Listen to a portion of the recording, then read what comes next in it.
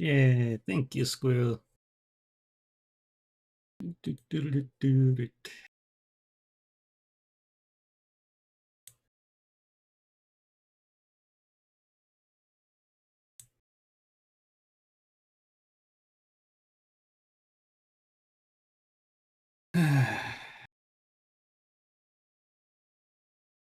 How are we doing?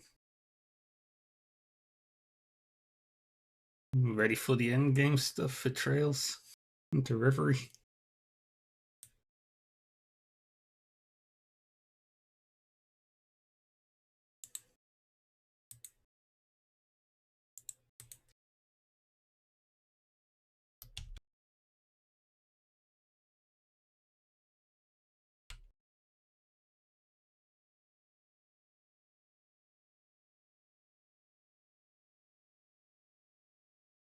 I am debating what sequence I should do things for Trails into Reverie.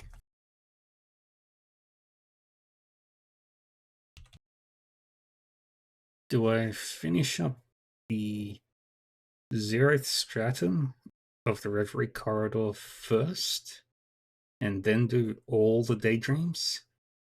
Or do I do all the daydreams, including the white ceiling stone one, and then finish up the Reverie corridor?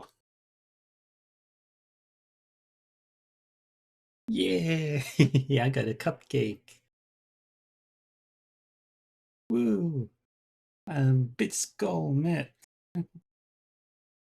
98% of that was you. I think. I'm pretty sure it was mostly you.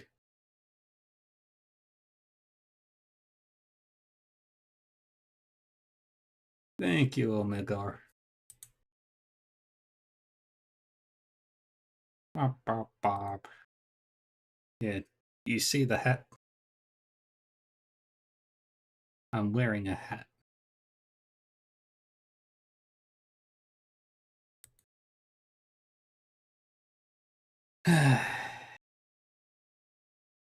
But yep, Trails into Reverie time.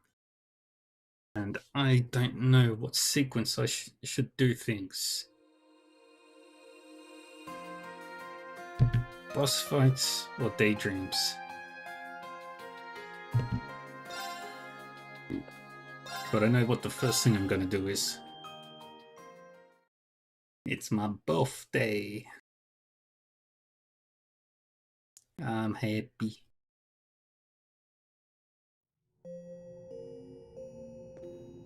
He's happy. First things first, let's enter the final thing of Who Wants to Be a Millionaire. But then, I've got important questions. Executing recuperation program.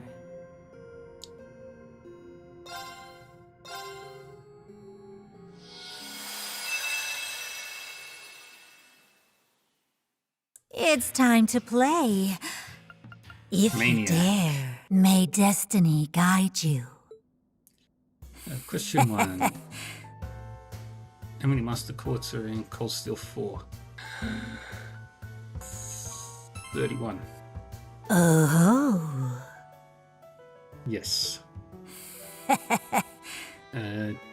Unique edition Cold Steel. It was. Right. Oh. Next. How many attributes were among the lost arts that appear in Cold Steel and 4?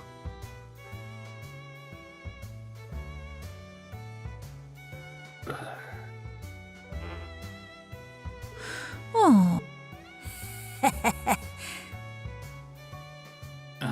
That would be Belgard.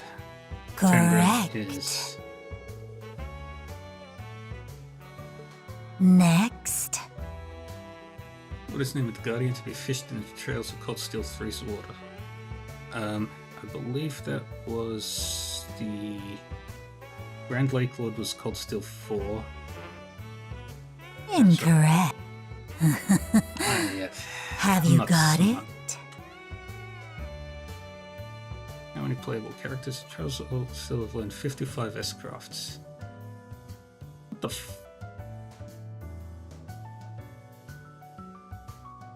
are 5 SS crafts. 4. Our game. Then. Alright, let's start again. Which of these phrases appears on the Trails of Cold Steel 4 DLC Self-Assertion Planet? Oh my goddess. Because they worship the goddess.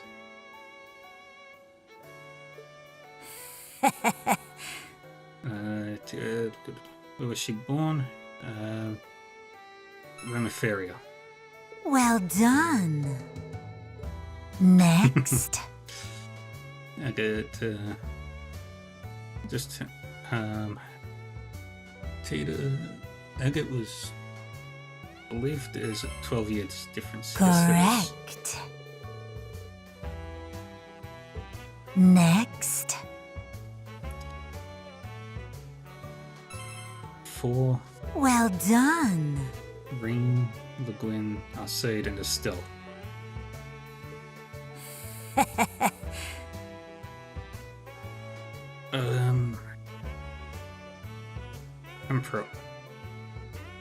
Emperor Shion.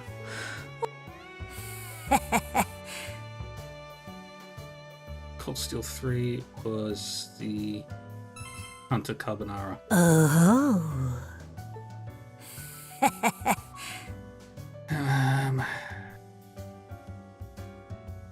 231.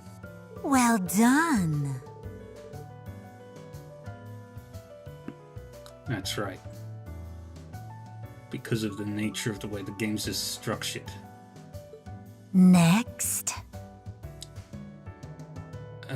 Mixed hamburger. Oh.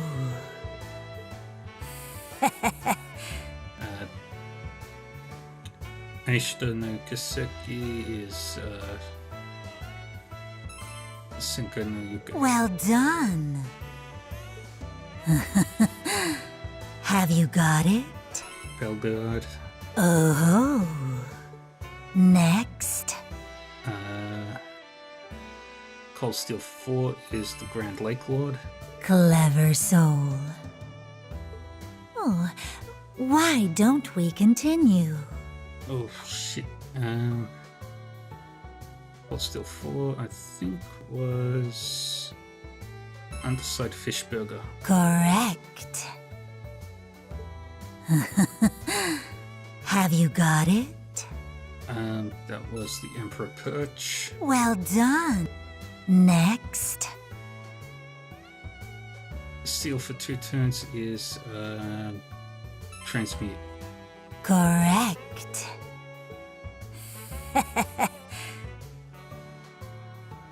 Ozma Seeker is Well Noah's done. father. Very well. A fine show of knowledge. I did terribly. I gotta do better. May destiny guide. S rank or nothing. Oh my goddess. Correct. Next question. 12-year gap. Oh. Cold Steel 3 was the Emperor Perch. Correct. Next. Cold Steel Trails of Cold Steel's opening theme.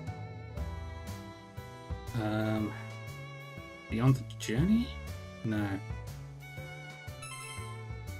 Correct.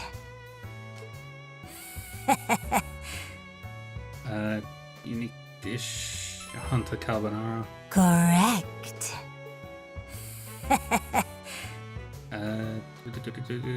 4 Well done. Green, Estelle, Le Guin, and Arcade. Shion. Well done. Cold Steel 2 was the Arch Tyrant. Correct. Yeah, it's great. Next. Ozma Seeker. Correct.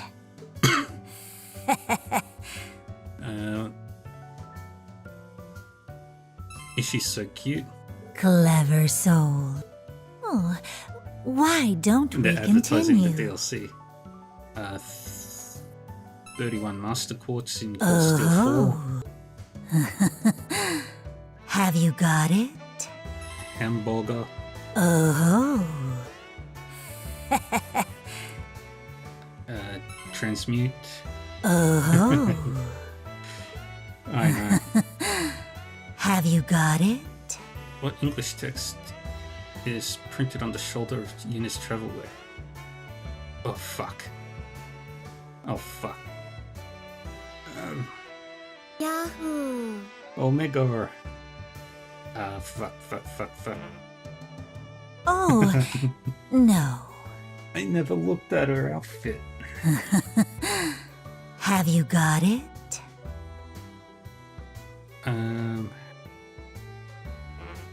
Morning refrain. Right. Oh, Hey, Omega. very well. You pass. Oh well. Hey, A fine show of knowledge. still not good enough. Perfect or nothing. May destiny. I know. My brain. Well done. I know we went through this, but I forgot Have to you pay got attention. it? Shit. Right, 231. Well done. Have you got it? Cold Steel 4 has 30 or 40 characters. Incorrect. Next. Dang it. I'm just gonna burn this. Oh. Incorrect. Next. I'm doing this deliberately. Have you got it? Our game. May destiny guide. I will not surrender. Ozma, Well done. one of the most hated bosses in Final Fantasy. Next. Well Not sure Chaco done. Fondue. Next. Cold Steel was the giant sword tail. Well done. Have you got it? Chapter 1 of the bestseller 3 and 9, who does enter revealed to be Nadia, disguises herself as to infiltrate full passenger ship. Celia Reinhardt. Well done.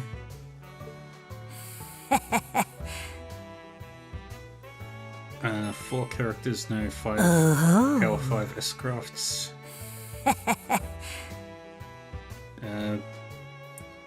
Tia was born in Reverie. Correct. Have you got it? Cold Steel 4 has 40. Thank you, Luca. Next. Cold Steel 3 was the Emperor Perch. Well done. How are we doing, everybody? Michelin Mundo. Oh, shit.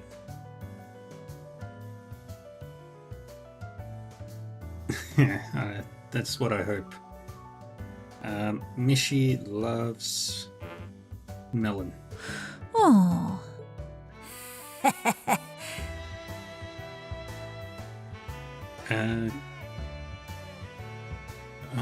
Shit. What was it? Morning refrain. Correct.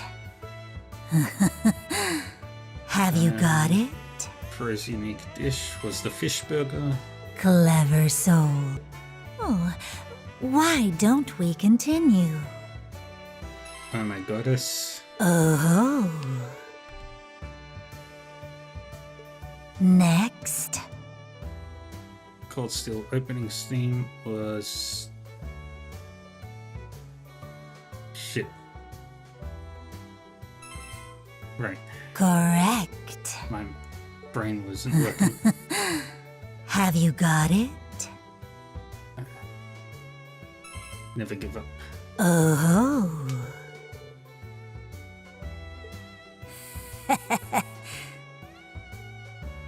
Cold Steel Force. I know Uta? Oh. Very well. I divined this conclusion myself. Slightly better, but I'm still in C. May destiny I guide. want S rank or nothing. Celia. Well done.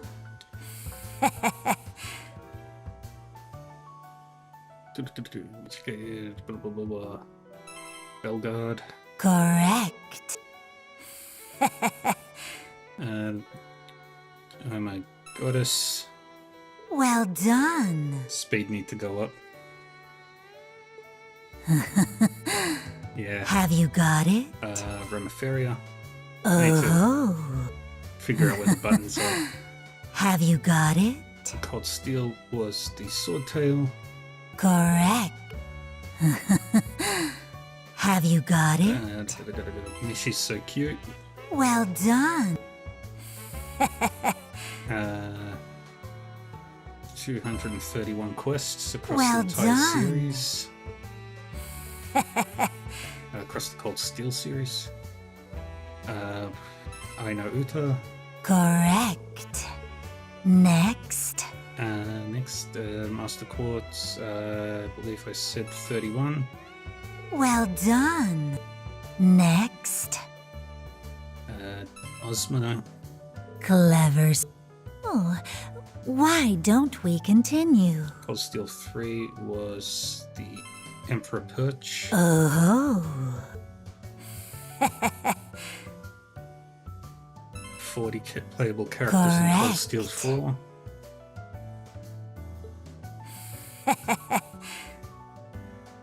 Cold Steel's opening was that one. Oh. Next. Millions Unique Dish was the Choco Fondue. Oh. Next. And Cold Steel 3 was the Carbonara. Well done. Got 'em all. Inconceivable. Not even fate itself could stop you. Yay. I'm the best. Farewell. I finally got it. Now, question I have.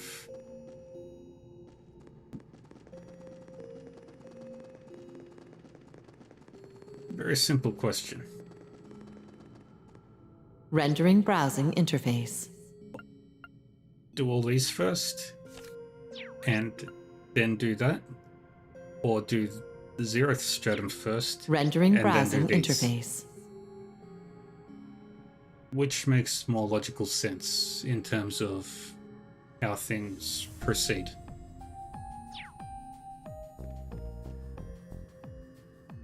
Do the slab first.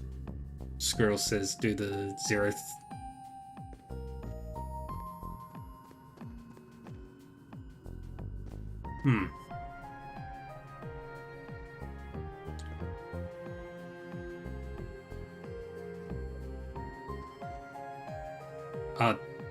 So do the daydreams first and then do down there.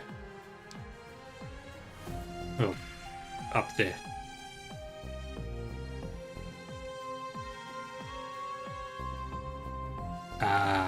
Okay. Gotta tinker with something. It's difficult to say with any certainty what that OZ girl truly is. One thing I can say for sure, however, is that this is something I can't afford to ignore. Whatever the truth turns out to be, I intend to fully confront it. Think of it as part of my atonement as a former gnome. You know what, Marcus? You've worn that tail for long enough.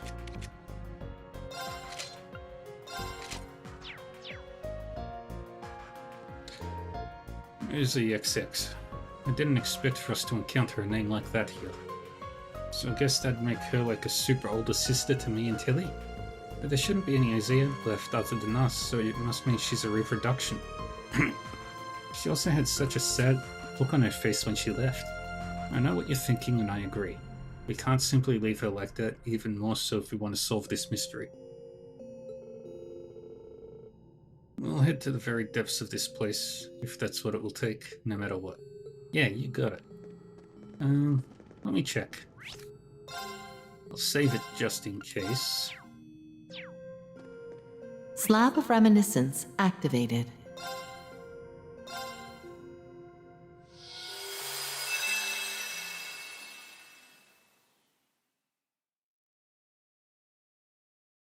The third stage of the Oh, shit.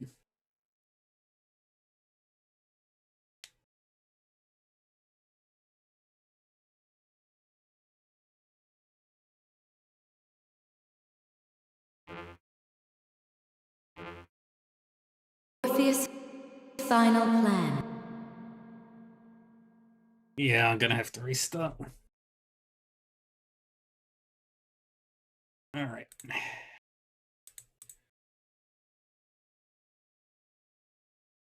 Well, now we know.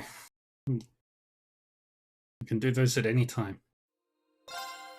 We can do that one at any time.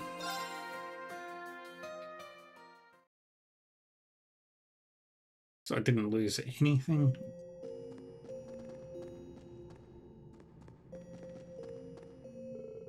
If that girl really is an OZ, then it concerns us even more than we thought. No arguing with that. We've known Milliam and Altina for essentially their whole lives.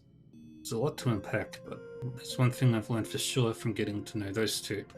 It doesn't matter how they were born. Agreed, though I'm not sure if we have any right to say that. What I am sure of is that Milliam is a genuinely kind, pure girl, and Altina's maturity and growth for her age is a blessing. They're living proof that every life is precious, no matter how it came into this world.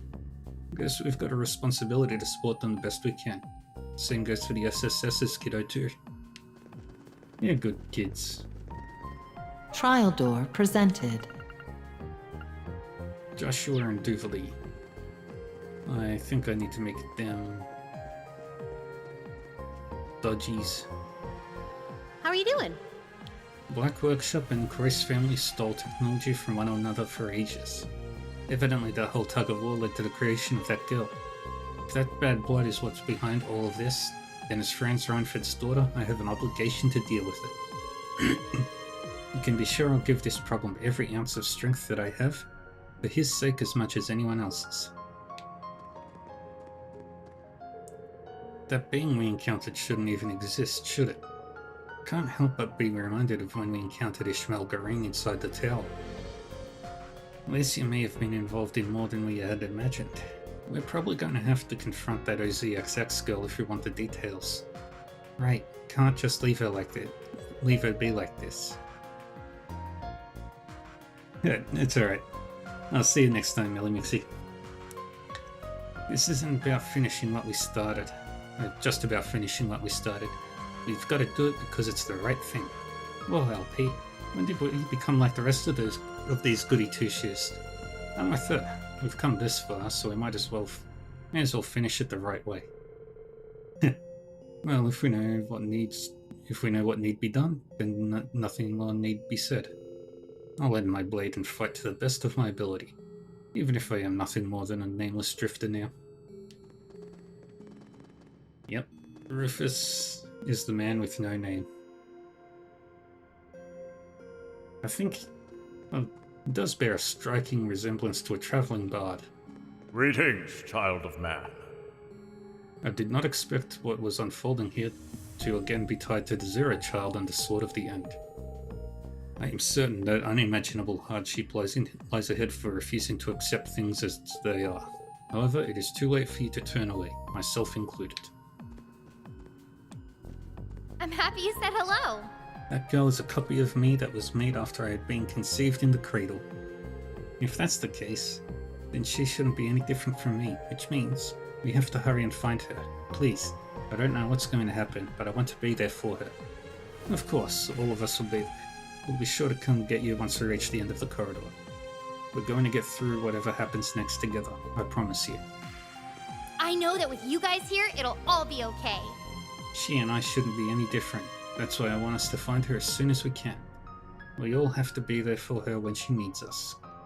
I know that with you guys here, it'll all be okay. I know we can do this. To think there was another little girl made just like Kia centuries ago. If only Belle were here, maybe we could pry some useful information out of her. Regardless, we couldn't have a better reason for pushing forward. Let's do everything in our power until the very end. The SSS can't overlook what's happening here any longer. What's wrong? The zeroth stratum that shouldn't exist. Feels like there's something more at work here. And that girl who looks like Kia is all alone, shut off from everything. Of course we can't overlook what's happening here. Let's do everything in our power to discover the truth. Why can't... I know that with you guys here, it'll all be okay.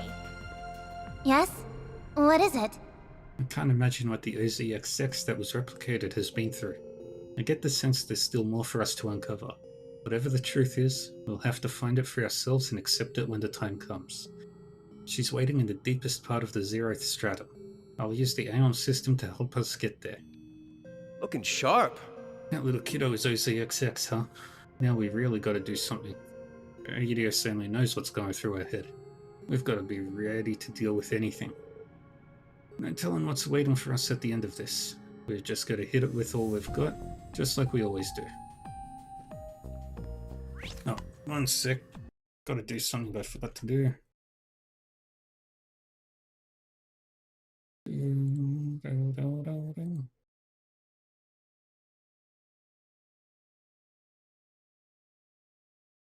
Oh.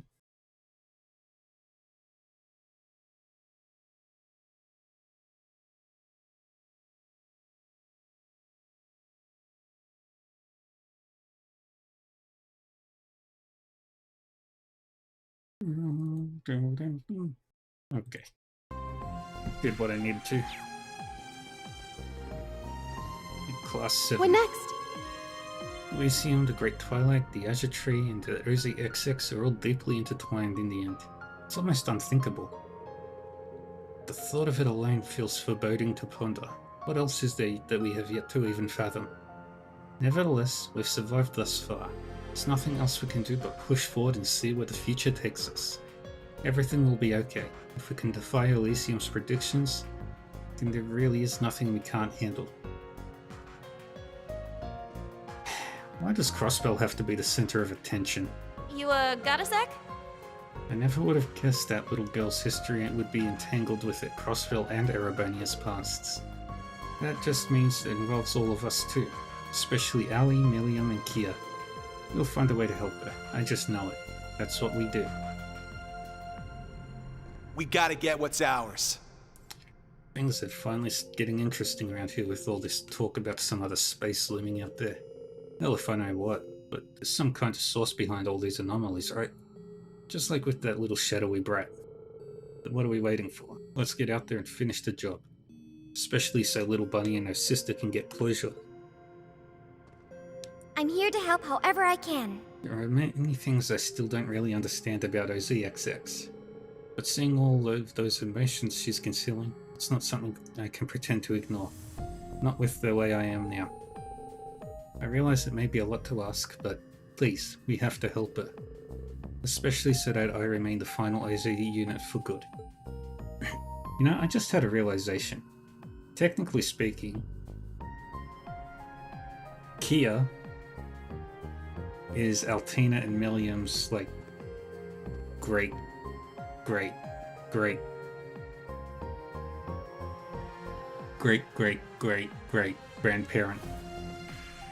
What's going on?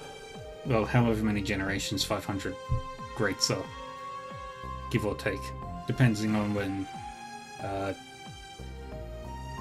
Alberic of the Black Workshop stole the cradle technology. In a sense, you could say OZXX was the first sacrifice made to bring about the Great Twilight. As a former sacrifice myself, this is a matter close to my heart. We've got to find her and set her free. It's the least we can do. Thanks to everyone's help, my mind is once again clear. Now is the time for me to act with conviction. For the Vander name. So that girl was the first of them. The first homunculus artificially created in the hopes of forging the Sword of the End. I can't help but think of Altina and Million now that we know. I won't allow one of their sisters to be used like this. I'm ready to face whatever trials await further inside. I'll meet them head-on with my comrades from Class 7. Alright. Let's do the daydreams.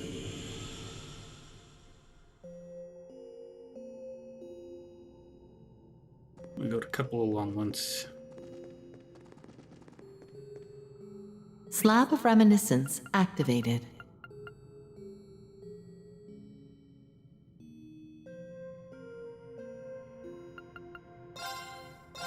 Project Orbital Gear 4, Part 2.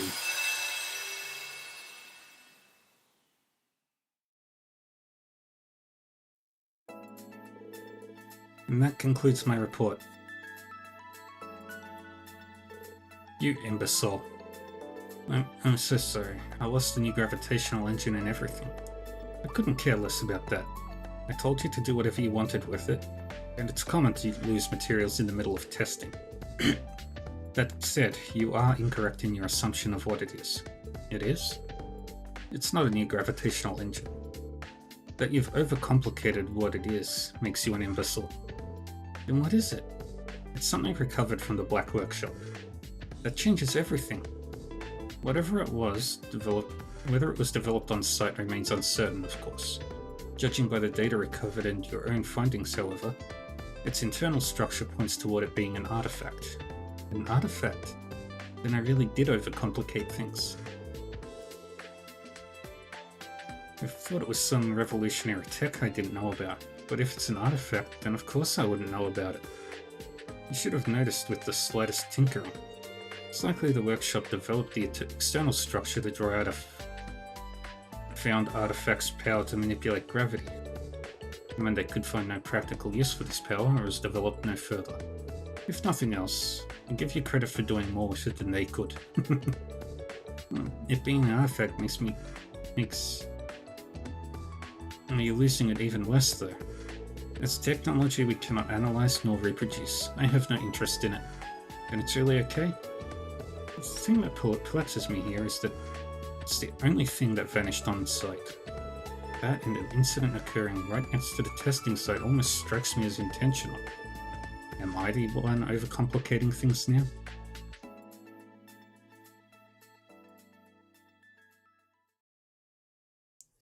Project Orbital Gear 4, Part 2.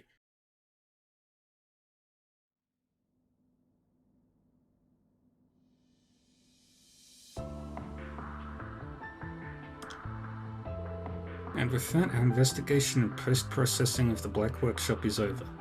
For now, at least. If nothing else, we don't need to worry about the sites all over. There's no fear of further outflow. But sadly, that means the stuff that's already leaked out is out of our hands now. It'd be a good idea to keep an eye on the black market for weapons, both of the conventional variety and the AI-run variants. We'll have to leave that to the Empire's intelligence agency. I doubt they'll find much of anything. The most notable items have either already been scrapped or collected by someone. By which you mean... It's gotta be. The Society, I presume. I'd say the chances are strong. Professor Novartis wasn't in the Empire during the Great Twilight. But there's no way he'd pass on the chance to acquire the legacy of the gnomes. He's the supervisor of the 13 factories, right? Going by the data we collected, he's quite the madman. Well, I rather suspect the two of you would get along quite well, Auntie Erica. He's an engineer through and through, and I don't mean that as a compliment. Ren, my dear, we're gonna need to have a little chat about how you view me later on. And don't call me Auntie. Those two are sure birds of a feather. Genius takes many forms. The 13 factories, they're going to need a reappraisal. technology gap between them and the everyday world is wider than we ever imagined. But now that they've been cut off from the Black Workshop, I imagine they'll be producing super less advanced tech, yeah? Sadly, that's unlikely. As far as I'm aware, there are several engineering organizations within the 13 factories, and all of them are far more advanced technologically than any conventional company. Black Workshop was just one of them. But I suppose there's been a lot of tech theft back and forth, so everyone's just been using everyone else. This whole network seems crazy huge. We knew that from the beginning, dummy. All we can do is keep putting pressure on them like we've always done. And once again, you demonstrate why kids need more than protein powder in their diets growing up, you red-headed reprobate. The problem isn't just the society. Things on the surface have started moving as well. Alright, see you, Omega. Thank you. I'll be here until either I finish everything or sleep destroys my soul. This desertification of Eastern Zemuria is only getting worse, I'm sure you've heard. But even outside of that, thanks to the Great War, multiple Jaeger groups and disquieting factions have started to make moves. Even private military companies have started expanding their forces. That's been a hot topic at the Guild lately as well. And then there's the massive reparations that the Empire has had to pay the Republic because of the war. The power balance between the two nations has shifted greatly, and that's affecting things on a global scale.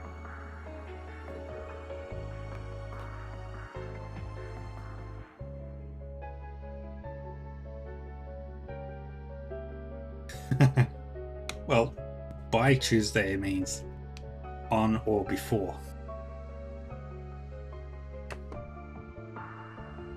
For sure, yeah. Somehow I suspect I'm not getting any vacation time from the Guild anytime soon. The meaning behind the term technology is going to grow far bigger than we could ever imagine. While the Orbital network is still limited as of right now, it's going to expand. We'll be sending and receiving massive amounts of data faster than ever before. And so as a representative of ZCF, I've made a proposal. The creation of the West Zemuria Tech Union. The West Zemuria what now? To put it simply, it's an organization made up of engineers and related groups all helping one another. The true goal here is to raise our total technological savvy through the cooperation of various organizations in the field. Also that we can not only contend with Ouroboros' 13 factories, but also approach the various problems on the continent from a technological angle. Wow, impressive. It's quite the bold idea, for you anyway. Needless to say, this organization is pointless if it's not of a certain scope or has sufficient influence. Which is why I'd like you to participate, Professor Schmidt. I really think I'd go along with this little game of yours. I expected he'd react like that. For the record, I plan on getting my dear old dad involved. And I'll be looking into bringing Professor Hamilton into the mix as well. All 3 disciples. So if you're concerned over your own many deficiencies, please don't be. All we really need is the cloud of having your name attached. Everything else you can leave to the other 2 disciples, myself and the younger generation. Feel free to enjoy your twilight years in peace. You wily little brat. Fine, you've successfully gotten under my skin. I'll join this little union of yours. Well, at least he admits to taking the bait. Look forward to despairing over just how insignificant you really are. Hopefully you don't start sobbing when you find yourself outmatched with an invention yet again. That only happened because a certain adult decided to give it his all against a little kid. Some of us lack the ability to pull our punches, especially against a mouthy girl like you. I'm warning you, Codger. I'm not the same wide-eyed upstart I was back then. Underestimate me and I'll thrash you before you can say adult diaper, you dour-faced fart factory. Wow, she is extremely mature. That'll leave you with plenty of time to make it to senior discount night at the country buffet. You've got a big mouth. Good. That should make it easier to eat those words. Only if I can borrow your teeth. Radio's a buff, and I thought I was quippy. They beat us so hard that they almost looped back around to get into getting along, honestly. Anyway, getting back to what you've proposed, the Rhineford group will gladly cooperate. Can't make the call for everything here, but I'm sure Mother will agree. I can also offer what little help I have to give. Thank you, both of you. When I look at young, talented folks like you, I start to see the light at the end of the tunnel. This all sounds fascinating. I wouldn't mind helping out. Oh, I already factored you in, sweetie. Believe me. You've written countless dissertations already. You'd also be tremendously helpful through your connection to Jörg Rosenberg. Looks like I've been sucked into this little plane without even knowing it. You really thought this through? Of course. Unlike you, I actually have a brain up here. Man, no respect. Well, hey, sounds like things are moving in the right direction already. It does. But in order for this tech union to really make a difference, it needs the assistance of two other groups. The Epstein Foundation and the Verne Company. Depending on how negotiations go with the Epstein Foundation, I can see them participating. The Verne Company, on the other hand... Yeah, unlike the RF group, they're an industry-academia collaborative enterprise heavily influenced by outside funding. Getting them to come to an agreement regarding these kinds of political problems will be a task. When Professor Hamilton was still with them, we might have been able to use Professor Schmidt and Professor Russell as potential ends. Not so now. I've barely been in touch with her since she resigned as a consultant there. Professor Hamilton, huh? She's helped both myself and Dan out a whole lot. Wonder what she's up to these days. She'd probably be more useful than a certain stubborn old sloth I know. She'd definitely be better fit than some big-headed buffoon who clings to her daughter. I'm sorry? Say that again. Now, kids. Both of you take it down a notch. We have a lot of problems to deal with, so all we can do is take care of them one at a time.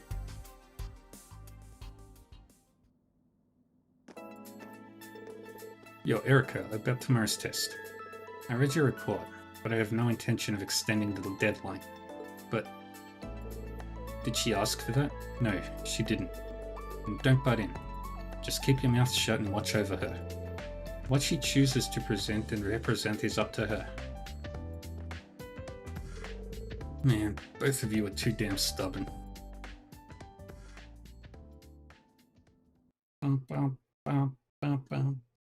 The next day.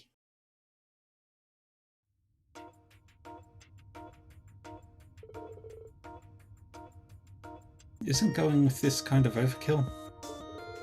Bilbo Gear 3 is already a fairly powerful machine. I'm sure Professor Russell fully expects the new model to outperform 3 and is adjusting the difficulty of her test accordingly. Are you really ready for whatever she has in store, Tita?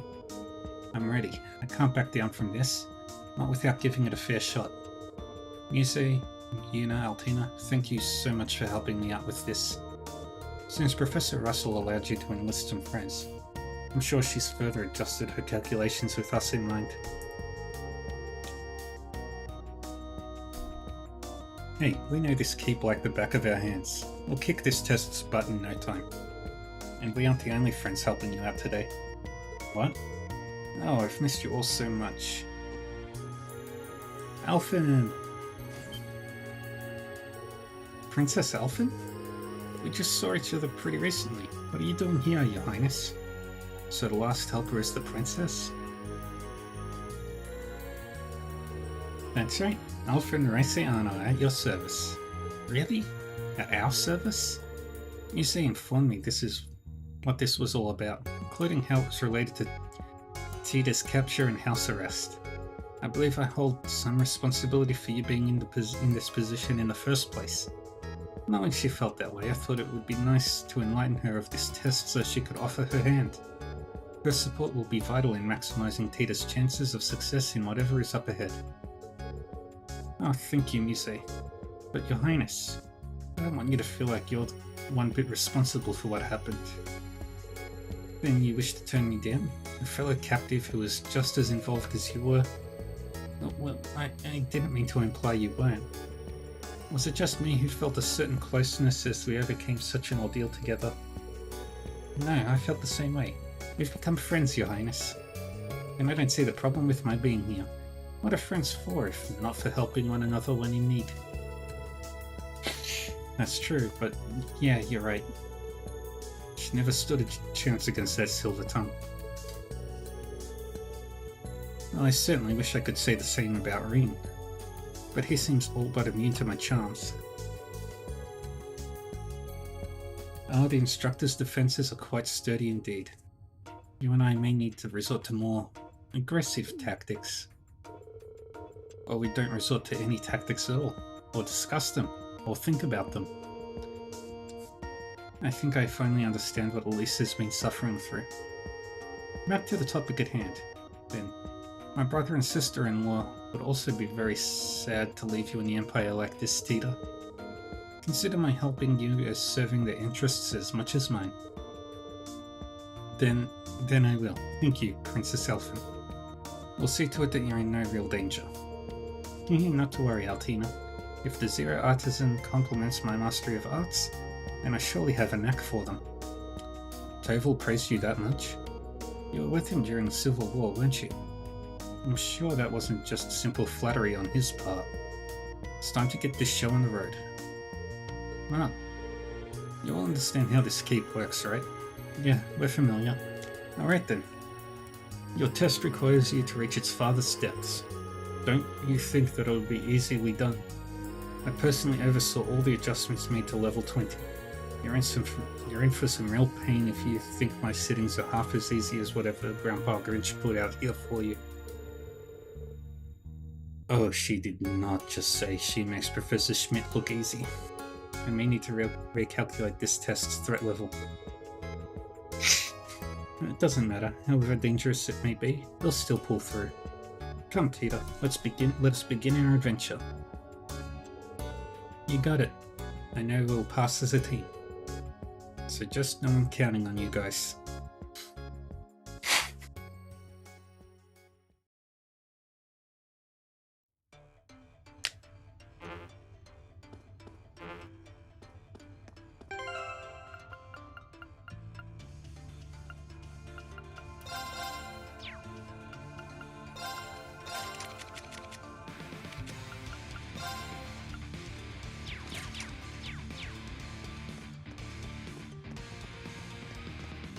Wars. Oh no, this must be a trap. I'm betting Mom threw this together. Careful not to bump into anything. We'll be okay. We just need to wait for a chance and then slip on through.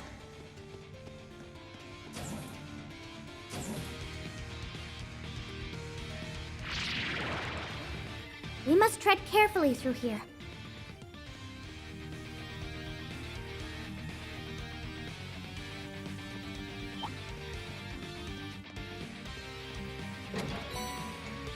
Oh, we're in luck, huh? Well, at least this is better than the Trails in the Sky blind area.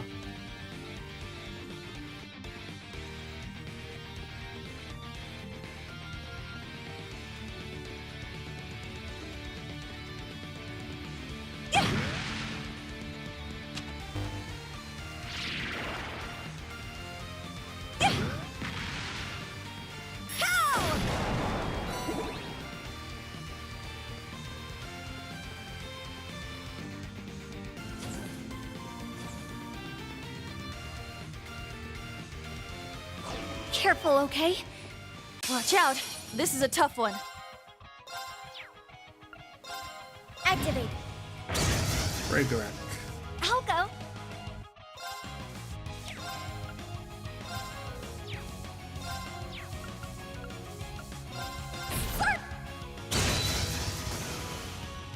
It's my turn. Boom. Let's begin.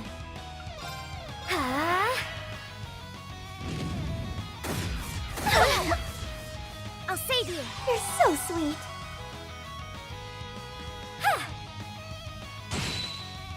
I'll support you. You're so sweet. It's my duty.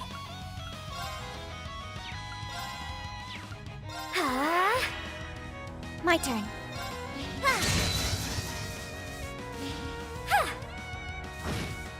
Let's begin. Yeah. Now's our chance. I'll assist. That was...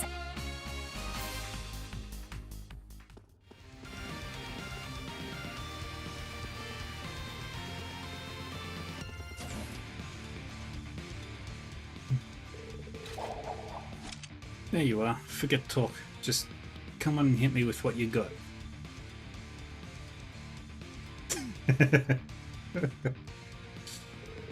Hey, can't you guys play along? Actually, back up a sec. How'd you get a private tea party set up in here? Sorry, I'm honestly not even sure what we're supposed to be doing here. What can I say? Every proper young lady worth her salt needs to have a table and tea set on hand.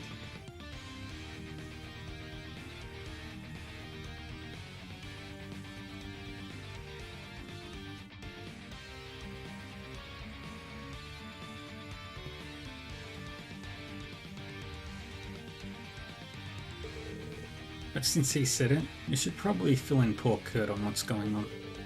Well, yeah, you've got to be an ironclad first line of defense here. So I've got Estelle, Ren, and Kurt. What are you doing here anyway? Let's just say Professor Russell watched on and wouldn't let go. I wasn't so keen on coming with at first. When she said it was serious about testing Tita's determination, well... As a humble swordsman, I couldn't possibly refuse to lend my aid if it helped you, so here I am. She knew exactly what to say to sucker him in then. Yeah, Kurt can be a little too naive for his own good sometimes. Ugh, Mom, why do you have to be like this? Well, never mind me or what I'm supposed to be actually doing. My real question is, what in the world are you doing here, Princess Alfie? Oh, Kurt, you mustn't fret over the finer details. Yahoo! Yeah, Gukar. I should probably do shoutouts.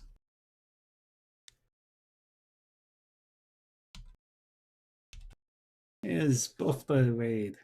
It's my birthday. Yay. I got old. I am something. Thank you, Guka. At the risk of sounding rude, I think that we have very different definitions of what constitutes as a finer detail. And hello, raiders. However many of you there are, I lost count after one.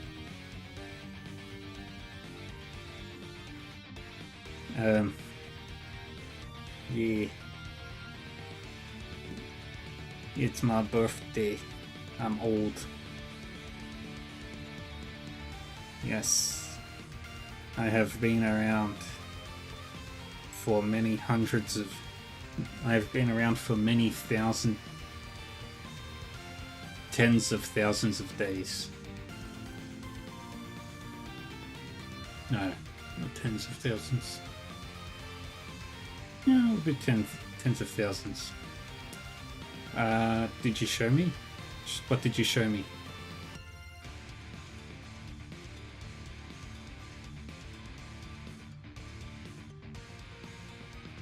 I plan on being around for trillions of days. Oh no. I haven't seen the hands yet.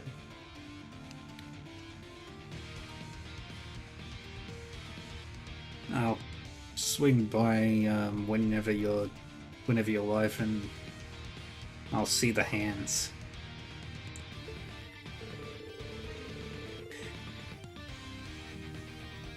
So if I'm understanding the situation rightly, you three are obstacles the Professor has arranged for us to beat.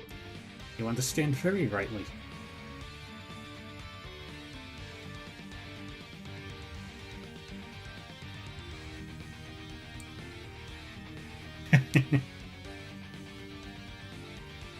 Enjoy her smug face. That saves me the trouble of having to explain stuff. Nice. And all we need to do is confront you with all our strength, correct? Yep, no pulling your punches or you'll be sorry. If I recall, the initial project was conceived to combat Paramata. In which case, I expect the current version to have at least that much strength. I hope you don't disappoint. While I may have been hoisted into this as a vendor swordsman, I will gladly test your might.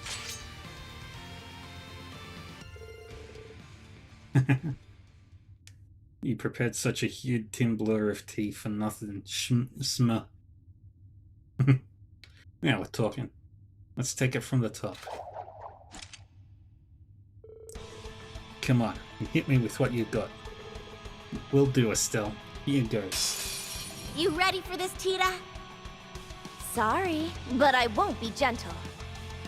Let's make this a fair duel.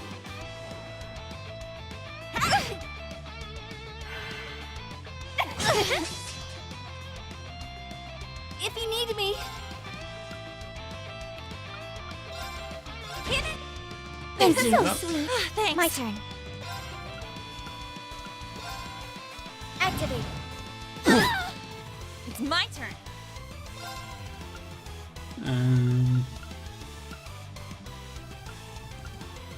Listen. Pumped up. It's my duty. Prepare yourself. Got her. As Nuh-uh.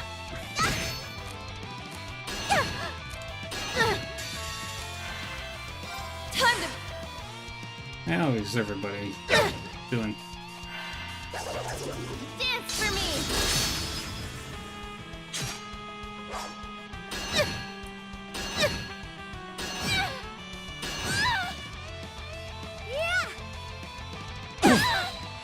I'll support you. You're so sweet. It's my duty.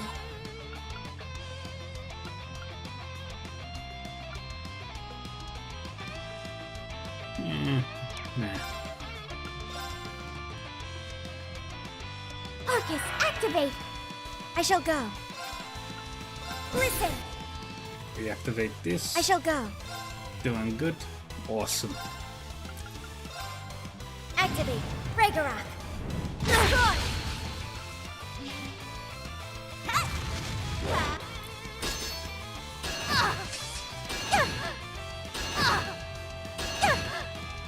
If you need me, I'm gonna get ya. Not a chance. Arcus activate.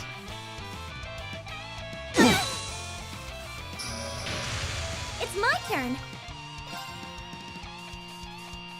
Arcus, activate.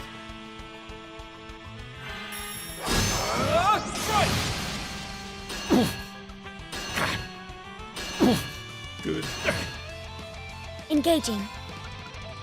Listen. Reactivate that. Engaging.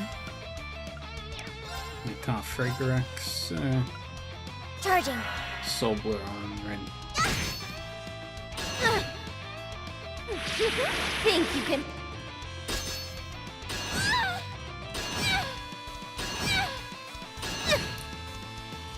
And You're making progress. I'll support you. You're so sweet. It's my turn.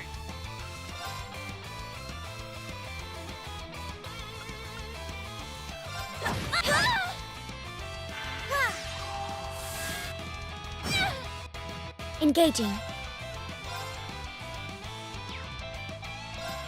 Charging. Let's begin. Arcus, activate. And go! Here's a kicker! perfect. I'll go.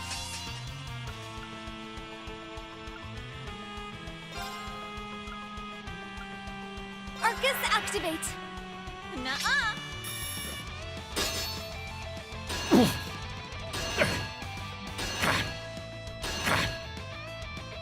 This isn't over. Engaging.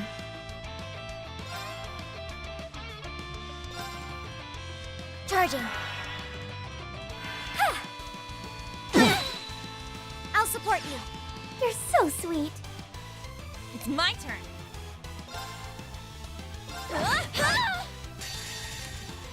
Oh, And we do Sacred Circle, and we heal up.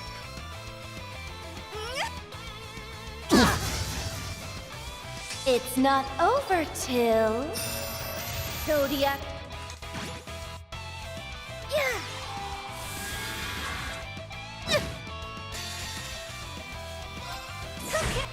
Omega Impulse. Not too shabby. The bike.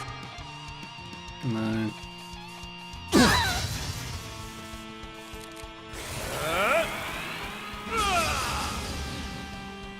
Pumped up. Go on.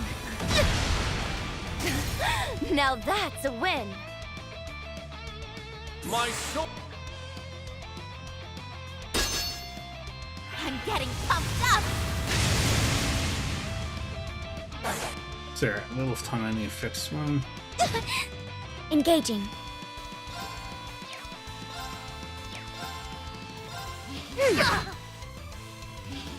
Pumped up. Time to. And this should take them both down. It's Or my not. turn. Arcus, activate. I can do it.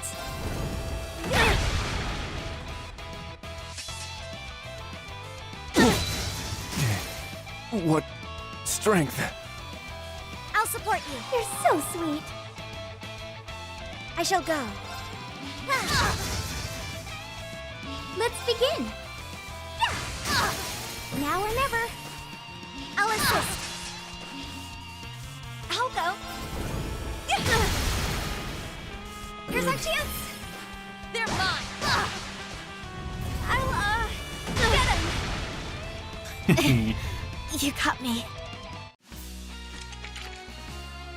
I get more and more blown away by what all the orbital gear can do.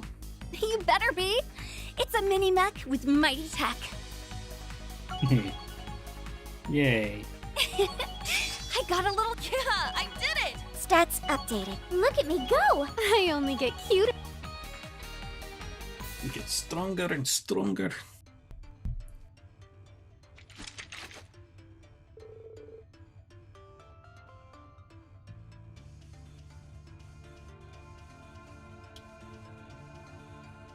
Well, phew. Well, that's that, I suppose. Would you look at that? I'm impressed. Thank Adius. That's a big weight off my shoulders. Huh? What's that? That was all I had to do for you, Mom. Now I can focus my energy on backing you. What she said.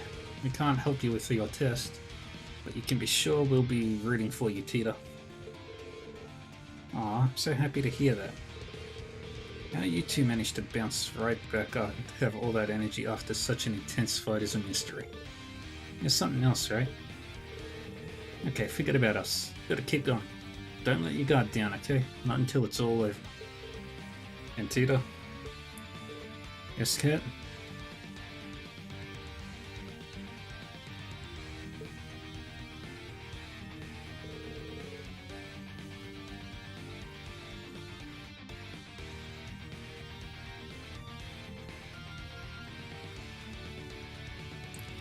Everyone at the branch campus believes in you. You already proved more than proved yourself with me. Don't forget that there are lots of people who couldn't be here today who are crossing their fingers. I won't. Thank you, Kurt.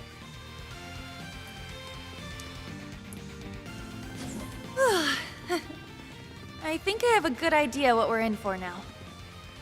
Yes, although we can probably still expect to run into some surprises along the way. Oh well, just Gotta get through this. Only engage that one if necessary.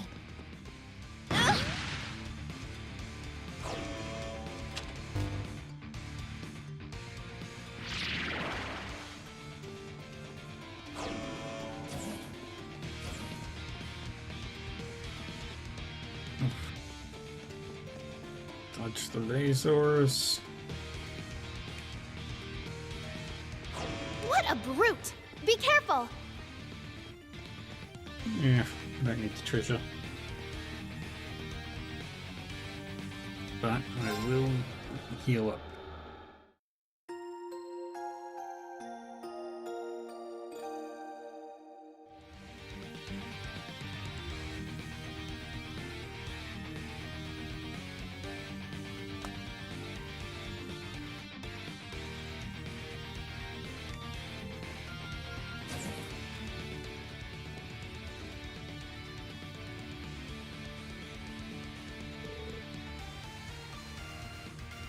So you made it, huh?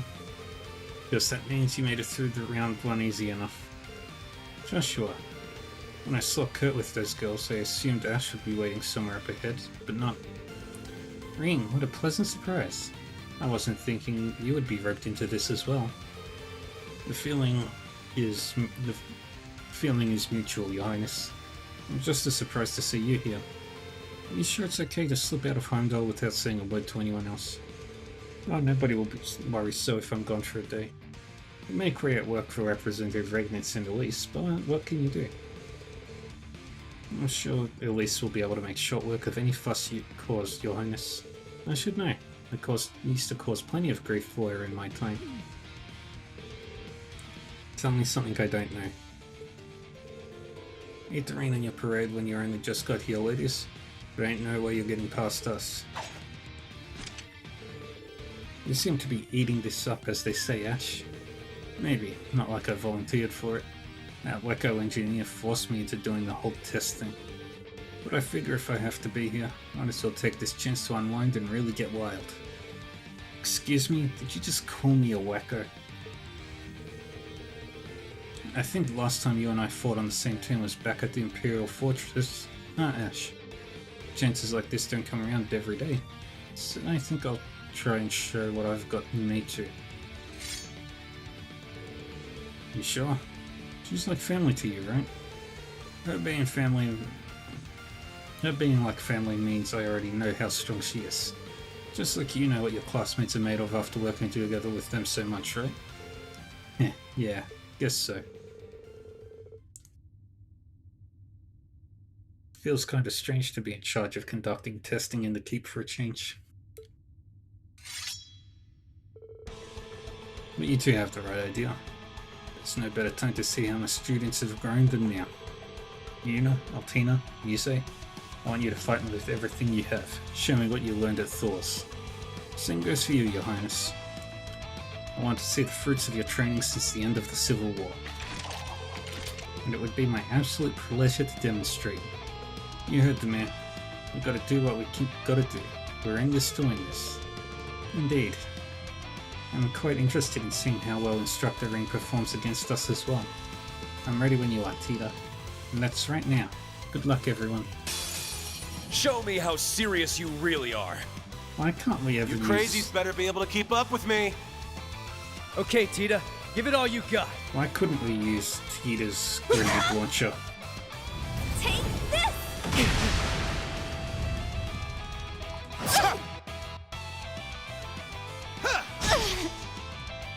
Don't give up! Thank you so much. My turn.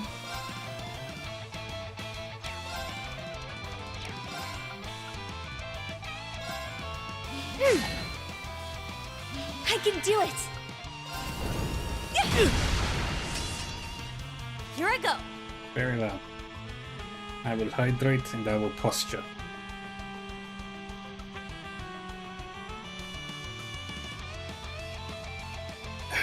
I have hydrated. And my posture is perfectly fine right now.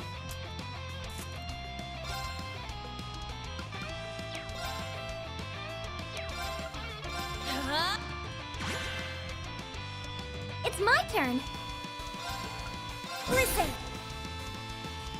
It's my turn. Arcus, activate.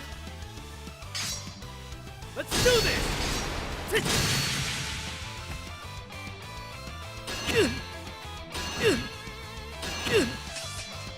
Nuh-uh.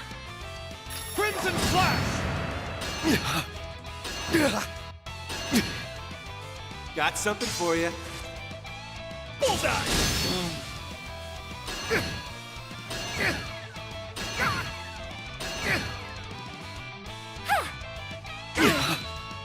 I'll support you. You're so sweet. Engaging. Activate. It's my turn.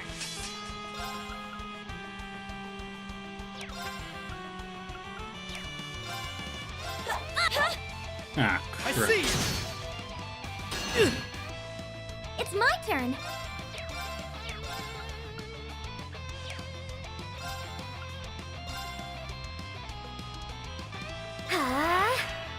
I'll go.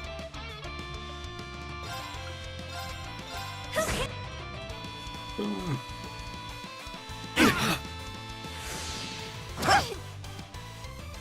Defend it! Don't give up! Thank you so much. I'll support you. You're so sweet. Engaging.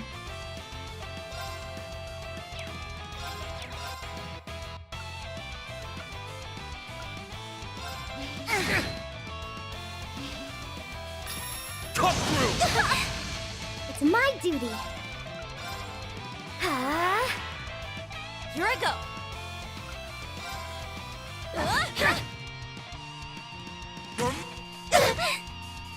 Take this! There! Got it! Oh my god, her impulse. Probably should kick this up a notch. I'll support you. You're so sweet. You've come a long way. I shall go.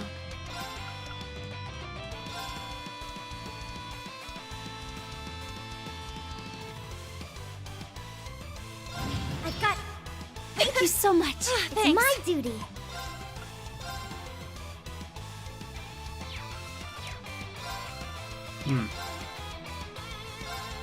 There! Now's our chance. I'll assist. It's my turn.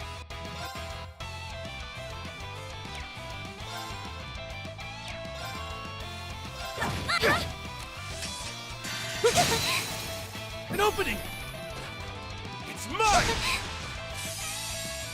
Oh, Adios, goddess of all.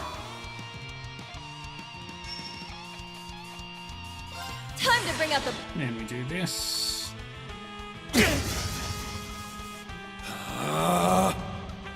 Spirit unification! Ah, thank god I put up the shield.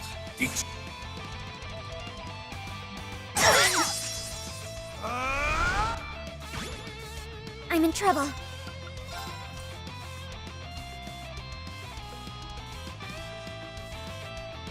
I've got you. RTM heal. Thank you so much. Thanks. Time to bring out... This isn't over yet! Time to get serious. Come on, Bam. Strength depleted. I wish I could stop going. I will not falter again! Dang it. I'll go.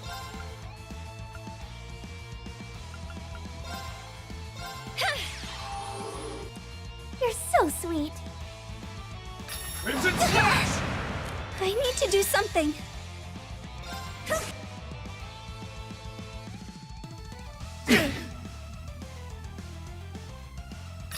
Cut through!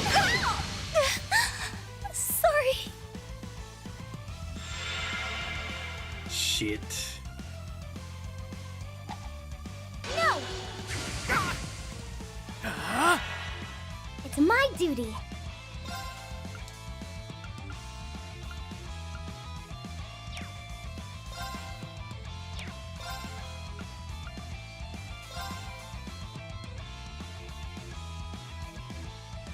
Okay. Oh! Kane? Oh! Oh! I will. Dang it. It's my duty. I wish I could keep going. Gladly. Here to play.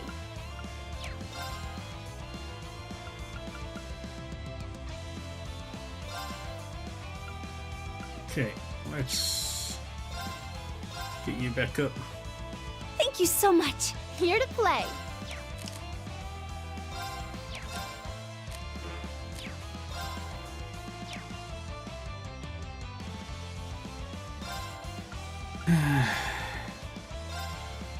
Go! Thank you. Yeah! Okay, Schwarzer!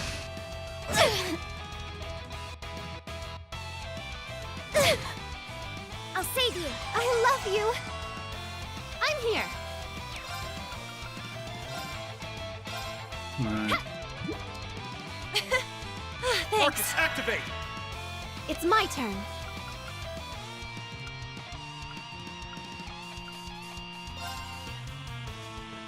Heal up. Thank you so much. Thanks. Don't give up! Thank you so much. I'll go. right there.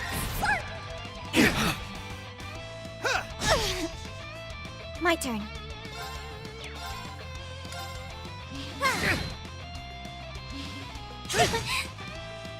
Don't give up! Thank you so much.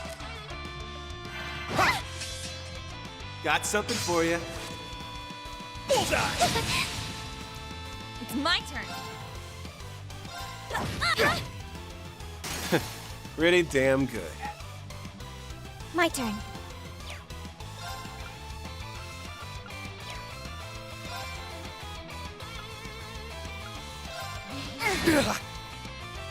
Dreadful.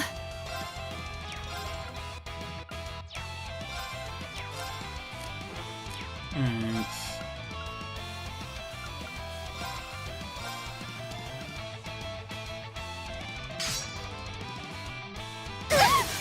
There!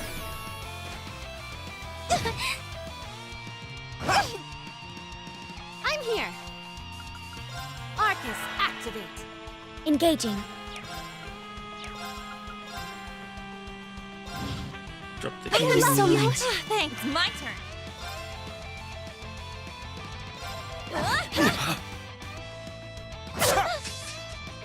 I'll go. Here's our chance. They're mine. Go! Engaging. Attack! I'll go. I'm here. It's time. I'll assist. It's my turn. There. Listen. Pumped up. Get him! I'll follow up. Stay down. And Rainius down. You're strong. You're finished. Yeah.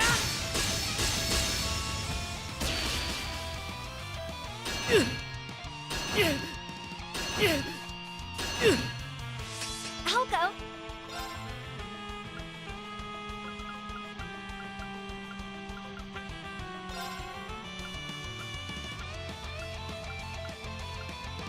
Arcus, activate. I shall go.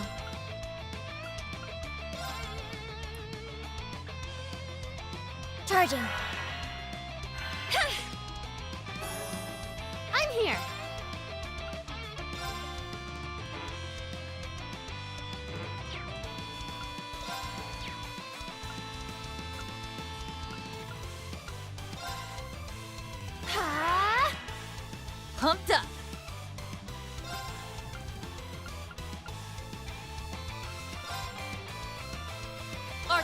Do Activate! that. Nuh-uh!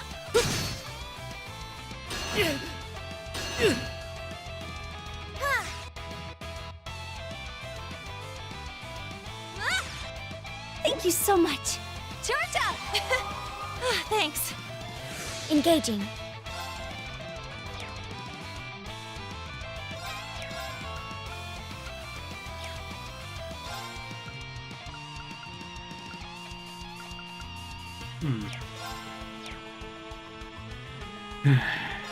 We wait. I'll go.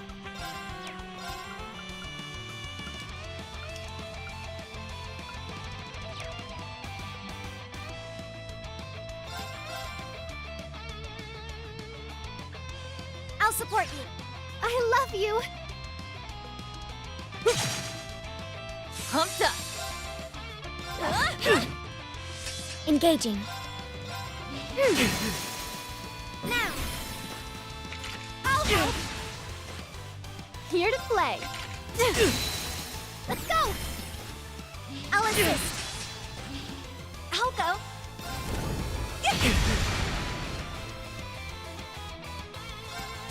This should finish the fight. Nice work.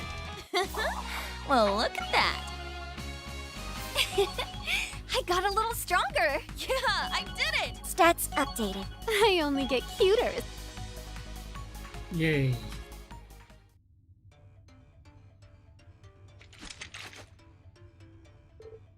Phew. I don't know how we passed that one. You all did great. Your teamwork and coordination blew me away. I got lucky. You should have no trouble getting through the last trial if this is what you're putting out. So there's one more hurdle to go, you're saying. You have nothing to fear, Tita. Promise. You're going to pass with flying colours. If we're going up against opposition even tougher than this room, though, then we're sure in for a tough fight. Maybe, but Her Highness has the right idea. We'll get through it as a team, Tita. You won't be going at this alone.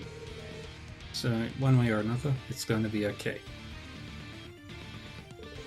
Listen up, Russell. I've got something to say to you. What is it, Ash?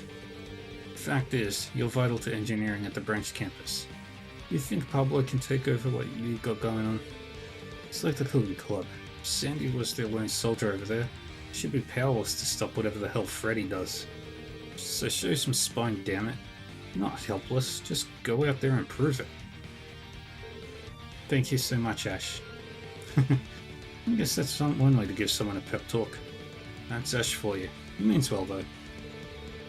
And I think we'll be taking our leave and moving on. Farewell, boys.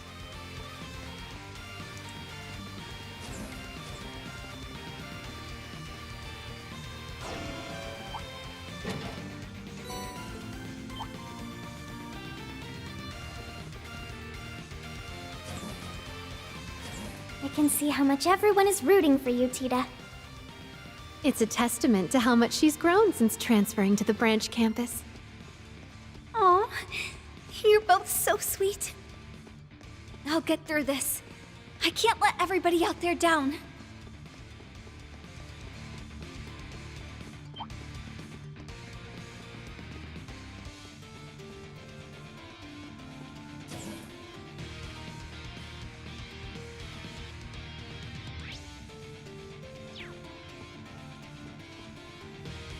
Wait.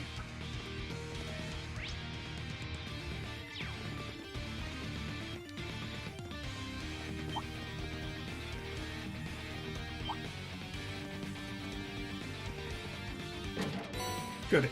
Oh, we're in luck, huh?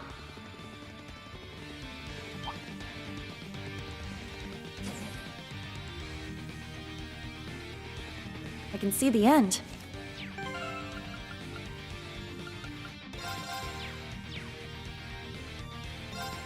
Rest. Yeah. Sorry, guys, but I'll need you for this one last push. Of course. We're here to help till the very end.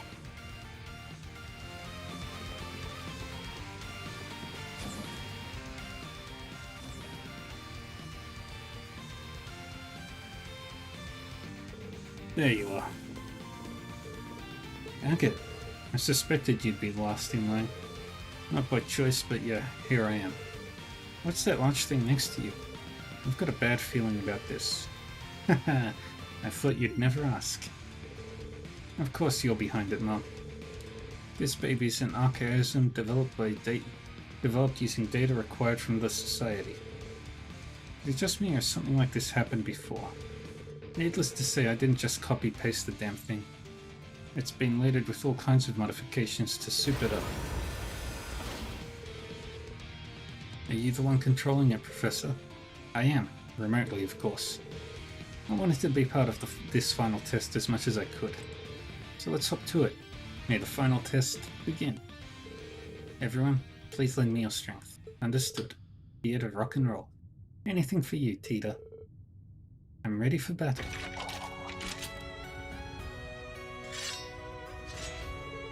Here we go. Well, time out. I gotta do my thing first. What thing? For crying out loud. Here I go. Gah. Ah. Cha, swoosh. Not in front of other people. What is she doing, Tita? This is her success dance. It's a little ritual she does before any big test or experiment. I fail to see how this is her big test. Well, I think it looks like fun. You know, this isn't just any success dance, it's a level 3 success dance. We've got more to go. I'm about to get this machine nice and warmed up. Yeah. I knew you'd pull this crap. Would you knock it off, Erica? Relax, I'm just doing some light exercises. It's not like I'm aiming for you, Red. Yeah. Missed. I heard that. Not aiming for me, my ass. Goodness me, do you think my world revolves around you? Newsflash, it doesn't. Now stop squirming around so much. Like hell I will. What's going on here? Mom, that's dangerous. Poor Agate. For all his love, he still hasn't passed the mom test. And warm-up complete. Ready to go when you are. I swear to Adios, this woman. Oh, Agate Krosna. Is this all it takes to bring an A-rank bracer to his knees? Who's on his knees? I'm ready to go. You really okay, Agate? Ain't no problems on my end. You worry about yourself. Listen up, Tita. I didn't do enough to protect you during the Great Twilight. That's not true. Yeah, it is. That's not why I don't get the... That's why I don't got the right to whine to your mum this time. And that's also why I'm standing on this side instead of yours. Agate, you gotta be the one to prove it to her. Surely you're not the short stuff she needs to be so protective of anymore. But can I do it alone? I know you can, even when I'm not pulling any punches. Better come at me with all you got, Tita. Okay, get ready for a beatdown then, Agate. Alright, this here is your final test. Give me your worst, Tita. I can take it. My turn.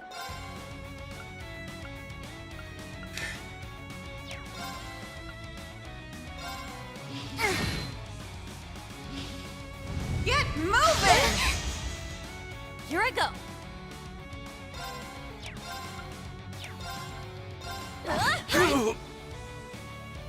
Let's begin. Arcus, activate. I can do it.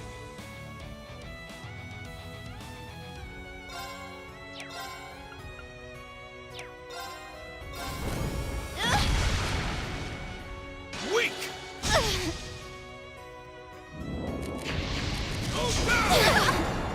Oh, light. Thank you. Don't give up! Thank you so much. Take this! Punch.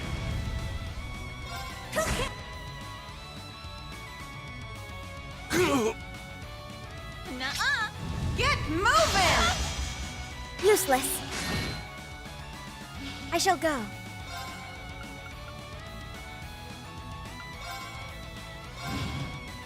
Thank you so much. Thanks.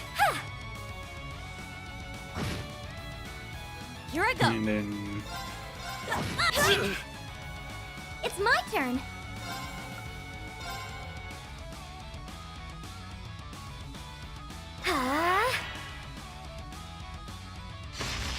Get moving! Don't give up! Thank you so much. My turn. boom. It's my turn. Arcus, activate. Pumped up.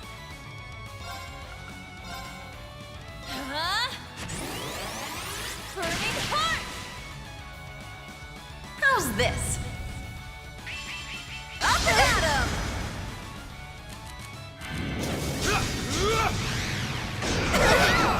Strength depleted. I'm sorry. And boom. You think this is over? Yeah! It's my turn. Thank you so much. I'll support you. You're so sweet. Here I go. Listen. It's my turn. Up and at 'em!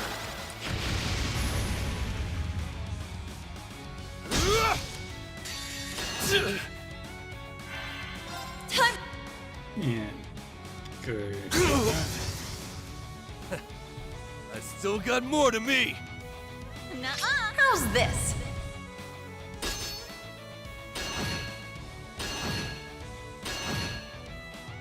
Let's begin.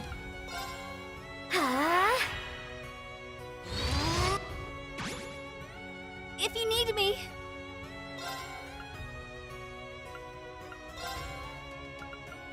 Arcus, activate. I shall go. Arcus, activate. Get moving!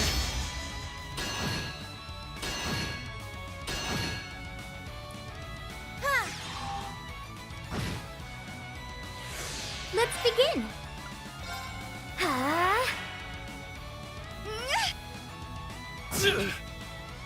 Engaging. Oh boy.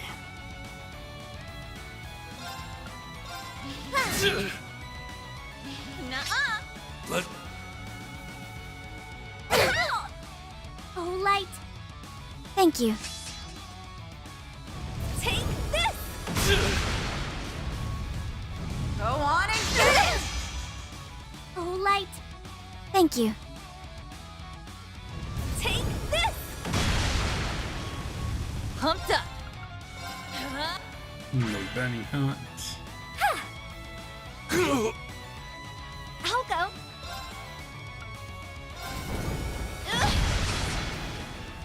I'm in trouble.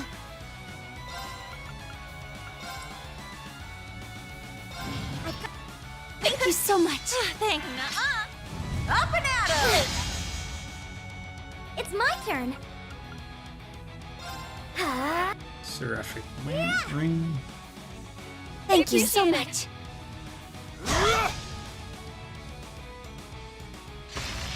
Get moving! Pumped up. Good, he's I breaking. can do it.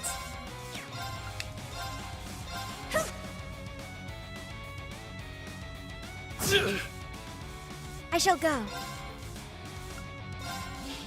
Oh, nice moves. Attack! Here I go. It's my turn. Yeah. Now or never. I'll assist.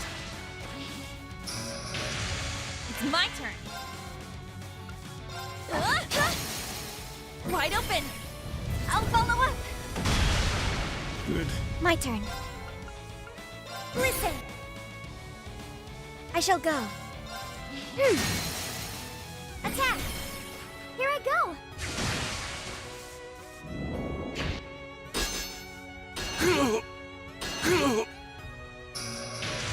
Up and at 'em! Let's begin! I shall go.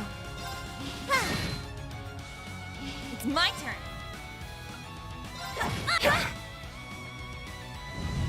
Go on and get it!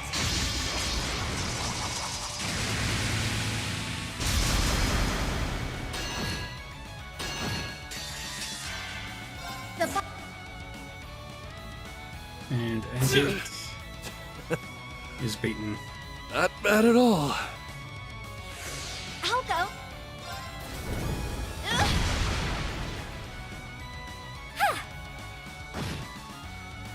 It's my duty. Here I go. Up and at 'em! Take this! If you need me.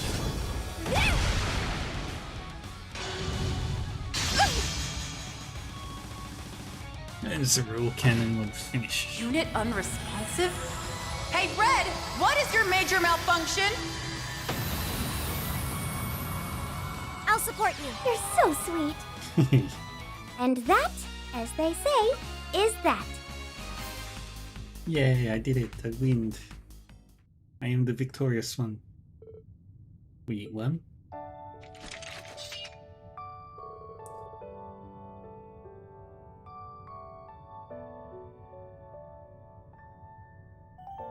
They were tremendous opponents, to be certain. How the heck did they make such a killer team when they'd rather be killing each other? It's that strange sort of harmony built from years of constant feuding. I don't think I'll ever be able to wrap my head around that. Whatever, it's over, right? Thank you so much, guys. I was able to pass this test because you were here to support me. Aw, don't sell yourself short, Tita. All we did was give you the teeniest bit of a helping hand. No, I didn't mean just today. Everything up till today still counts just as much. I've learned and gained so much. Maybe it wasn't all easy, but that's okay. Even the hardest of times are still precious memories to me, because you were there to make them that way. I won't forget them. So really, thank you for making my journey worth its while. Oh, Tita, it was our pleasure. And now we can make plenty more precious memories because next... About that, I know you worked hard so I could stay, but tomorrow I'm going back home to Libelle with my mom. What? Why? Didn't you pass your test? Passing this test wasn't the only condition. I had to show her something of worth to convince her to let me stay. Sure, I passed this test here, but I've got nothing to show for the other condition. Because of what happened during testing? You know my great uncle was aboard the airship you saved, Tita. I can talk to your mother, say thank you, Mise, but it's okay. Even if I hadn't lost the device that made my prototype function, it would have been impossible to reproduce. That technology was dead in the water, so either way I couldn't have anything worth presenting. Don't say that. You'll be staying in Erebania for now, right, Agate? Me going home early means we won't see each other for a bit. I'll be a little lonely without you, but I'll keep my chin up. Did you participate in today's test knowing you were going home? Yeah. I wanted to prove the past year I spent here wasn't a waste. Now that I have, I've got no regrets. No, I don't want you to go. Are you sure about that?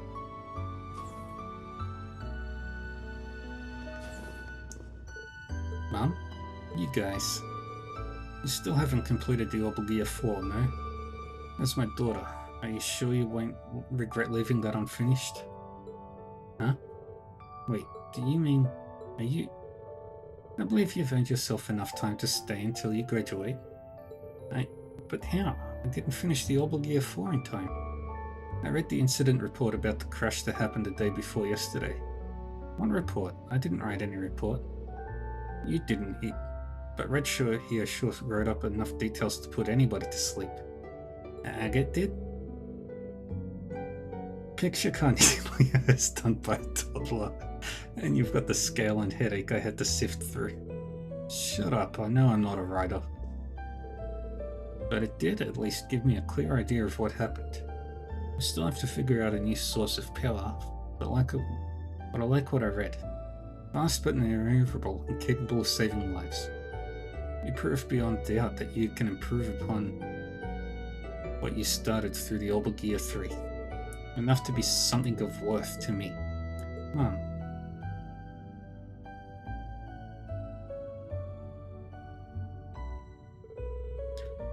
That means I'll be expecting updates from here on out. Better show me some good stuff. Of course. For sure, Mum. Now that I'm not stressed over transferring out anymore, all kinds of ideas are coming to the surface. Better draw up blueprints before I forget.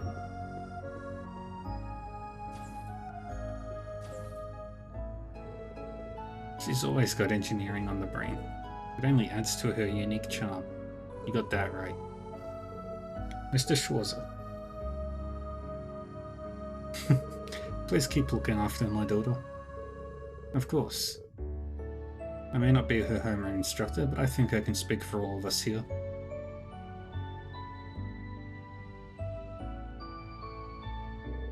We'll do everything in our power to ensure she has a wonderful, fulfilling life as a Thor's Military Academy student.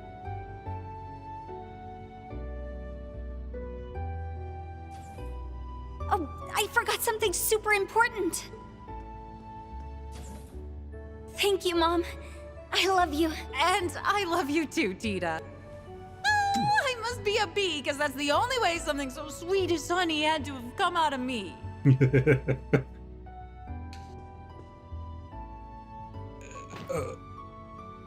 I'm going to give it my all. So you better be paying attention to me every step of the way, Agate. Got it?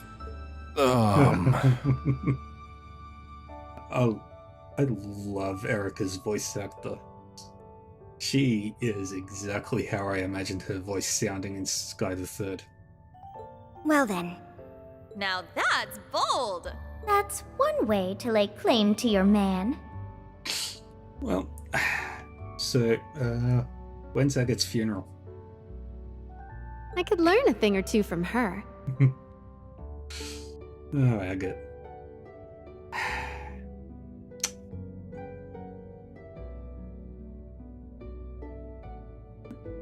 Well, your corpse will be sent to Avenue. You got it. Won't take my eyes off you. Good.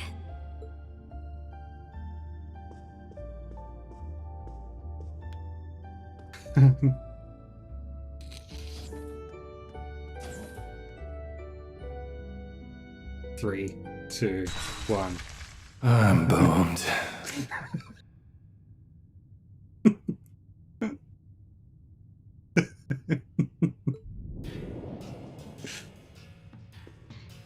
Agate Crossner. Your head's not gonna be the only part of you that's red after today.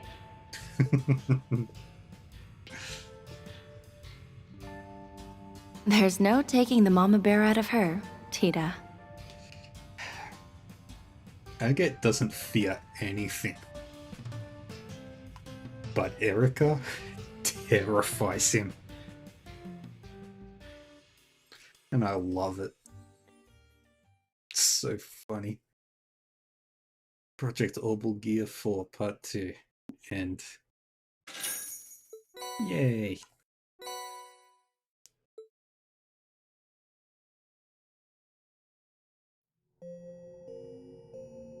And we got from there. We haven't got TOs. We've got everybody's here. Got everybody there. Everybody there. Got Princess Elfin, Professor Schmidt. We're still missing Jingo. We've got Estelle and Joshua. And we have not gotten McBurn. Rendering browsing interface. Ultimate Wilderness Cooking.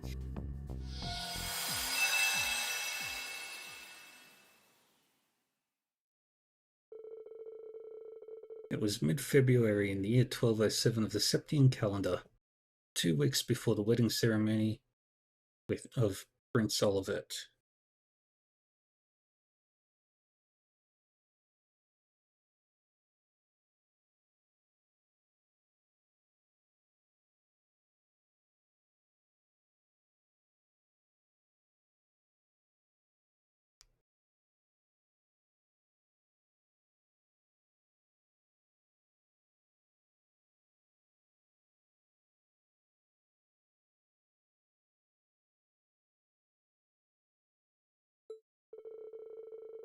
Nicholas, former Thor student and employee of the Zemirian Railroad Corporation, received a message from Valflame Palace. The palace, it turned out, wanted his help planning the wedding reception's buffet, as the prince was also a Thor's alumnus.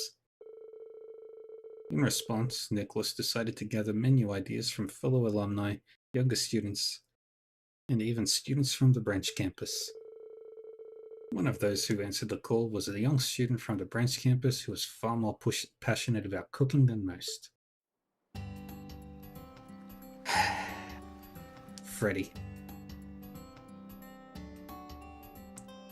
Leaves branch campus dormitory. I miss Leaves. I'll need a dish fit for a royal wedding that can also be served at a buffet. And the only ones that the judges approve of will get a chance, huh? Can't stop thinking about what Sandy and Tita said. Don't get me wrong, I'm not saying your cooking style is bad or anything. But lots of different people will be in attendance, so I think you should avoid anything that'll taste too bitter. And presentation is important. Most people aren't going to be too into eating bugs and lizards. Huh, really? You need to aim for something that'll be a hit with the average person. I never realized my cooking was an acquired taste. When I look back, it is true a lot of people tried my dishes with nervous expressions. I just took it more as nervous excitement. Could it be? Was I really mistaken this entire time? Dude, you cook with a passion that very few meet.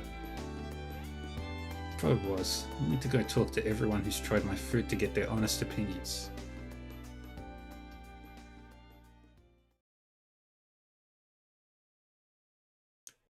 Ultimate wilderness cooking.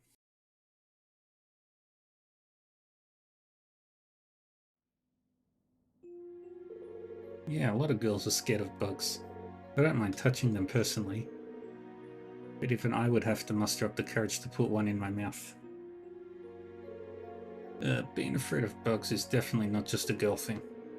I would run around catching bugs when I was a child, but I never once thought to eat them. Just the thought of food wriggling around is enough for me to... Agreed. Not even once. I think I've said this a dozen times, but food should not be bitter or smelly. I don't mind pungent foods. I actually like your cooking, Freddy. But I also see why most would avoid it. I'd rather have my food smell normal. So would I. But that's why I see trying pungent foods as a test of will.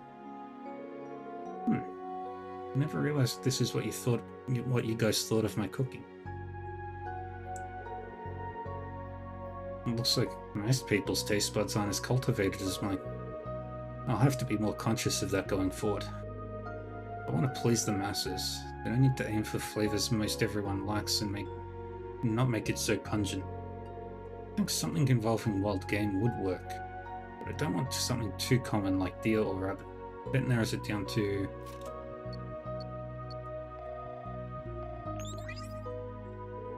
Why, Freddy, what a lovely surprise. How are you? Still drumming up ideas on what to present for the royal wedding?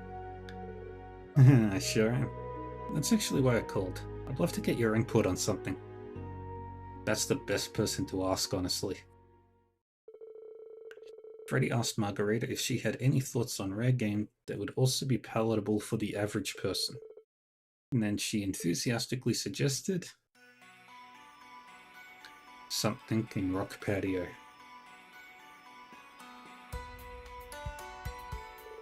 So this is West Languedoc Canyon's Rock Patio. If memory serves, Class 7 had to come out this way during one of their special ops. According to Margarita, that legendary game should be around here somewhere. But man, this place is something else.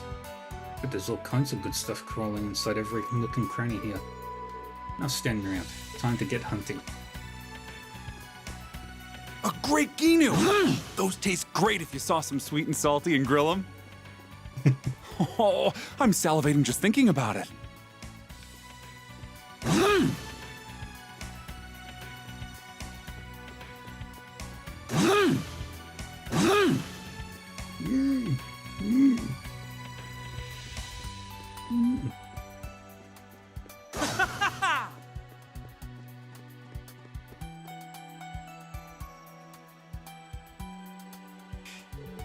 Freddy found wild Rock'n'Ball. Hey, Rock'n'Ball.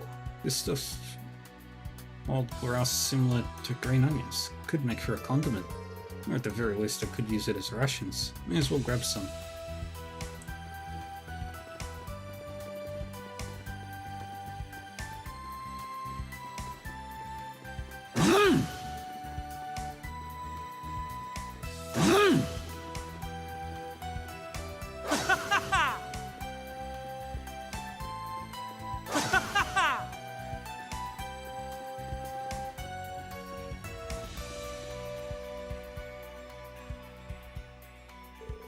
Freddy found rock tripe. Rock tripe, huh? It's a type of lichen that grows on rock walls like this. Doesn't have much flavor on its own, but could still come in handy. I can probably use it to make a sauce to go along with the main dish.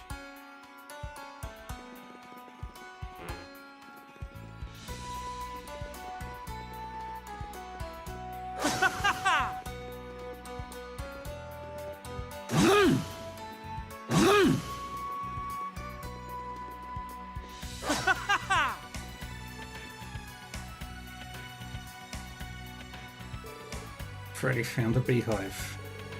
Well, I'll be. A beehive is practically a perfect find. Every part of it can be used for something. The recipe won't call for any bees or larvae this time, but honey is always useful.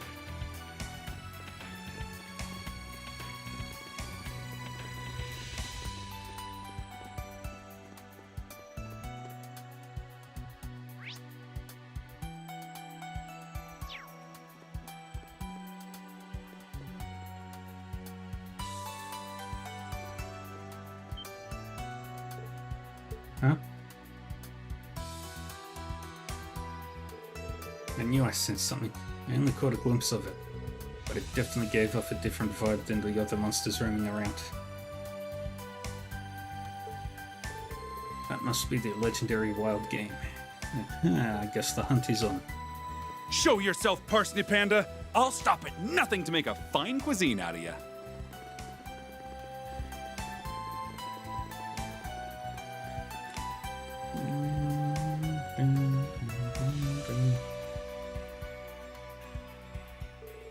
There's some kind of black mass on the ground. I thought I was catching a faint whiff of one. It's a black truffle. My senses are on another level today. Can't beat the aroma truffles give you. Can't wait to see how this dish turns out.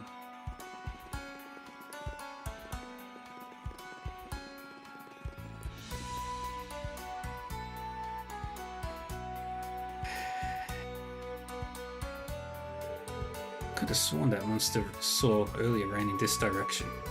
Guess I could scatter some bait to lure it out. That ought to do it. Come out wherever you are.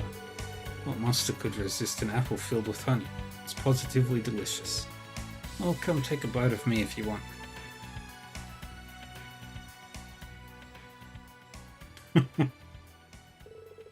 Would you look at that pointed nose? Looks like a green raccoon.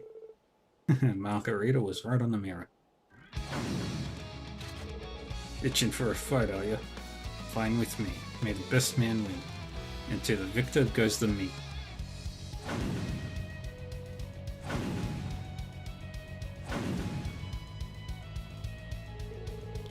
I should have expected a rare monster to be this fast. Need to finish this quickly. Time for a decisive blow. Any longer and the fatigue is going to affect the meat's quality. Next time it goes for a big attack, that'll be my chance to finish it. Oh, nice try, but too slow. The next flurry's gonna bleed you dry. Beast bloodletting strike!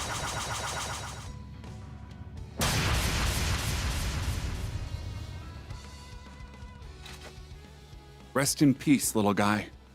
You fought admirably. I give my word that not a single part of you will go to waste.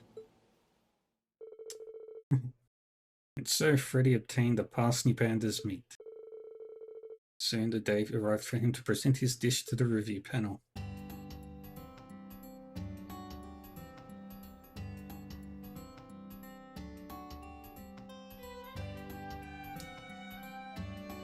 The Lord's Branch Campus Cafeteria.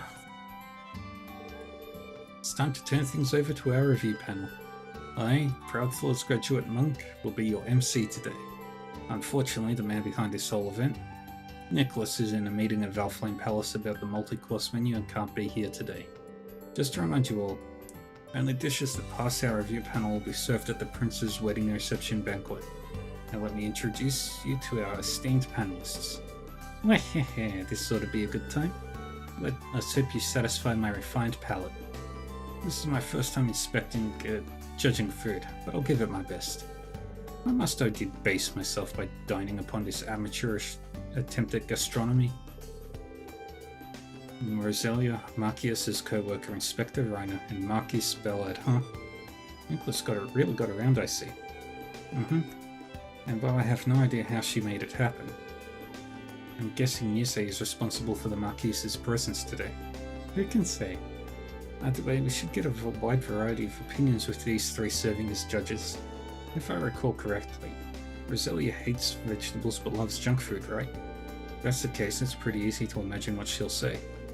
Not to be rude, but I expect the inspector's impressions will be the most standard. My granduncle is quite the Epicurean, so he knows a lot about delicacies. So basically they've got to please a little kid, some normie, and a rich bastard. Wording notwithstanding, yeah. Should get a good balance of opinions like this. Hope everyone participating does their best. With Yuna representing Class 7, we have to cheer her on. Alright everyone, let's put everything we've got into this. It's not like we're actually facing each other, but I'm still excited. Alright, let's do our best. Okay Annabelle, are you ready? Of course. Yeah, I'm looking forward to seeing what you whip up, Freddy. Well, likewise. So each participant began cooking in earnest, with those who finished bringing in their dishes before the judging panel. Let the review process begin. Our first dish is courtesy of current student Sandy. Today I'm serving you Lenheim risotto. This is neither an original dish nor a new one, but it is a dish that I know Prince Oliver loved when he was a child. It's very special to him. Please give it a try. This truly warms the heart. Its full-bodied flavour is elegant in its own way, and somehow it also feels like the sort of rustic home cooking one's mother might make. The secret behind this complex flavour is the luxurious moon truffle, is it not? And yet it's not even the main star of this dish. It simply serves as an accent to the rest of the ingredients. Exactly. I knew you would notice, Marquis Ballard. Of course I would. What do you take me for, some meat and potatoes backwater bumpkin? That's it. I never dreamed a student could prepare something of this quality. It seems I'm in for a fine feast today indeed. All of which is to say, this is a quality dish, no complaints from me. It hits the palate so gently that I suspect I'll crave this next time I have a hangover. Wow, that's big praise, sir, thank you. I'm quite fond of this rice porridge. What did you call it? Risotto? If I were to nitpick, I would say that it's only lightly flavoured. Bah, who let this child in here? The degree to which you are incorrect is infuriating. You can't understand the complexities of this dish, and you have no right to be sitting here. It's not too late for us to call in a new judge. Excuse me? You have a lot of nerve talking about complexities when you look like you'd suck wine out of a crumpled up napkin. How dare you? Do you realize who you're talking to? I think you're so great Please, I'm the elder of the Hexen clan. Can two of you please resolve your differences peacefully? What's this? The judges are going for the jugular with each other. Their antics aside, Sandy's dish has received a high score. Bravo. Now, let's get things back on track, shall we? Granduncle can be a handful sometimes. I'm worried about things going forward. It's quite the spectacle. Monk's really handling his job as the MC like a pro. Next is my dish, one bite pasta. I recommend wrapping a single mouthful's worth of pasta around your fork and eating it in one go. It's fun and filling.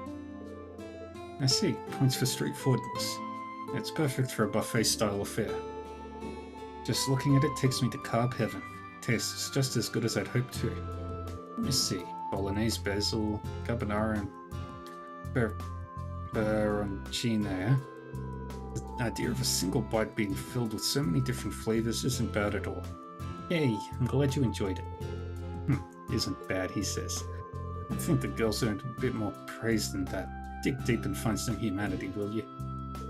What is your issue, child? Why must you constantly talk down to me? I understand you're just a commoner brat, but surely whatever mongrels raised you drilled some manners into you. Just to be clear, you geriatric goat, I'm over 800 years old. If we're going to talk manners, it is you who ought to find a little humility. You've been talking nothing but nonsense this entire time. Is anything going to get scored properly at this rate? I mean, I'm having fun. Same. Either way, it looks like Tita's dish got high marks. She'll surely be able to grasp who's hard at this rate. Enough, Muse. Don't start any more trouble. Now then, we're up next. Cooked gold salmon. The name really does say it all. It looks succulent to be sure, but what makes it so special? This is why you're all a bunch of amateurs. This is a rare juvenile gold salmon, is it not? They're said to be fattier and more delicious than most after coming and going on a unique excursion of sorts. Yes, we knew you'd recognize it, my lord. You truly do know your stuff. I had no idea it was such a rare fish. Rest assured, we put the utmost care into its preparation, sprinkling just a hint of salt before putting it over a carefully controlled flame. I see, it's such a special ingredient you would be remiss to overcook it. Well, I, for one, am ready to taste it. You're part cat, you love fish. This is tremendously delicious. You truly are well versed in the culinary arts. I misread you. And yet you're still talking down to me. I could give two tugs of a creepy sheep's tail about being recognized by you, of all people. They're hot and they're cold, they're yes and they're no. It's quite illogical behavior. Oh, don't you worry about those two. Against all odds, I think they'll get along just fine. Given how rare your key ingredient is, do you think you'd be able to prepare this a second time for the banquet? Haha, fear none. The Imperial Fishing Club also has the full cooperation of Lubel's Fisherman's Guild. There's no fish we can't catch. Those are my fishing buddies for you. Juvenile gold salmon, huh? If they win, I'd love to give that a try at the banquet. I'm up next. I present to you the taste of Zemuria trifecta. Pretzels are apparently originated in the Empire, but now they're enjoyed across all across the continent, and each place has their own special take on them.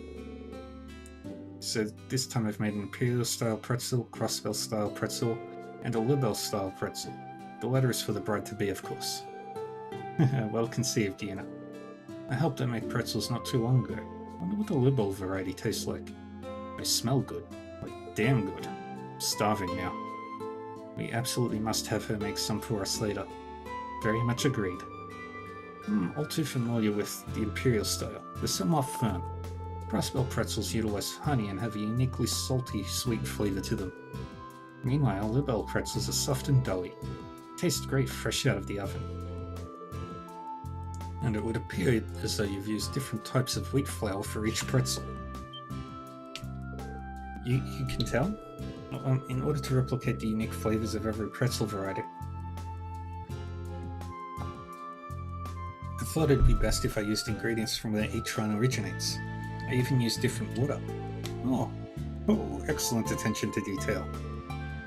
Pretzels pair deliciously with other kinds of foods as well. This is the perfect dish to serve at a buffet. Score. Thank you so much. Who would have thought she'd use different wheat and water for each pretzel? I can't imagine her getting anything less than top marks. My turn then. My dish is stamina gelato. Red pit viper, soft-shelled turtle extract, garlic and pepper. I took stamina-enhancing ingredients of all types and fixed them into a dessert with Amorica's high-quality sweet honey. That's definitely the kind of thing I'd expect from margarita, that's for sure. What does it taste like? I imagine it's the kind of thing you can easily overdose on. I'm not gonna lie, I kinda want to give it a try. Just imagine what you'd be able to do after a heaping helping of that instructor, Reen. Deep, resigned sigh. It's certainly unique. It's not bad. The spicy flavor of the peppers works surprisingly well here. I like it. I can feel myself brimming with energy. After this, I must head to Raquel immediately. Oh, well, just the reaction I expected. If only Melian could have participated as well. But I'll leave that to Eustace and Reen. I'll have to make plenty for Lord Vincent as well. Wow, even Margarita's desserts are powerful. I bet if you had some, Tita, it'd be a bit more aggressive. Sandy! And so it was time for the final participant to step forward. This looks to be a wild game of some kind. Is this raw meat? What kind of a farce is this?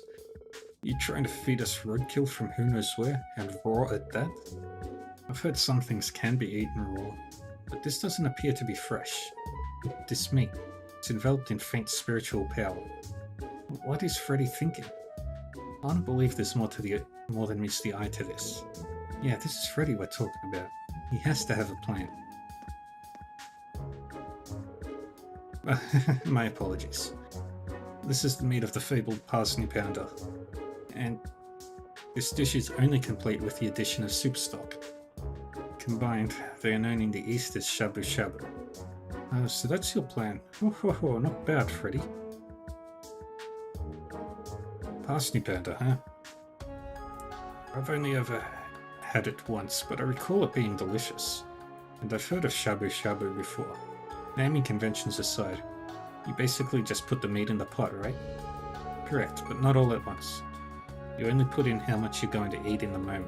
Using your chopsticks, you take a piece of meat, dip it in the boiling water, and once the meat is cooked, you take it out and put this special sauce on it. I see. This seems like fun. So go on, give it a try. Inside the review panel followed Freddy's instructions and partook in shabu shabu. This is absurdly delicious, overflowing with power. If I keep eating, I might go back to my original form. You'll do what now? This aside, this is certainly piquant. The meat is thinly sliced but wonderfully firm and just fatty enough. The savory flavors of the broth and sauce help to refine the meat into something else entirely. This is truly magnificent. My gosh, I never thought I'd hear Marquis Ballard say something like that. Shabu shabu, huh? I've had it once with Master. No fair, I want to try. How long are we gonna have to stand here and watch these jerks pig out? I'm at my limit. Yeah, my stomach's been growling for ages now. Okay, judges, I think you've had enough. Now it's our turn. You can't just... Calm down. Come on down. Even accounting for the banquet, I have more than enough meat to go around. And I, for one, would love to try the other dishes as well. Let's say we open the taste testing to everyone. Agreed. We all deserve to have some fun. I like that idea. Alright, then we'd better roll up our sleeves and get some more food cooking. But my privilege. I need to get more of this meat before it's all... Not so fast, Grand Uncle. I'll be taking that, thanks.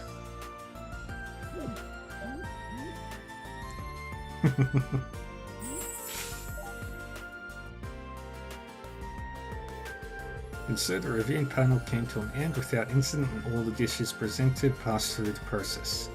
In lieu of the panel wrapping up, the gang held a taste testing event for everyone to enjoy. But my privilege. Looks like nobody's noticed that I mixed powdered caterpillar fungus into the shabu shabu sauce. I kind of expected you'd done something like that. Looks like folks can handle that kind of flavor with no problem. That means I can use this dish as a foothold to keep secretly introducing more specialty ingredients into their lives. And then everyone will deepen their understanding of the gourmet world I live in. The future looks bright indeed. Just take it easy, okay? You know what Falcon needs to do? They need to make a recipe book. Like a real recipe book using just maybe a dozen recipes from each game.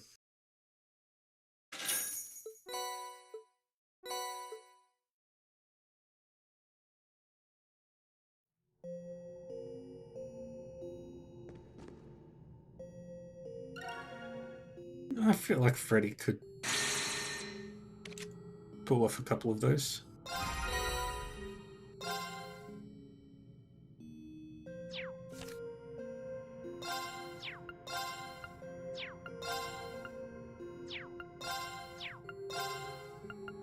We got Freddy, Sandy, Monk, Kenneth, Margarita.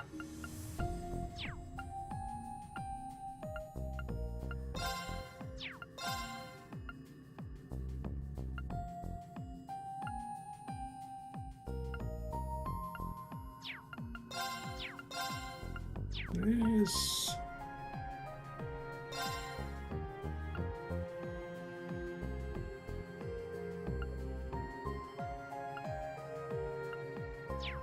Annabelle's not here.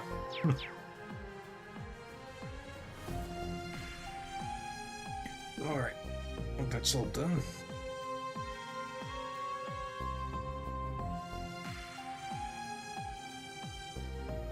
Oops.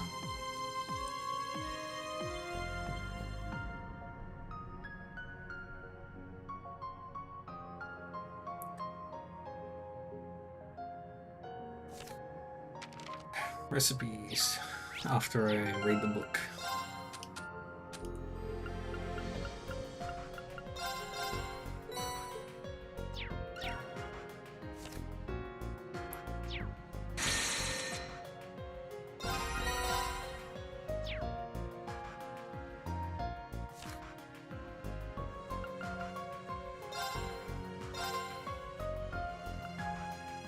Where is... There she is. I'd love to cook for you.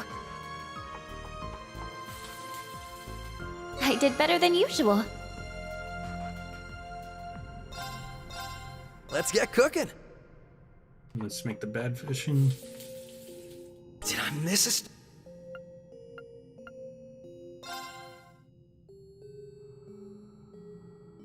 Okay. Why are you making me do this? There, done. Why are you making me do this? There, done. Let's do 5 of these. Why are you making me do this? Just eat it, damn it. Who says no to home cooking? This is... Okay.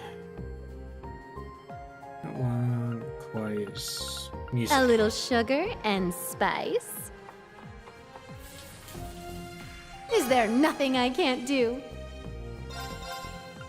You just leave this to your boy. There we go. Only Adios knows how this will go. Huh. Who says no to home cooking? This might just be my You just leave this to your boy. What?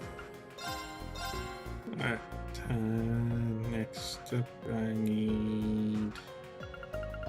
I should be able to cook just fine. I think I've outdone myself. I'll show you what I can do. This has to...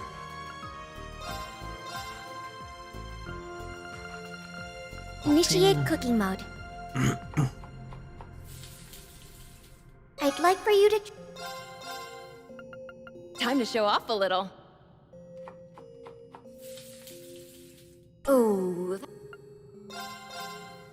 And... uses... I'll handle this. Give it a try. Let's get cooking. Lloyd. Here you go. You just leave this to your boy. What? Good.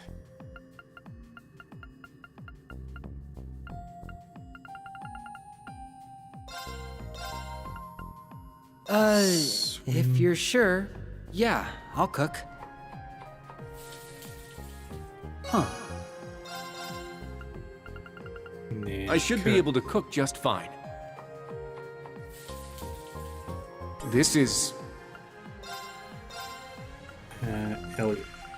I hope it turns out okay. There!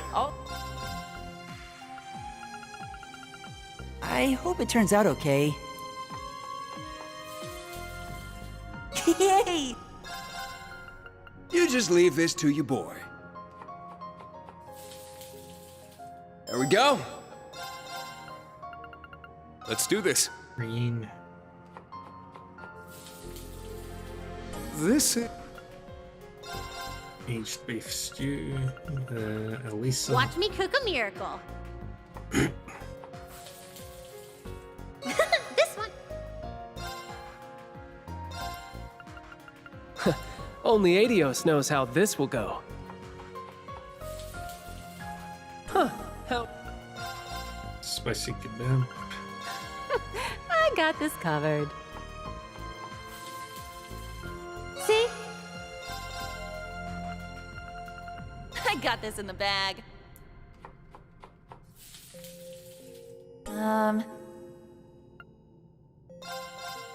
What? You want Devil me soup to do it? cornet. That's... And cut. I should be able to cook just fine. This is... So, let's get a bit Let's red get cooking. soda. Oh, wow. I'd love to cook for you. Risha.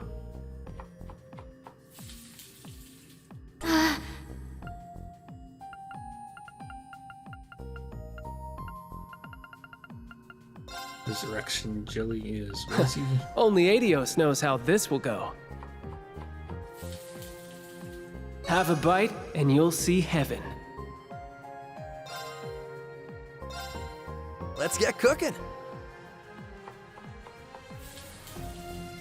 Did I miss a... Crow. Won't take a second. This is one of my comfort foods. Who says no to home cooking? This is... Red brick curry is... Let's give this a Marcus. try. I'm quite... I'll show you what I can do. Good, standard. Only Adios knows how this will go. Huh. Time to show off a little. I'm sure you want. Let's get cooking. Did I this estate. And fee. Now we're cooking. This is my favorite. Basil steak bowl. That actually sounds really good. I'll show you what I can do. This has to be a mistake. Who knows how it'll end up? That does not comfort me. This is my favorite. Time to show off a little. Oh, that.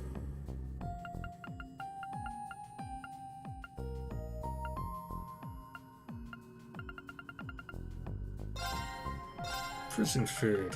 Better late than never to start Obviously learning. Rufus. Who knew cooking was... I suppose I could cook instead of eat. Aww. What? But I followed the recipe. Aww. Rustic burn is... You just leave this to your boy. Made a little special something for you. I'll show you what I can do. This has... Man, Emma... I think I can cook as well as anyone else. Won't you try it for me? Who says no to home cooking?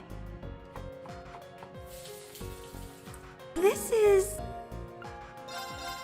Nature Breeze pasta is Laura. Then allow me to cook something up. I'm proud how this came out.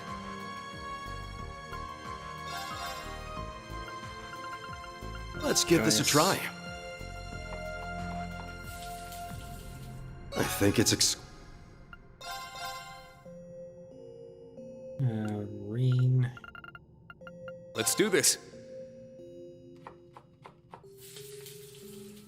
This one's pretty special.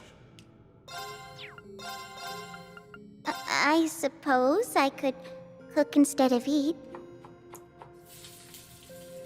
I just made something amazing! Yuna. I got this in the bag. I'm one heck of a chef, huh? Freddy's Shabu Shabu is... I'll show you what I can do. Delicious and nutritious. And this next one... Let's get Go cooking. with Lloyd. Oh, wow. This came out perfect.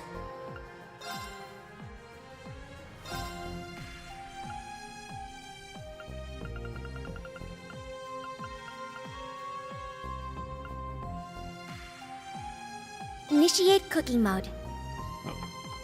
Don't think that was the right one. The recipe was simple. I'd love to cook for you. I did better than usual. Oh, comes up with everybody. I'll show you what I can do. Delicious and nutritious. Let's get cooking. Here you go. I'd love to cook for you.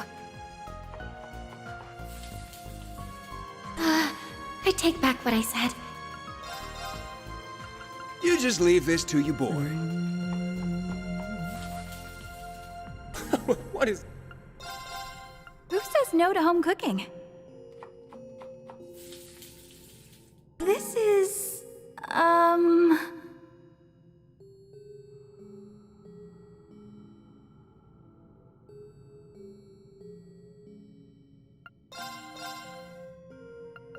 Better late than never to start learning. Well, it's all an experience.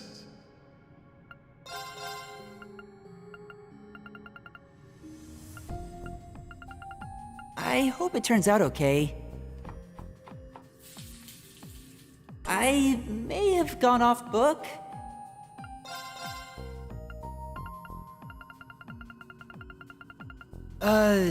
If you're sure, yeah, I'll cook. Yeah, we cook. It's edible. Maybe.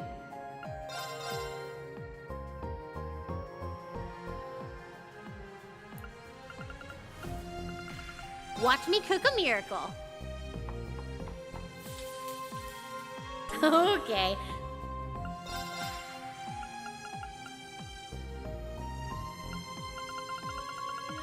Initiate cooking mode. Yeah.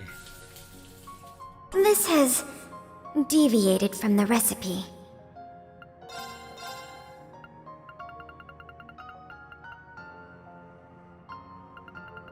I suppose I could cook instead of eat. What? But I followed the recipe. All right.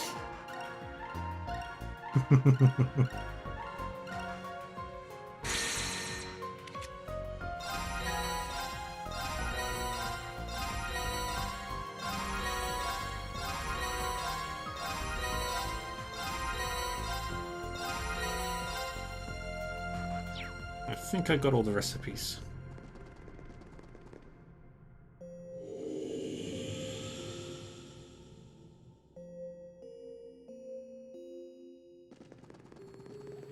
Review missions. Confirming rank points accumulated.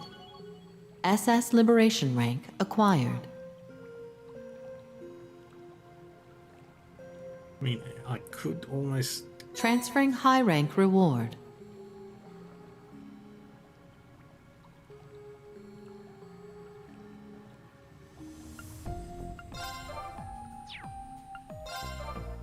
What do I still need to do? Okay, so I cannot get this. Can still go do this one. If I think I'd have to go through the first stratum. That'll done. So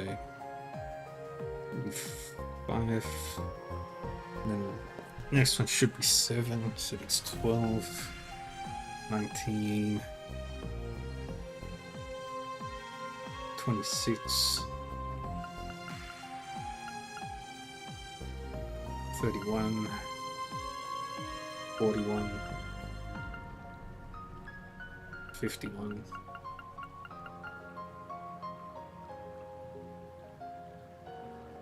96. Confirming rank points accumulated. I can max it out without actually... Oops.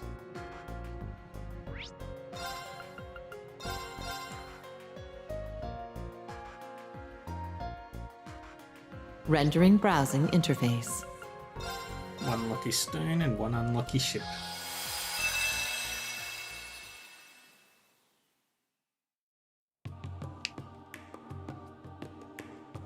Heimdall, Ost District.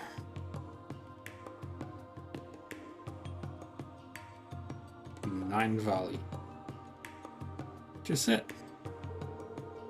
Phew, finally. Took a while to pin down the address.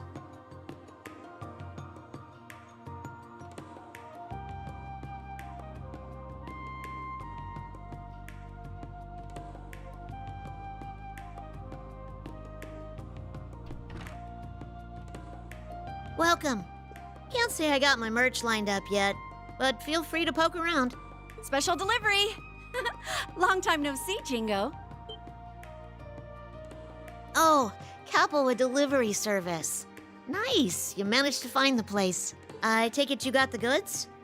True to our slogan, you can always count on Capua. So yeah, I got your goods right here. Gotta say, I'm impressed you opened a new branch smack dab in the middle of Heimdall, especially at your age. It's no big deal, really. I made some good connections during the war. All I did was put them to use. You chose a damn good spot to set up shop, too. It's perfect for 9 Volley. Yeah. Doesn't stand out too much. but still easy enough to find walking around. A perfect balance, I would reckon. Well, the shop that was here moved closer to the heart of the city. I figured I'd better snatch this prime real estate while I can. As I'm sure you guys know, a successful enterprise has a lot of moving parts, and good luck's one of them. Oh yeah, don't we know it? Yeah, they got lucky so much. Anyway, here's to a good partnership between Capua and Nine Valley's brand new Heimdall branch. Sure thing. We've always got your back. Logistically speaking, of course. Although I've got to admit, what? It's not as nice as it is to have made it good here. It's still not quite enough to get where I want to take this business in the long term. It sounds like someone's not planning to settle down anytime soon. Well, whatever direction. Yeah, lucky the Bobcat wasn't taken from them. Lucky they got pardoned. Lucky they had Joshua with them in SC. Lucky Josette got level to 130 in Phantasma.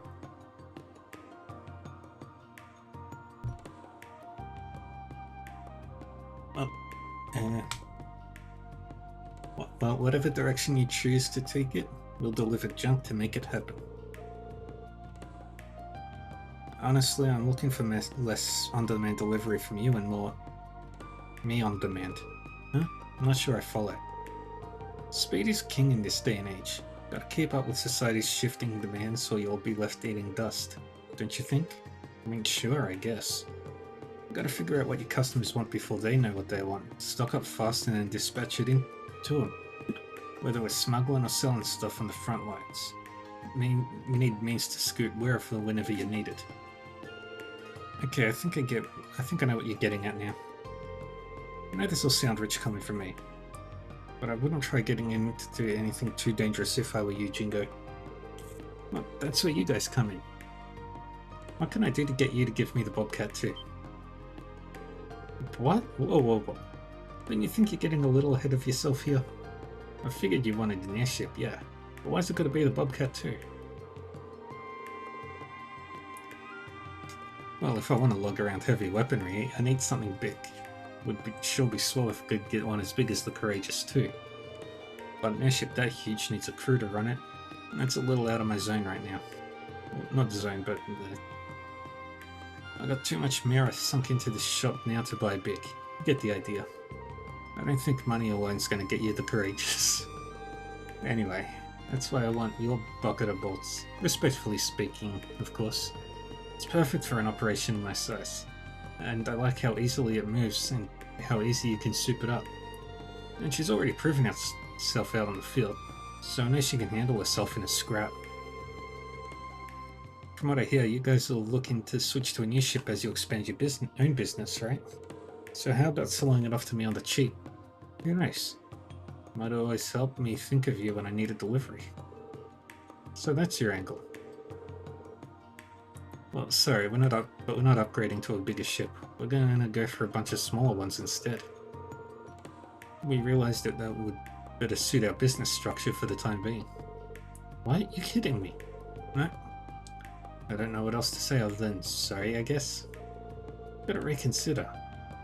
If you act now, I'll throw in dispatching with Cerberus here free of charge. Aww. You sure drive a hard bargain. But there's no change in our minds. It's got sentimental value, you know? Tell me more about your dispatching Cerberus thing though. I'm into it. Damn, so much for my genius scheme. Don't let it get you down. I'm sure something good will come along soon. Like you said, luck's a part of business. Crap, look at the time. I better get on with my next delivery. See you around. Don't be a stranger. You know we love working with you. No, I just said.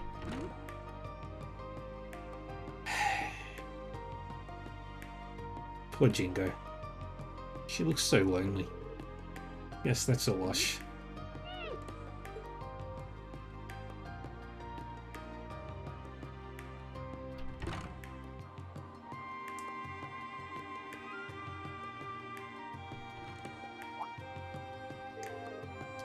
What's gotten into you, boy?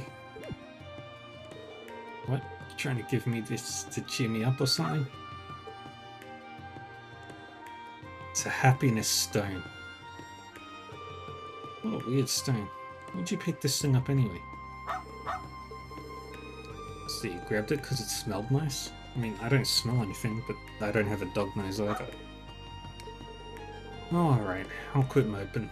Can't throw myself a pity party forever. I've got more important stuff to do. Thanks, partner. You're already turning into a fine hound if this is how you look out for your master. Cerberus is a good boy. If only it was so easy getting my mitts on a big proper ship.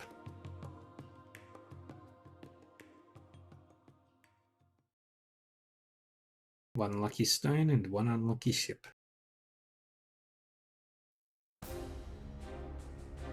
Meanwhile, in Juno Naval Fortress, before it was erased from existence.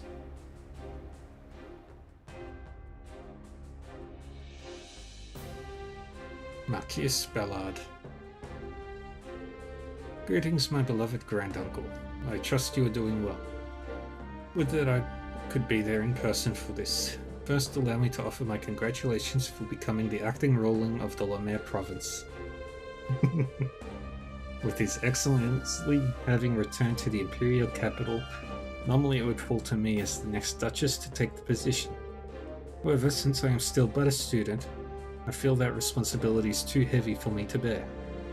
But I'm relieved that you have taken up the position, granduncle. I know now that Lemaire province is in good hands. Therefore, I have several ideas pertaining to Lemaire's governance that I'd like to share with you, so I've included the materials. And so I believe that would be the best approach moving forward. I pray for your continued success and health. The beloved grandniece, Mildine. Grr. Beloved granduncle, my foot. Of course I'm not doing well. My lord, please calm yourself. How can I be calm when that little brat is? You speak of Lady Mildine. Whatever might be the matter with her. She ran off with the title of next Duchess, but still she pushes all the work onto me. The responsibility is too heavy? Lies. She wrote down all the policies she expects me to enact in excruciating detail. Yet she makes me do all the heavy lifting while she lives her carefree student life. What an annoyance this is. If I may ask, my lord, precisely why did you accept the position of acting ruler? It's kind of like Duke Dunan. It was requested of me from the government. If I turned it down, my position would only worsen. Why, I had no idea. Of course, there's a very real possibility that the girl might mess things up. So it's my job, as her nobleman granduncle, to show her how it's done. My word, such familial bonds. Your kindness truly knows no bounds, my lord. He's just a more arsehole-y version of Duke Dunan. Nonsense. I'd simply rather our family name not be dragged through the mud. Duly noted, my lord. That said, I wasn't expecting to dump the responsibility of looking after the unmanned naval fortress on me as well. If memory serves, during the restructuring of the Imperial military, the division here was moved elsewhere. There's no entertainment to be had here, and it takes far too long to get to orders. Who did I think I am? If this is an official request, you mustn't leave the fortress unmanned for an extended period. You'll have to attend public business here. What did I had an airship, travel wouldn't be an issue. My ships were seized when I was hit with appropriation of public funds. But these dark days will soon be behind me. I plan to buy my own personal ship soon, after all. Speaking of which, how goes developments on that end? You've explored options, yes? Ah, that business, huh?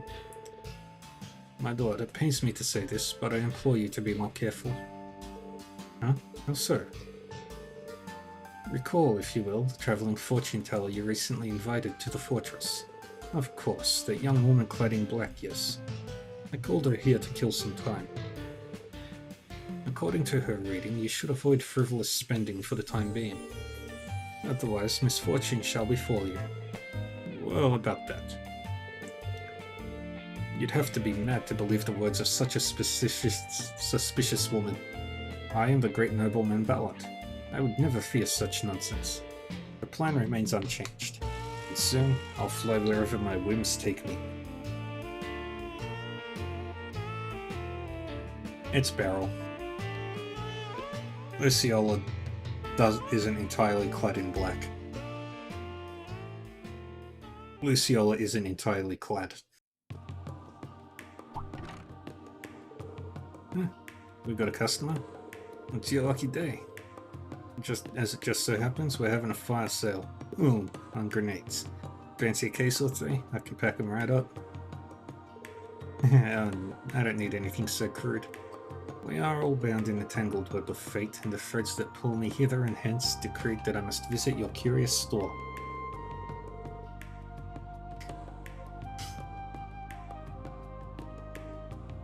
You sure it's like to talk funny, miss? Well, whatever. Booking's free. Welcome to check out the merch.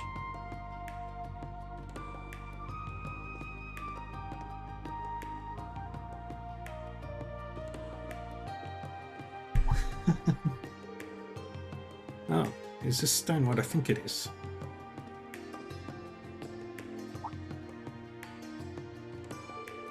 You some kind of rockophile? If I'm not mistaken, this thing appeared in Libo. Wait, you know about it? Yep, I fucking knew it. It's a happiness stone. I sense mysterious waves emanating from this stone. In fact, it may be something of a sacred object that brings good fortune. You think so? I don't have a damn clue about it. Looks like a million other rocks I've seen. I've got to ask, who are you anyway? I am but a traveling fortune teller. I travel upon the whims of a higher power in search of the mysterious. Tell me, would you be willing to part with that stone? I'd like ever so much to have it. Mate, sure, I'm willing to sell it. But I don't know what sort of price you're supposed to put on a plain old rock. In that case, I propose a trade.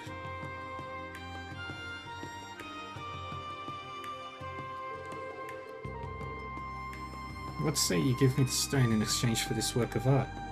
I spent nights toiling on it. Be real with me here. This thing got a hex on it or something? Oh no, not at all. It's simply an ordinary doll. I've placed no curses on it whatsoever. Or would you prefer if it had some? Nah, I'm good, thanks. Can't come up with a legit reason to hang onto the rock, to be honest. So yeah, sure, you got yourself a deal. Wonderful. Having owned this stone, fortune is sure to visit you ere long. And with that, I'll take my leave. May we meet again when our fates cross paths once more. So long. Beryl is mysterious. Well, she was an oddball, but that could have gone worse. Maybe I need to think about stocking up on fortune-telling stuff too.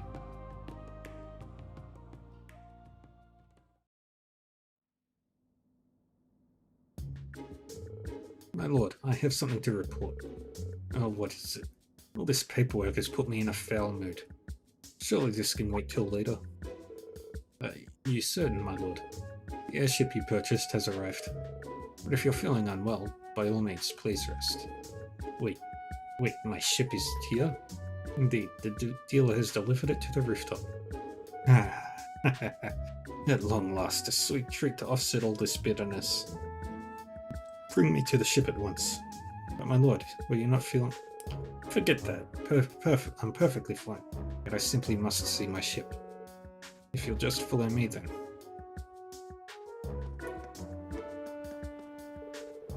Oh, I'm practically frothing at the mouth at this ship's prospects.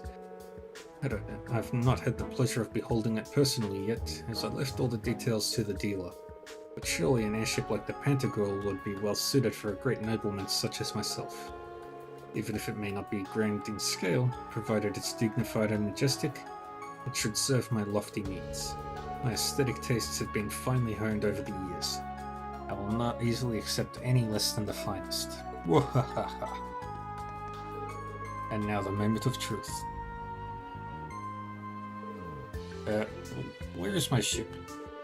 Right before you, my lord. Again, I ask, where is my ship?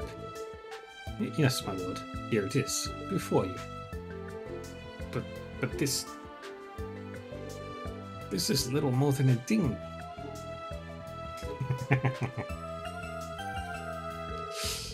This is your recently purchased private airship, my lord.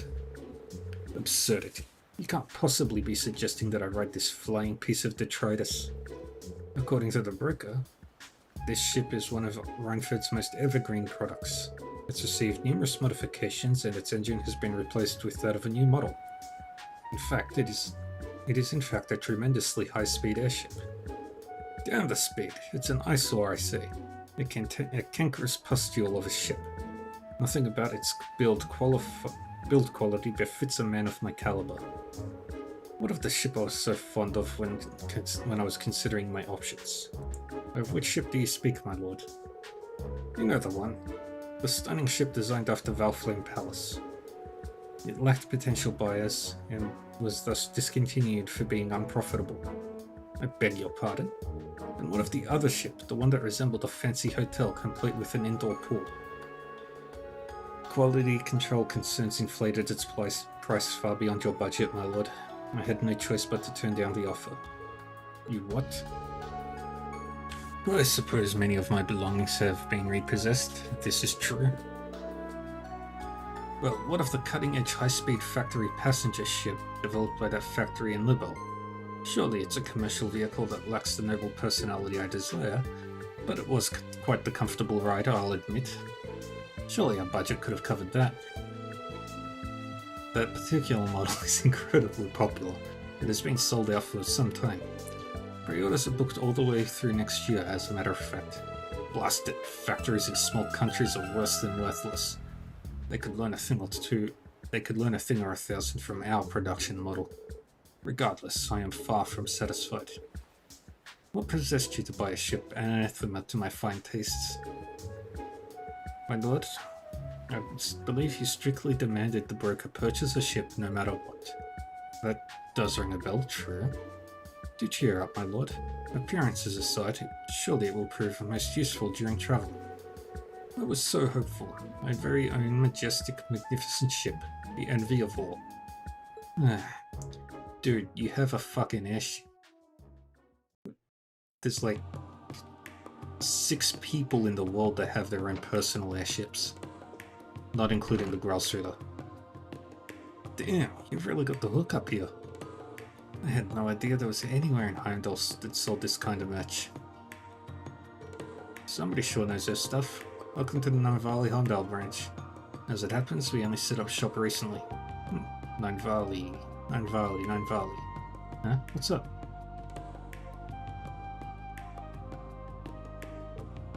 Oh, you're that little squirt from Crossvale. And you're with the Red Constellation. What's it been? Like 2 years? Damn. Of all the places to find you. You and your shop have definitely taken good care of us. Can't believe you're doing business in the freaking capital these days. Not bad, Pipsqueak. Not bad at all. Thanks. Sounds like the society's keeping you plenty busy yourself these days. Well, what can I say? A lot can happen in 2 years. I hear that? Oh, get a load of that. I love it already.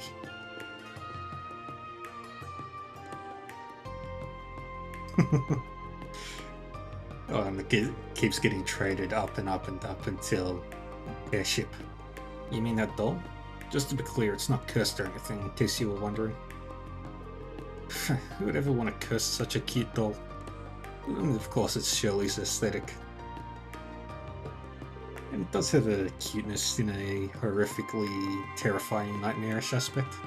Wait, cute? Seriously? Yeah, it's hella cute. I've always loved dolls like this, but this one's really my jam. Hey, as long as you like it, it's no skin off my back. Gonna buy it or what? I'd love to, but unfortunately I'm traveling kinda light on mirror at the moment. Wait, I know. How about you trade me this for it?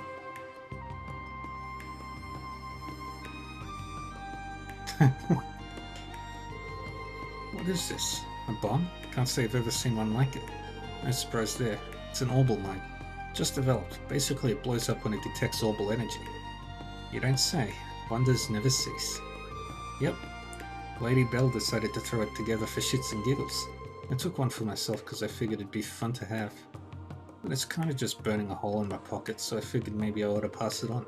What do you say? That good enough for you? Sure, you got yourself a deal. Right, thanks little one. No, thank you. It's not every day I score something like this. Not to change the subject, what's that luggage you're hauling around there? Looks like it weighs a good amount. Got a fight on your plate somewhere after this? Might be a good idea to add a launcher to your arsenal. I'll sell it to you on the cheap. Sorry to disappoint. But all I've got in there are my clothes and stuff. Nothing out of the ordinary. Actually, I went to Thor Princey boy Cedric himself for a while. Before I left, I forgot to ever pack my shit up. Fast forward to yesterday when I finally remembered. I figured I'd try my luck and see if it was still lying around. Get this. It was all sitting in a corner of Dolphy's room, nice and tidy, just waiting for me to pick it up. Couldn't believe my damn eyes. Dolphy is in the Class 7 instructor, Class 8 instructor. Never would have pegged him to be so soft for the likes of you. I know, right? But crazier things have happened. Anyway, my time on campus was pretty lame. Never wound up bumping into anyone fun. I would have even settled falling in with some run-of-the-mill burnouts and ditching class on the regular. But nope, that place is duller than my chainsaw after a good messy workout. Oh yeah, I'm with you 100%. Thors ain't without its share of capable students, but they're all too straight-laced for their own good. It'd be more fun if they dropped the prim and proper act and gave in to their inner desires, if you ask me. At least once in a blue moon. Seriously, finally someone who gets me.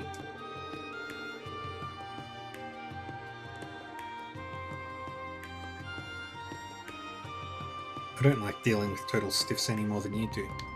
I hear you loud and clear. Trust me. We are vibing so hard right now. Team Ginger, rise up. I think you and I are gonna be real good pals. Same. I hope I see you more often from now on. You'll always be welcome here at Nine Valley.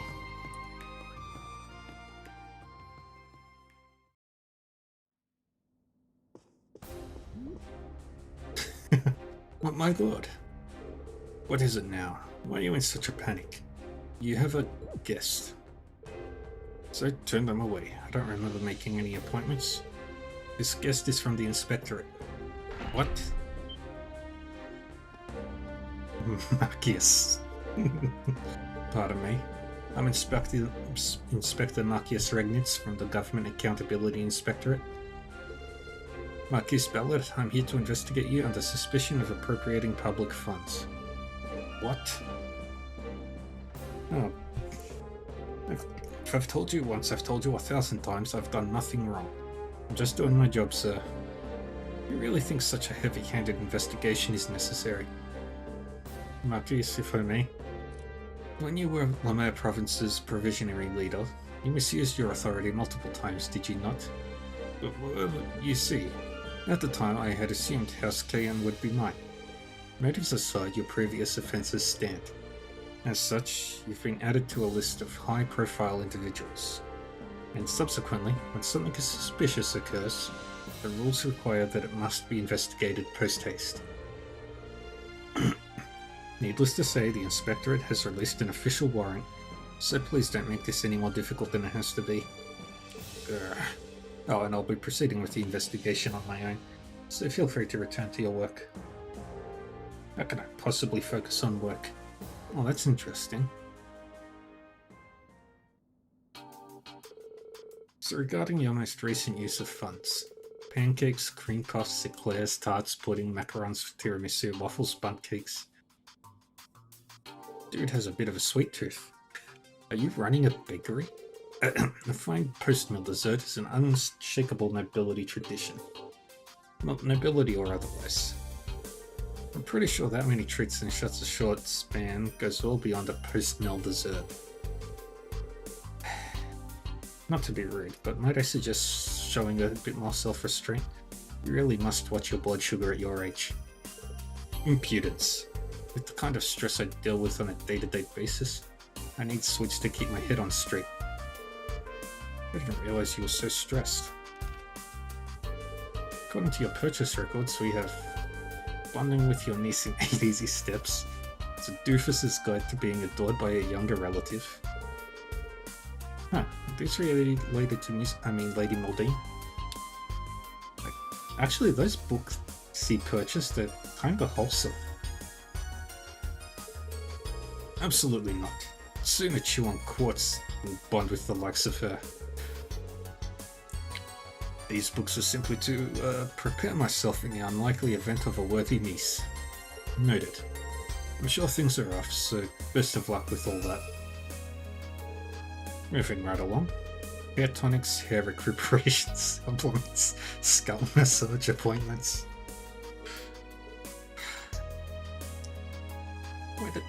Why does this make me feel bad for Marquis Ballard?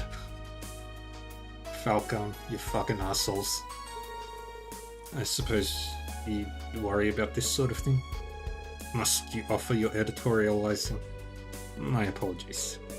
And for the record, hard workers like yourself are among the types who lose their hair. You're a young one, but let your guard down and you'll be as cold as an egg before you realize it.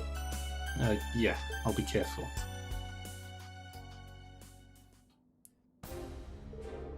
After careful investigation, I've concluded that there is no evidence of appropriation of public funds by Marquis Ballard. I apologize for taking up your time, and I thank you for your cooperation. See, what did I tell you? My word, I've never been so embarrassed. I'll be sure to report my findings directly. Be sure to report my findings directly to the inspector. Yeah, his dad, Alex Dudley. Or is that his brother? Or his uncle? Or his clone? This will surely help mend some of the lost trust. Well, so long as you spread word of my greatness, I can consider it water under the bridge. What, if I may ask, cast suspicion on me this time? Well, if I'm not mistaken, you recently purchased an airship, correct? Well, airships don't exactly come cheap. And the timing overlapped with you starting a new position, which raised a pretty big red flag. Are you meaning to tell me it was all due to the ship? To be frank, yes. Stupid, stupid ship. He did everything. Funny thing is, Ballard did everything legal this time, and he's still getting his ass beat. You guys customers? If you need something, ask Cerberus there. He'll get you boys taken care of.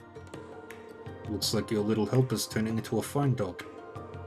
Now forget the rest of your merch. I want to buy this fine furball. Oh, it's you two from Zephyr. Been a while. Sorry, but I don't run a pet shop here. Cerberus ain't for sale. I'm only pulling your leg. We're here to restock on some ammunition.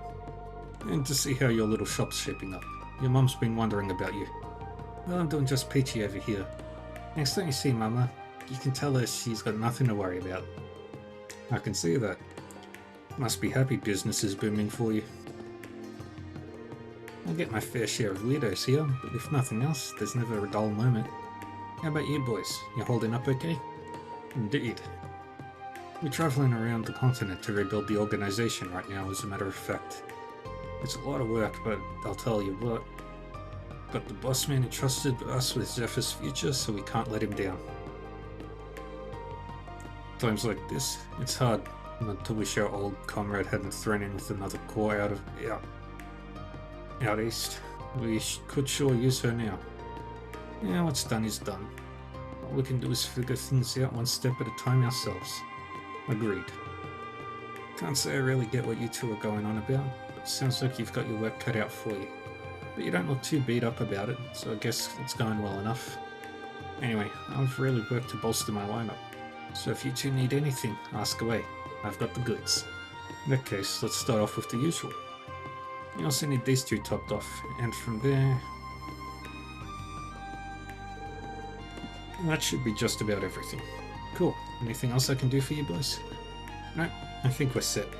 Unless you've got anything funny recently you might suspect... anything funny recently you might suspect might interest us, that is. You know, customer did recently trade something again I bet you two might like.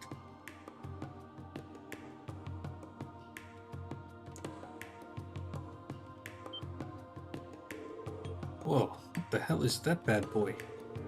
Looks like some type of reactive bomb, but if you don't recognize it, Xeno, then I have no hope of knowing what it is either. Actually, you're on the right track there, but unlike the bombs you're thinking of, it doesn't explode on impact. Instead, it blows up when it detects orbital energy. It's called an orbital mine. You don't say. Shit, this is news to me. I've never heard of anything like that. Figured you hadn't. What you see is the only one of its kind right here. Damn, better take this baby home and disassemble it to see how it works. Or else my name isn't the Trap Master. So you're buying? Great, I'll hook you up with a discount. It's kind of you to offer, but for something that rare, I'd feel bad buying it for less than it's really worth. I know, how about I trade you this for it? I was planning on selling it somewhere down the line anyway, so might as well.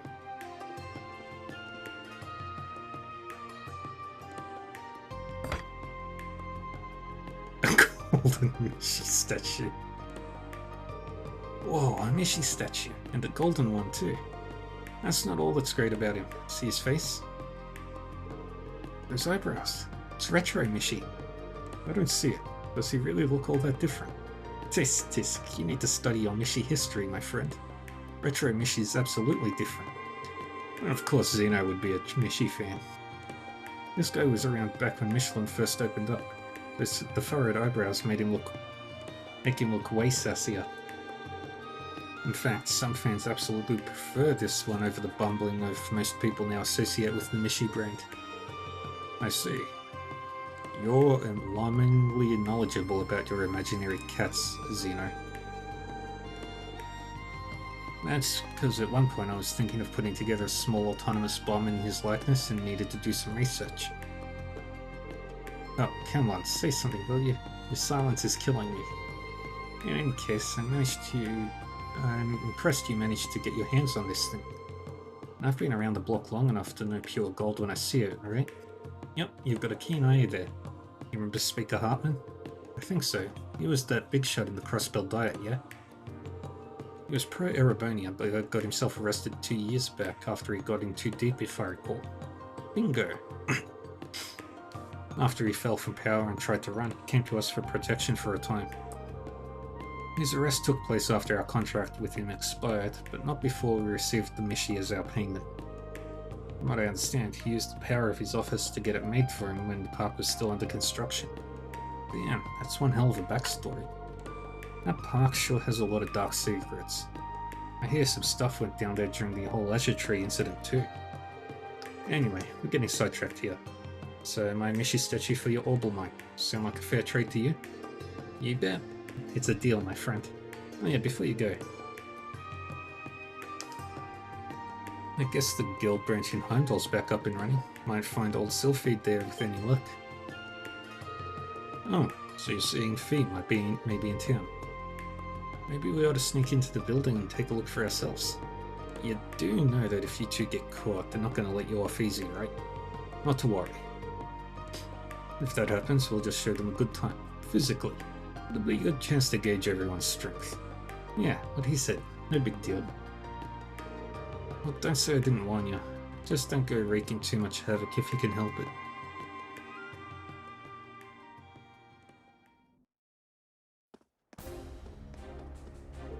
Absurdity. Can't believe that young lady is making me attend the Imperial Provincial Council. As a matter of fact, she'll be meeting with you at the venue and attending the council as well. Ah, is that so? Fair enough. But no. It's most certainly not fair. Why involve me at all? Per Lady Meldine's words, I believe having Granduncle present will make this a more worthwhile council, especially as he tends to government affairs. I suppose she does have a point. Fun. I, the great nobleman Ballard, shall forge the way forward for these young lords. Wahahaha. And so I end up writing this accursed thing after all. This is indeed the best means of travel, as our destination is another province. If I'm not mistaken, it will be your first time boarding it since your purchase. I loathe this ship, but I'd be a fool not to take advantage of something I spent a significant sum of mirror on. My lord, The ship has yet to undergo a pre-launch examination. Do please wait here. I believe the servitor to Arthur's crew shall be arriving momentarily. I'm in no rush. I simply wanted to be the first aboard the ship. My ship. What? What is going on? Lord Marquis? Marquis?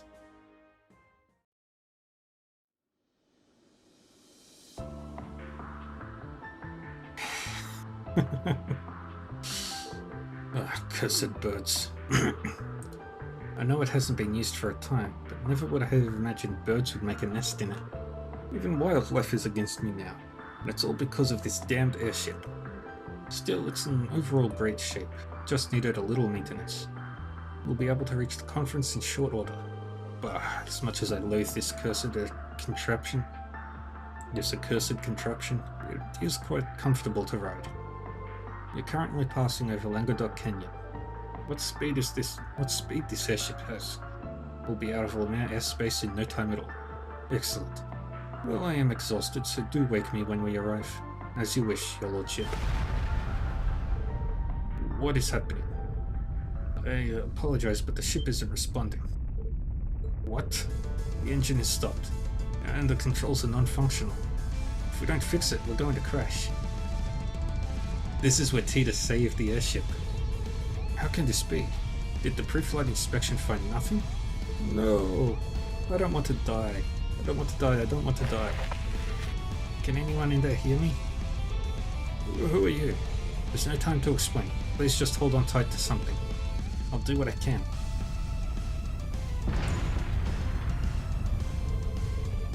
Something is gently lowering us to the ground.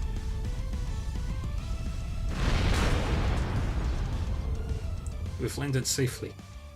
We made it. So it seems. I genuinely thought that was the end for me. I'd love nothing more than to sincerely thank whoever came to our rescue. But first... You useless lump of metal. Your lordship, what are you doing? Can't believe that fortune teller was right all along. Why did I put all my money on this ship? It has brought me nothing but misfortune. I've had enough of this miserable life. I'm not going back to Juneau. As for this abominable ship, dispose of it. I never wish to see it again.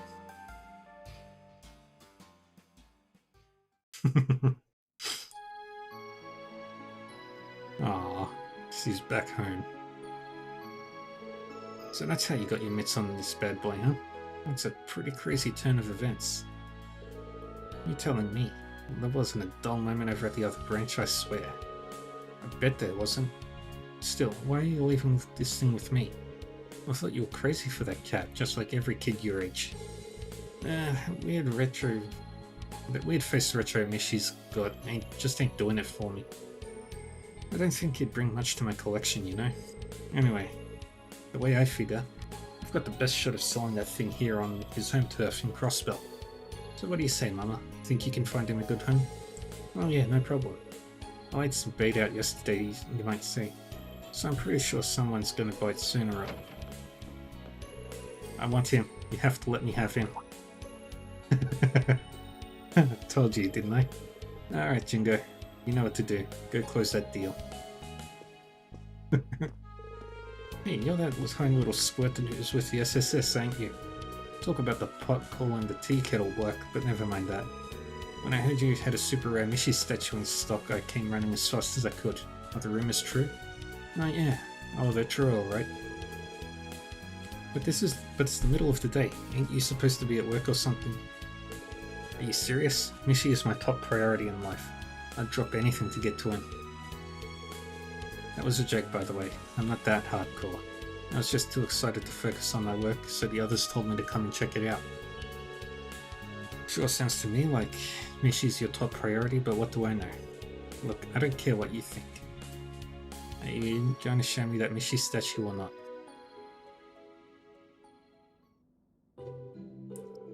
Alright, feast your eyes on this. He's so shiny, eh?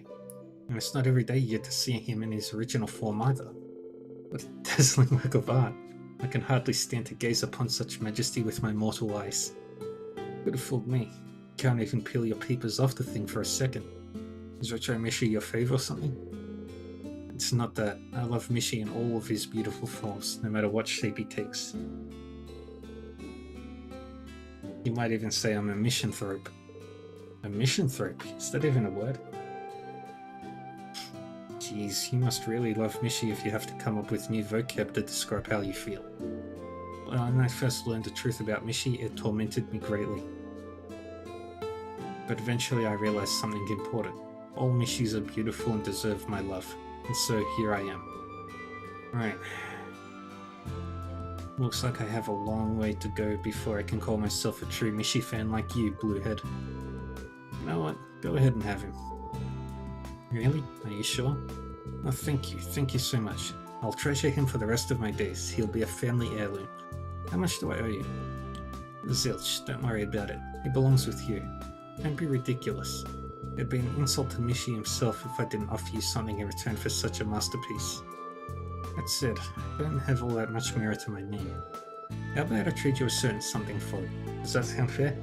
Oh, what do you have in mind? Well, the source code to Pom Pom Party. A few days later. Never thought I'd get my hands on one of these. It's a high-speed aircraft that a noble family disposed of once upon a time. The Foundation was supposed to take care of scrapping it, but other than being behind on maintenance, it's still in good shape. Getting rid of it would be such a waste. I'll make arrangements for it to be handed over as recycling, we'll call it. It would cost the Foundation a pretty mare to dispose of it, so you'd actually be doing us a favor by taking it. After all, I know you'll make good use of it, Jingo. Consider it yours. I never expected I'd end up getting something like this for that junk. That rock led to her dream and brought her happiness. And the Mods are all happiness of set. others. Paint's nice and dry. I hereby christen you with your new name, the Argo. This is the beginning of a new era for Nine Valley. Hope you're ready for some wild and crazy cargo, baby.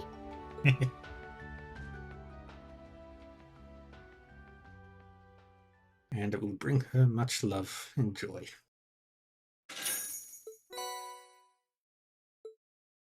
Oh, and I completely filled the bot.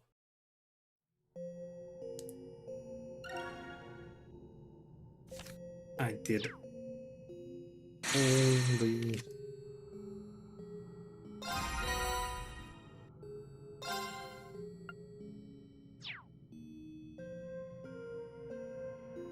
Okay.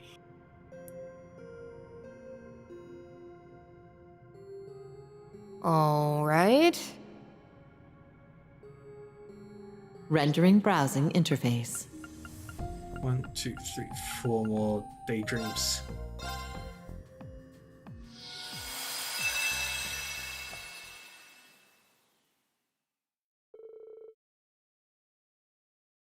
March 1207 of the Septine calendar.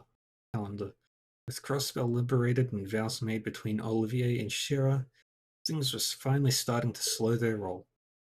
There was no better time to take a well-deserved family vacation, and so we did just that, a very special destination in mind.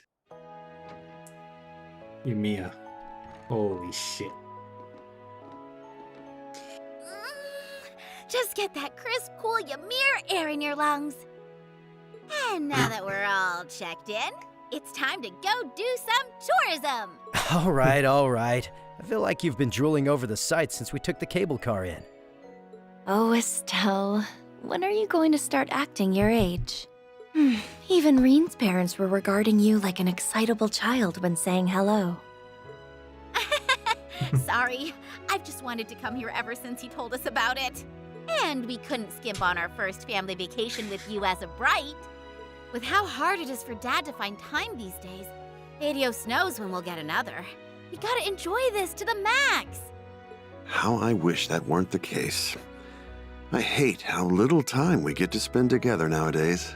In fact, I can't even remember when we had our last vacation together. And then when I've finally carved out the time for such a lovely occasion, I can't even ditch the uniform. At least they covered why he can't, why he's not in his, civilian attire. We don't mind. If anything, we've got your work to thank for picking the vacation spot to pull this off. You going back and forth to Erebonia from home to discuss their army's future meant needing somewhere close to work. So? See? Everything worked out. They told you they probably wouldn't call you in anyway, right? So don't stress and take it easy. That's in the plan. I really hope you have a great time with us, Ren. Now, if you want to buy any presents for your classmates or anything, just say the word. Oh, really? Well, if you're sure.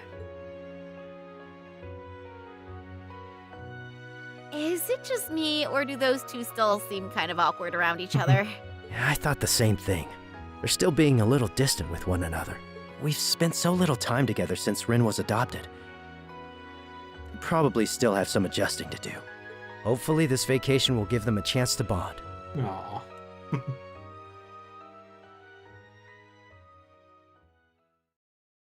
And look on the bright side. The Bright family were excited to experience all they could of Ymir. Shopping, relaxing in the footbaths, taking them to snow-kissed sights. This adventure led them out to Ymir Valley's edge, where they could see a mighty waterfall. Holy crapoli, get a load of that. Never seen a waterfall so big totally frozen over like this. Likewise, you wouldn't think it was March already. No wonder Baron Schwarzer recommended we come to see it. Something mystical about this part of the valley, isn't there? Look at that monument. It says to me this area has a lot of history. I imagine it's a vestige of old animism. From what I learned in Aaron Village, it could be used to access the spirit path. That's you. You okay there, Ren? You aren't the most dressed for the weather. Yeah, I'll lend you my jacket for a few. I'll be fine, thank you. The long walk here kept me from getting too cold. I just need to move around a bit more. I'm sure I'll warm up in no time. Well, if you're sure. To be young again. I'm laid to high heaven, and all my limbs are still going numb. Where did you go, Estelle? Well, my metabolism is much better than yours. Hey, talk about a cheap shot. I've been itching to get a good snowball fight going since I got here. Besides, I believe someone just said something about warming up through physical activity. I'm here in uniform today, so I can't play around too much. Or can't I? Oh, so there is some fire in that belly. It's not as though anyone is around. I accept your challenge. You'll need a walk to get back to your meal once I'm through with you. Prepare yourself for a snowdown throwdown.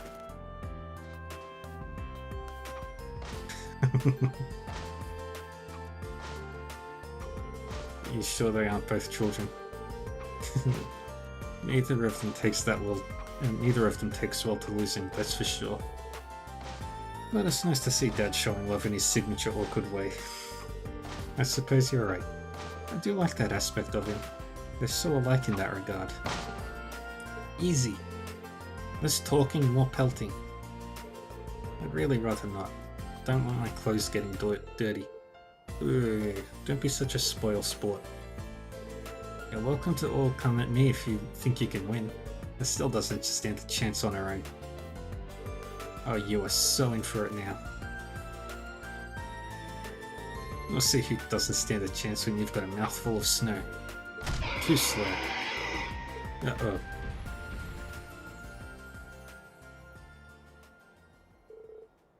This is not ideal. Oopsie. Sorry about that, Mr. Boar. Honest mistake. I don't think he's going to accept your apology. I kind of started this, but we can't have him causing a scene here. Here we go again. See if you can subdue him, but don't hurt him more than necessary. I know.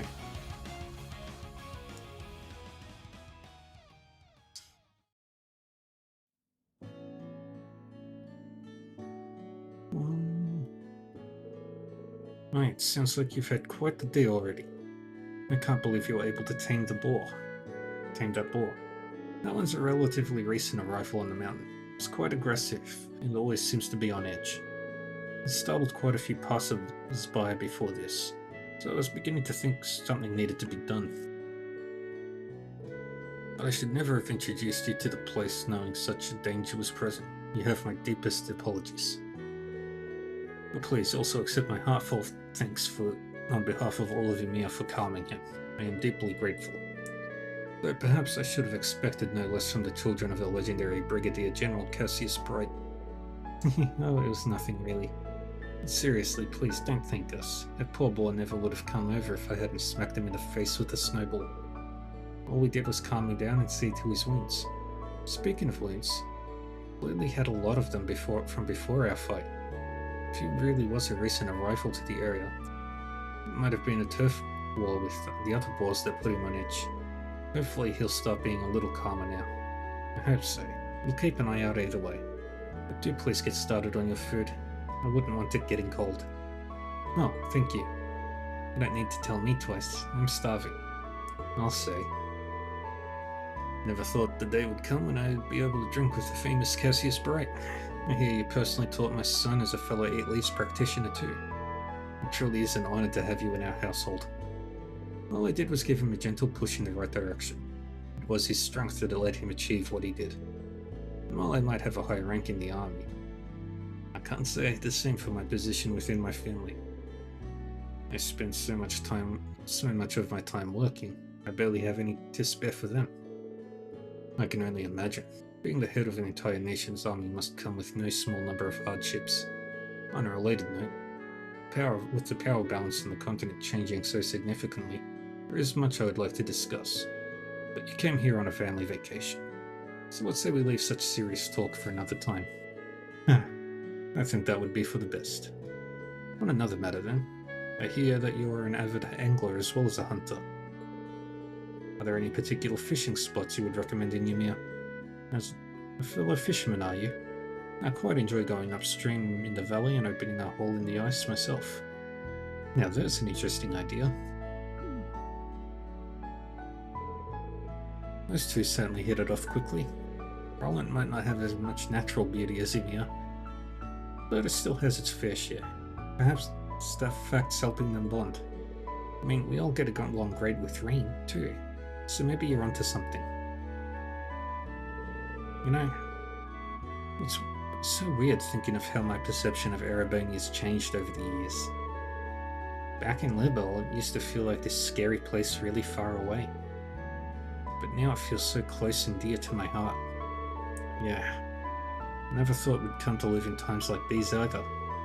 We lost a lot along the way, but I'm glad we can finally live together in peace like this. Together we enjoyed a delicious meal as we told stories about Reen in Class 7. And before we knew it, it had gotten late, so we returned to the Phoenix Springs and went for a soak in the hot springs.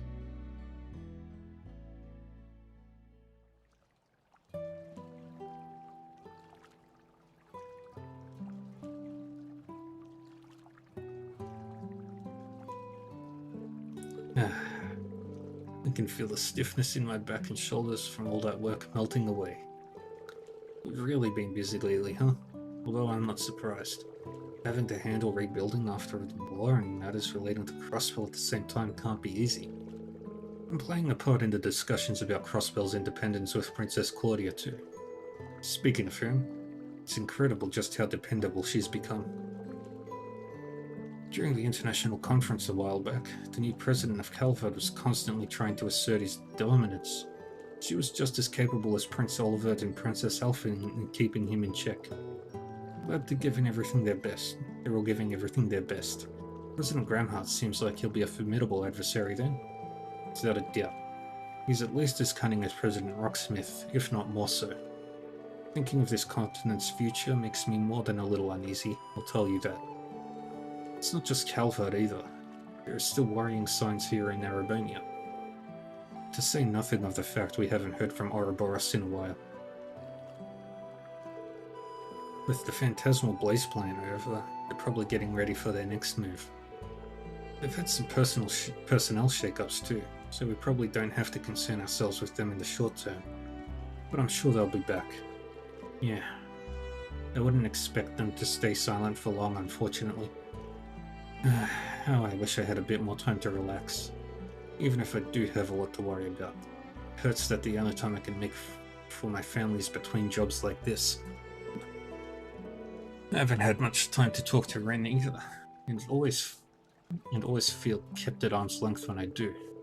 I haven't been able to give you all the attention you deserve. I really want to going forward. I believe I speak for everyone when I say we'd love that. I don't think you need to worry too much about things with Ren though. Right now you're just not used to one another, so you're both uncomfortable letting the other get too close. As long as you don't give up, the wall between you will break on its own before long, I'm sure of it. You really have matured, Joshua. I hope you're right. Ren's part of our family now, so I want her to feel like it. Incidentally, when are you and Estelle planning on getting married? Where did that come from? All this talk of families just reminded me. When I saw Sherazade all gussied up, it made me want to see my daughter like that one day too. So I wondered if maybe there was something holding you two back. Well, can I get an answer? As much as it would pain me. If you were to marry into the family, I could allow that. Is this really the best time for this discussion?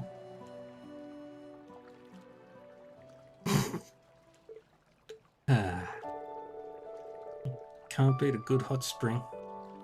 Not even with a stick. It's like my whole body's on express flight to Relaxville.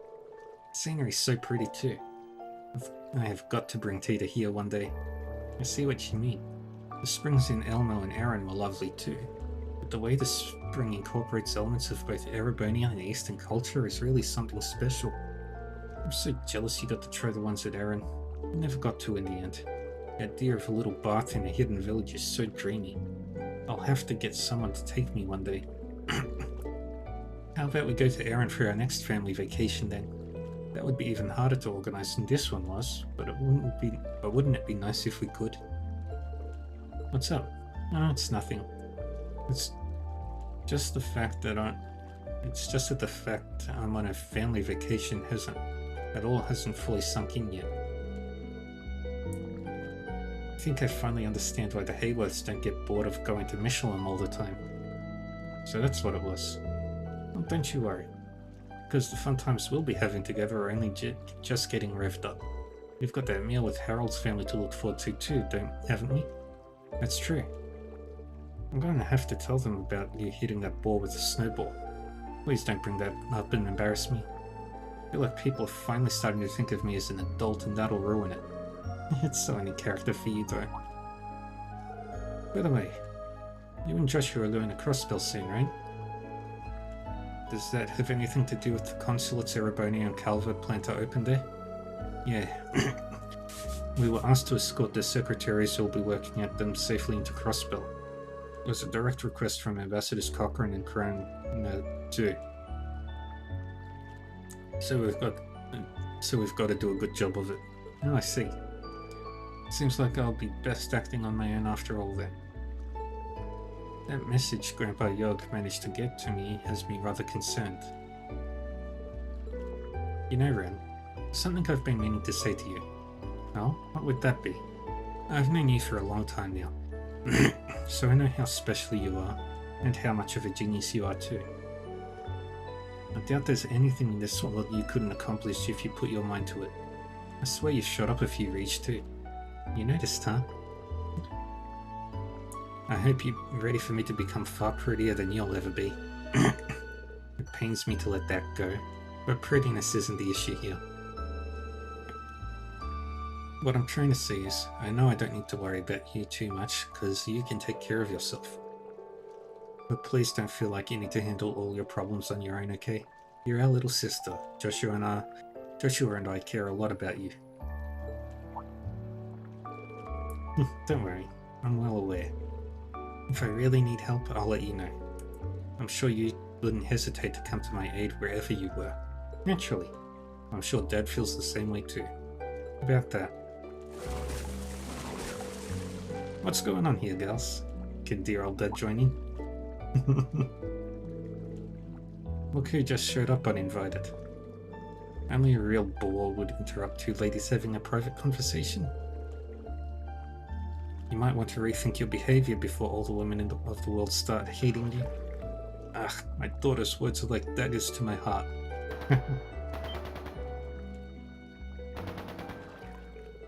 Is that gunfire?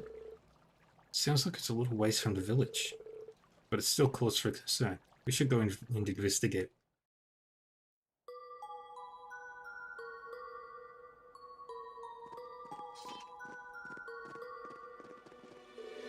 I didn't expect all of you to show up. It's not like we could just ignore the sound of gunfire. Do you know what's going on? Not yet, but there seems to be a battle going on in the valley. Occasionally we can hear the sound of a boar's cry amidst the gunfire too. There's no sign the village is in any danger so far. This isn't something we can ignore. Could we ask you to stay in Ymir for now until we know it's safe? Your consideration is appreciated, but we're no ordinary tourists. We'll take care of the investigation. Could you make sure everyone in the village is ready to evacuate in the meantime? But... you know, you're probably right. This is a task best left to bracers. As long as you are here, you are our guests. So please take care. Will do. This time I won't stand idly by. We need to repay our hosts for their generosity after all. Naturally, that goes for me too. We're counting on you both. Wait, do we get to have Cassius in the party? Please?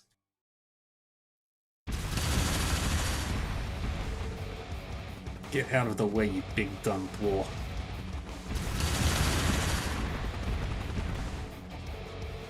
Give me a break. Must know you can't hurt me by now. Just get lost. That's enough. I thought so. It would be you again, wouldn't it? What are you even doing here? Estelle Bright? Why are you here? And why do you have two ex-enforcers and Cassius Bright with you? I feel like we're going to be running into you for the rest of our days. If it isn't Gilbert Stein, steward of the former mayor of Rouen, you're still wanted in Libel, I'll have you know. I just finished making you better and now you're all hurt again. Run along now, okay? As for you, I heard you had shut down with your ship last year. You just keep coming back like an irritating little weed, don't you? How dare you call me a weed? I'm more like a dandelion that can grow anywhere, even in the most arid desert. Dandelions are weeds. That's not a very cool metaphor. Just pretend I said something dramatic and awesome, alright? Why don't you spare us the wordplay and tell us what the heck you're doing here? Why were you attacking that poor boar? It was just out here trying to live its life. I'll have you know that he attacked me first. I was doing some shooting practice when he showed up out of nowhere. Why must my life be so full of woe? I wouldn't even bother with a stupid place like this if I didn't need to knock that smug rookie down a peg. I don't even know what you're rambling about anymore. This is a place of natural beauty. You can't use it for target practice. Wait, so that's why... Yeah, imagine that bull was fighting to protect its territory. Anyway, you've done enough damage already. Surrender and come quietly, Gilbert. Why don't you get out of that machine so that we can talk? As if. There's no way I'm coming out. This is bad. I don't like my odds against the two ex-enforcers, never mind Cassius Bright. Can you get out of this with my usual pretending to beg for forgiveness act? No, they're not gonna fall for that. Oh, why am I even worried? If that rampaging boar couldn't overcome my defenses, what chance do they have? I can fly. If I beat Cassius Bright, Ouroboros would totally make me an enforcer on the spot. You just try and beat me. You're gonna regret ever challenging the great Gilbert Stein. Yeah, we'll see about that. Come on, Joshua.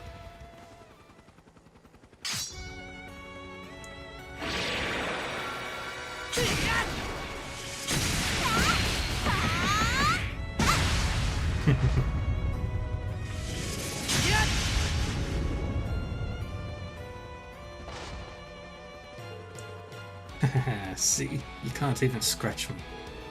The heck? Since when was this thing so tough? That barrier is extremely powerful. All that time spent kissing Professor Novartis' ass paid off when he added this feature to my G Apache. Now it's invincible. No one can get through this barrier. Not X-Enforcers, not Cassius Pro. I'm going to enjoy slowly filling you powerless fools full of lead. Okay, I'm calling shenanigans. Either way, it's not wrong that it's going to be difficult to penetrate. Unfortunately so. A high-density barrier like that could repel even a point-blank shot from a cannon. I don't remember that Geopachi being able to generate this much energy, which means... Huh? Where'd my barrier go? And, Ow, ow, ow. Why is this thing so hot all of a sudden? Mobile engine, 278% overcapacity. Activating self-destruct. What? I think it's going berserk. It's not going to blow up, is it? I'm afraid it looks that way. A Craft's orbital engine was never meant to power such a potent barrier. Could the professor's mind have been elsewhere when you begged him to add that? He did a very shoddy job. This can't be happening. We can't let it detonate on a snowy mountain like this. It could cause an avalanche. I'm with you there. We've got to stop it from exploding so no harm comes to Yamiya. Leave this to me. I'll launch that craft high into the air so it can explode somewhere safe. Can you even do that? That might be easy even for you, surely. This is nothing. But I will need some time to gather the energy for it. It's going to be a gamble whether I can direct it somewhere it can explode safely, but I'm sure I can pull it off. It's times like these when I've got to be a dad you can be proud of. We believe in you. I'm not opposed to a gamble, but I can help make your odds a little better. While I'm helping by time, I'll use the Velis terrain and climate to calculate the safest place for it to detonate. Perfect. I'm counting on you then. Can you two help her buy time? Yeah, because I was totally gonna sit here making snow angels. Alright, let's do this, guys! Right behind you. Let us begin. Watch yourself. This will be tough.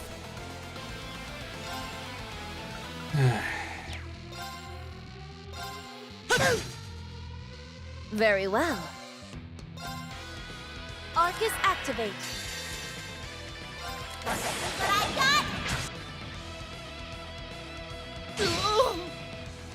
You're finished! Very well. Activating drive. Ready to go. Imbecile! Not a chance. You're finished!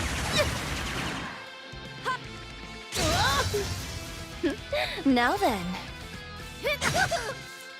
Ready to go.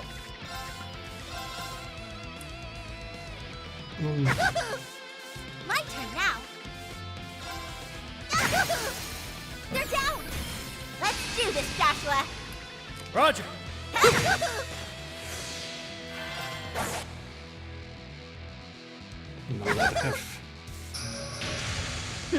Now then.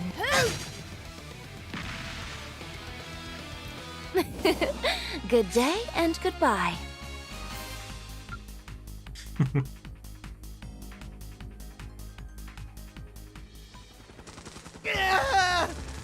I say, you useless lump of metal! Helios! Spare me! Yeah, Ren! It's all up to you now! The safest location to detonate is at 9 o'clock. Got it. Leave this to me. You've got this! I believe in you, Cassius. Dad. Oh. Whether it's Cassius or something else, I'm just happy you think of me as family. But I have to admit, you calling me Dad does get me a lot more fired up. This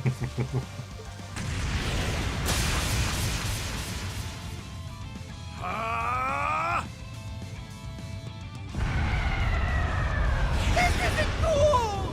Why does everything always have to end like this? I'll be back! Because you know what Gilbert Stein never does? He never gives up! I love Gilbert. He's so stupid.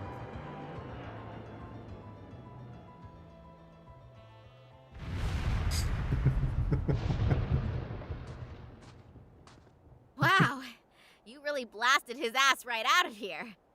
With no sign of an avalanche either. I knew you could do it, Dad. You can be pretty cool. Sometimes. Whew. Well, I could have done that in my sleep, but I owe most of it to Ren, really. You should take credit where it's due. Very nicely done, Cassius. It's okay if you keep calling me Dad, you know? Nope. Cassius feels more right to me. I think the wall between them finally came down. Yeah, that's another problem solved. With that, peace was once again restored to Ymir. We made our way to Gilbert's crash site just to be sure, but we couldn't find him or his archaism. Finally, I could believe for even a second that it was the last we'd see of him. After that, we found the injured boar and nursed him back to health before returning to town. Baron Schwarzer offered us a more formal reward for the help, but we were just doing what was right, so we turned him down. Then, before we knew it, the day was over, and our happy vacation came to an end. With hands full of souvenirs, and the Baron and Lady insisted on in lieu of a reward, we huddled to say our final farewells.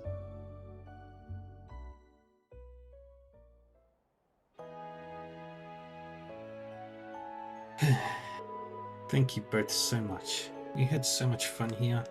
I'm really sad to have to say goodbye.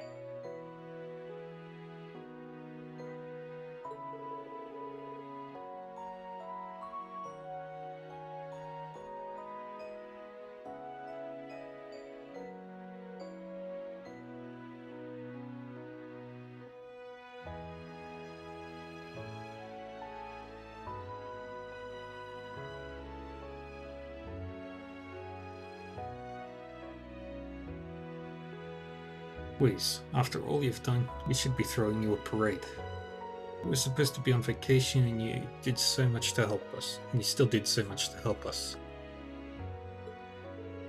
I don't feel as though we gave you the welcome you truly deserved given all you have done for our son. Not at all. You were extremely gracious hosts. From my family to yours, we're incredibly grateful you allowed us to take such a wonderful vacation. Yeah, if anything, we'd like a little excitement in our lives. I can say for certain that we were never bored, and it was our pleasure to get to help Reen's hometown. I made some great memories here too. I'm delighted you all feel that way. You're all welcome to return anytime you please. We'll have springs and food waiting for you. You mean it? We'll have to bring all our friends next time. Thank you again for everything. Please give our regards to our Ashen friend and his sister too.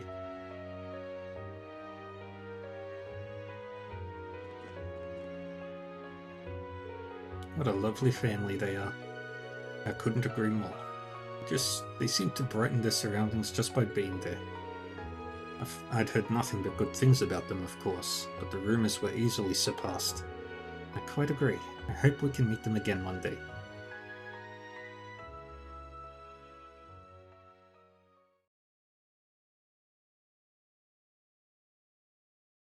A look on the bright side.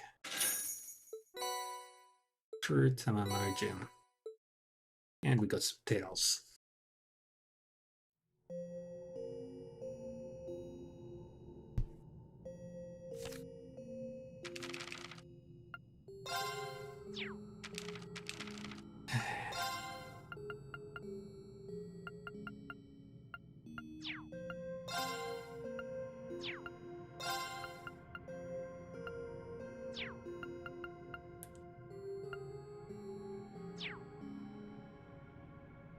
Rendering browsing interface. One step forward.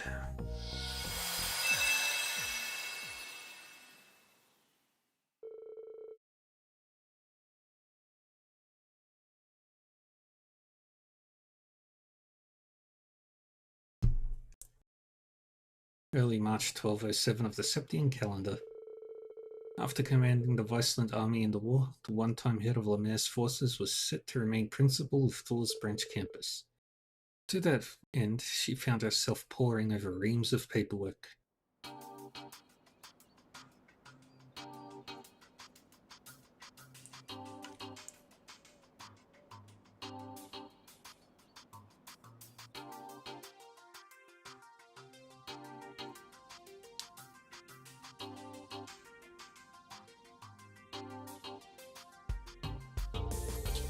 Yeah, I suppose it's about time for a break. When I first took this position, I never thought I'd stick with it. But thinking about the changing landscape of the continent, there's great significance behind staying here. I never planned on going back to the provincial army anyway. I need to put my all into being the principal, for Lady Meldane as well. Reevaluating the structure of the Thor's main campus and the revival of club activities. The main campus is going to see major changes, and the branch campus is going to expand in scope. In addition to a reshuffling of the teaching staff, more hands will be brought on board, and the number of students will increase greatly. For now, it looks like I'll be in charge of the arts. Instructor Mary and I will have to coordinate not just when it comes to classes, but clubs as well. If I remember correctly, she's currently back home taking some time off. I remember when she came to me to talk about her romantic woes. It was at the farewell party on the night before the Battle of Yormungand, and I believe Wallace was there as well.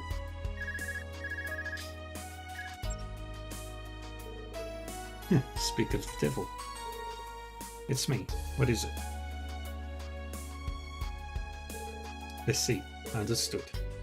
Well now, this should be fun.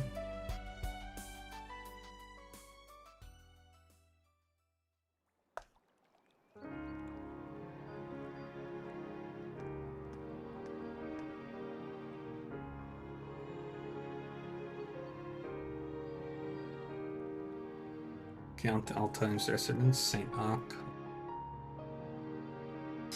Mary. There you are, Mary. I'm sorry for asking you here during such a busy time of the school year. I even caused you to use up some of your valuable vacation time.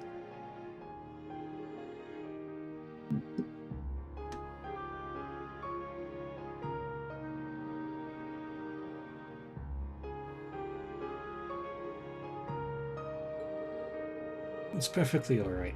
I managed to finish everything I needed to do. I'm thankful for the opportunity to take a break and come home for once. So, what is it you wanted to speak with me about, Father? Well, you see, I'm happy that your career is going so well. However, I suppose there's no sense in beating around the bush. What exactly is the status of your relationship with that man? You mean Makarov? Yes, him. That scruffy-looking Commodore with no sense for the fine arts. I learned you two had been seeing each other for over a year, the night before the Great War started. It was still just a phone call, but I could tell from speaking with him that he's a strong-willed sort of man. He's even Professor Schmidt's second disciple. However, what exactly has he done in the half year since? He's still yet to give you a formal proposal or buy you a ring.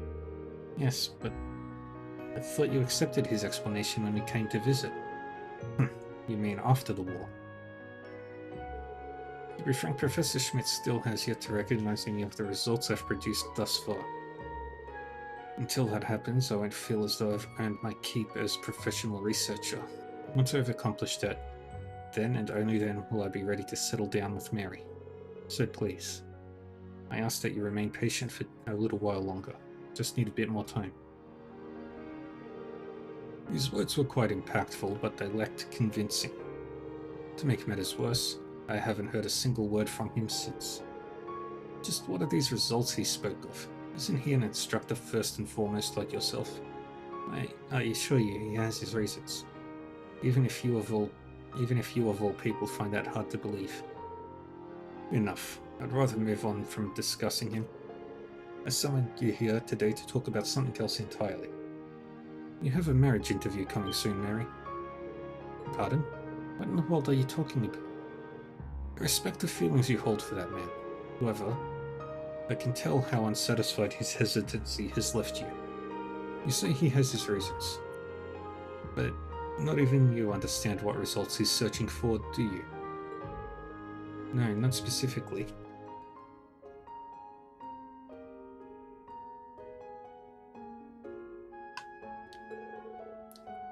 but he still has my support regardless. That may be, but I can't simply stand by and let you wallow in suspense like this. As for this interview, someone very respected was willing to arrange this meeting. It would reflect poorly on our house too, should you refuse to go through with it now. It's scheduled for tomorrow. I can expect you to be there, yes? This is also sudden. You've put me into a position where I can't refuse. Let me be clear, I am not forcing you to marry this person. I simply want you to keep your options open. And they say, experience is everything in life.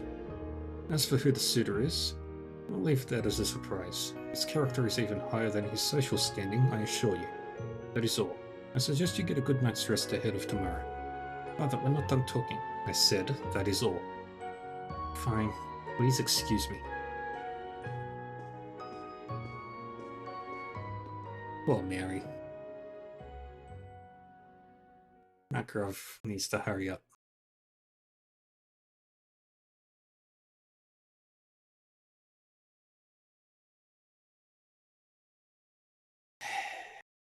That night.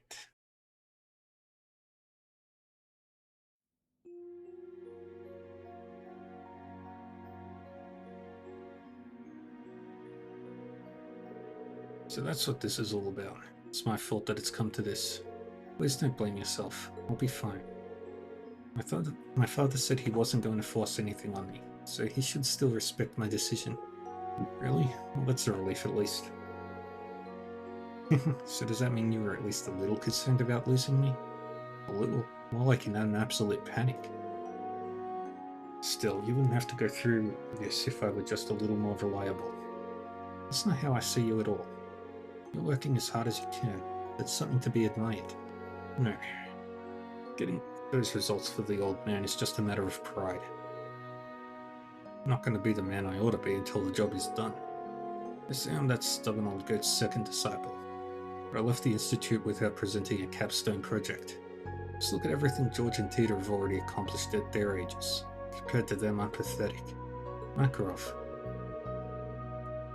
So, would you happen to be at the branch campus's research building again today? Yeah, Einhell Cape is here, and that makes for the perfect testing ground. Main campus is no slouch. But this is sort of the professor's home turf. I suppose it would be. I take the details of your project as still confidential then? Yeah, sorry about that. It's all got to stay under wraps until it's complete.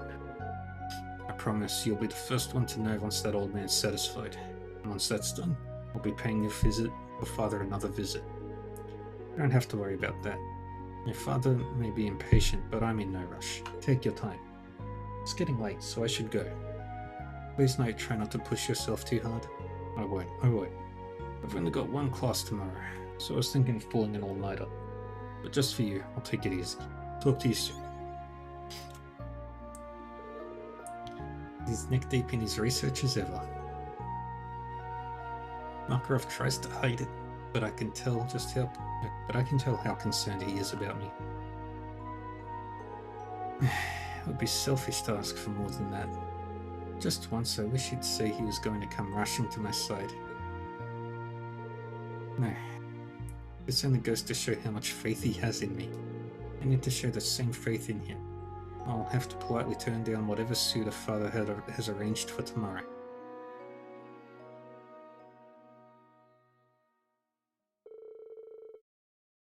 And so the day of the arranged marriage meeting arrived. Much to everyone's surprise, the mediator for said event was none other than the ruler of the Sutherland province, Marquis Hyams. However, the arranged partner Mary was to meet came as an even greater surprise.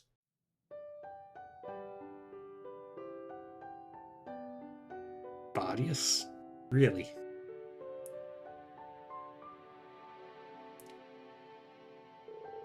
Brigadier General Wildless? No, excuse me. You were recently promoted to Major General, as I recall. It's fine. I wouldn't expect you to call me by my rank anyway. I believe the last time we saw each other was the evening before the Great War. Yes, I believe so. It's good to see you again. But there hasn't been some sort of mistake, has there? Don't be so rude, Mary. Please forgive my daughter's behavior, your lordship, Major General. It's alright. The surprise is understandable. Major General Bardius has quite the reputation in Sutherland. He's hardly known as a ladies' man. He's been approached about potential partners for marriage before, but he's never accepted even once. So as the Marquis says, this is my first time meeting with a partner for an arranged marriage. That's because I never felt anything toward a potential suitress until now. Although I have only met Lady Mary once before, I became somewhat of a secret admirer of hers. What sort of man would I be if I let an opportunity like this pass me by? I had to accept. You hate this daydream? It's gotta be done. You feel that way about me, Lord Wallace? Well then, I'm happy that my daughter won the favor of a man such as yourself. Father, I recall speaking with Lord Wallace and Lady Aurelia about my romantic troubles at the night of that party. He should know how I feel, so why is he doing this? In that case, I imagine things should go quite smoothly.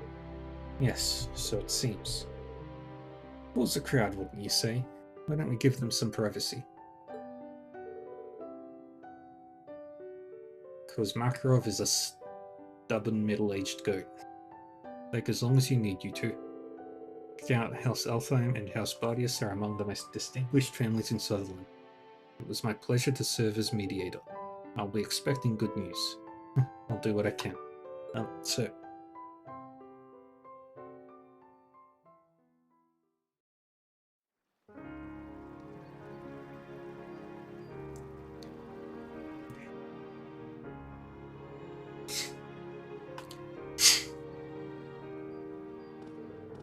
St. Ark truly is a wonderful and charming city, don't you think? Before it was the chalk colour it is today, it was the shining white beacon that served as the capital following the calamity of the Dark Ages.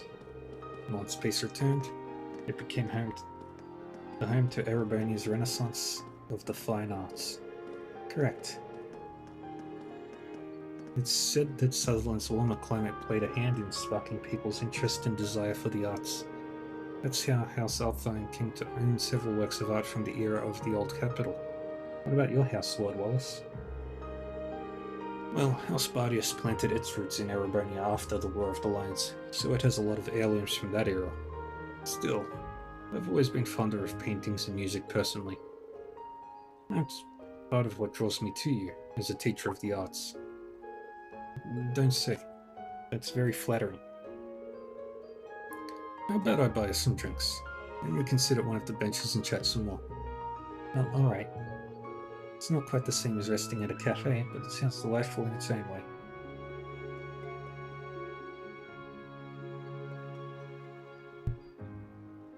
Ever the gentleman. Huh, I never thought of it that way. It's just my own personal interpretation.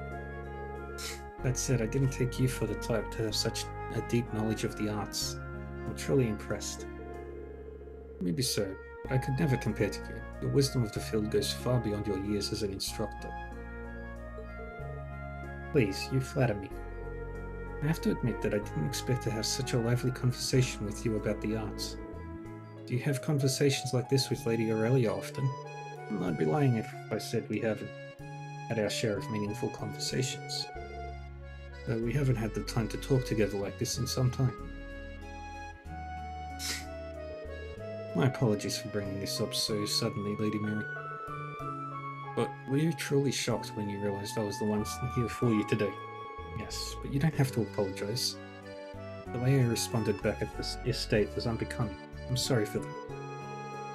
I believe I've fully gathered my thoughts on the situation now, and I better understand your true intentions. Do you now? I haven't forgotten the advice you gave me on matters of the heart during the send-off before the war. If I had to guess, you're doing this to help my family retain its respect. You took this meeting knowing full well how it would end, didn't you? I'm truly sorry for getting you involved in House Alfheim's internal matters. Not at all. I believe there's been a fundamental misunderstanding between us. There has? I spoke the truth when I said that I was quite fond of you. Did you think those weren't my true feelings? Pardon? I'm well aware of how you feel toward Makarov. Given that, it may be uncouth of me to confess my feelings to you now of all times. Though just the same as him, I'm at the age where it's time I start to seriously consider marriage, even if there are obstacles in my way.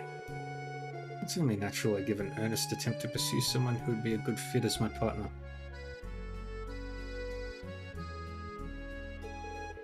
And that someone is me. Yes, and it all started on the night of that party. I saw wholeheartedly and loyally you cared for Makarov. Irrational as it may be, that drew me to you. So much so that I quietly grew to resent him for making you wait like you have. Couldn't help but think that I would never treat you that way. I'm aware that confessing these feelings now will only increase the burden that's weighing on you. But I couldn't simply give up. I'm a stubborn man who let his pride get in the way. I'm sorry, Lady Mary. I can only imagine how confusing this must be for you. Nevertheless, I want you to understand that my feelings are genuine. Is he serious? But if you still don't believe me, then there's somewhere I'd like to have you accompany me. Would you do the honor?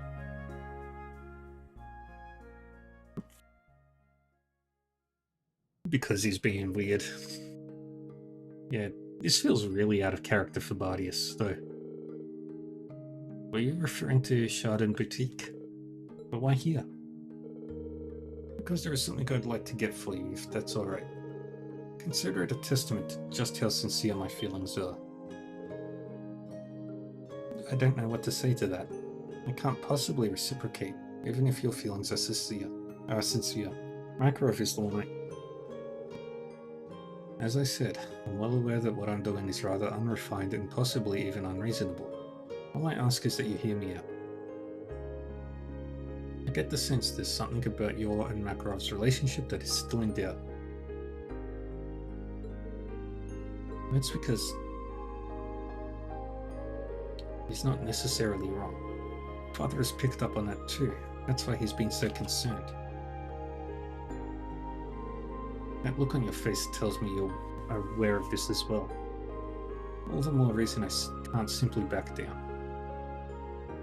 All that Mary had to do was just go, Makarov, just buy the fucking ring and hurry up.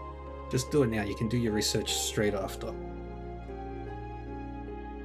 What's this? I know a ring would be a bit too sudden, but I hope you can accept this. Wallace presented Mary with a stunning corsage. Is this a marguerite corsage? That's right, in the language of flowers, the marguerite means true love. It represents my feelings toward you. True love. I also ask that you consider social standing. As two people that both come from noble houses. I'm only the son of a baron, but I do have an accomplished military career under me. That seems to be enough to satisfy Count Alfheim. And as a man, I'm confident that I can make you happy. Given the direction things have gone since the war, I suspect the next era will be a trying one for the nobility. Our house could support one another through it if we were together. I suppose that's true. It's alright, I'm not asking for an immediate answer. My only hope for today was for us to get to know each other better. I know how unreasonable it would be to expect an answer so soon. So I think we should end things here. I'll come for your answer tomorrow.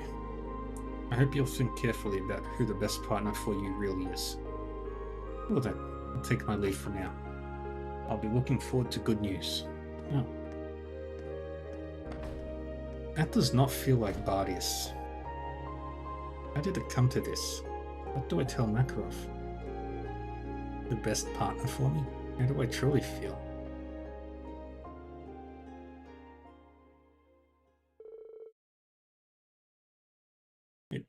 Bardius is straight up supposed to be like honorable.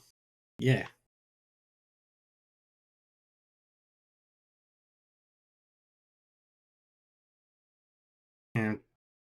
everything, and from all the background conversations and other conversations that both Aurelia and Bardius have had, those two belong together. And so the following day.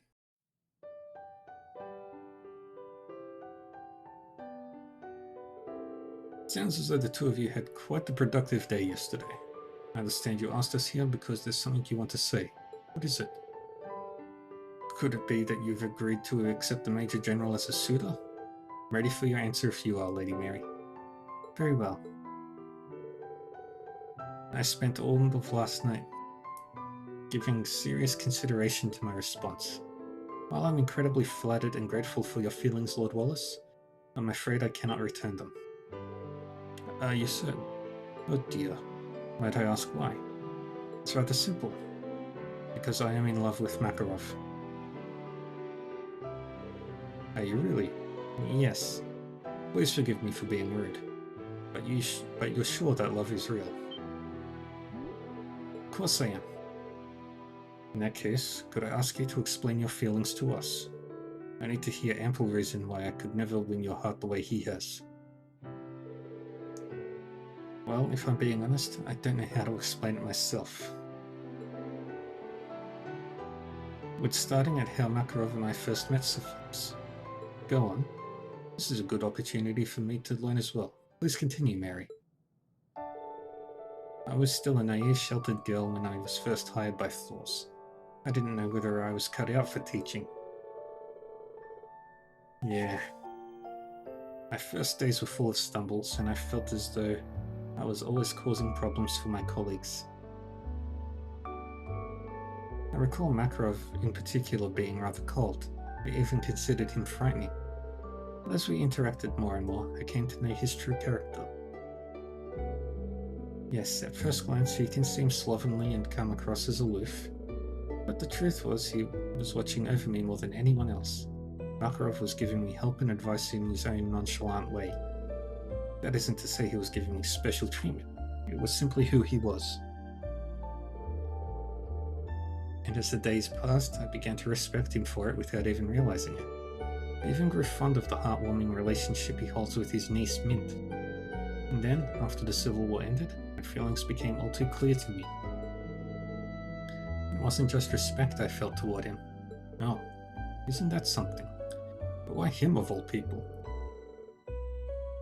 Father, does the 10-year age gap and difference in social standing bother you that much? I don't believe any of that matters when it comes to matters of the heart. Well, I understand that I'm a sheltered woman who lacks enough life experience to lecture anyone on the matters of the heart. But I believe in my heart that my love for Makarov is true, and I wish to make our love come true. And so, I must apologize. Perhaps it would be better if we forgot this arrangement was ever proposed. So that's how it is. I see how deep your feelings for Makarov run now. Then, does that mean you... You feel that strongly about him, Mary? How could any of us deny it after hearing all that? I would urge you not to be so hasty, Lady Mary. Really, Aurelia. That voice, is it... Hey, I was wondering where you were.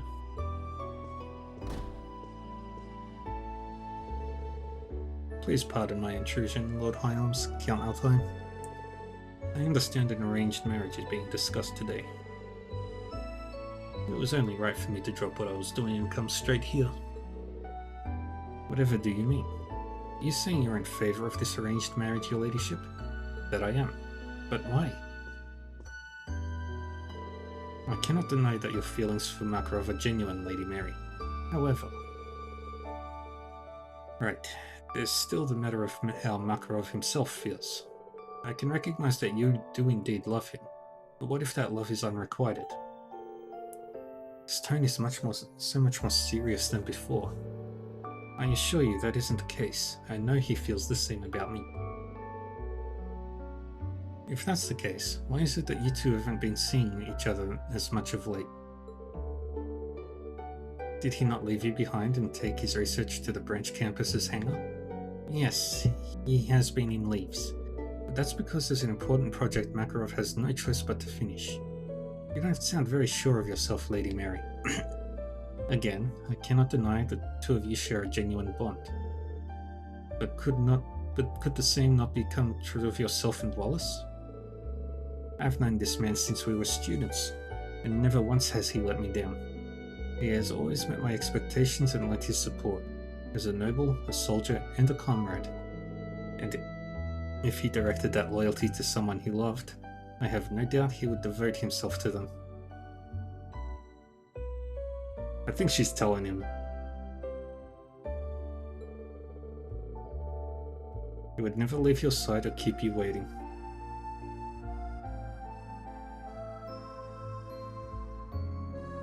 He would live up to your expectations and become a better partner to you than Makarov ever could. Aurelia, if you love Bardius so much, why don't you marry him? Something tells me you suspect that as well. Why, even Count Le Guin recognizes what kind of man the Major General is. Mary, I understand how sincere your feelings are. All I want is for you to choose a partner who will prioritize your happiness above all else. That is my only wish as your father. I'm no father, but can't possibly change how I feel so easily. What can I say to them?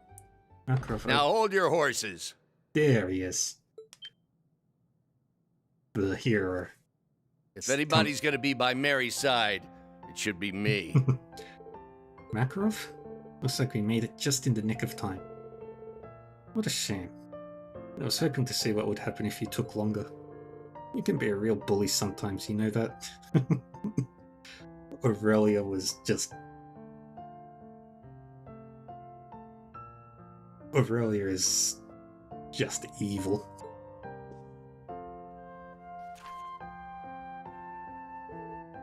What are these? Well, well. Looks splendid. Is this the machine I've been hearing so much about?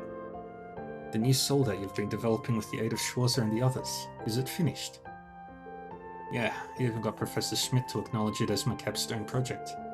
It'll still be a while before it's announced to the public, so keep this a secret. But now that it's done, there's nothing stopping me from standing by your side. I'm finally a man worthy of you. Oh, Makarov. Worthy, huh? A little ironic, wouldn't you say? The project is what kept her waiting and led you to interrupting an arranged marriage proposal in the first place. I'm not going to make any excuses.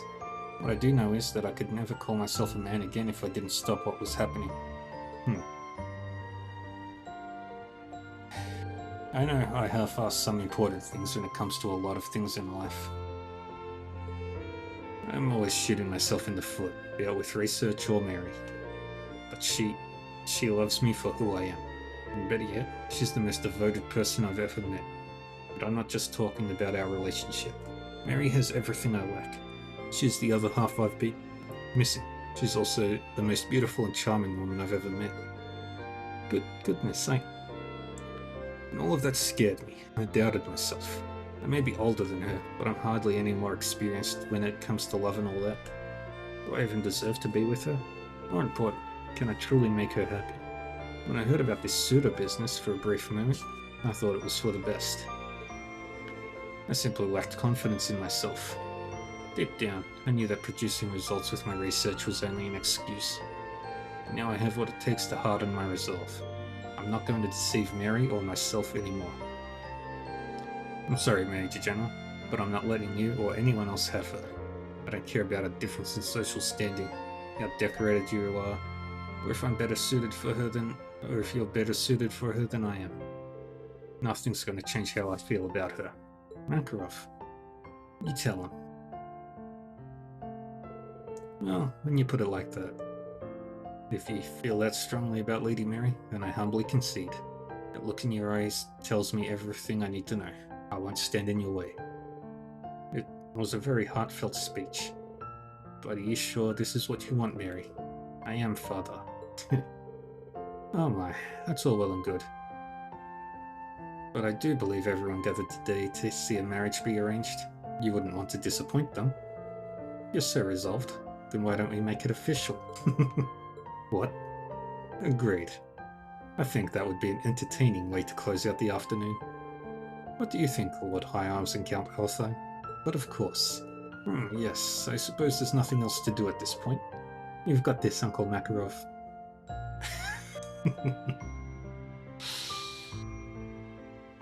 Okay, a happy ending. I'm not a perfect man. I'm still immature in a lot of ways, and I know I can be a handful at times.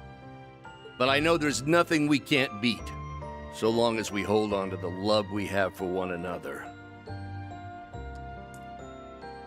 You're someone I need in my life, Mary. So, please, will you marry me? Oh, Makarov.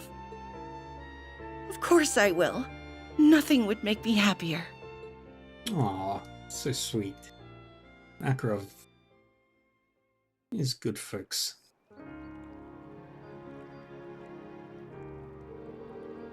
I really do appreciate your concern and help through all of this. Sorry about all the fuss, your lordship. No need to apologize. I'm grateful I had the chance to see something so wonderful today. Don't mention it. Something tells me things would have worked out between you two even without the theatrics. Oh, and about the Marguerite corsage I gave you yesterday. Consider it an engagement gift from me to the both of you. Lord Wallace, does that mean you planned for all of this from the beginning? Sheesh, how am I supposed to top that? I'm sure you'll have plenty of opportunities. The General sure did take me for a ride though. Whatever do you mean? Wallace was the one who requested my help. But after reflecting on it, I thought it would be more interesting to set him up with you. And I wouldn't mind arranging for it again, should Sir Makarov here fail to meet my expectations. I'll pass on incurring that wrath, thanks. Really are something else, you know that? Pardon me if I'm being too presumptuous, Wallace. But perhaps it's time for you to take a step forward as well? You got me there. Oh, want to tell us what's so funny? Pipe down. Keep your nose out of other people's business for once. Aw, come on. Aurelia's gonna get ambushed. You two wouldn't have gotten together in the first place if it weren't for me. She's not wrong. I feel like I owe Mint a lot for pushing us together a few years ago. Sure, but don't go encouraging her. That's a slippery slope. But I guess I owe it to you for coming with me today. It meant a lot. That's more like it. You're very welcome. Geez, how many times do I have to tell you to be more honest about your feelings? Don't let it go to your head, kid. Regardless, today has been a joyous day, wouldn't you say? As long as you're here, could I interest you in joining us for dinner?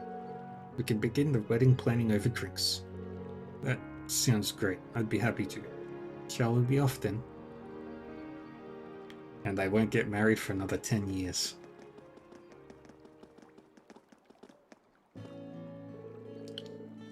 People have a way of defying expectations, don't they? Lady Mary was certainly surprised. But I also didn't expect Sir Makarov to fight so valiantly. Know what you mean. Maybe I could learn a thing or two from him. Oh? From the sound of it, you were courting her with everything you had. I find it hard to believe it was all just a performance. You can say. Anyway, Lady Aurelia, if you have some spare time, would you care to cross blades with me? After a practice duel, are you? It has been a while since we last did battle. Very well, on the condition that it be on horseback. Are you sure? Why not? I'm feeling nostalgic for the duel we had during our academy days. It's a memory that I could never forget. My only regret is that there was no victor. Do you really consider it a draw? I was the president of the riding club, and you were a fresh-faced first year. You may as well have won. Not at all. I've never been satisfied with that result. I know when to admit defeat. We really do have a phenomenal first year on our hands. To the victor goes the spoils. Since you won, you can make one request of me as the club's president. What do you desire? I don't believe this to be a true victory. Though I will answer your question, even if it was a draw. My goal is to demonstrate the potential of the sword, and to do so, I'm to become the commander-in-chief of the world itself. Young Aurelia. She's got that Aurelia sass. Should ADS allow that to pass, then my wish is for you to support me as my right-hand man. That day really takes me back. In retrospect, that was probably where it all began. Why the smirk? It's nothing. Just thinking this is a good opportunity. I'll face you with everything I have, so that this duel's outcome will be more to your liking. Will you now? I should be the one telling you that. I have no intention of losing here, Sir Wallace Bardius. I can't remember the last time you were so formal to me. But enough talk. Prepare yourself, Aurelia Le Guin. And they dueled all day and all night.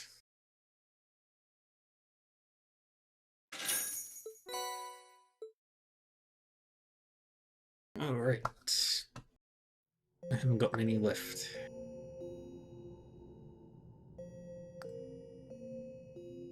Slab of Reminiscence activated. Thor's open house.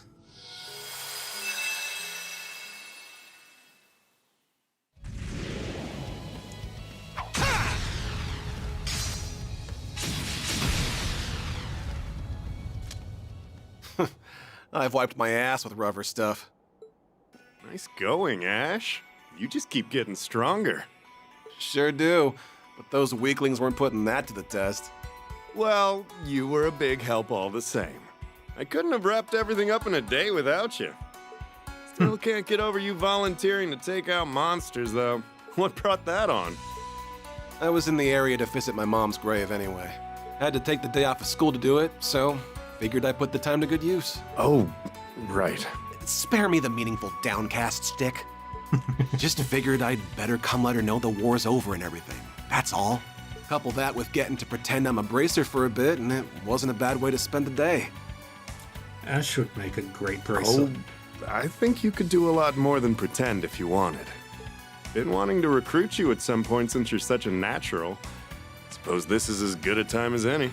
Give it some thought, yeah? You've still got a year to decide what you want to do after graduating. Like I said, I was just trying to make the most of my day. I could totally see Ash becoming a bracer.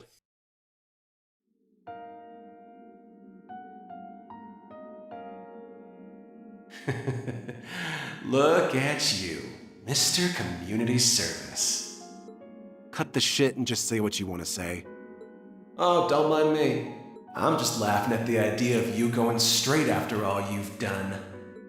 I never committed to being a bracer. Of course you didn't. You're just looking for somewhere to run. When Zephyr invited you to join them, you should have accepted right then and there. I still had things to take care of. But not anymore, right? Now everything's all wrapped up with a pretty little bow. What a damn joke. Yeah, boy. In the end, your assassination attempt got hand-waved as a false report, and here you are, living a charmed student life. False report, my ass. It was regicide. Regicide! For you to get off scot-free, there really is no justice in this world. It's only regicide if the Emperor was actually killed. Look, I know I have to atone for what I've done. And as long as you're inside of me, I know I don't belong with the others. Boy, you got that right, Ash Carbide. I feel bad doing this to Schwarzer and my classmates, but I'll be dropping out from the branch campus at the end of the month. Nah, he won't. 2 days later.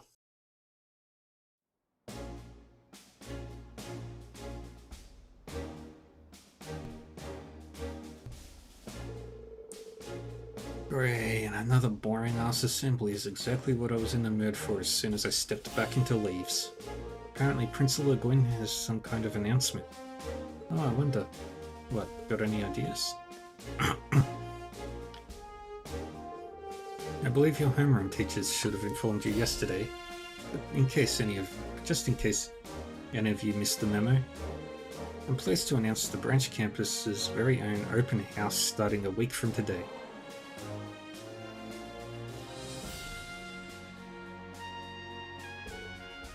Excuse me? As I'm sure most of you know, Thor's main campus hosts an annual festival. Under normal circumstances, we'd hold something similar, being strapped for time in our inaugural year. We're trying something new. As a matter of fact, we weren't planning on any events this year, but then along came something that changed our minds. That would be you students. We've all grown considerably during the year since our enrollment. Still much for you all to learn, but you're hardly the helpless little fledglings you once were at the start of the year. Indeed, thanks to your field exercises and combat experience, the branch campus has earned a reputation rivaling the main one. No longer does this school exist in its shadow, and we have you all to thank for that. Stand tall and be proud. Where enthusiasm was once anemic at best, we are now inundated with applications for the coming school year. I hope you're all excited. Soon you'll be upperclassmen to a new, fresh crop of students. It'll no longer just be us on this campus. Who would have thought? Who would have thought? It sounds rather exciting. I can't wait to meet them all in person. As you may have surmised, this open house is for the incoming class. During this time, the campus will be open to the public. You can expect many a prospective student to visit. Your job, then, is to demonstrate to these visitors precisely what the Thor's Branch campus is all about. Consider it your first opportunity to learn what it means to be upperclassmen and to set the best examples. Needless to say, please don't embarrass the school. Now then, time is of the essence. Get to work preparing for the event. That is all. Dismissed.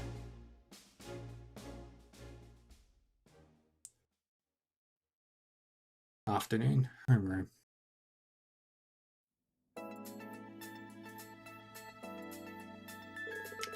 The day off will be split into two sections, morning and afternoon. In the morning will be open classes. The structure will be slightly different from usual, but you don't need to worry. You don't need to do much in the way of prep. If anything, that's for us instructors to deal with. Here's hoping you managed to live up to the period's expectations, O mighty Ashen Chevalier. Since we're having open classes though, we can't let our guards down either. Exactly. Friends and relatives might drop in to see you, so be prepared. Yeah, I'm starting to get nervous. Anyway, starting today, I want all of you to use your time after school to prepare for the afternoon section. I spoke about it a little yesterday, but you guys are the main attraction of the afternoon's festivities. Every club is going to be holding an event and inviting guests to come see them. That being said, you don't need to prepare special stalls or booths or anything. The whole point of this is that the clubs hold events that are closely tied to what they actually do on a day-by-day basis. I see.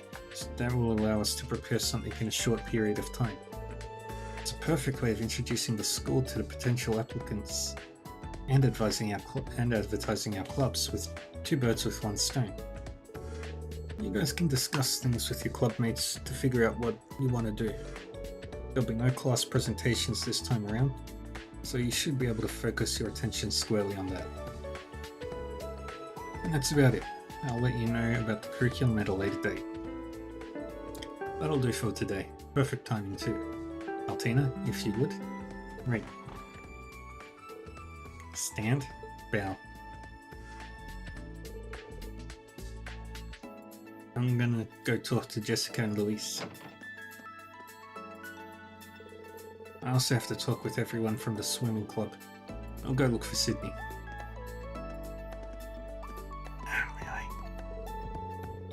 Alright, Ash. That leaves you with your duties as a member of the organization committee. What the hell are you talking about? Yeah, sure, sir. Explain yourself. Alright, I totally forgot to mention it.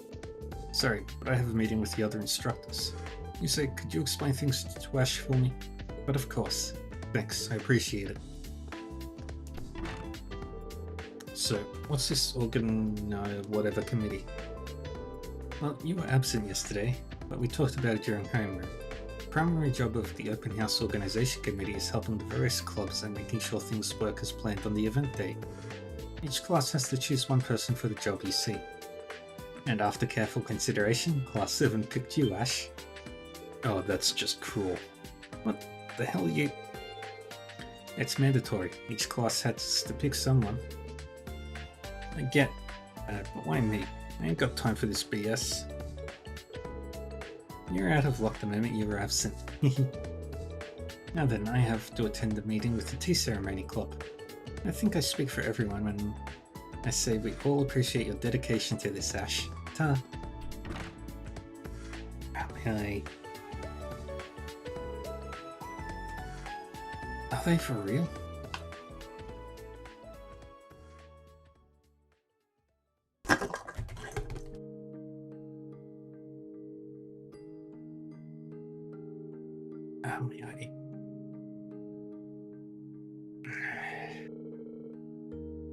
Damn it. Why am I stuck doing executive committee bullshit? Ain't like I'm sticking around this joint for much longer. What's the point? So, about the open house, Ash. Yeah? I guess we have to put something together for it, don't we? Uh-huh. Do you have any ideas? What if we give people a quiet space to read and serve them tea and snacks? That could be nice. Maybe. What do you think? I want to hear your opinion too. Yep. Ash, are you listening? Sure. You and Kurt seem to be getting along awfully well lately. It almost reminds me of one of Dorothy's books. Yes, so. Oh, Ash.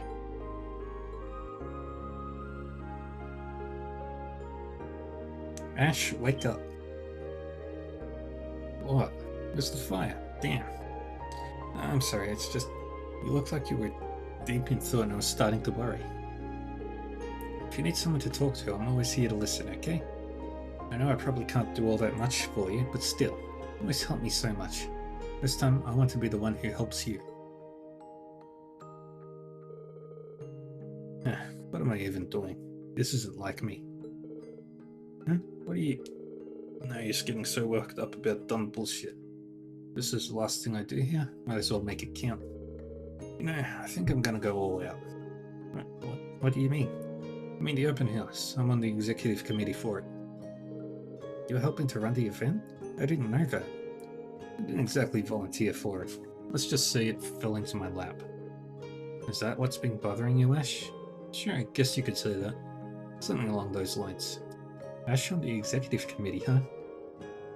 The more I think about it, though, I'd say that role is a perfect fit for you, Ash. You're going to do great. I'll be rooting for you the whole time. It's just grunt work, nothing to get that excited about.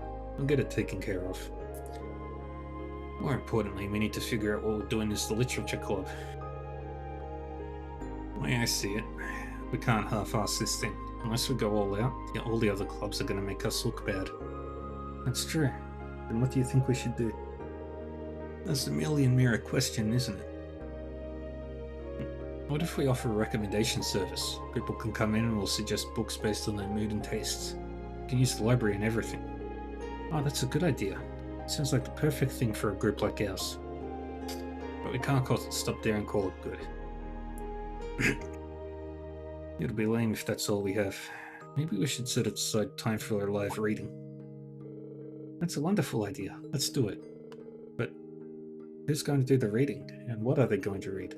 What do you mean, who's going to read? You. Who else is there in this club? Me? I can't read in front of so many strangers. Please come up with me, Ash.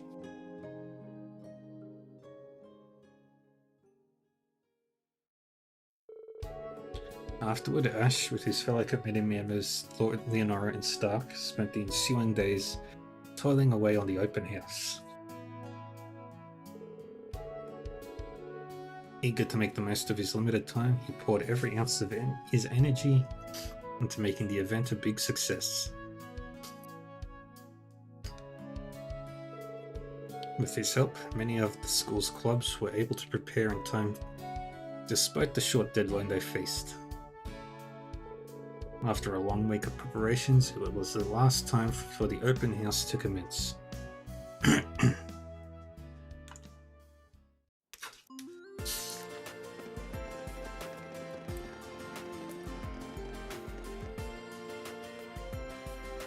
We got some in-campus peoples that morning. Public lectures, Zamirian history, some Saint Estrella girls. And just like that, a revolution took place in Calva that led to a massive transformation of its political system. In order to forge better ongoing relationships with our neighboring nation, it's important to understand the democratic ideals that form the backdrop of. It's the real Ashen Chevalier. It's much more serious than I expected. How dashing. I'm so jealous of the students here. It's ridiculously popular. Kind of feels like more people are here to see Instructor Irene than they are at the class itself. The Kurt fellow sure is handsome too. I'm so glad I got to see him today. But you're in no position to talk, Kurt.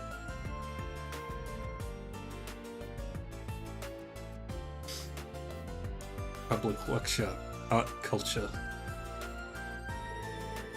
A lecture on arts at a military academy? The idea is all well and good, but I've little doubt it's not but frivolity. Come on, don't be like that. As people well educated in the fine arts, it's our duty to warmly watch over them. General Reverie, what's the Golden Rakshasa doing here? I heard she was the principal, but I didn't think she'd teach class directly. Let the lecture begin. First, to be clear, social standing and qualifications mean nothing when it comes to art. While some pieces require some measure of knowledge to understand, all interpretation is up to the person experiencing the art. I'm going to assume that everyone present understands that extremely basic concept. Am I correct? Let's check out another class. Yes, good idea. Now, today's class is open to the public. I'd love for some of our esteemed guests to speak about the arts. Principal Le Guin is not to be messed with. I feel for them, but they did this to themselves.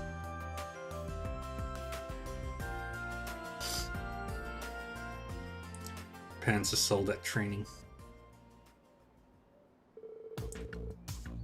Man, mock battle between students, talk about a letdown.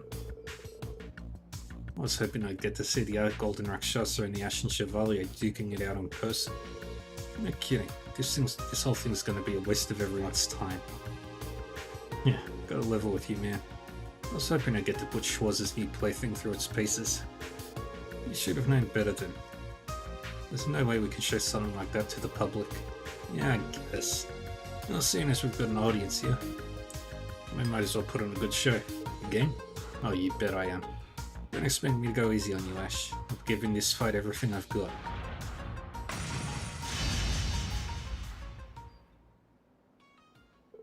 Ready, set, fight.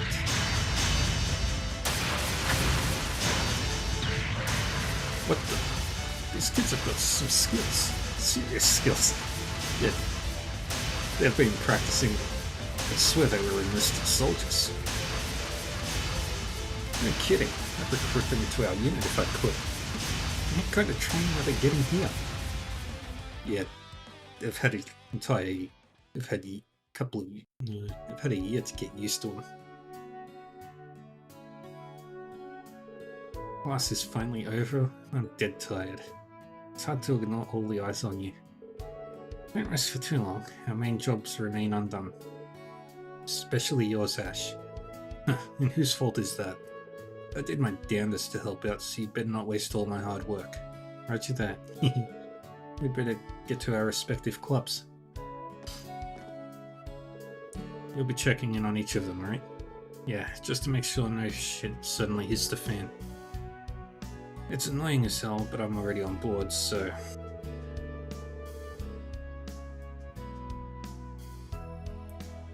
Yeah, we get it. You're too cool for school, literally. Now we're rooting for you, so go kick some open house butt. Just focus on your own club stuff, Wild Philly. You could stand to be a little more honest.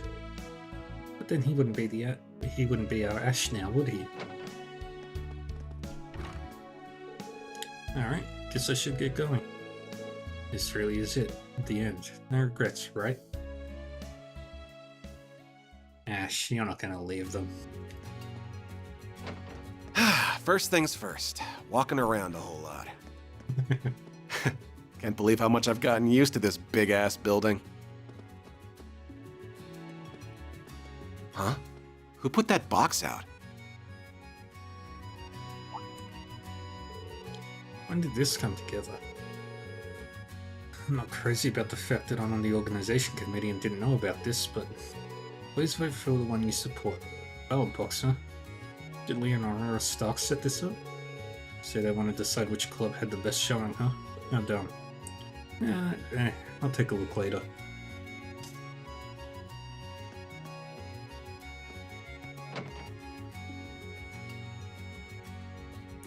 Rosine, Tatiana.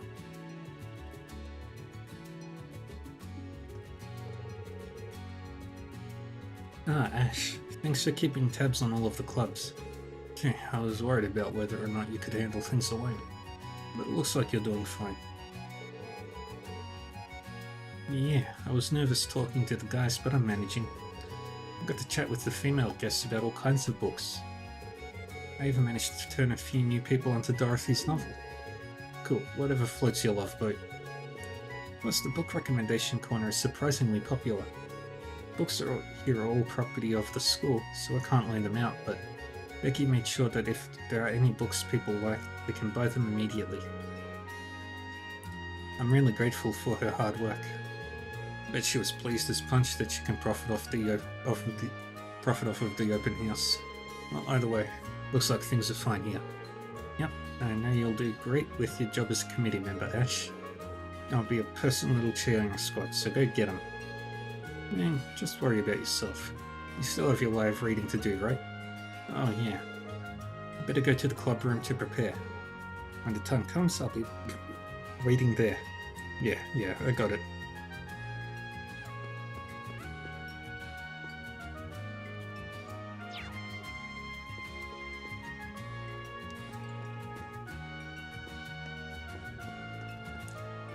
Pretty sure that's Rosine. Yeah, it is.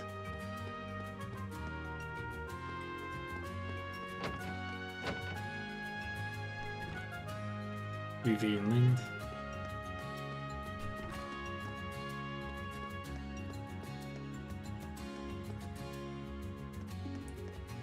Kidding.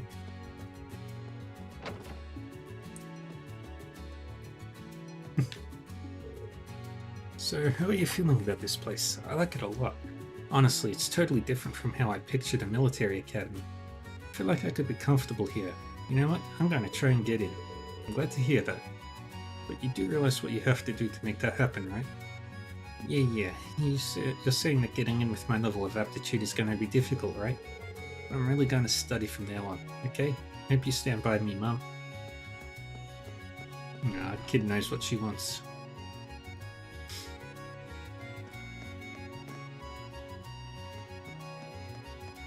And now...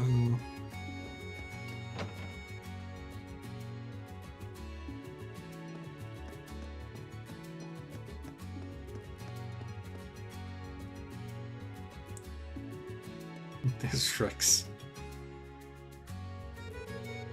Here's the tea ceremony club. Looks like they're running in the tea room in the hands-on event. Hold on. What the hell's a skirt chasing cameraman like you doing here, pal? Oh hey, you're one of Reed's students. How's the open house treating you, man? Enjoying it?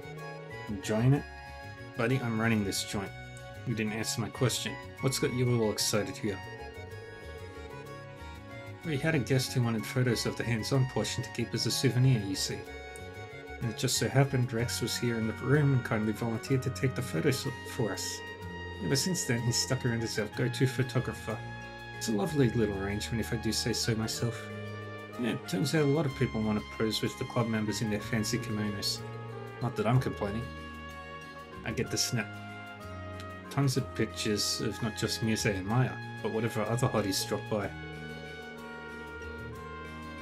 Interestingly enough, it's the girls who ask for my services more than the guys. Kari over there is the most popular request. Real talk, I'm more than a little jealous of the guy. I keep fawning over how cute he looks and everything. Why can't that be me? Speak for yourself. I have mixed feelings about being called cute day in and day out. Doesn't sound like such a raw deal to me. Still making your customers happy. What more could you ask for? True, you've got a good point. Real men of Erebonia offer nothing less than perfect hospitality to their guests. If being cute is what it takes, so be it.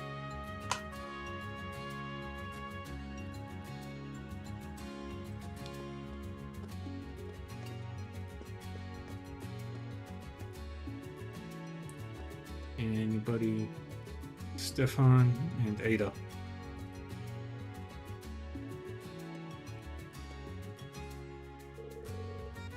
No, Franz. Stefan was in Cold Steel 1 and 2.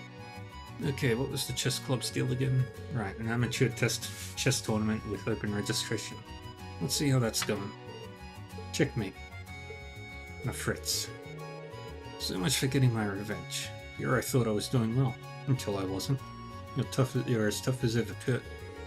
Don't sell yourself short. Your extremely aggressive play during the midpoint was genuinely harrowing to confront. Marcius hadn't cheated me recently. Don't know if I would have escaped that. Looks like our man is on a roll. Attaboy. And that's checkmate. Ah, I lost again. I've been in the chess club for a whole year and this is the best I can do. I feel like such a loser. Dang. I'm honestly shocked how much you've improved in such a short span of time. I didn't think you would put up remotely this much of a fight, and yet you did. It's like night and day when compared. Night and day compared to when we previously played against one another. Really? You mean it? Kurt said the same thing, but I thought he was just being nice. Well, in that case, maybe after this tournament is over, you and I could play some more together? Sure, I guess, but only for a little while. Yes, thank you. This is the best day of my life. Well, looks like Sydney's got some game after all. But man, he's pretty capable as long as he doesn't get ahead of himself. Yeah, we don't want Stark pulling an Anton. Well, everything looks good here. On to the next stop.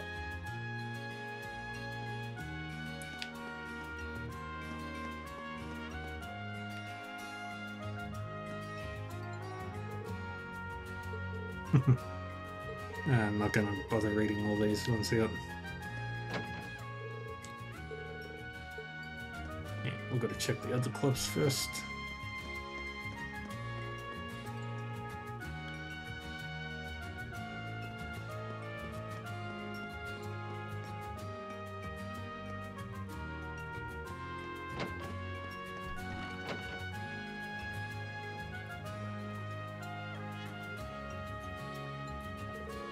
Alrighty, for the swim team, we've got swim lessons from Stark. And Wayne's muscle training seminar. Those are great places to start. There's no better teacher than hands-on experience. Let's say we all get our feet wet. That makes sense, but I'm not much of a swimmer, so I'm a little scared.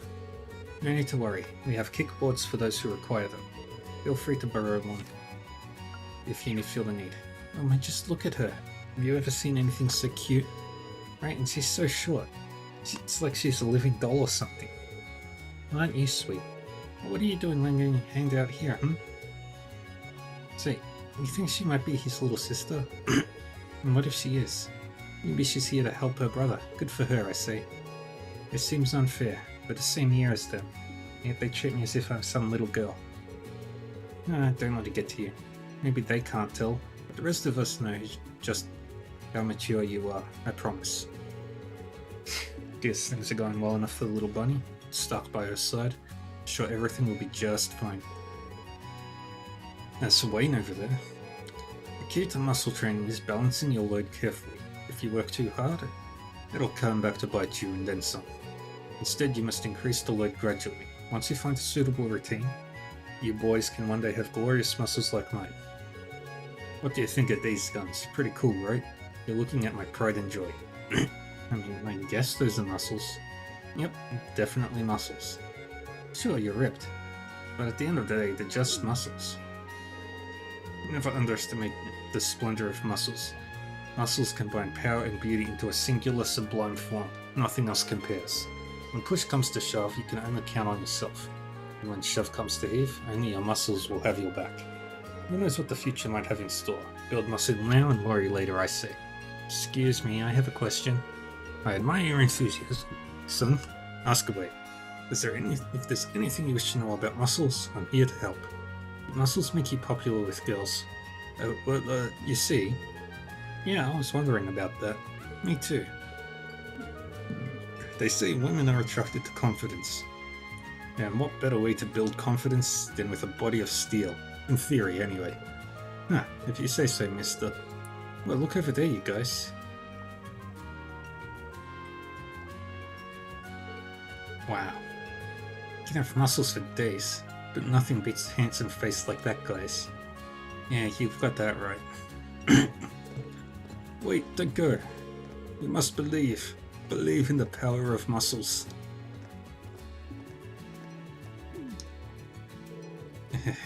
Sheesh, dramatic much.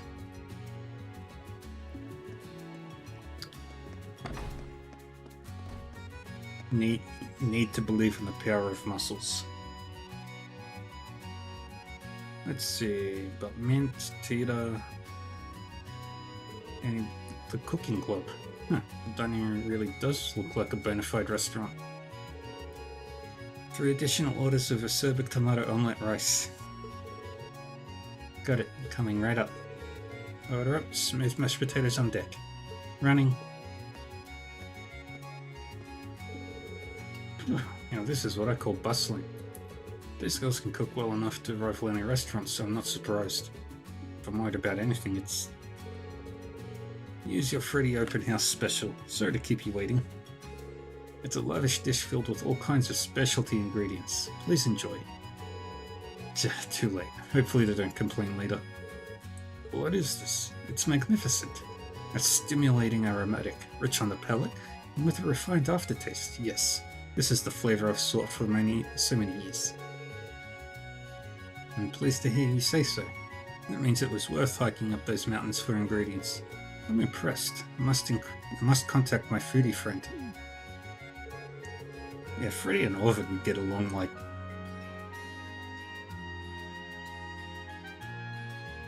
sugar and chocolate. Looks like they've got some cupcake customers too. This food seems like a hit, so I guess it's fine. And now everybody's cleared out.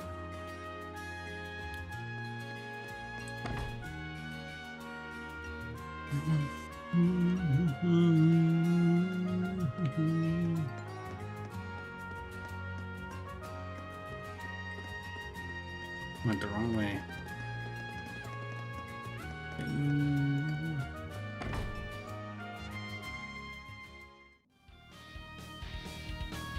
Music club.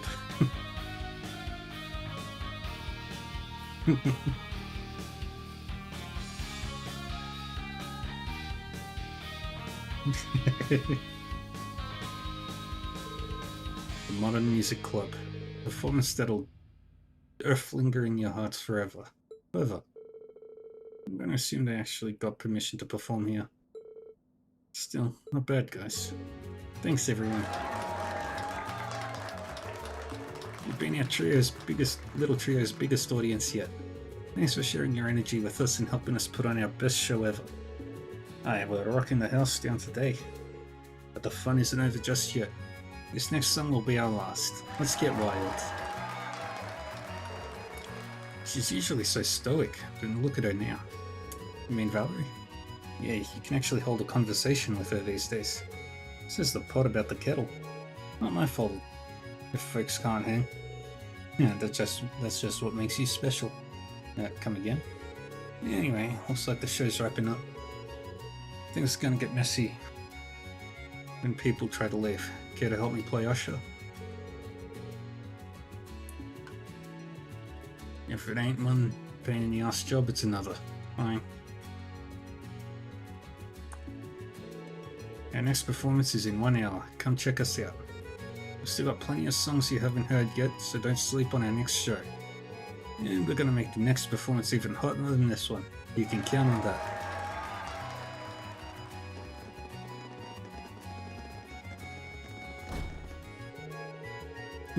The crowd was raving. Suppose I can spare a crumb of validation for those dorks today.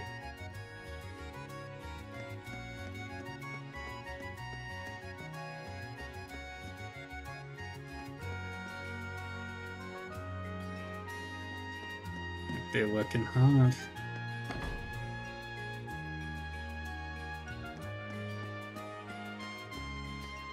The officers. Ah, what are you doing here, Herman? So this is where she goes to school these days. Seems like a real lively place. Hey, I know you. You and Leonora used to work together, didn't you? No, you're one of the guys from Uni Class 7. Hey. Thank you all for looking out for her.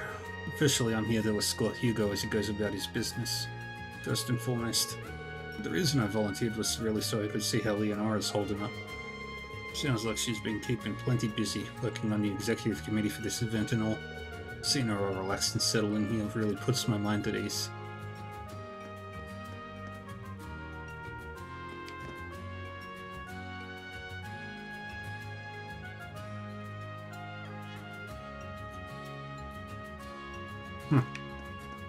Thought I saw something up there. Hey! Micah. This is it. The branch campus open house. Oh, everything looks so lovely. I can't believe I have another opportunity to meet him. Oh, am I lucky. Now that I've skated out the school, all that's left is head over to the clubhouse and... What's this funny feeling in my chest? I'd be still my beating heart. Huh, guess she's here to see someone. No idea who though. Well, whatever. She seems to know where she's going. You do your thing, girlie.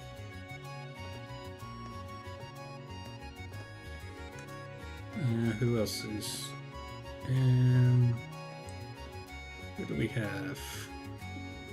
Any familiar faces? No, nobody here looks familiar. Ah. Ken and I.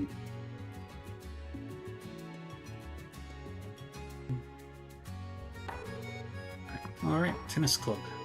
Looks like they're putting on an exhibition match and a tennis lesson. Take this. Ah.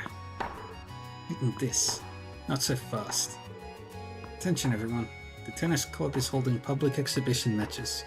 Tennis is a fun sport and a fine way to stay fit and healthy. Anyone who's interested is welcome to come and give it a try. Those who'd like to sign up for a demonstration, please come and see me. Looks like they've attracted a decent crowd. Even while Phyllis' family came to spectate. Huh? Yeah, fine, he's underselling it. These chicks are downright smoking. Just look at them running around showing off some leg. Do we hit the jackpot or what?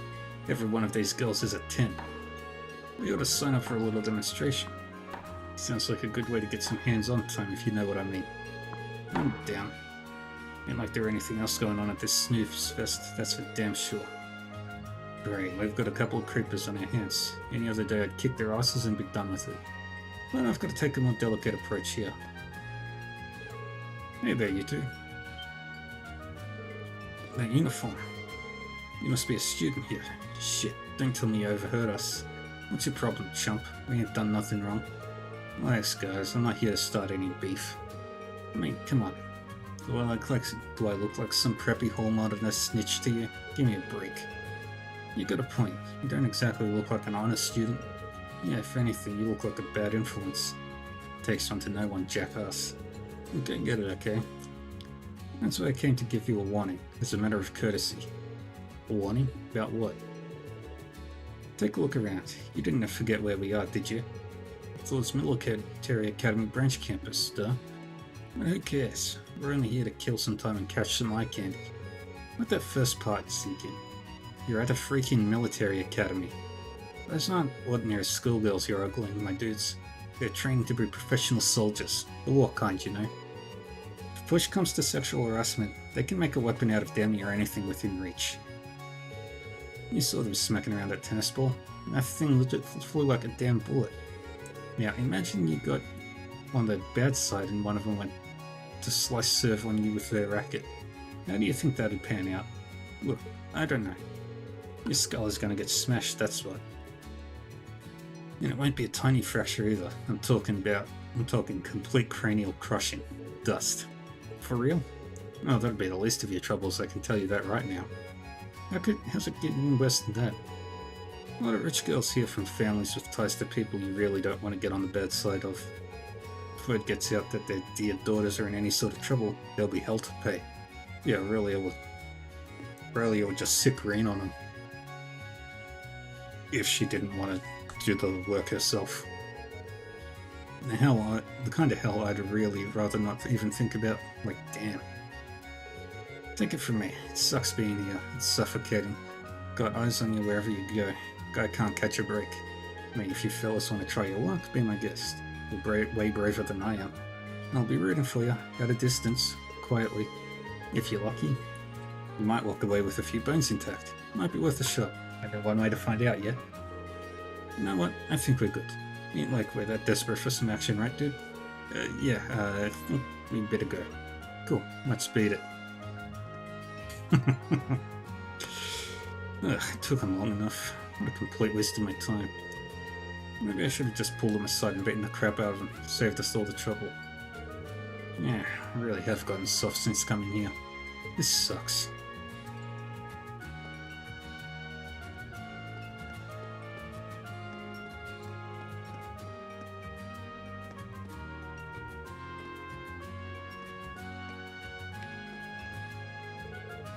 Kick some butt, Yuna. Go, Yuna.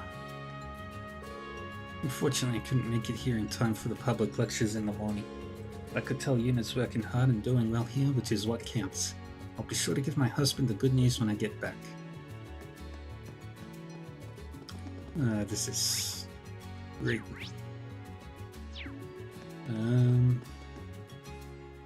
I've done everything. Cool, let's roll. I don't know if we should go that way. I don't see any club activities. Who cares? Exploring the campus is way more fun than some dumb old club stuff. This is much farther than I made it last time. Don't you want to see what's farther down? Yeah, I guess I do. Exactly. Now what are we waiting for? Let's... Hold it right there, you little brats. Ah, Ash, what are you doing here? This path's off limits. Go screw around somewhere else. Can't believe a punk like you's telling us to behave. What was that?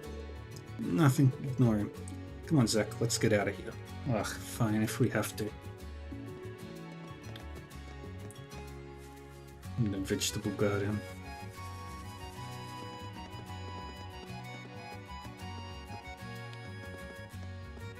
Celestine and Frankie.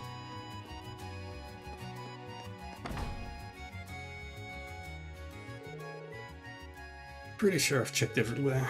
Guess I should head back to the literature club room.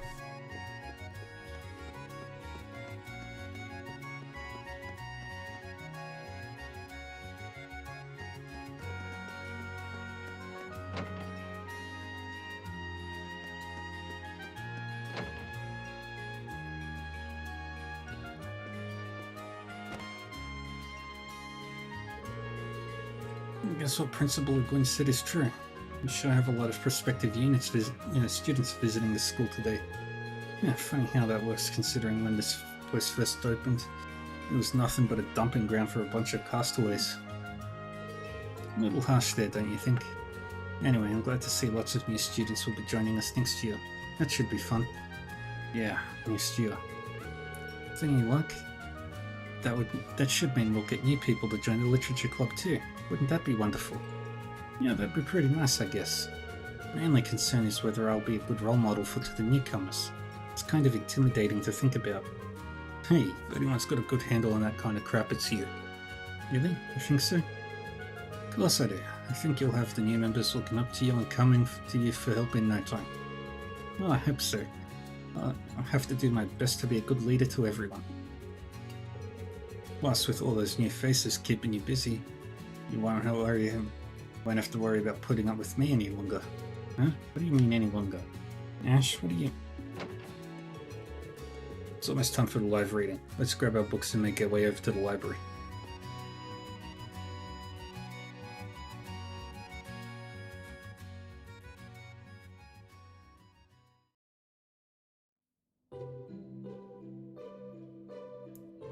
What are they reading? I wonder.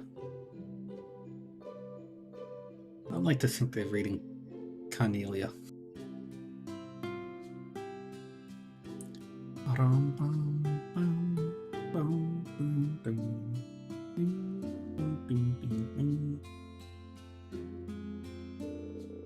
Phew, things went off without a hitch, and the crowd seemed to have a good time. Yep, done and dusted. Though I was pretty shocked you managed to not freak out during the real deal.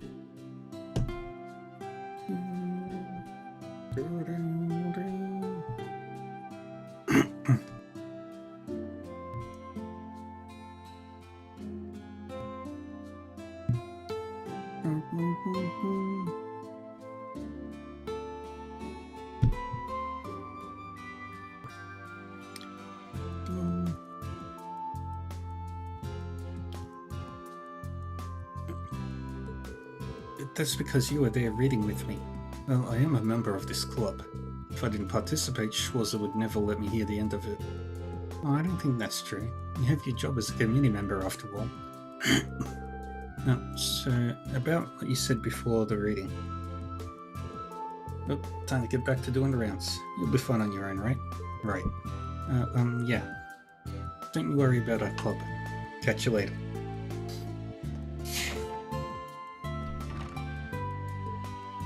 Ash.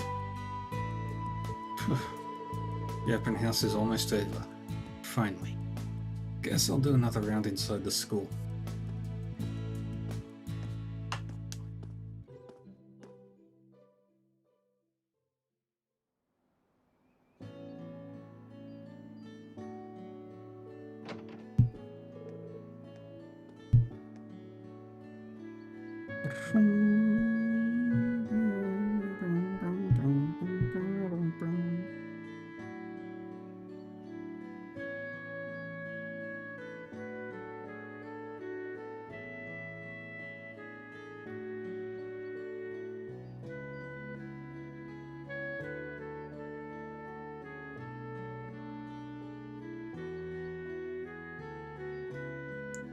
Oh, there he is. Hey, Ash.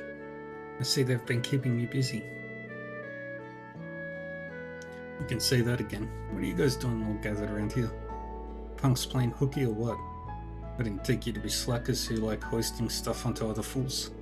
It's nothing like that. Looks like all of Class 7 is here now, though. Yeah, weird how it all worked out. You telling me you guys didn't plan this? You all just happened to end up in the same spot? More or less. We each went on our breaks in search for a place to relax at the same time. Before we knew it, we all found ourselves here. Yeah, what he said. We weren't coordinating at all, just worked out this way. Well, unlike the rest of you, I'm still on duty, just to be clear. Be that as it may, I'd say it's a testament to the bonds we've forged as Class 7. I think it's simply wonderful. Come on, Ash, you're already here. Why not stick around and chat for a little? A fine idea. I still have some time to spare, so it shouldn't be a problem. Alright, you win. I'll join you guys. Now spit it. What were you guys talking about? Airing your grievances with Schwarzer or something? What's the first thing that popped into your head? Oh, there he goes as ever, bashful. There he goes again, bashful as ever. Unlike me, I'm simply dying to tell you all about how much I adore our beloved instructor. You're on the polar opposite side of the spectrum, Missy. You're too open with your feelings. Always a handful, you two. Like you're any better little bunny. I realize I'm not one to talk, but in hindsight, Instructor Rain sure assembled a class of rather colourful characters. That's an understatement. So you say, but I don't get the impression that you've troubled Instructor Rain all that much. Come to think of it, you may be right. What do you expect? He's a model student. Of course he doesn't go out of his way to make life hell for Schwarzer. Say that like it's somehow out of the ordinary. Still, I wouldn't say it's entirely true. I had my family stuff to work through at the start. I was even a little impudent. It was only later that I started making a point of not causing problems for our instructor. So you started to sympathize with the guys at it? I don't know, I can see that. After all, like Instructor Reed, Kurt definitely has his fans among the girls here, to say the least. Seems like quite a number of girls visiting the campus today have something with a soft spot for him.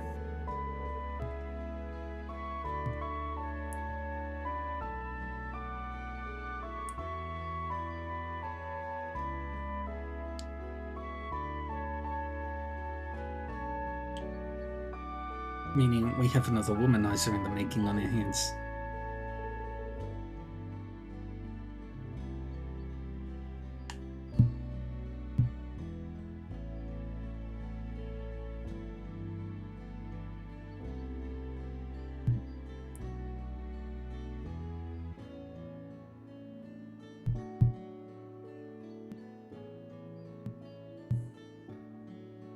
Now, that's a bit of a stretch, isn't it?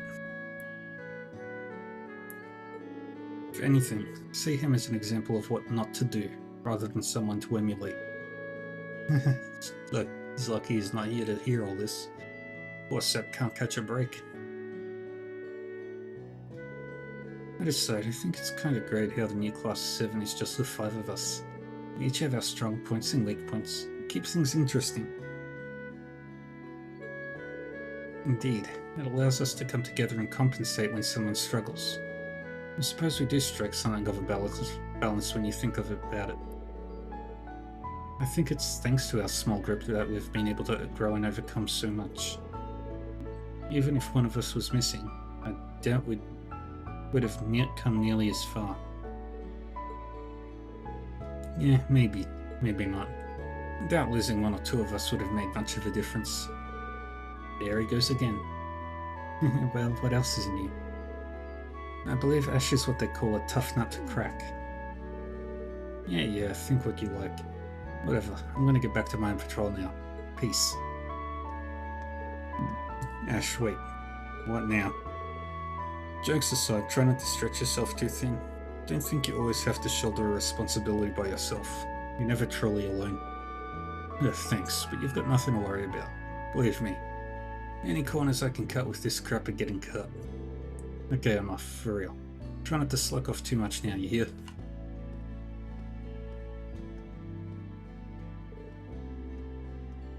Oh, Ash. Dang it, never makes things easy.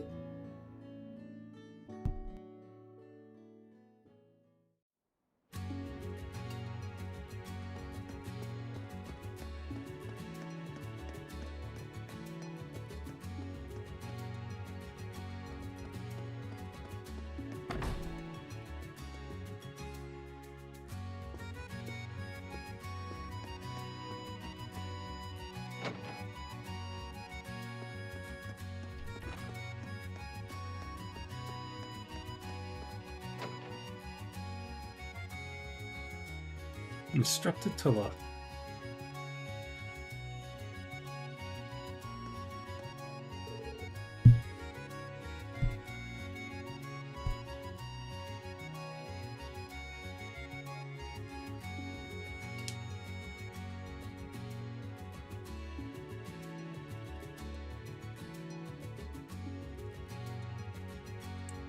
Doing the rounds, Ash? Yup. Checking the equipment? More importantly, I'm so sorry I can't help much with keeping things running. I've been busy handling VIPs today. Ain't no point in apologizing to me. Plus, ain't this whole open house thing about making us students doing the work? Guess you're right. Honestly, it brings me back to when I was still a student. The school festival was quite the event. I heard a little about that from Crow. He apparently has some recorded footage of it. You don't need to see that. Jeez, Crow, what are you thinking? Oh, now I really will have to get him to show me sometime. No, I officially forbid you as an instructor. By the way, when I was second year, I was the student council president. Pretty easy to imagine. You think? It was honestly really tough. But everyone on the council helped, and so did Ring. So I managed to hang on till the very end. Schwarzer was on the student council? No, not quite. But he was always accepting our requests. And even outside of that, he was constantly helping people who were in need. Not like he's any different now. Aw, I think it's nice. Anyway, it was a hard job that put a lot of responsibility on my shoulders, but it was equally as fun and worth doing. Cool, bully for you. Anyway, sorry to keep you here. You both better get back to work. You got this, Ash. Take care. Yeah, thanks, I guess.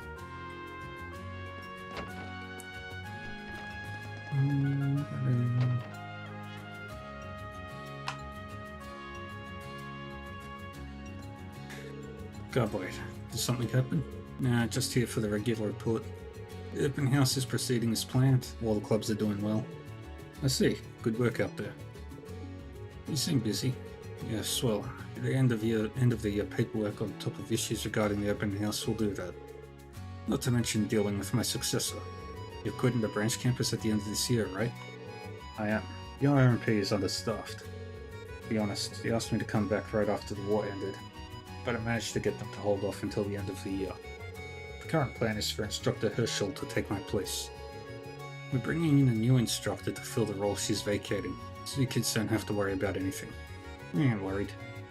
Good. I suppose I'm the one worried about the branch campus on my way out. Now that I think about it, that was all for naught. The kids have all grown tremendously in the last year. Look at you. You were the #1 problem child when you got here. You're someone people can rely on. I'm not some model student. I think you were spot on with your first assessment, regardless of what you think of yourself. It's a fact that people around you trust and depend on you. So I hope you see this committee job through to the end. Yeah, you don't have to tell me twice.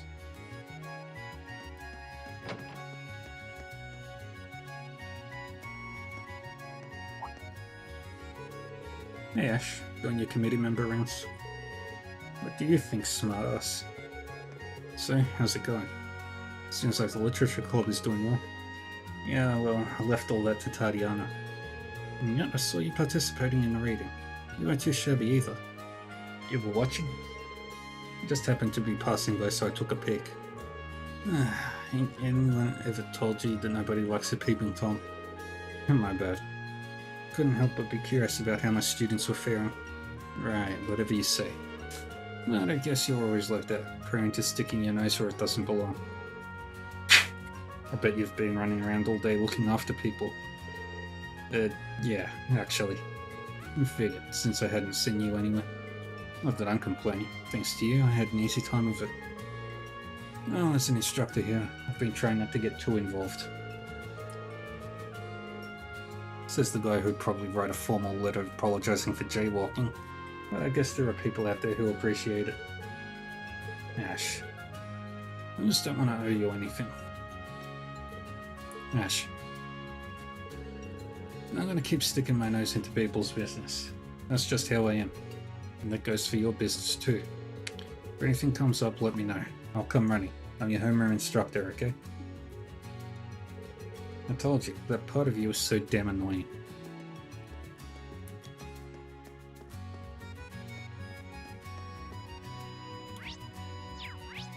Where do I need to go?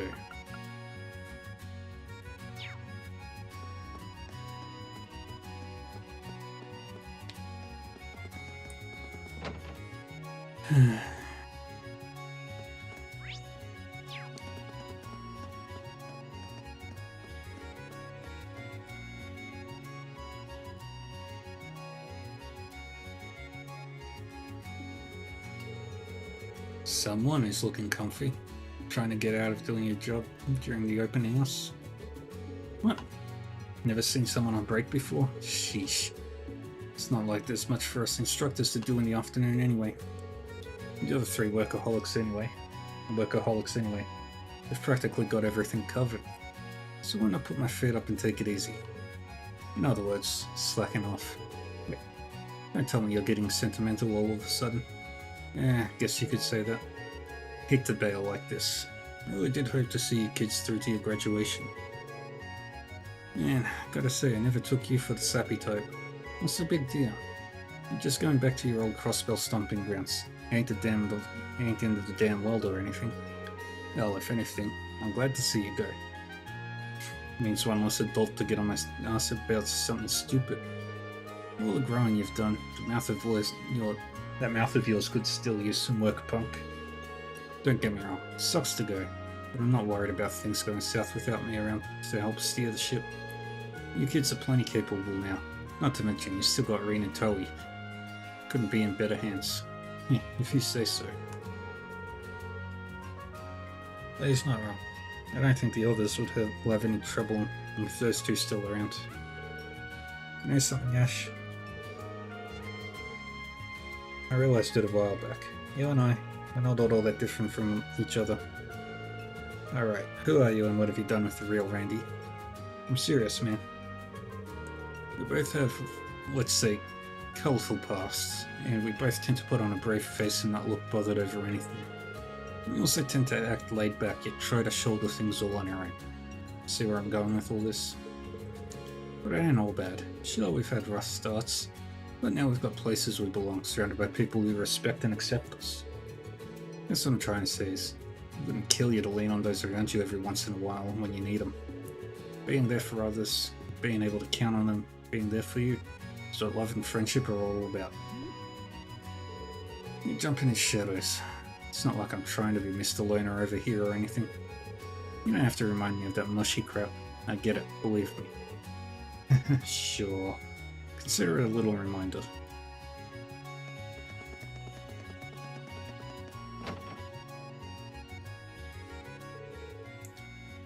Almost time to wrap up. I should probably cast my vote.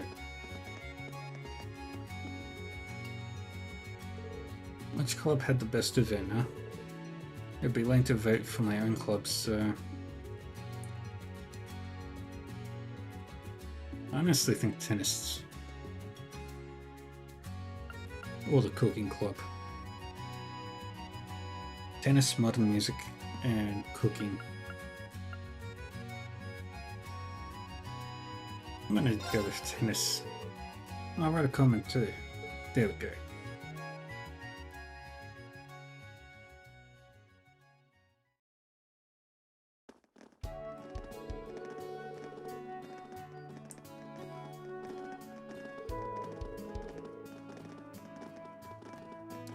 Visitors departed the school grounds in good spirits and satisfied with the facilities.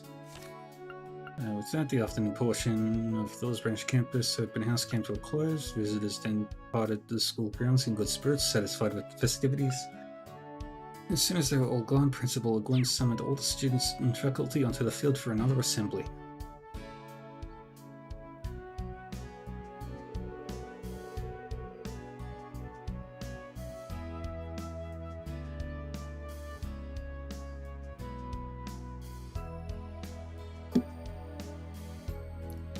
I'm pleased to announce that both the morning lectures and afternoon club activities were both very warmly received. Suffice it to say, the open house proved to be an excellent showcase to the general public of how far we've come in a short span of time.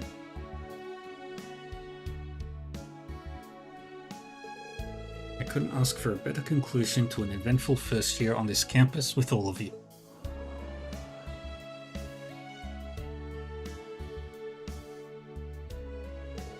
Success such as this is only made possible thanks to the hard work and effort put in by every person involved, no matter their role. Impressively, despite the many hours you all have put into this, not a single one of you looks exhausted now that it's behind you. If anything, I see excitement and anticipation for the future in your eyes, a wonderful sign of what I'm sure is another good year to come.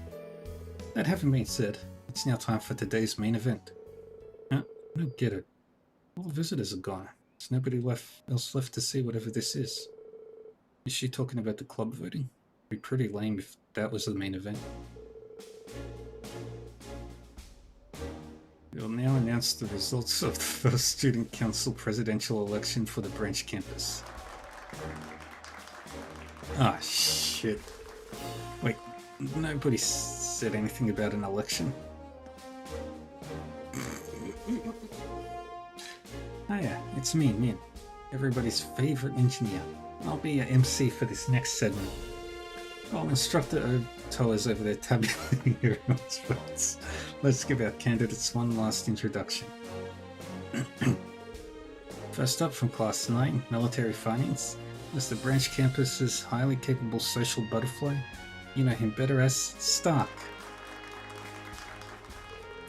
Next, for Class 8 Combat Tactics, it's the branch campus's heaviest hitting ever Confederate sister figure, Leonora.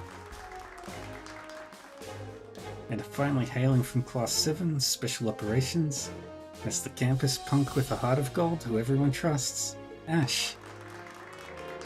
Are you shitting me? It goes without saying that this inaugural Student Council election is a very special occasion.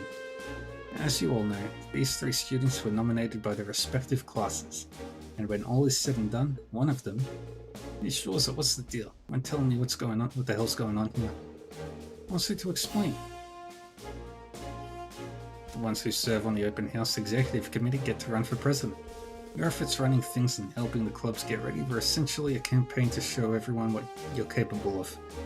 You've got to be. This is news to me. And you say, I thought I told you to give him a rundown last week. But instructor, you see how he's reacting? If I told him he was up for election ahead of time, he would have quit on the spot. So I decided to leave that part out in the interest of the student body. Why, you set me up. What you say did might have been a little mean, but we all did come together and choose to nominate you for President, Ash. Your head's on straight. If anyone's suited to be student council president, it's Phony Locks over there, not me. You could have picked Mr. Hotshot on a student. That wild filly would have been better. And she's a freaking loose cannon. Well, really, just about anyone here would do. Well, almost anyone. Little Bunny, probably not. It could have been a little more discreet, but I don't disagree. I'm neither suited nor interested in being president. Well, in that case, my hands already full with the duchy. Besides, you know me. I prefer scheming in the shadows over work out in the open. Less scrutiny that way. Not a read, just shame to be found. As for me, I'm also busy following in the footsteps of my predecessors in the Vander School. In that sense, I don't think it would be right for me to lead other people. Not right now, anyway. And I'm the last person you'd want filing paperwork and doing all the other administrative stuff. That's fair. You're more the type who prefers being out front leading the charge rather than commanding from the back. Taking all of that into account, we were led to a realization. Our best candidate for Student Council President is you, Ash. It wasn't simply a process of elimination. We nominated you for your ability to get things done, and also to support others. Accept it, Ash. At this point, it's too late to change our nomination. I'll admit, I would have perhaps preferred you to properly volunteer for it before things got underway. Be that as it may, I also happen to agree that you're the best man for the job, Ash. This isn't funny, you guys. This ain't just something you... Look, there's Instructor Tar. That must mean... Here you are. I'll leave the rest to you. You've got it.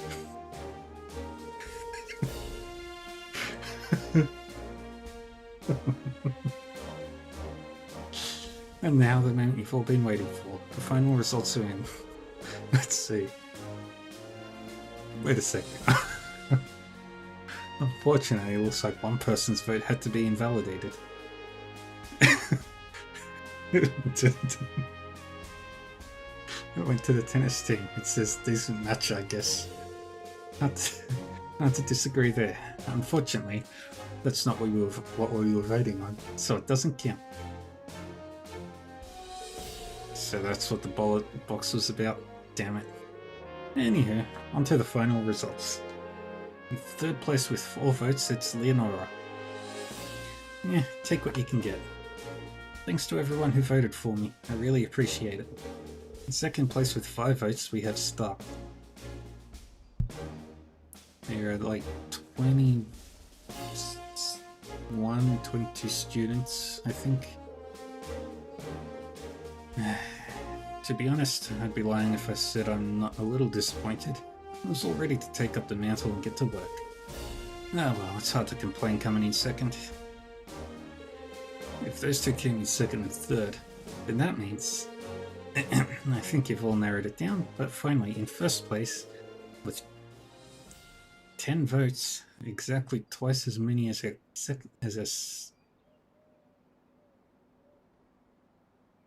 second place candidate. They should get rid of the A there. The Thor's Branch campus's first ever elected student council president is none other than Ash Carbide from Class 7. Congratulations. Yeah, that's awesome. Hey, good for you, Ash. There's nobody more perfect to be our president. Agreed. I always knew you would win.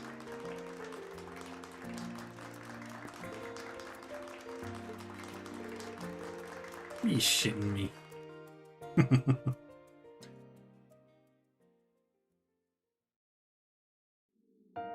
You?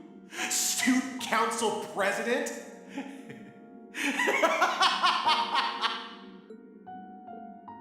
Laugh of the century, right? You're not gonna really do it, are you?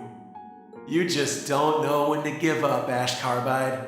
It's truly pathetic. You think I don't know I'm unfit for it? How couldn't you? You're so weak, you can't even beat me. How the hell do you expect to set a good example for anyone? I said I know. You'll never stand shoulder to shoulder with anyone. Never as a friend, as a confidant, or as a leader. You can put money on that. Whoever voted for you must be out of their damn minds. It's beyond laughable, isn't it? Come on, Ash. Let's hear you laugh at this farce. At the biggest joke of all. Yourself.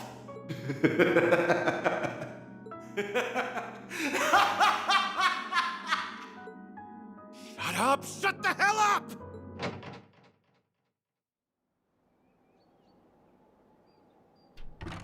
Rean. There you are, Schwarzer. Took you long enough. What's the occasion, Ash? Why'd you call me up here? Need to talk about something? You could say that, yeah. That's something I need to tell you. Well, you might want to make it quick. The others are going to be starting the after party soon. Things can't kick off without the man of the hour, you know. Yeah, an after party, huh? Better to call it a farewell party when all is said and done. I'll cut to the chase, Schwarzer. I'm resigning from Thor's, is that it? What the? How the hell did you know? Give me a little credit, Ash. It's my job to stay on top of my students and their thoughts. Well, you read me like an open freaking book. You read me like an open freaking book. Happy now? Because I sure ain't. Let me ask you this. Does this have anything to do with what happened between you and the Emperor?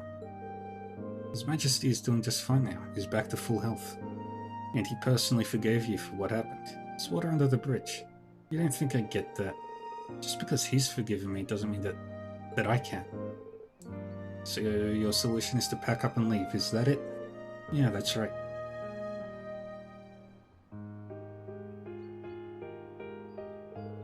That's all I had to tell you. Peace. Ash, wait. I respect your feelings, but I want you to stay with us. Huh? What's it to you? I thought about playing the good instructor and listing off a bunch of rational reasons why you should remain here.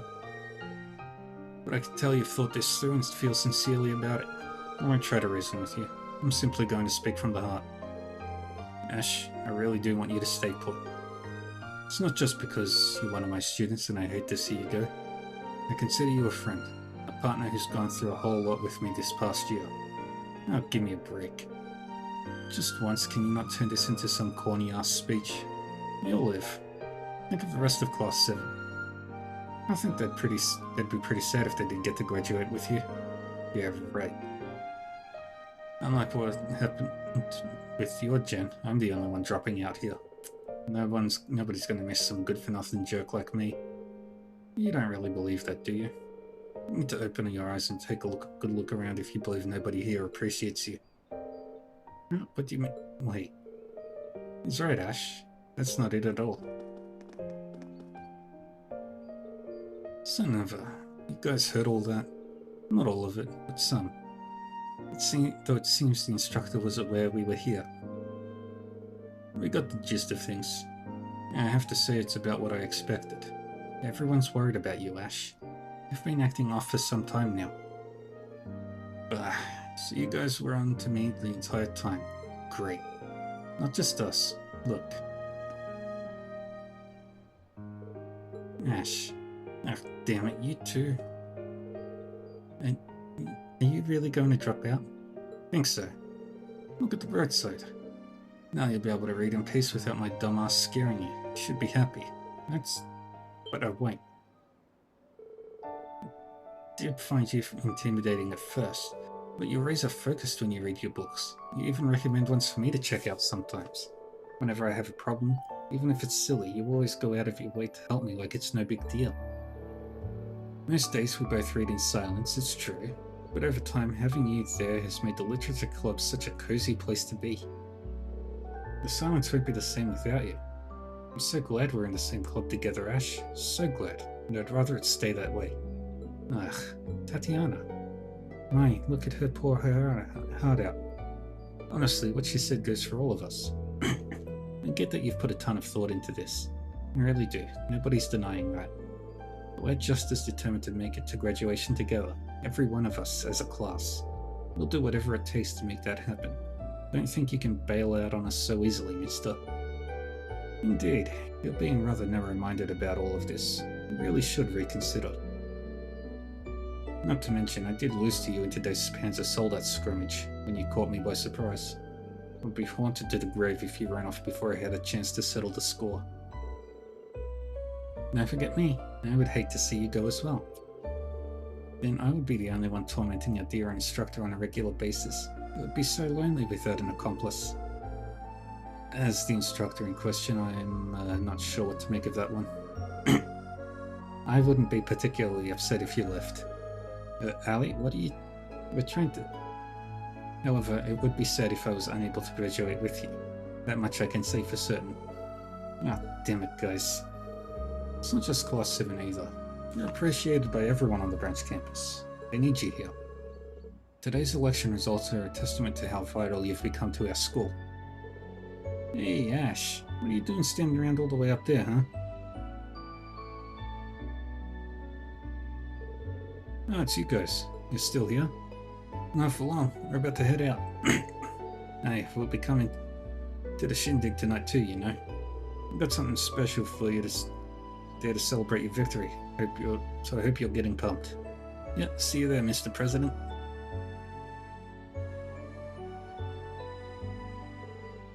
Oh, you guys too. Your timing couldn't be more impeccable. I'll say. Whatever. I don't care what any of you say, I'm still... Oh, give it a rest already, will you?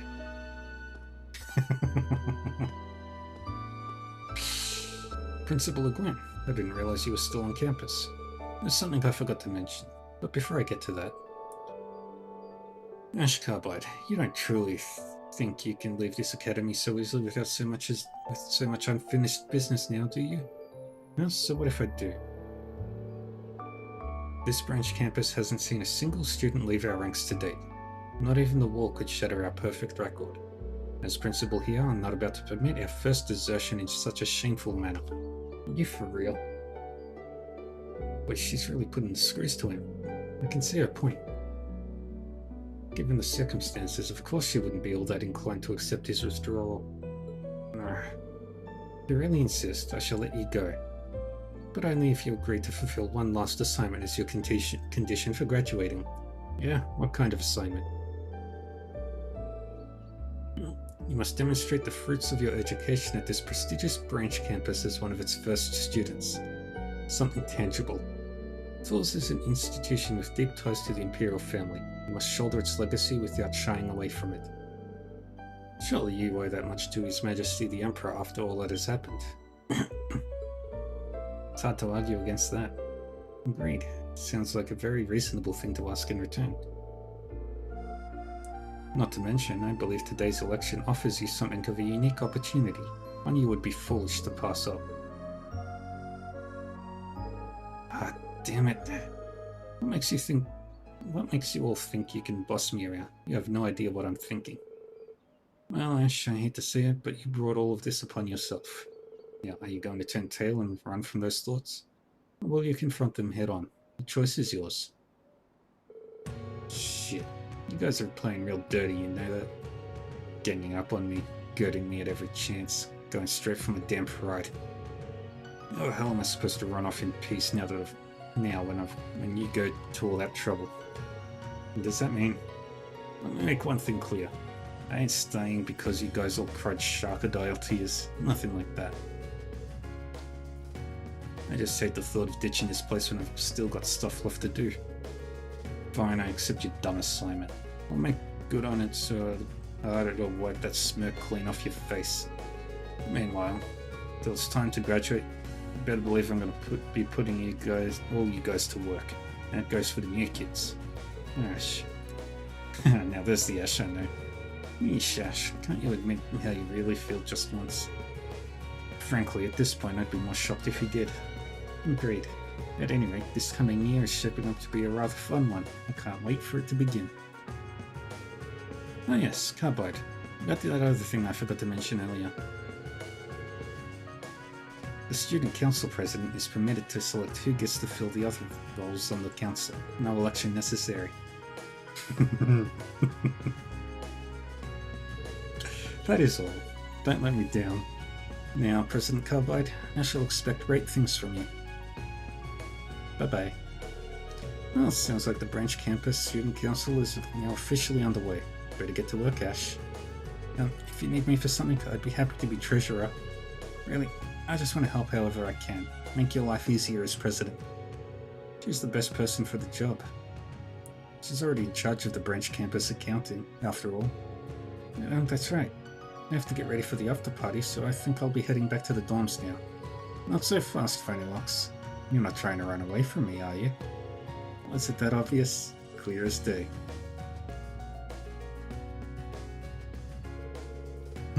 Seems we had nothing to worry about. Yep, all's well that ends well. Alright, Ash, stirring up trouble until the very moment I step off this campus, I swear.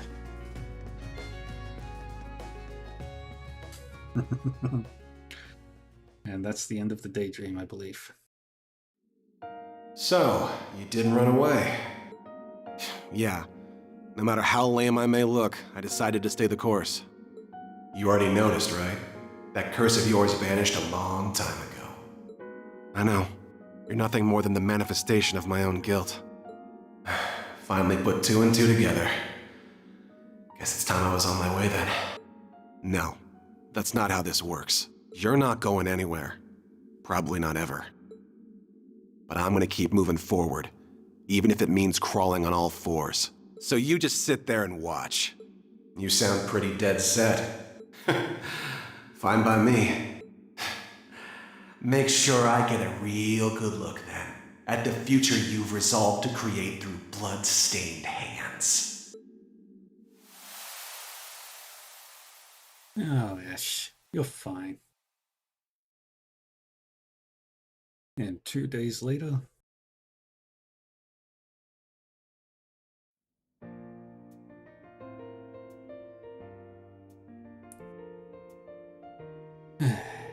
Dawes Branch Campus, First Student Council. Treasurer Tatiana, Secretary Stark, Supervisor Leonora. Vice President Mise. President Ash. Verified by Principal Aurelia Le Guin.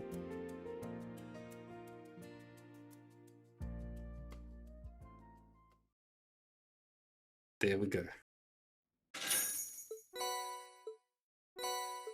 Oh, Trage. Yes.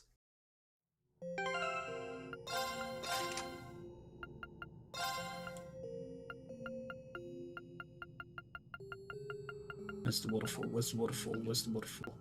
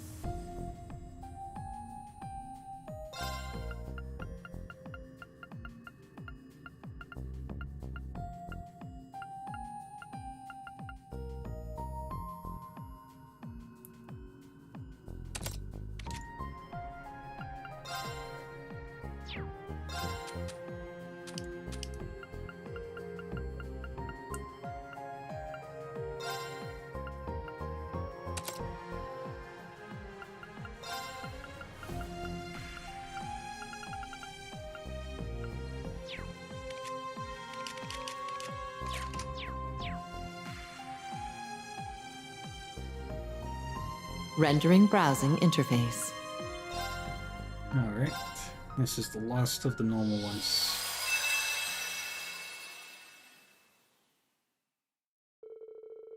Three months after the Battle of Yomunga's end, Major... Yep, we're gonna finish it up today. Major Revolt had sent me a confidential letter. I had no reason to decline the request with him, and so I paid a visit to Valflame Palace. Could you give us some privacy? Certainly, Your Majesty.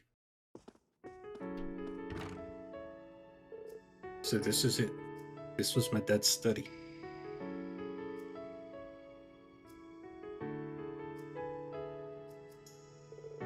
It feels a little surreal to be in here.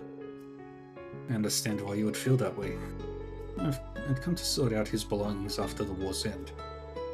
But to my surprise, there was nothing left to sort. He never was one for displaying sentimental goods and the like. But I can only assume he disposed of what little he had beforehand. I could see that for him, yes. If there's nothing here, what is it you said you wanted to give me in the letter? Ah, it'd be something I found in the ashes of his fireplace. This is...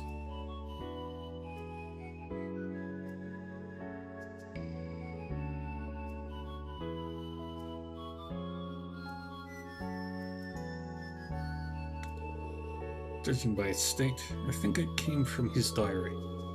Nothing else remains of the diary itself, unfortunately, but I thought you should still have this. Please take it. Thank you, Your Majesty. This is more than enough for me.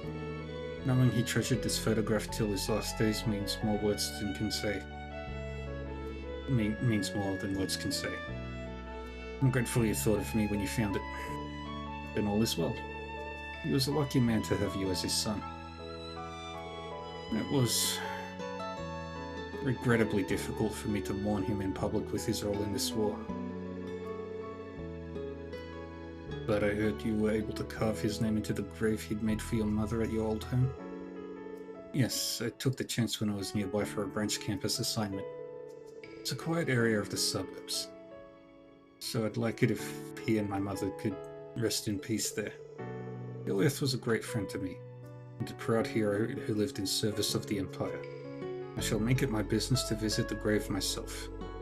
I'd like to visit the Lance Maiden's grave in Crossbell as well. I'm sure they would appreciate you being there. Not that I knew either of them well enough to speak on their behalf, of course. But it's just as true for me in a sense. I'd seen him as a politician, but I'd only caught the slightest glimpse of him as a father. It's never too late to begin learning more, however, even if he is no longer with us. The great twilight is over. The nation's suffering has come to an end. There is no better time to gather up the pieces we missed during our time of conflict. Yes, I suppose you're right. Goliath backstory. We get to learn about Osborne.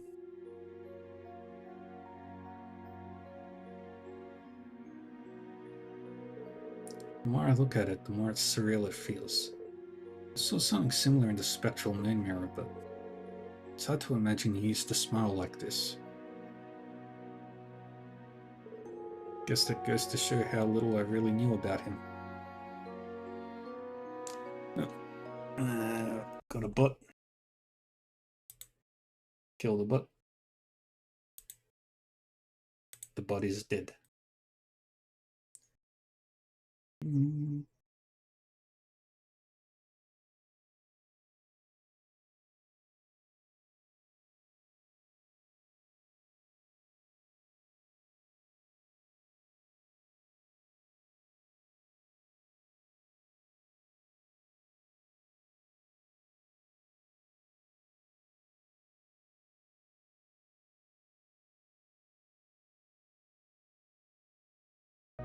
We're back.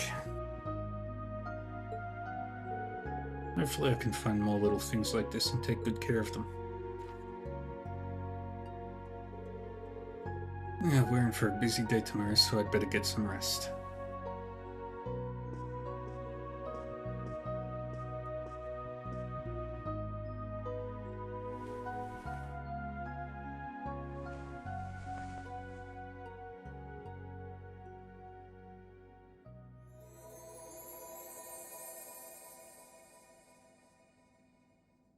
magical.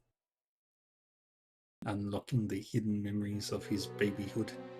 I have accepted the Uber Knight, but it is not by its will that I have chosen to bring destruction to the Empire. This is the only way to rid the land of the curse that has plagued it for so long. To end this world my loved ones call home will require renouncing my very humanity. Yet it is a price I am willing to pay. From this day forward, I will see myself as a being of blood with a soul of iron, guiding all to a future conflict. I write these words in my diary to show that I have chosen my path, and that my will is still my own. I knew I would need pawns to achieve the future I so desired. Not long after having this realization, did I happen upon a boy with the gift of precognition. His name is Lecter Arundel. What a funny twist of fate that he should be that man's son. The boy had accepted the hand fate had dealt him, both his father's crimes and that it would lead him to be silenced. I have given him a new home as one of my pawns, and giving him a purpose in the form of revenge. Did I do this out of compassion, an emotion I thought I'd abandoned, or has seeing him reminded me of the son I've turned my back on?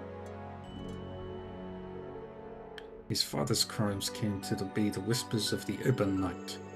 There is no reason for the child to be left behind to carry the weight of such an indelible sin. I know not whether his foresight has allowed him to see the ruin I aim to bring about, but regardless, he has accepted my offer with great interest.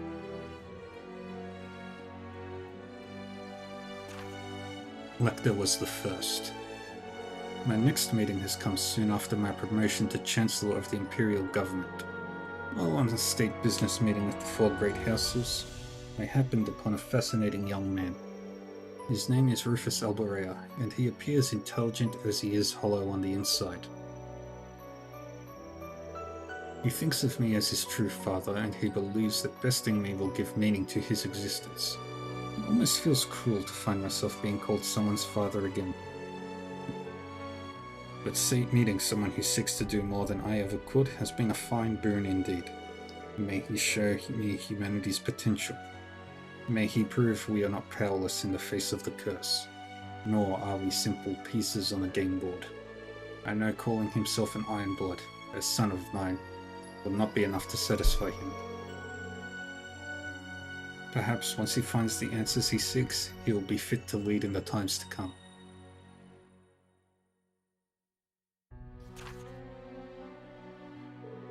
Two years have passed since my appointment to Chancellor.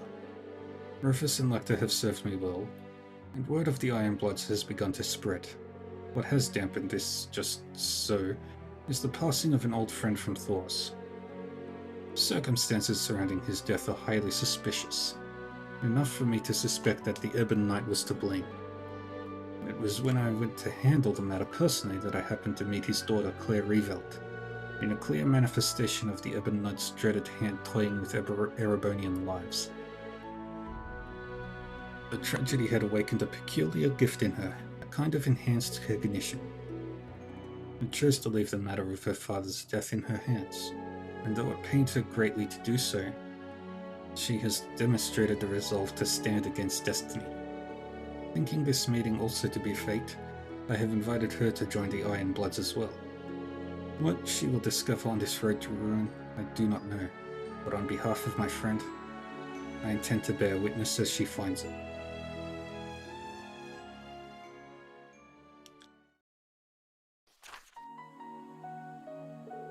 I visited Jurai, and after negotiating with its mayor, it was agreed that it would be taken as a province of Erebonius. And around that time, who should show as if she had been waiting for this moment all along but my dear friend?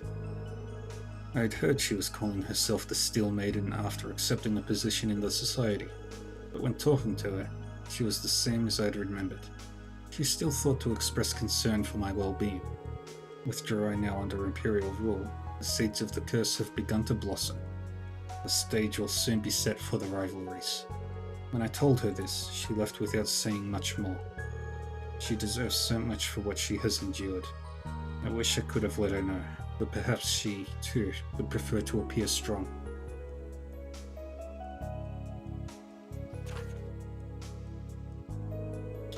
fourth member has joined the Iron Bloods.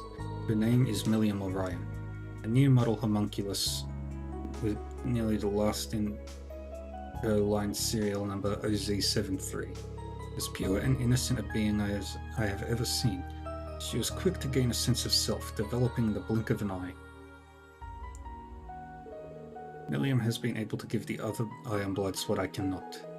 The more time they spend with her, the more I see Claire and Lecter's expressions soften. I can only hope that through her they have regained a small portion of what the Ebon Knight took away. What sinful manner of forging a sword. What a sinful manner of forging a sword. And what a fitting manner with the end it is destined to bring. I have long accepted that I will bear any sin for my goal, knowing full well my fate will be to accompany Ishmelga to Gehenna's depths.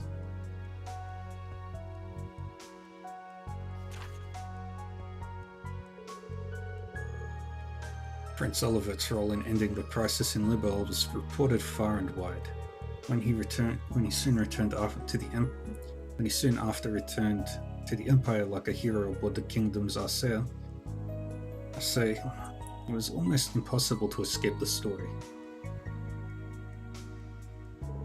I visited Libel to offer my own greeting before his departure, but by doing so he reminded me once more that he is a man of endless surprises.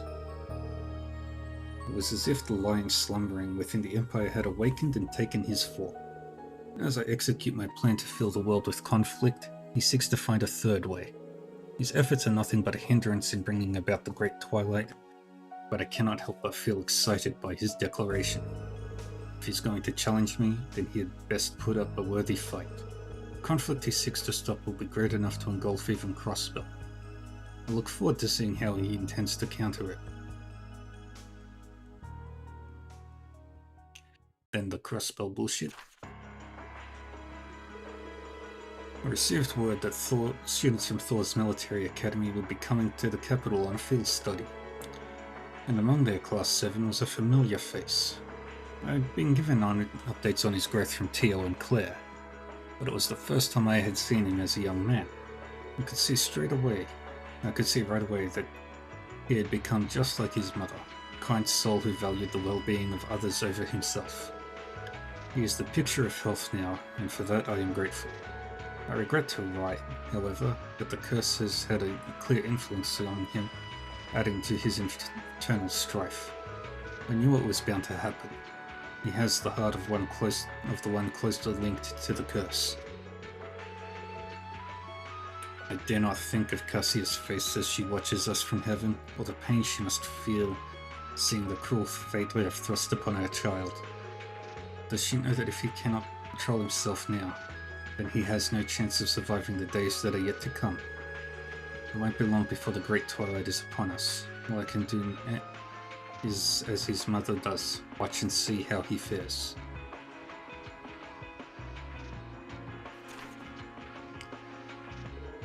October 30th. The newly independent Crossbell destroyed our Guerrilla fortress. As foretold in the Black Records, this led to Erebonia declaring war on Crossbell.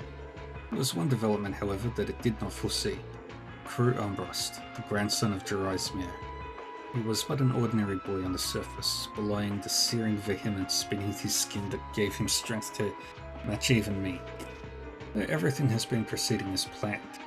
He has allowed me to see the heights of humanity's potential for the first time in a long while.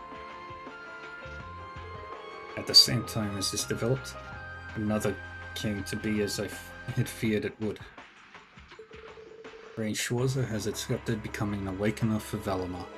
The Ebon Knight's power grows ever greater as the Civil War rages on. The Ashen Knight may be quite capable, but without sufficient resolve, it will fall against the Ebon Knight with ease. As the one who thrusts this upon you, I doubt you would ever want to hear this from me, but only you can change your course. I dearly pray you will find the will to fight against your fate.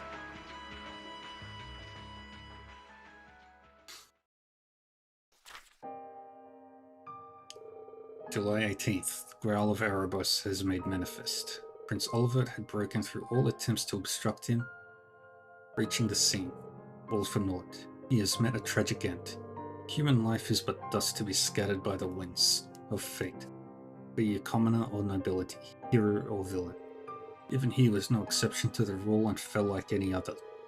His loss is a deeply tragic one, for I had thought him uniquely capable of rebuilding the Empire after the Great Twilight's end. The wings of the hero have broken, and in the despair that followed, the sword of the end was swung at last. With Milliam's grievous demise, the final restraint training Rean has been unbound. He has been consumed by the curse, becoming the sacrifice decreed by fate so long ago. I nearly thought he would succeed in suppressing its hold on him with how long he fended it off. It may be for the best that he will live through this miserable period as a mindless ogre. By the time he returns to his senses, the Ebon Knight and I will no longer be of this world. I would ask that he be able to rest until the rivalries have reached their climax.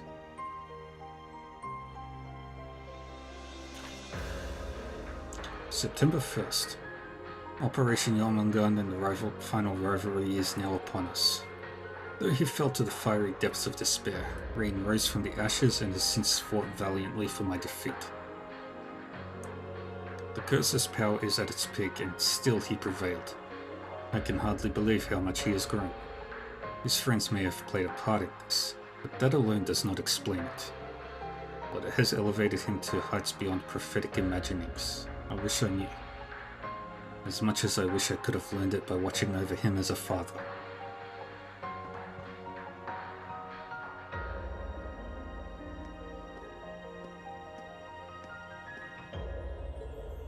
This isn't like me at all. I shouldn't be losing myself at such a critical point. Should he somehow defeat me, my son will be forced to bear the full weight of this curse's power. Yet if he has the strength to oppose me, then I will take it as my first and final paternal duty to see him wrested from my grasp. To hope for miracles in this world is a fool's errand. Still, Goddess, are you so merciful as to lend your ears to one such as me?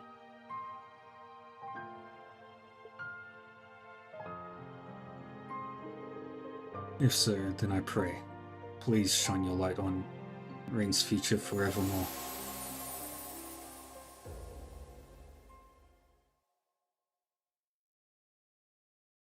He truly cared about his son. And the Ironbloods.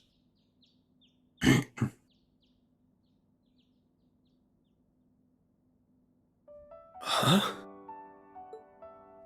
That felt too real to be a dream.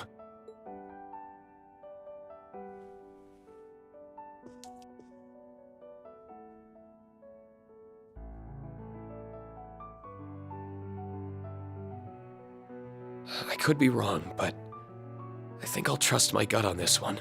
He was always prioritizing the happiness of others, while shouldering burdens one should never have to bear alone. Like father, like son. Father, like son, huh? He is his father's son. I could have done more for him. He saved his father in the end.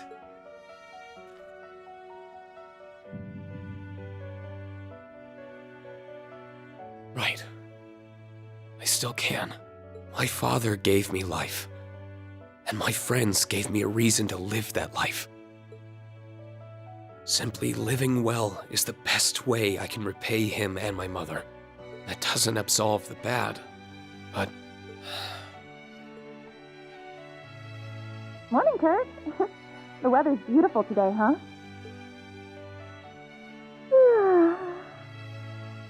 I'm so bad at waking up early. Good morning, Yuna. Altina. And what a coincidence. Muse and Ash are coming out at the same time. A new day, a new diet to keep myself cute for the instructor. I binged on way too much sugar last night. Thought I could sneak out before you guys. No skipping out for you, Grumpy Gus. Now let's get to running. Time to start the day.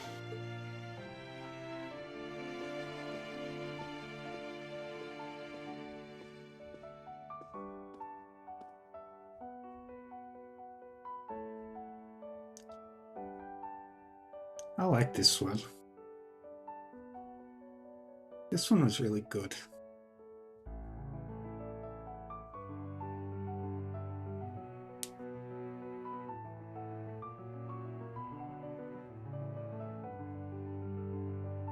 This is my favorite one. No question.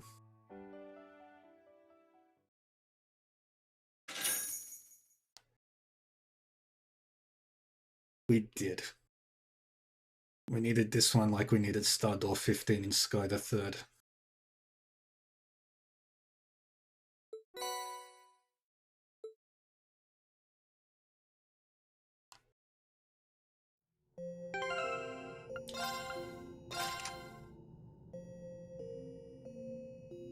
That one was also very important.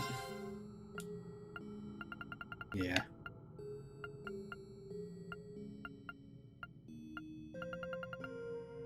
%, 150%.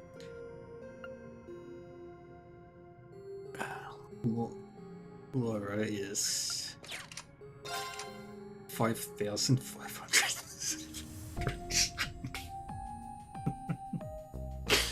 Oh god, I love you, Laura, so much.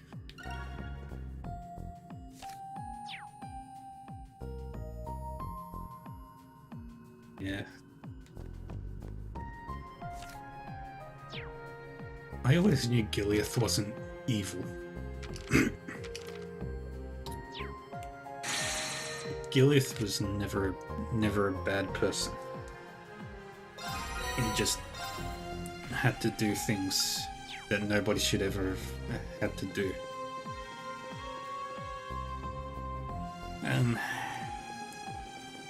Connecting to Reverie Garden database. So, this one first, or do the Zeroth Stratum? What do you think?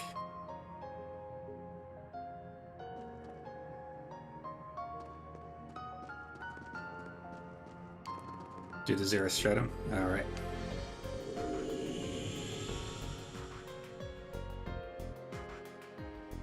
I might rename...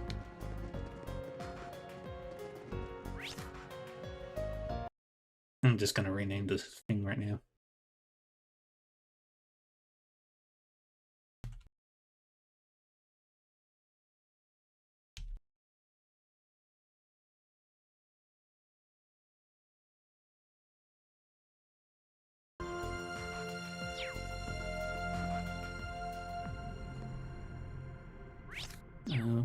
Wait, what are the missions I still needed to do?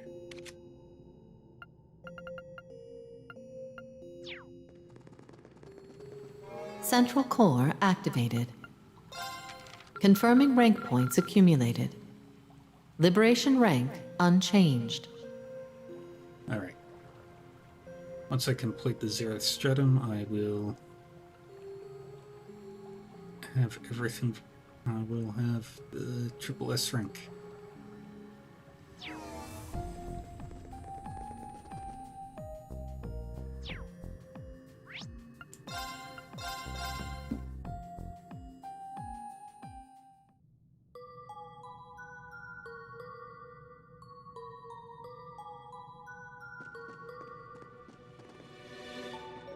What are we fighting?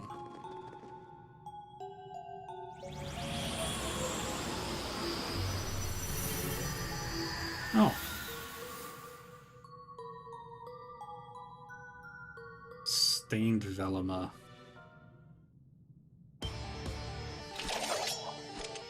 That's... You've got to be kidding me. This must have been how Velima looked after being fully consumed by Ishmelda. It's the corrupted form he took long before becoming the Zeroth Knight. I need all of you to help me with this. We can't afford to lose here. Right. A strong enemy! Be careful! I forgot to do something important. Let's go! It's... Ha!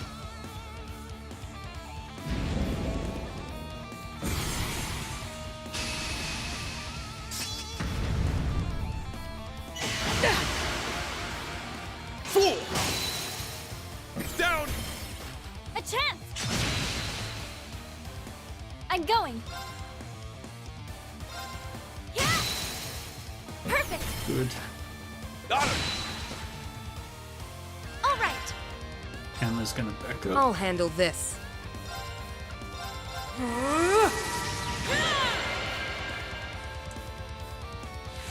I'm up. Pull them down. I'm up. We'll do a heal on everyone. Fool! Down! A chance!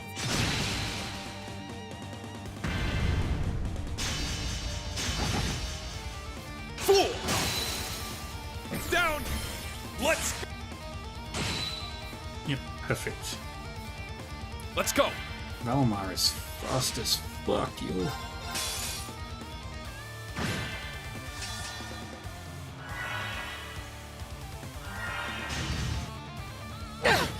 Fool! Now! A chance! Sorry, everyone. It's my turn!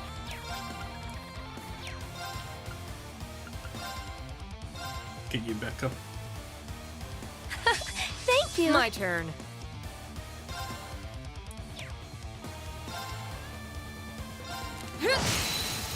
Now! Attack! And Do that.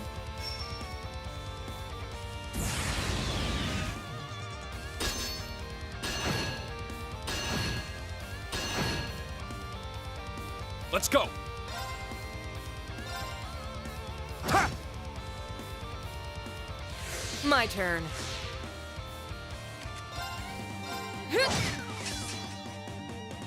Let's go! I'm up!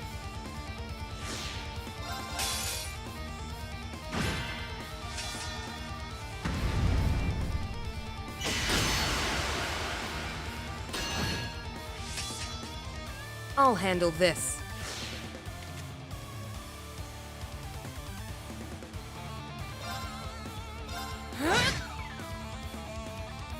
I'm up! Laura does all the damage for this fight.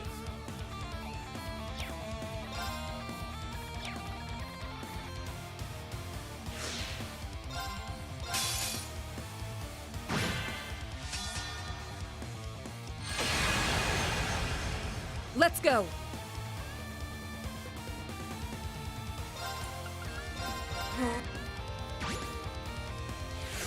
of course. Death awaits you.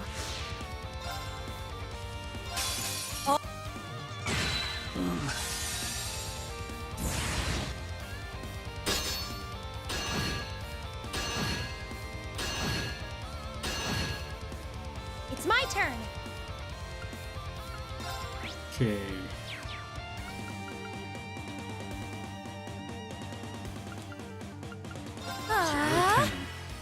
Let's go! I'll handle this.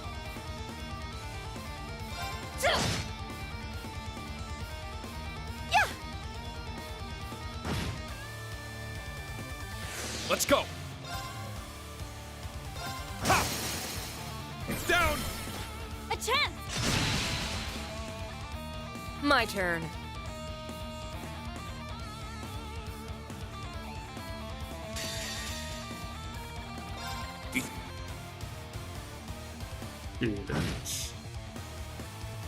My turn. Off balance!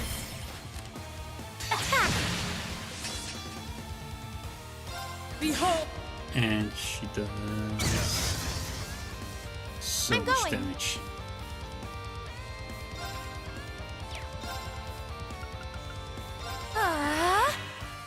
Death awaits you. Just to be safe. I'm going. Now. Got him! Yeah. I'm going. Arcus activate. Ah, yeah, that's right. She has almost infinite. She casts faster than Toval. Of course.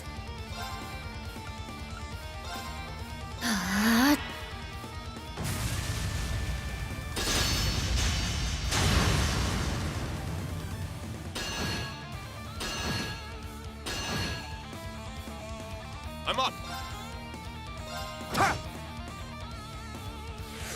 Let's go.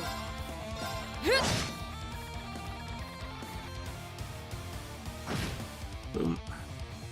All right. Of course. Perfect. And of course, Emma's trying to take down Valmar. Yeah.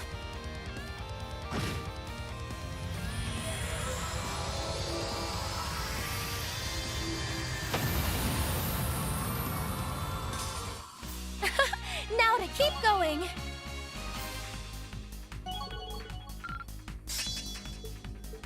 I must continue to train. I did it. I need to keep at it. There's more where that came from. Look at me go! It feels...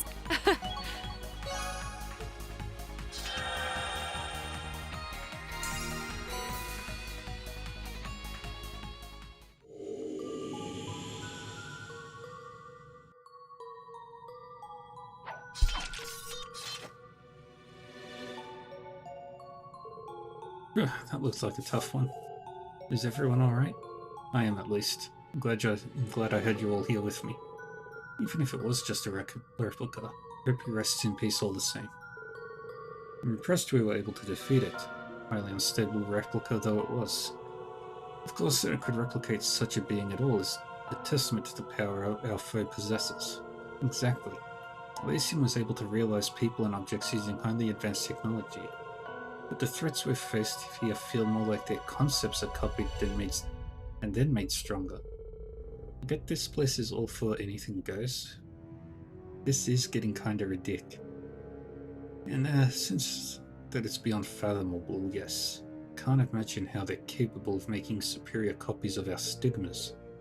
Or copies of me and Agras. Doesn't get any more anything goes, as the kid put it, than my other form here. At the very least, none of this should be possible simply by interfering with the Reverie corridor. It's almost as though whatever we're up against has the ability to control causality itself. Yeah. So it wasn't me just thinking that then. I don't understand.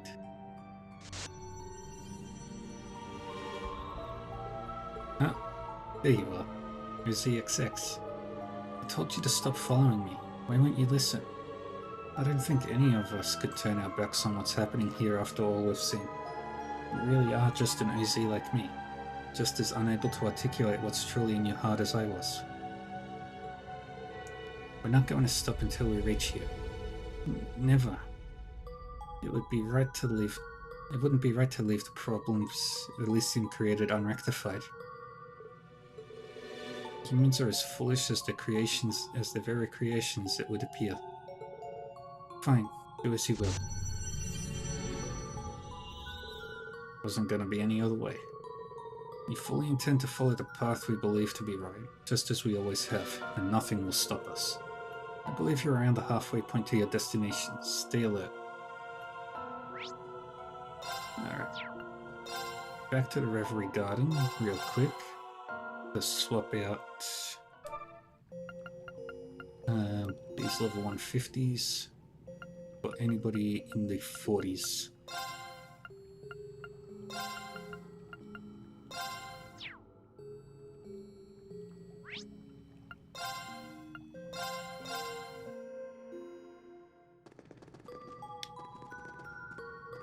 Actually, back to the tree real quick.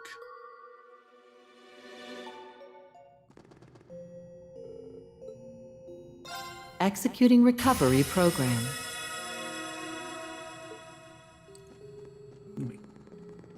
How many trial doors have I unlocked?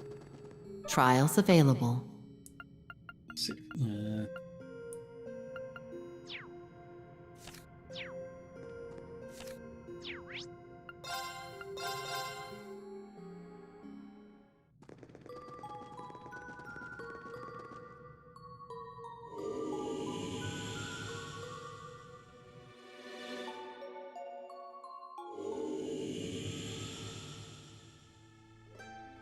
Let's take care along the way. A trap room. We need to move.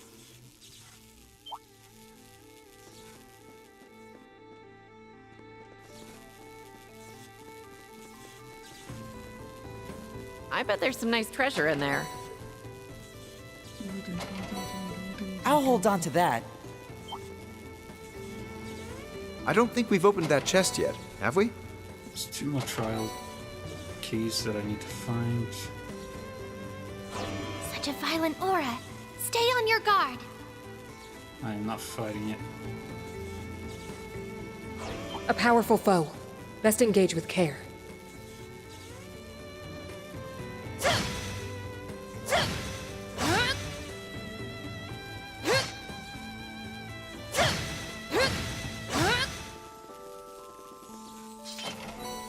Fortune shines upon us.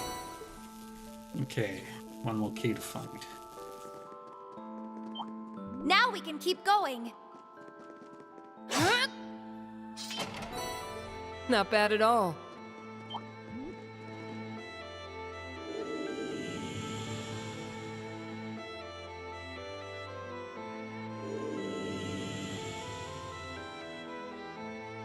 This isn't the end yet.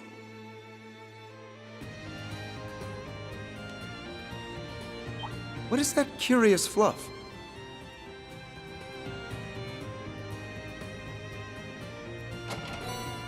This one is certainly worth holding on to.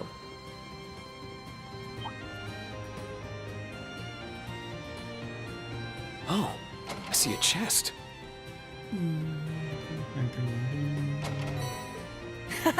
Lucky us.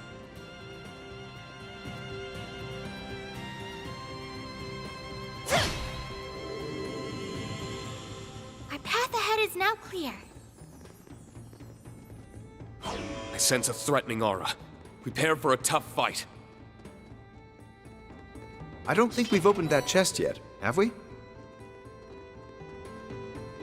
An easy victory.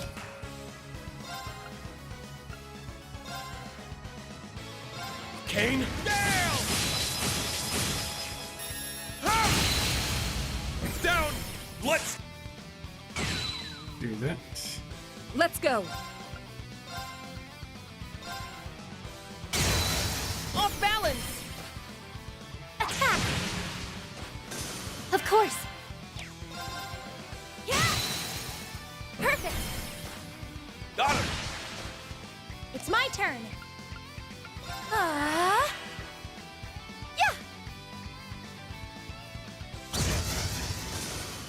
Oh, what a relief. Yay, I did it! A matter of course. It feels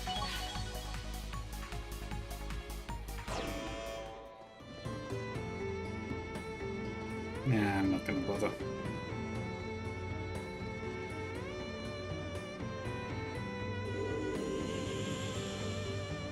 As much as I'd love to grind to the final boss. Let's be careful through here.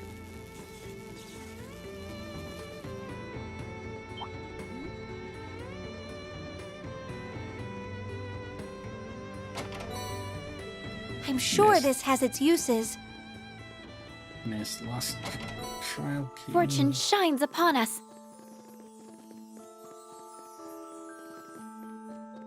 Okay, just need to find the switch. Our path ahead is now clear.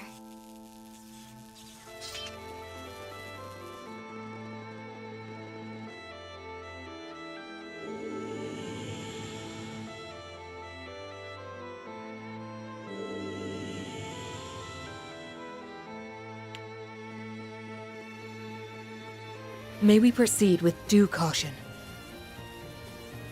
Strong enemy sighted. Let's take it out. I don't need to go through there. We can move on now.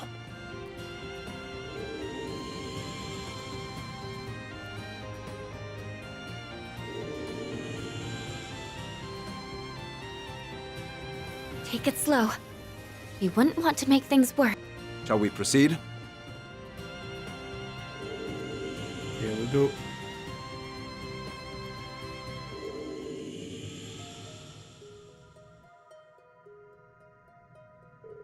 This is the end? Yeah, this is it. Oh. We found what we're looking for. It's a field of blue pleroma grass. Knew it. Final destination coordinates confirmed. Spiritual hacking process complete. Limitations on the 0th stratum have been successfully altered. All visitors can now be summoned to your current location. They really did it. And the stage is finally set, and the rest is down to us. Yes, now all that's left is to make her see eye to eye with us. Let's go see her as soon as we're ready.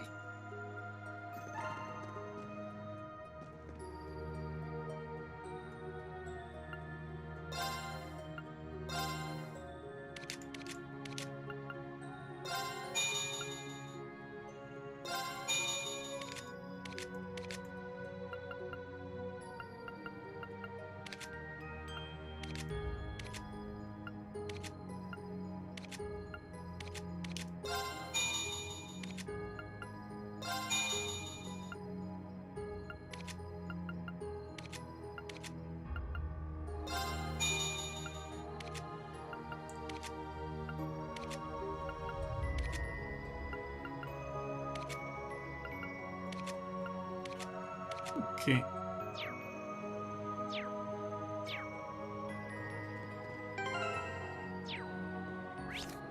I'm gonna save here, just in case I screw it up.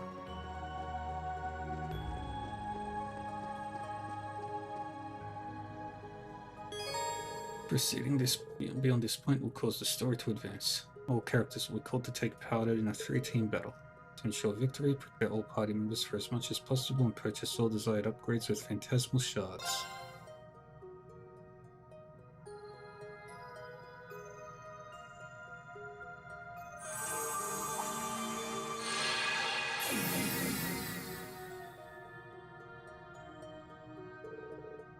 I'm amazed you came all this way. It would have been in your best interest to leave me be. Then we'll have to agree to disagree. We're glad we could finally reach you. Do you want us to keep referring to you as the first OZ, or would you prefer to go by another name? I have no name. I am not Kia, nor am I an Orion. I am nothing, have nothing, so it has always been. I am simply an empty shell born 500 years ago and gone without a trace before I could leave a single mark on the world. The same is true even now. I was suddenly recreated here without knowing why. But as I watched this world slowly converge with me at its core, I quickly realized this was what Elysium was hoping to accomplish. So it's true. Elysium is the reason you came to exist here at all. Though you seem to be more than just a simple recreation of what once was. Exactly. The OZ series was designed in order to forge a sword of the end. And that wouldn't serve any purpose now that the Great Twilight is past. And if we've learned anything, it's that Elysium always realizes something for a reason. So you must have a purpose. I can only think of one other possibility. Her appearance. How could it not elicit a response from us? She was chosen because of how similar she is to Kia. In other words, she was the first iteration of the being created to be the Zero Child. Wait, can't be serious. This is where all possibilities ultimately lead, the farthest reaches of our world. There are faint traces of one such concept still here. A being that once lamented the tragedies of their own making so dearly, they dissolved their own causality, vanishing from this world. A fragment of fate so small that no one should be able to even detect it. A fragment of fate? A being that dissolved their causality. Demiurgos. When Elysium was corrupted, it achieved the impossible by calculating that being's existence and realizing them. It hoped in doing so that it would create a new world with Crosswell at its center, while eliminating all obstacles in its way. Thought so. It all makes sense now. To think this ties as far back to the ancient Zemurian civilization. So this still connects to everything the SSS went through 3 years ago. It seems that way. You gotta be real twisted to use a creature like that as your last card. Worse, it's used all the chaos that's in Crossbell to grow even stronger than the original. Right here with you at the center. Now we know the root cause behind what's been happening in the Reverie corridor. You've probably been trying really hard to keep all this time to keep the problem at bay, haven't you? By using yourself as a key to keep it locked away. I understand now. Indeed, the pieces have fallen into place. And now that we know just what it is we're up against, there's not a moment to waste. As I have told you, your efforts are futile. Balance shall be maintained here so long as I am here to will it. She will never wake up. She will never be able to cause harm to Zemuria. I'll make certain of that. But where does that leave you? You really up for holding off something that almighty for all eternity? There is nothing more for you here. You must leave and return to your own world. For you, this space is naught but a fleeting dream, an illusion. That is how it should be. Just as how I should meet a similar end as she did. I am destined to wait here, in silence and alone until the end of my days. A dream or illusion.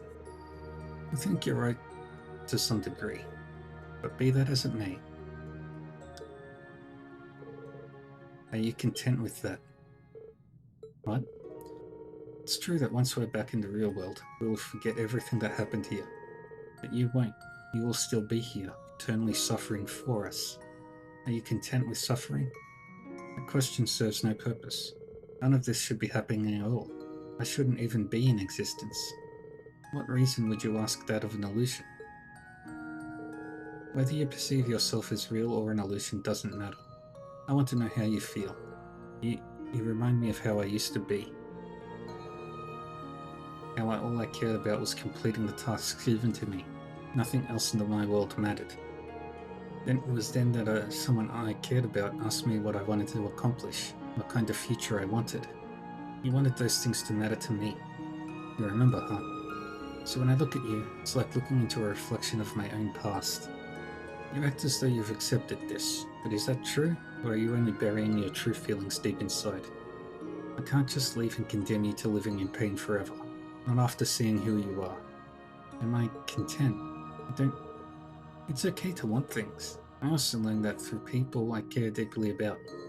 All you have to do is hold out your hand and someone will take it. LP. Why do you care so much about me? I'm just a replica of a fragment from a long-lost history. Completely detached from you. You'd be spared so much trouble by choosing to ignore me. Is it because I have Kia's face? Because I'm the first OZ? It's because we met you, that's all. Now that we know you, you're a part of our lives. And it's perfectly normal to want to help those in our lives. Even if destiny forces us to part ways, I want to at least see you smile once before that happens. Besides, you're not just anything. You're an individual who's hurting. I don't need any other justification to go as far as it takes to help you. Yeah. You were in the past.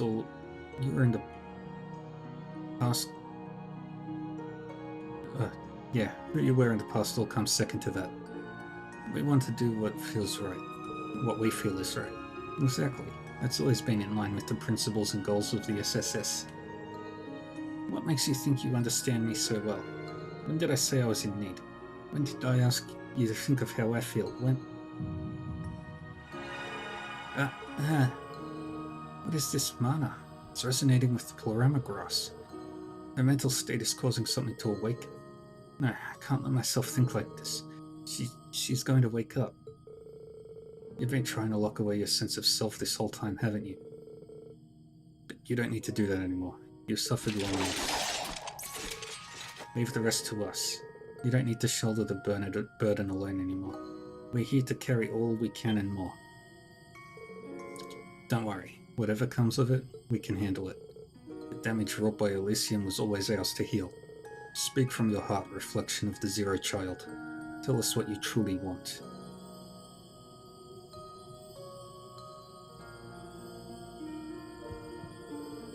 Please, stop me. No, stop her. Set her free. Let her finally be at rest. We're fighting.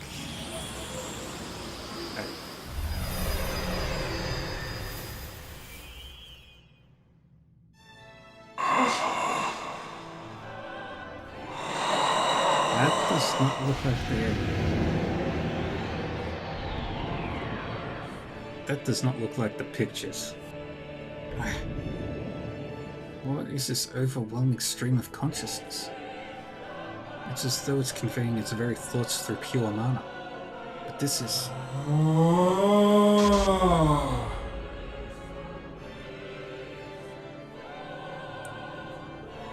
We were right. Yeah, on the mark. It doesn't look exactly the same as it did 3 years ago. But there's no doubt in my mind. That's the Demiurgus. Another one of the Septarians. But this isn't like the Septarian of Zero or the original.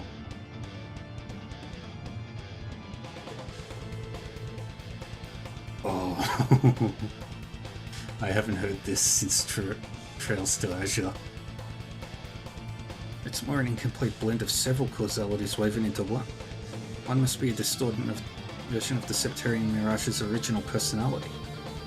However incomplete it is, it still houses the power of one of the goddess's gifts. This isn't going to be easy. I know, it's such a good song. And yet we'll still come out victorious. Could easily go out of control at any moment. Watch yourselves.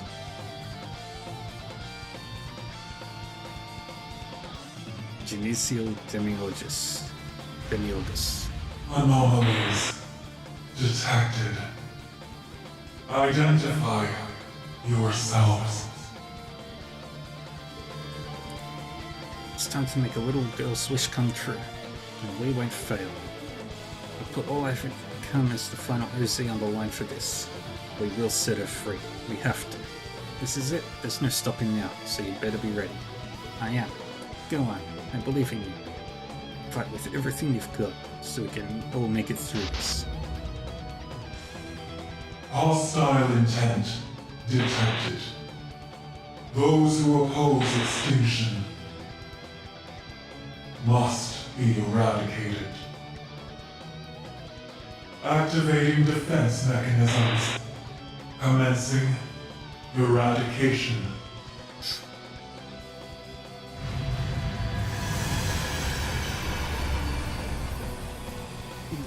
Maybe Monster Jello. Final battle must be fought 3 using 3 teams. ABC order. Okay. My A team will sit here. Okay.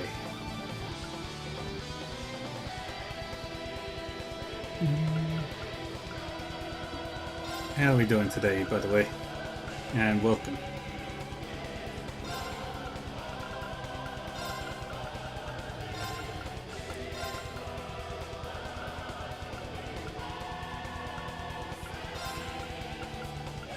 Where is team? Go sit there. Sub you out. And I'll bring you in there.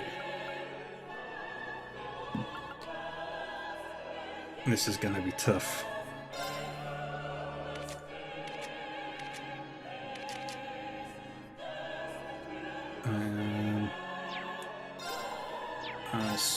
Swap you for bring Arius along.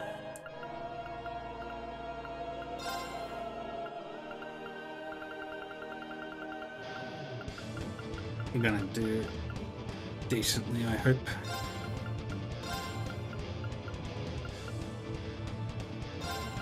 Grab that one. Phantasmal Butterfly will also be useful.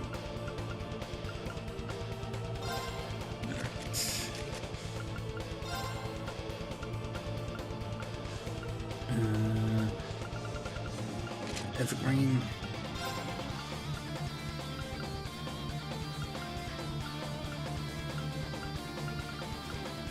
Do another Evergreen.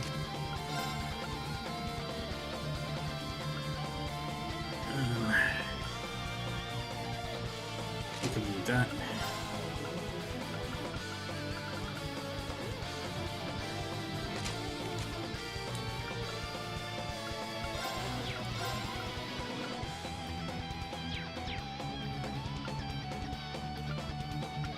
Okay. Change the quartzes.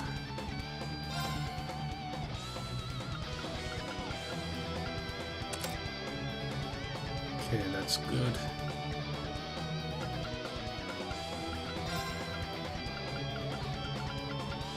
Melville Arc.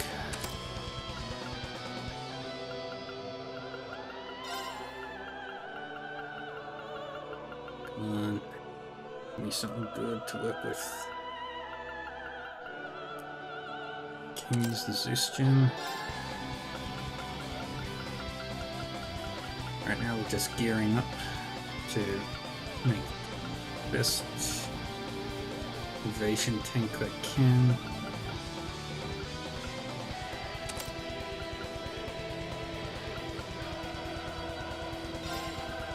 I don't need that.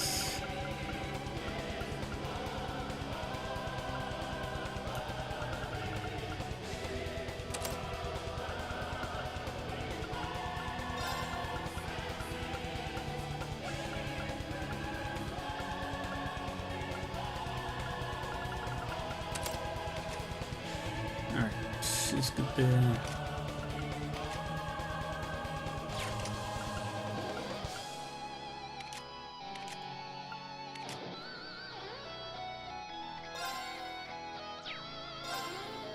Okay.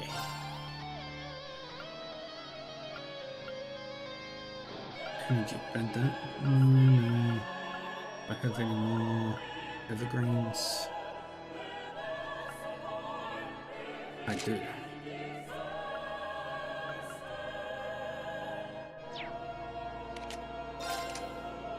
Okay, Kusanagi. Yep. Cirrus. And grab that. Yeah.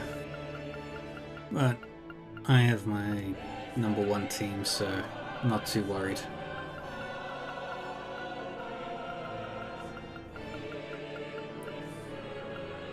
I'm all out of, dang it, out of evasion stuff, except for this one cent.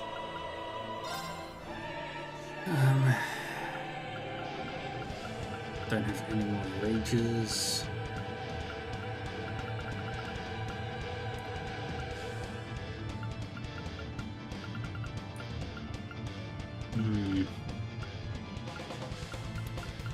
Unless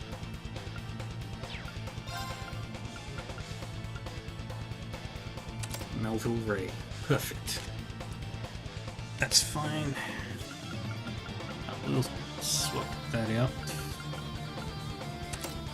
to that. And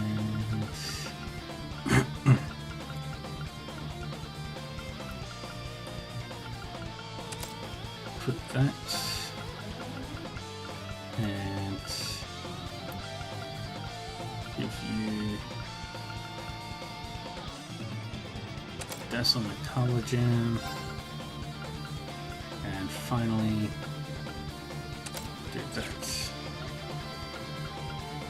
Alright.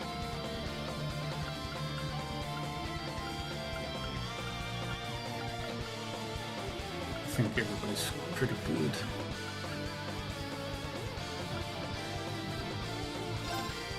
Alright, this is gonna be tough. Insolent vermin. May the fires of causality reduce you to ash. Be as nothing. Strength depleted. I'm sorry. Let's begin. Alright. Very well.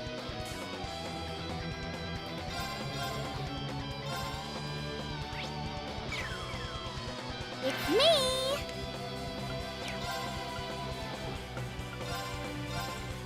Bring that back Thank up. you.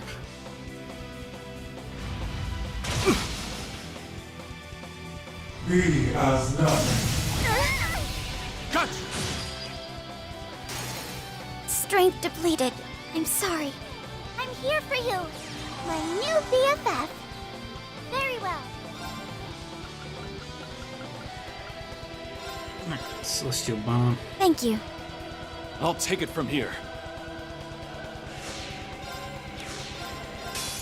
Do the heals. How shall we play? Alright. Nadia, you step over there. You step over there. Engaging.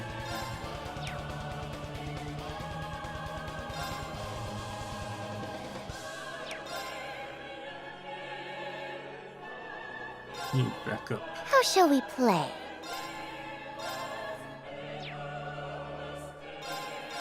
Are you ready?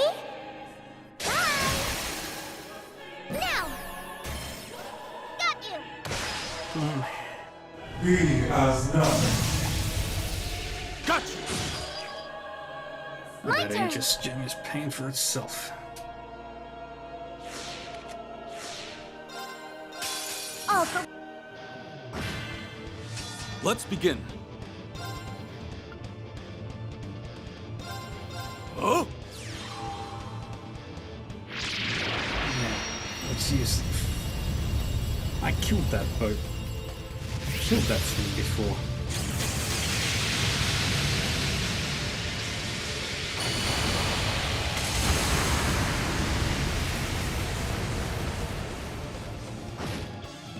It was like the last boss I'll of the support fourth you. strata.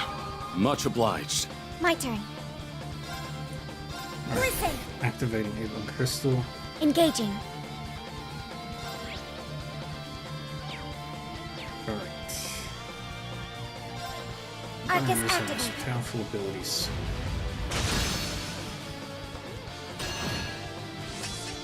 Be as nothing.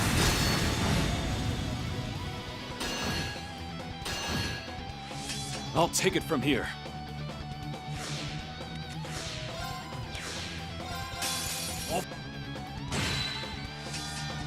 Yeah. And boom. Very well. Good. Now I can do this. I shall.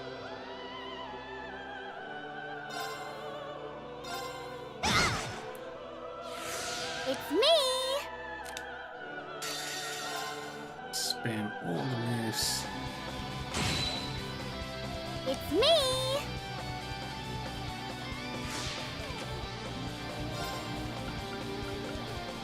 Listen.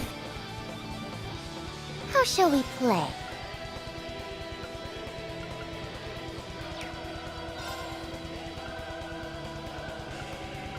Arcus activate. Be as nothing.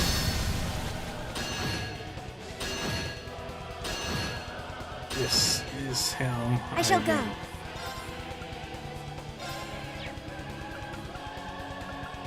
Arcus activate. Yeah.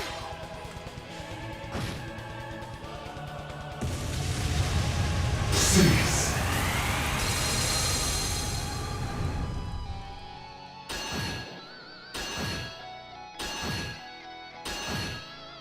Okay. And boom. It's me.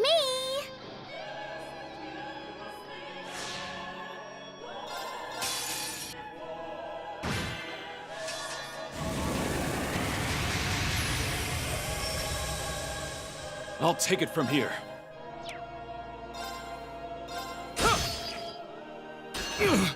That's fine. I shall go.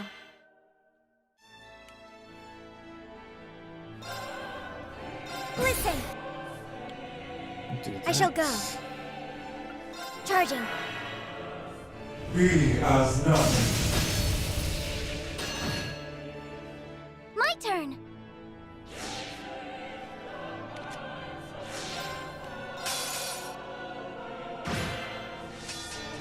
Ha! Yeah, I don't. I like having my I'll take it from here. things the way I like them. Doing it manually.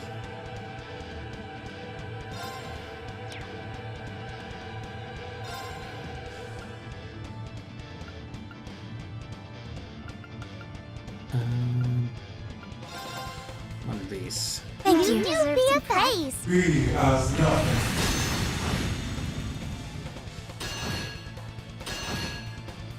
Let's begin.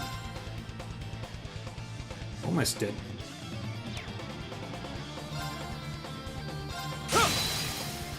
This is it. Good.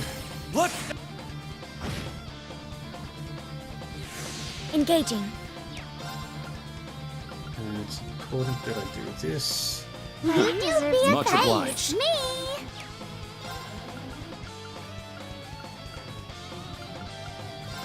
Listen. It's me. Arcus activate.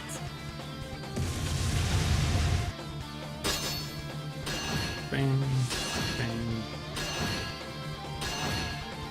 My turn. Ah! My turn. Charging. Yeah. I'll take it from here.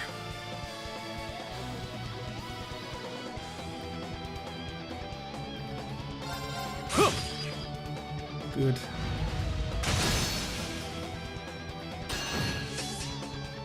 Cease.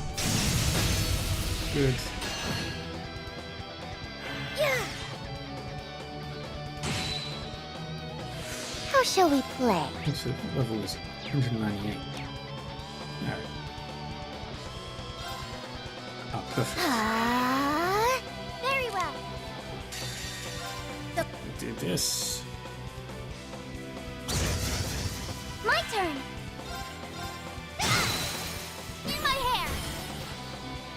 You're up. Forward. Listen. I'll do the ebony crystal. Let's begin. They're down. I'll assist. Yeah. Forward. This is it. I'll assist. I shall. Initiating drive. Cease.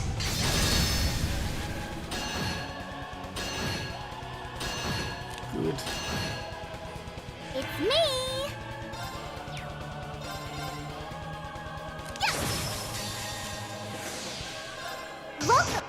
Super Nadia special does. Forward. Oh shit. I need to be very fast. Listen. I'll take it from here. This is it. I'll assist. Can't it recover any hit points. Disappear.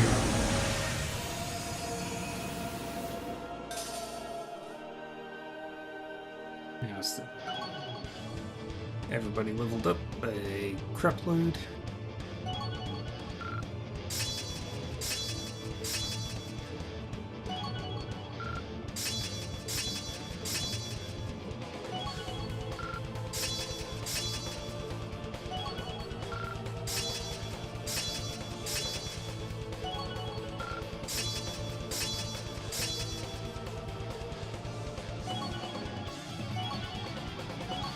Arias. Everybody went up a lot of levels.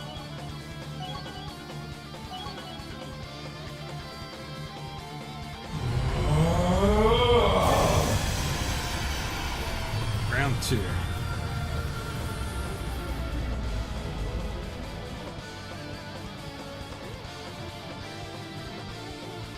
There she is. That I might again gaze upon the real world. Infinite fates interweaving. Disorder. Nihility. What a glorious world it is.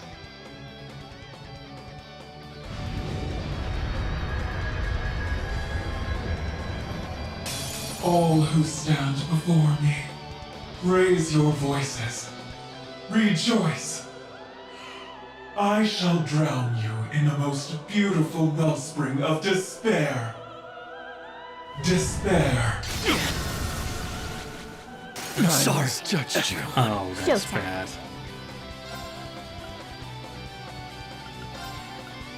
We need Lloyd back up at full Thanks. strength right now. Very well.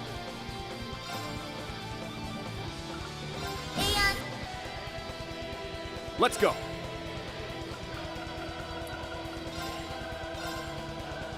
Thank you. Despair.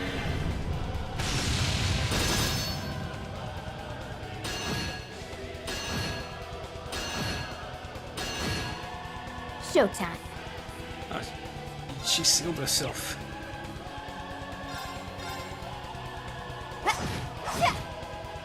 Right.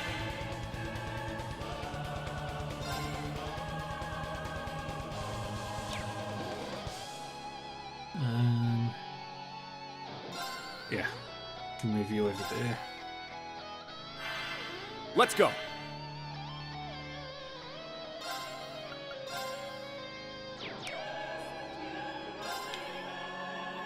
Move you over here. All right. Reactivate Aeon On guard. Shield. Put you over here. Sing my praises.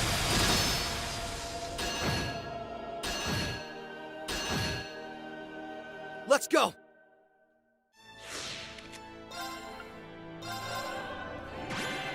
One. Right. Right. This is how you do it. Let's go. It's my turn.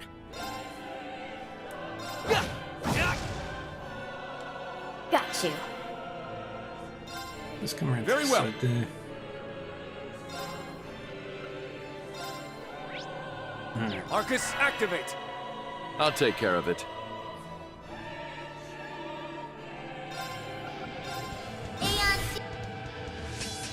All right.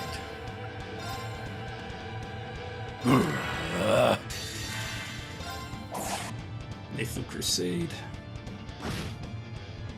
Sing my praise. It's my turn. Something tells me this is going to be a little slow going. All for.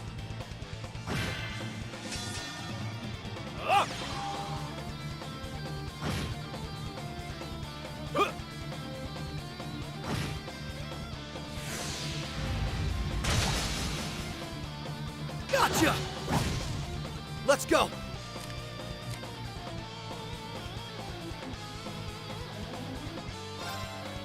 Hey! Huh. Let's go.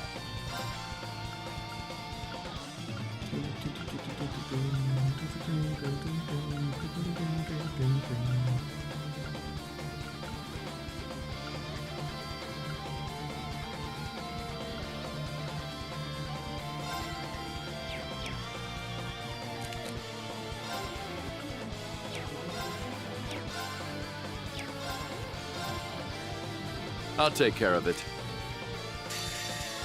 Feel. Good. All right. I'll take care of it. I won't let you. Sing my praise.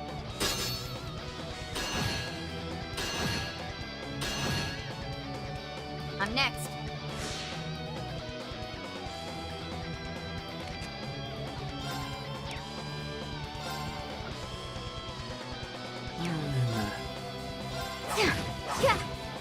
Let's go. A lot of health to dig through. Hey! Huh. Huh.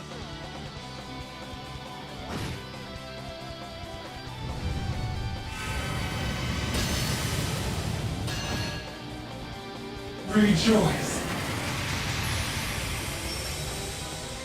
Showtime. Shit.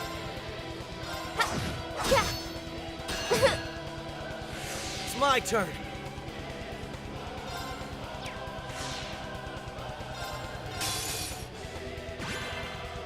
On guard. On guard. Arcus, activate.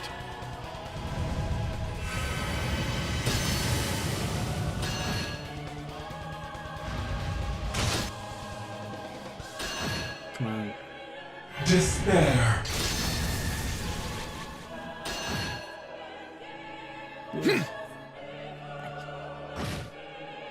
I'm next. We're still chipping away at it.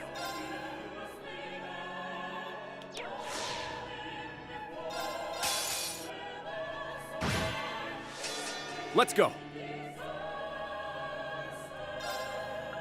Arcus, activate. It's my turn.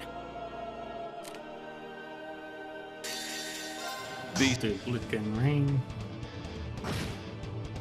Right. So slow. Right. I should have brought Laura into this group, I think.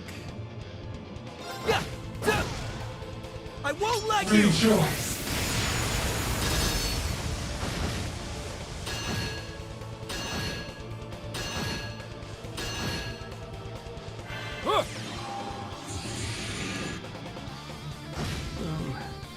Despair.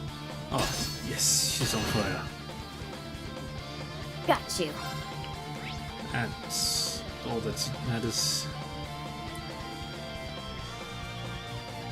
So burn, seal, mute are all that really matter.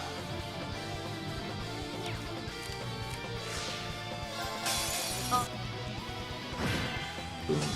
Let's go. All for. Do a whole bunch of attacks. Let's go. Aeon shield. My turn.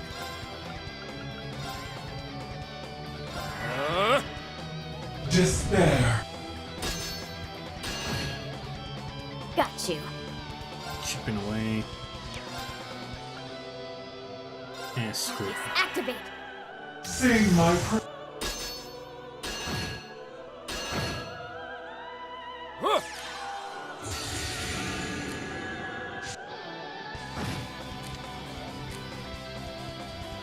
Behold. Bing. All right. Arcus, activate. It's my turn. Right. Right. It's my turn. Aeon Let's go. shield. Yeah. Huh.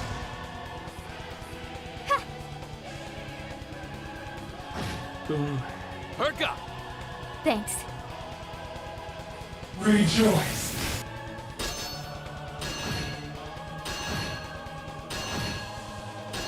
That's a good chunk of damage.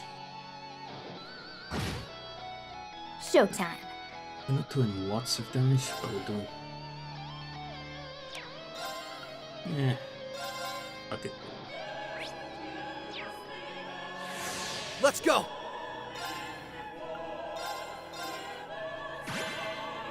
Let's go.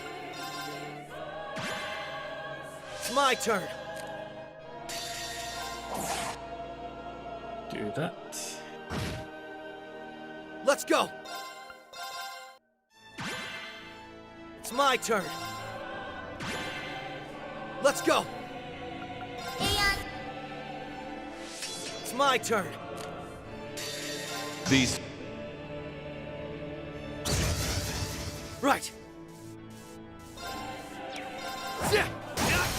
They're open. Too slow. It's my turn.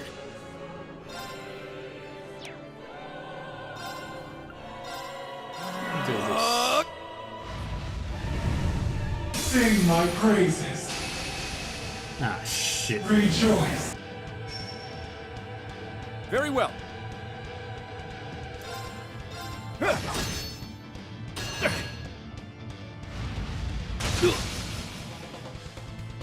There. Boom. Sing my praises. Weak.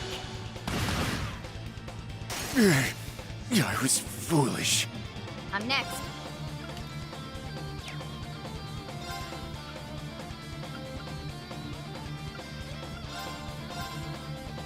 Pick me back up. I appreciate it. Let's go.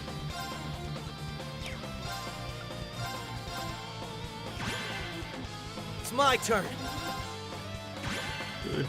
It's my turn. Let's go. It's my turn.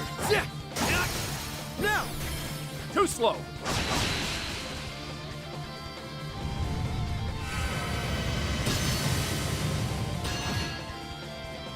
Despair.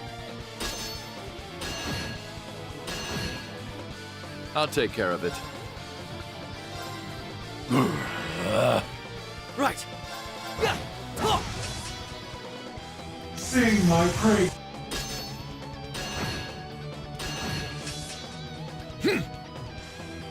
Lost Genesis. It's my turn. Burning Heart. Goes up. Right. Let's go. It's my turn. It's my turn.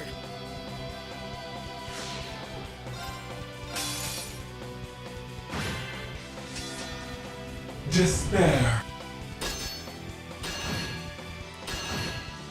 I'll take care of it. Arcus, activate. It's my turn.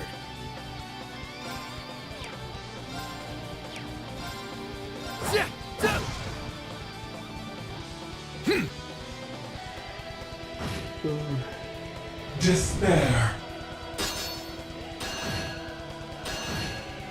Right. Ragnar Strike. Right.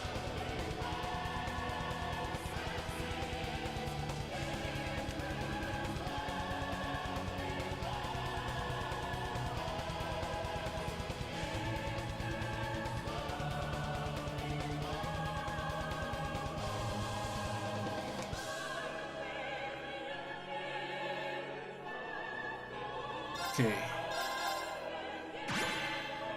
It's my turn. Let's go. I'll take care of it. Aeon Shield. All right. Arcus, activate. Despair. Let's go. Now they're finally up to it. Yeah, I'm not going to be able to get what I need in time. I appreciate have to drop this in. Got you.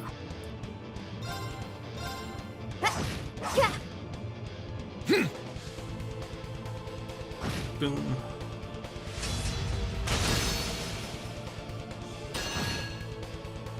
It's my turn. It's my turn. Lethal Crusade.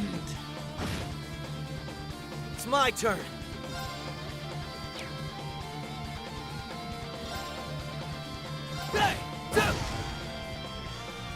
Rejoice. Back that retribution. Sing my praises. I'll take care of it.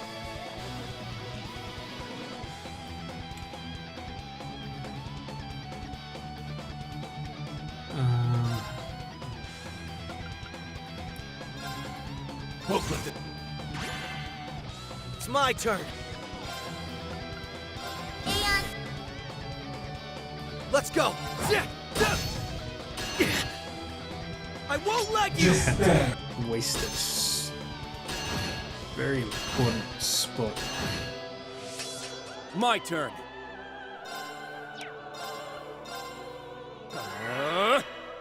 All right. Arcus, activate. It's my turn.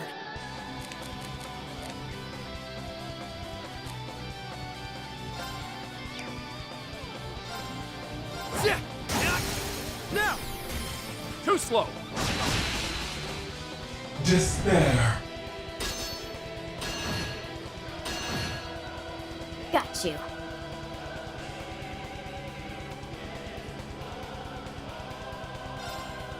Crap.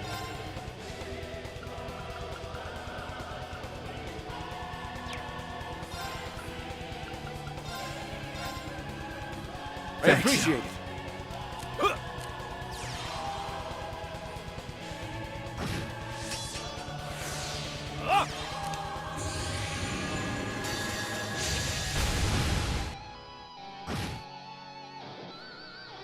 Behold. Waste all those craft points. These so. Despair. Weak! Let's go!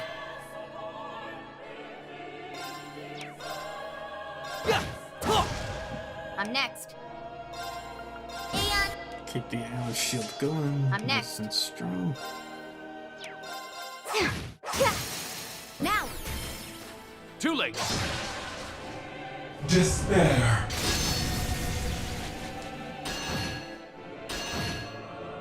Got you. Let's go! Now! Too slow. Rejoice.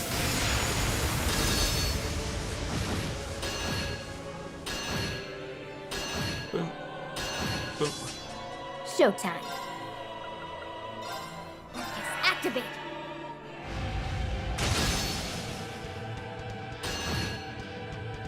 My turn. I'll take care of it. Arcus, activate. Despair.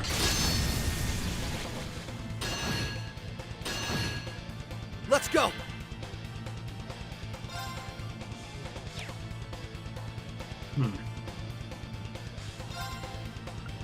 Do the Aeon shield now. Right. And I have one turn of it up.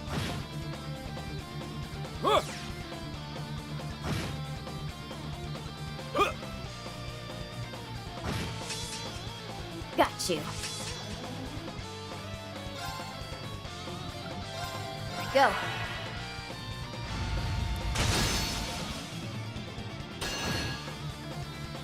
Yeah. Crap.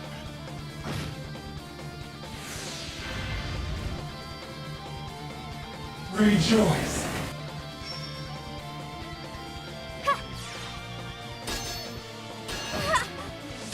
Despair. Weak! Very well.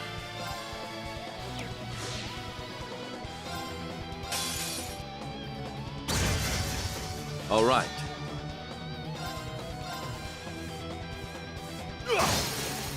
How plain. Mine! I'm next. Now! Too late. It's my turn. Now! Too slow. Showtime. Aeon! The Aeon shield anyway, just to be I'm next. safe. It's down! Too late. Behold.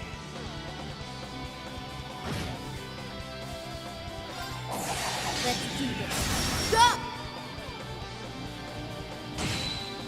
May destruction befall you.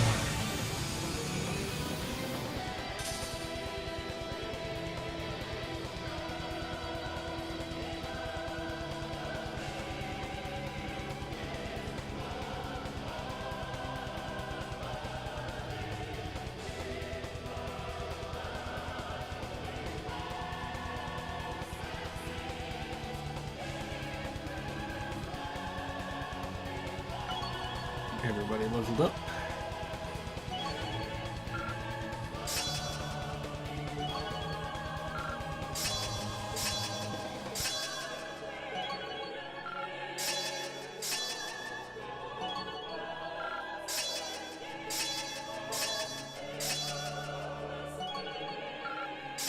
Everything's leveling up. Everybody got stronger. Ooh, cool.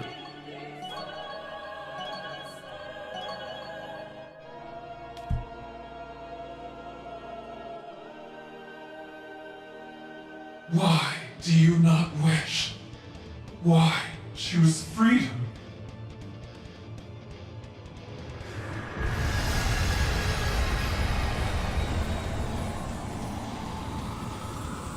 Okay, that's bad. Wish not for the bliss of eradication, and eradication shall be forced upon you. Activating eradication protocols. Be gone from existence. Increasing output. More power required. May I see to the destruction and rebirth of all humans of the post-Zemurian age.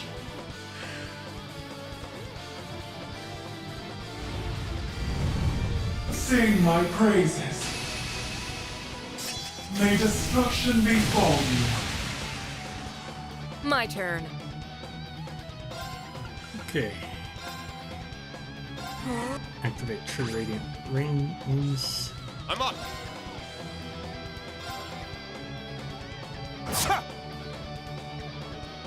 Death awaits you! Now! Got him! All right! Okay, what do we got? We'll activate Phantasmal Butterfly. Phantasmal Butterfly! I'm going! True Breaking Dawn. Eternally. All right!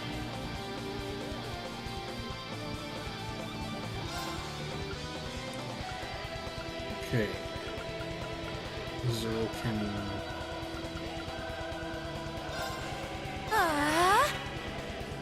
There!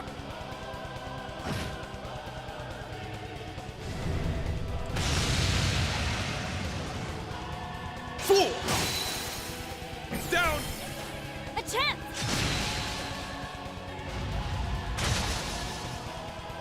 Fool! Invasion tanks. Down! A chance! Despair. Fool! Now! A chance! All right! Arcus activate!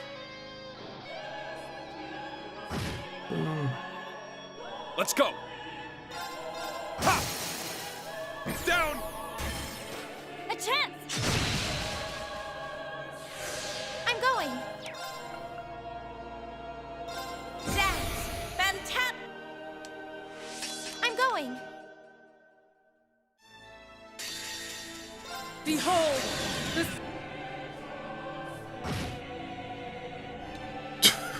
52,000 damage. Plus whatever else the Behold- British did. It's my turn!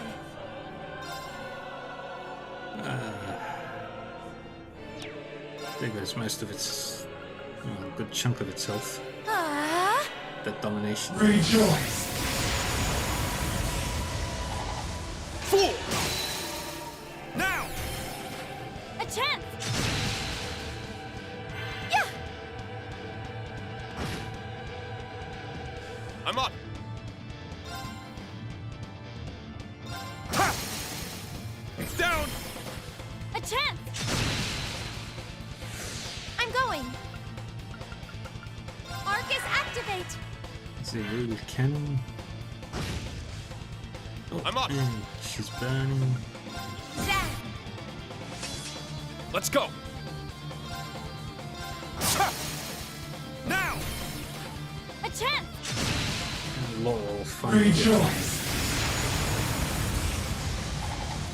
Fool! Down! A chance! my turn. You know what? Could change the look.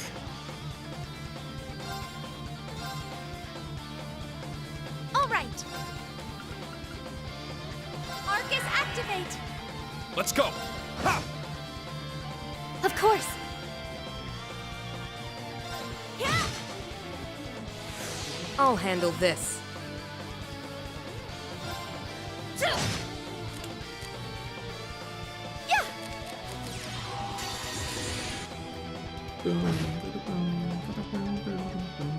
Answer. House of Aragon goes up. Not on my watch! Despair.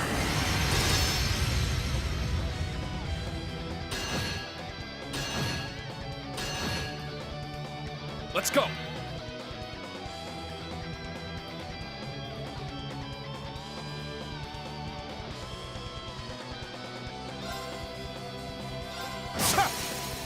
It's down! An opening. My turn. My turn.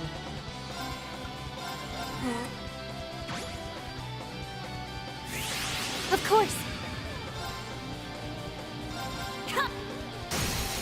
Perfect. Attack. Good. Sing my praises. Simple. Perfect. Attack. Let's go.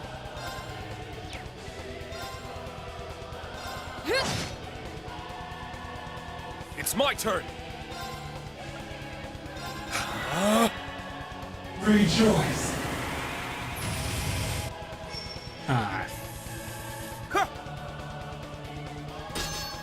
Really? May destruction befall you. Let's go.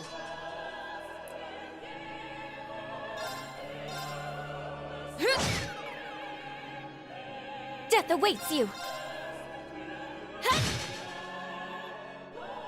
I'm up!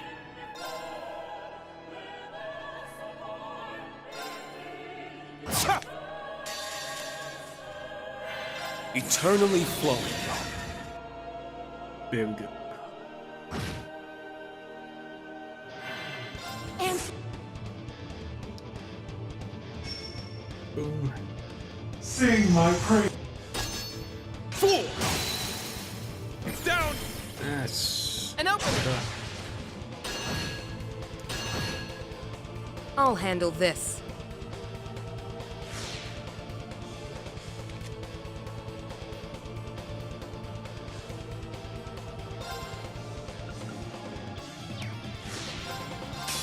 All for...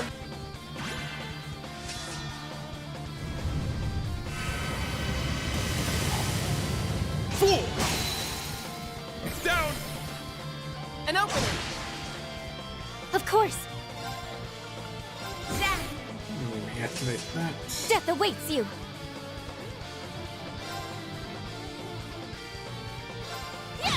Alright, she's just about halved. Fool! It's down! An opening. Why? Why did you awaken me? Give me rest. Give me rest. Give me rest. Give me rest. Give me rest. Give me rest.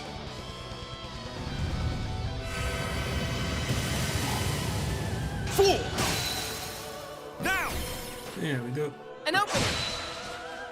I'll handle this.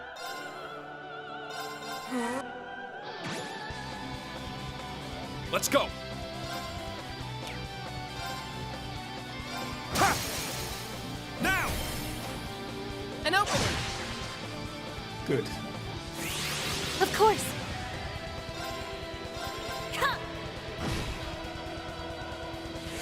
My turn. I'll handle this.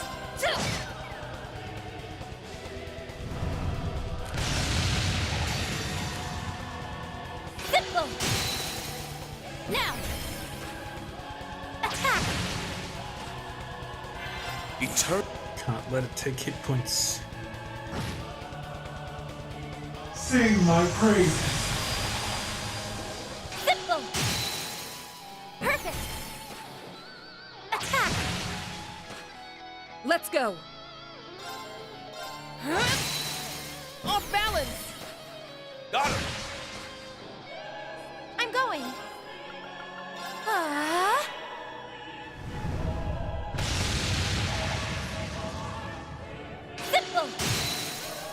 Now! Attack! And just chipping away, nice and slow. Death awaits you! I'm going! Alright, he is at 1/3 of his health left. No, she's 1/3 of her health left. Perfect! Attack! Sing my praises. Rejoice. And Dang it. May destruction befall you. It's my turn!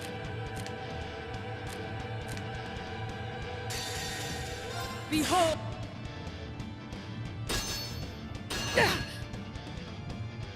Let's go!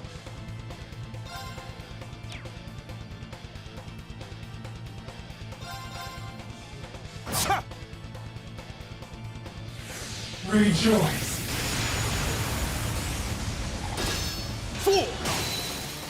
Now! An opening! Good. death awaits you!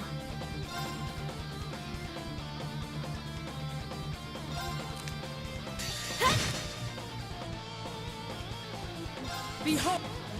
And 168 Just kills and 457. Fool! Down! An opening!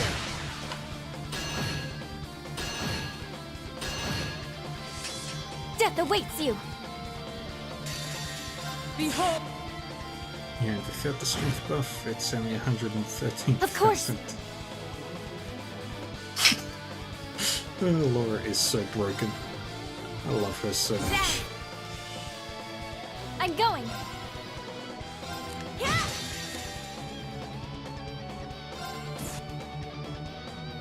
Oh, God. May life. Unforgivable! I'll treat you immediately! Thank you so much! You vile!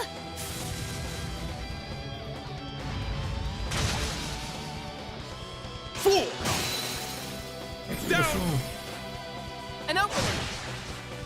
Sing my praises. Fool! Now! An opening! I'm a fool!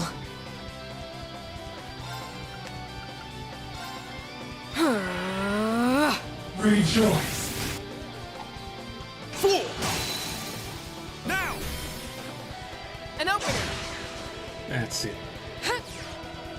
Thank you so much! Thank you! I'm going! Arcus, activate! Despair. Fool! Down! An opening! My turn.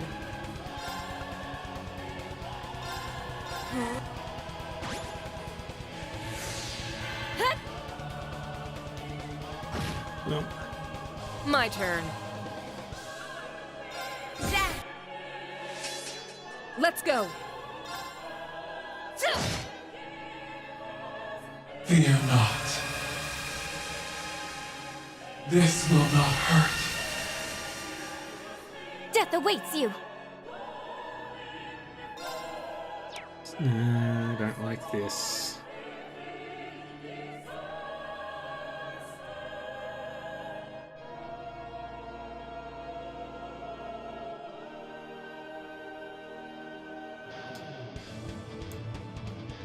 I don't like this.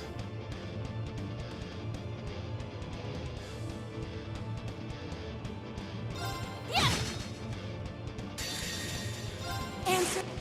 I'll do this just to be safe. The time has come to return all to zero.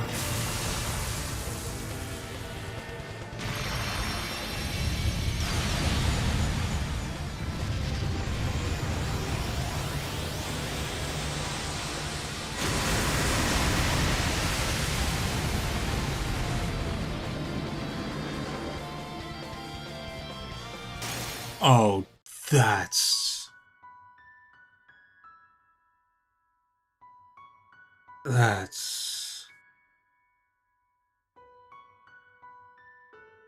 That's garbage.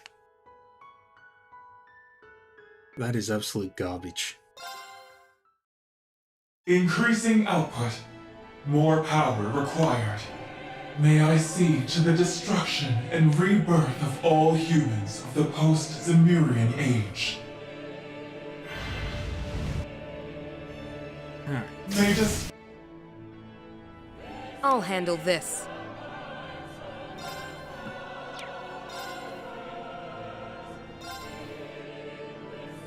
Let's go!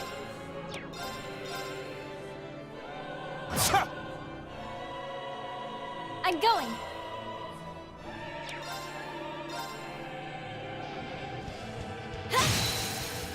Now. Got him! It's my turn.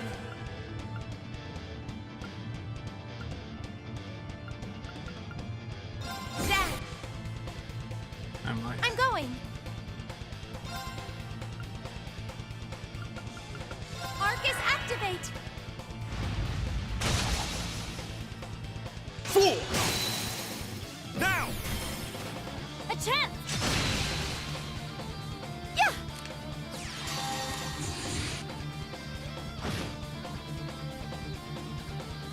Answer. Do this. Sing my praises. Fool! Now! A chance. Sing my praises. Fool! It's down! A chance. Despair. Fool! Now! A chance. All right. Instant damage is a kind of bullshit. There. Rejoice. Fool! Now! A chance. I'll handle this. Deactivate this. Let's go.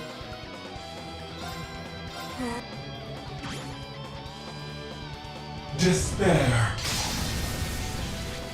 Fool! It's down! A chance. It's my turn. Yeah. Let's go.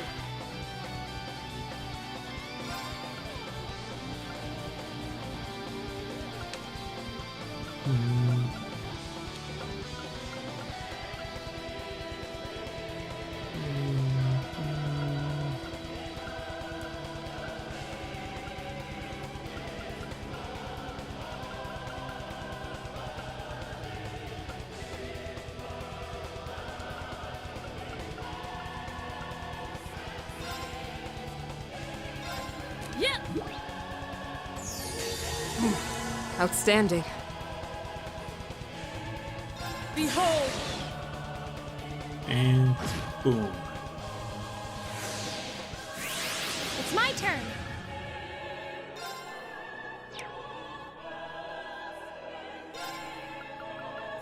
Arcus, activate. May light. Unforgivable. I'll treat you immediately. Thank you. At this rate,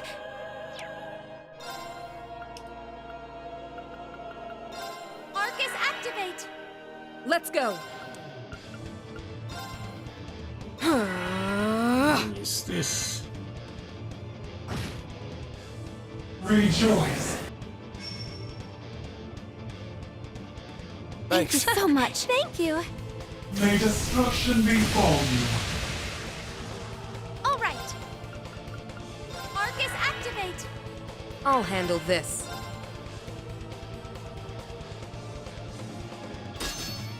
should destroy Sorry, herself. everyone.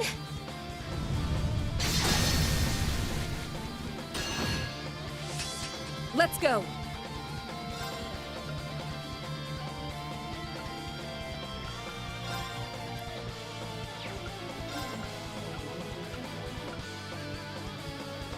I can't reach her.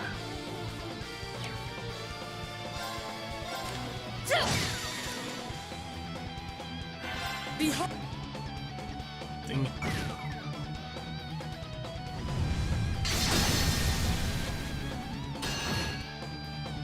I'm up.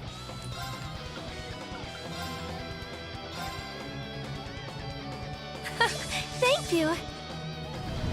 When is Risha getting a turn? I'll treat you immediately. Thank you. I'm up. Now. Finally. Despair. Fool.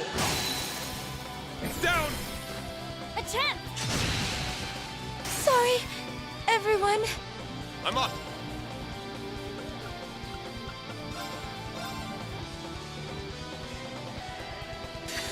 Thank you.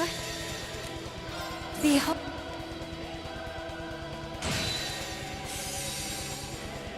And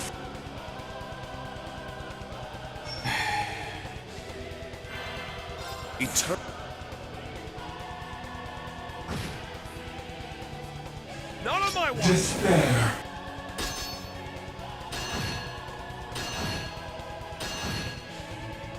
I'll handle this. The new plan is very simple. My turn. Fuck.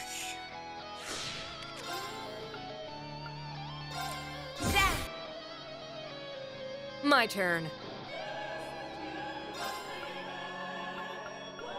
I'm gonna just give Laura all the Zoran capsules. Behold. Just nuke this thing into May non-existence. Unforgivable. I'll treat you immediately. Thank you. You vile. I can't lose.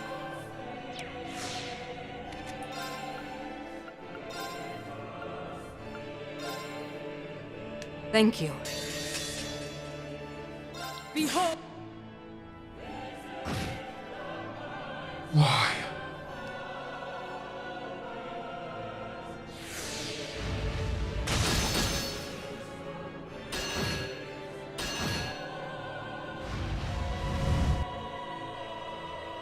Rejoice.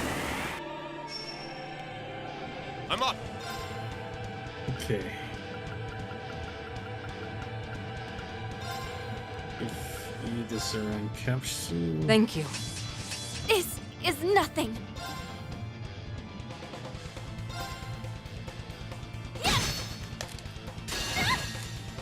Let my guard down. Behold. Do all the damage. May destruction sing my Sorry, everyone. sing my praise. Despair. May light. I can't lose.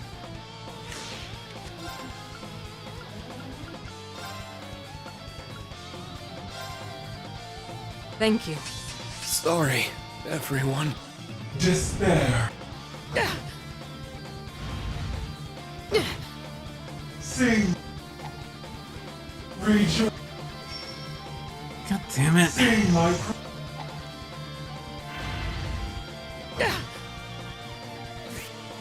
May light. She ever gonna get a fucking turn? Rejoice.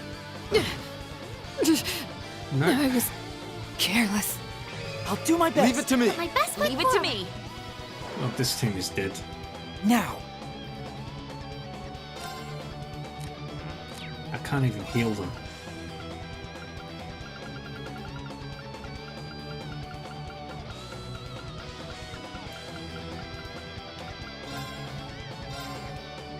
I have my so thanks. much. Thank you. Very well. I leave it to you. I'll take over.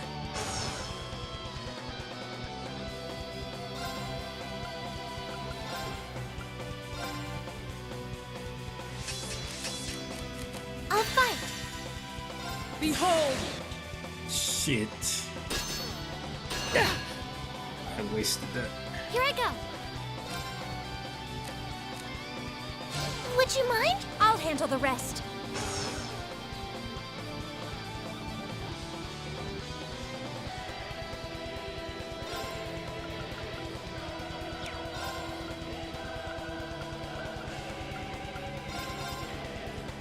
Thank you. Thank you. Yes. I leave it to you. Leave it to me!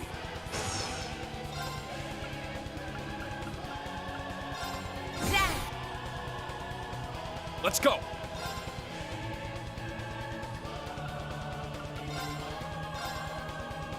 Thank you. Behold! It's my turn!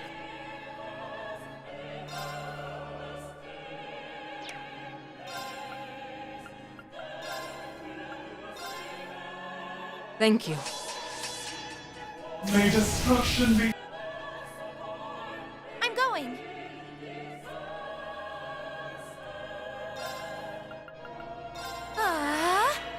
Let's go!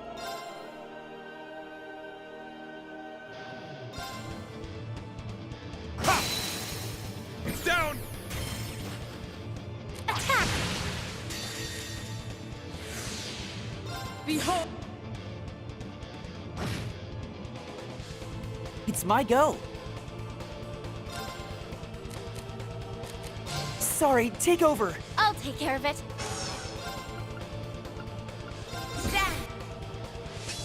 I'm going.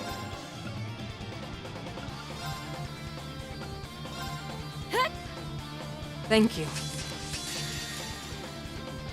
Behold! There! Despair. Sorry, everyone. Despair. My turn.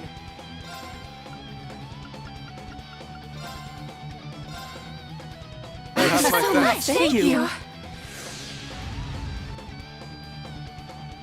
Rejoice. Dang it. My turn.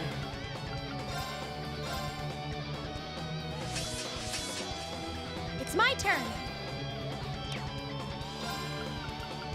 Marcus, activate! Death awaits you!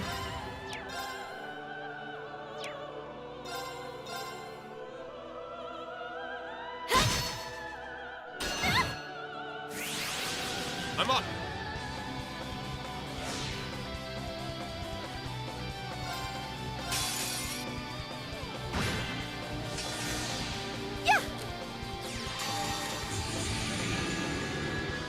Crap, what time it on?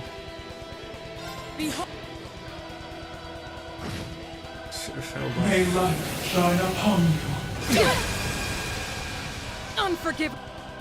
I'll treat you immediately. Thanks. You vile! Not on my watch! Despair. Simple! Perfect! An opening! Despair. Fool! Sorry, everyone. Careless. Sing my praise. Fool! May destruction befall you. Rejoice. Despair. May light. This is. Rejoice. This is the dumbest. Despair. Despair. Despair. Despair. 12 hours later. Rejoice. May Finally. I can still fight. Yeah. Thank Have you my so much. thanks. Thank you. Let's go.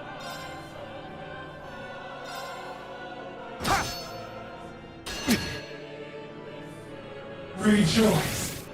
Aw, Fool! sorry, everyone. Of course. Get her back up. Thank you. My turn. Yep.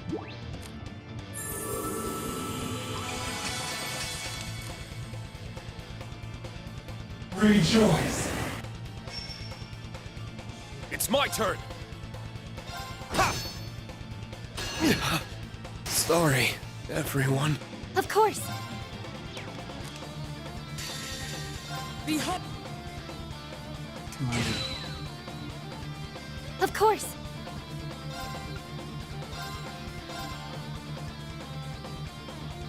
Thanks. It's my turn. Zach. All right.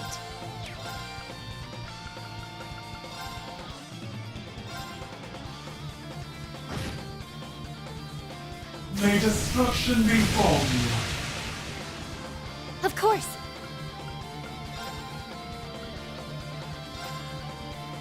Thank you. Behold.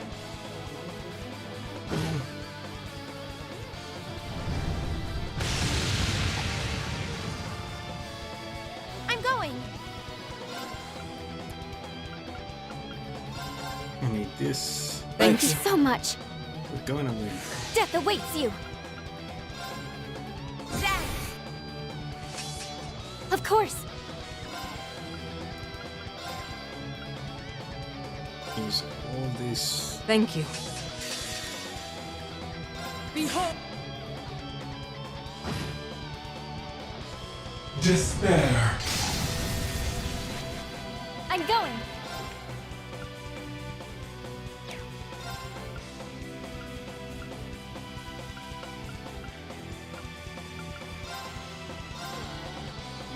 Thank you.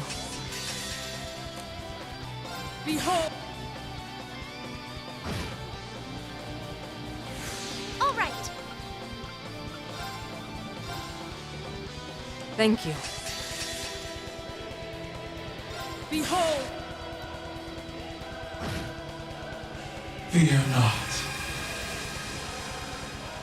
I'm up.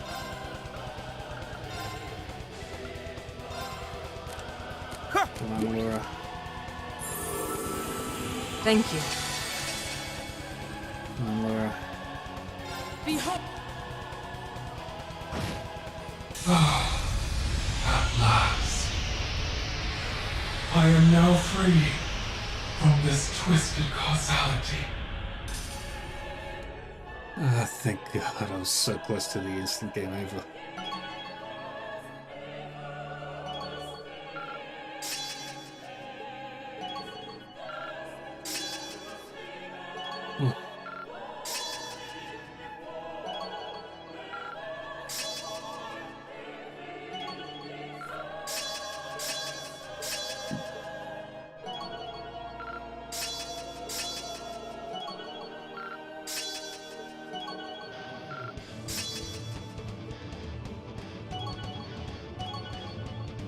Yeah, I've already won a bunch of levels.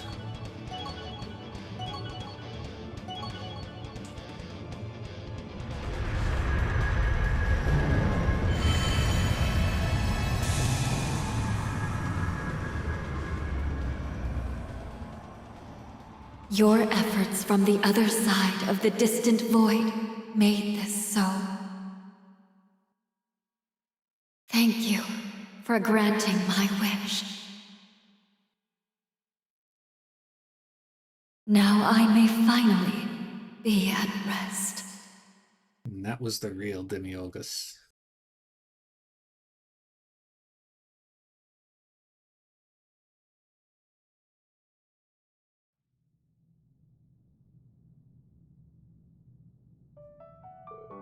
We did it. Wasn't easy, but yeah. Though I'm not sure we would have been so lucky had it been at its full power. I think drawing out her true feelings was what had helped us win. I believe that as well. Well, are you free? I am. The connection between us has been completely severed. So it would seem. I am in awe of what you have just achieved. Who are you people? We're nothing special, really. We're just people fighting for what we believe in. I wasn't feeling so hot about our chances for a second, to be honest. Me too. We'd throw all we had at her, and even then we only just scraped through. Oof, me three. I think I'll just clock out right here if you don't mind. I do mind. What a pitiful sight. You ought to try and follow my example. Not everyone was born with a body incapable of feeling fatigue. I wish I knew what it was like. What an unconventional group you are. I'm so glad I chose to believe in you.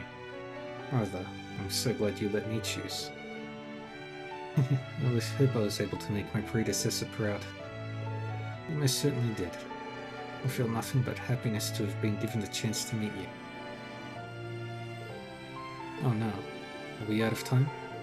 I am a shadow of what was. Now that my thread to this world has unraveled, I must return to where I came. I cannot thank you enough for what you did for us, for setting both me and her free. This is so strange. I never thought leaving this place would make me feel sad, but it does. Aw, gonna miss us?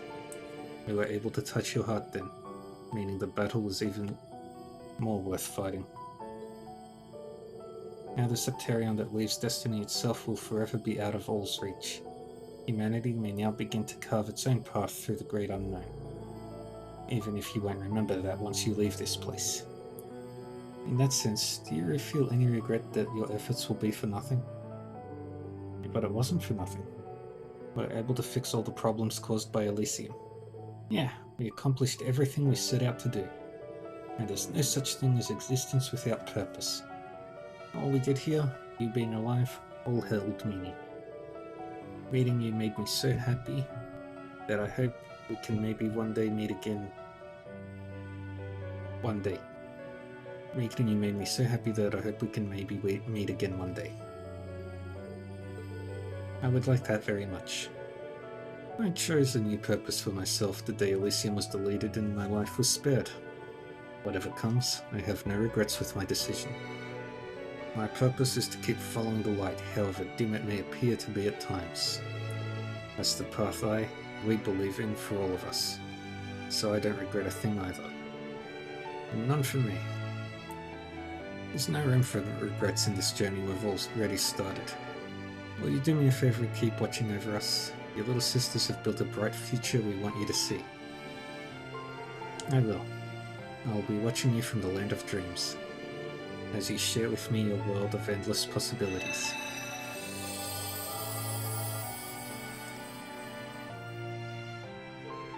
She's gone. Even her smile was like Keto's. It really was. I'm glad we got to see it before she went away. The pressure sure is on now, huh? Oh, I wouldn't worry too much about that. We'll just keep walking our path one step at a time. It's all progress here. I think this space... the entire corridor is disappearing. Correct. Confirming that the obstruction located beyond the horizon of the other space is no longer present. The Black Mirror has now claimed full administrative command over processes concerning the Reverie corridor. No continued attempts to interfere with causality detected. The Reverie corridor has served its purpose. Time is 1,238 hours, 21 minutes, 45 seconds since forced reactivation. The Black Mirror may now shut down permanently. Azoth. That makes it really over then. There's so much we had to overcome, but we never backed down for a second. It was worth keeping on together until the very end. It was. We gained so much from this that ordinary training could never have given us. That and more. We should all be proud of what we've achieved here. I wish to express my gratitude as well. Your support gave me this time to act as a holy beast once more. We're always here for you, Zeit. And you were just as much our support, you know. Sorry, but I'm still in disbelief that we defeated a being of that scale. It's a miracle that we mortals were able to come out the victor. A miracle owed to each of us for having stood up. So thank you all for fighting with me. I would also like to thank you all for the very same thing. I'm honestly a bit reluctant to leave this camaraderie behind. Even you, Rufus. Sounds like we all feel the same way about each other. Knowing that makes me sad the mutual feelings will be lost once we return to reality. We're all quite aware of that. Could let us bask in the glow a bit more. Well, time for us to say farewell. Yes, there is never more delaying the lives we have to return to. For all the many trials we endured, I had such great fun with all of you. Just remember, even if our memories fade, the effect of our actions won't. As long as we continue being ourselves, we'll be doing right by her. Knowing now that we'll be able to show her our everyday lives makes this a happy thing, not a sad thing. And if we keep it up, I'm sure she'll... We just keep living our lives and the good stuff will come. It's the best possible way to celebrate the bonds we've forged. Analysis on humanity's potential is not within my parameters, however. It is curious that forged bonds are what awarded its strength exceeding that of even calculated predictions. Accessing Reverie Corridor Management System. Converting database into format that can be maintained in Zemuria. Huh? What are you saying? Experiences within the Reverie Corridor cannot be perceived outside of it in an identical manner. It is at most possible to store them within you in the form of a dream. I believe there would be value in doing so. A dream? You can do that. But wait, but wouldn't that mean... Do you mean we'll remember what happened here? Oh, wow, no idea how that works, but I'll take it. It's much better than forgetting it completely. Much, much better. I didn't want to say it, but I was with Laura when she said it made her sad. Had to throw that one out at the last minute to give a real fairy tale ending feel to this, huh? I'm guessing if it'll be like a dream, the details will be a little fuzzy on us. Perhaps, but it's a lovely compromise to ensure our experience stays in our hearts. Hard to top that for a parting gift. We are forever in your debt for all the guidance you have given us. Yeah, we really are. Even if I can't help but wonder why you decided to do this all of a sudden. Oh. Perhaps... She must have been active for much longer than she was designed to be. Certainly, for over 1,000 years. It astonishes me she lasted this long. Yet now we bear witness to the ancient, endless vigil of Ereburnia coming to an end. Although I am an Arnor, I am at a loss for what to say. May you find the peace with the end of your long, long journey. Modifications to causality have been repaired where possible. The contract with the first Arnor has been fulfilled. Upon termination of all Reverie Corridor processes, all visitors shall awaken from their dream. With this, the long chapter between the Empire and Western Zemuria has come to a close. Yet know that as this danger passes, a greater one looms in its stead. I expect never to reactivate, but my hope is that humanity, joined by their bonds, will make a meaningful choice when the time comes. Azoth.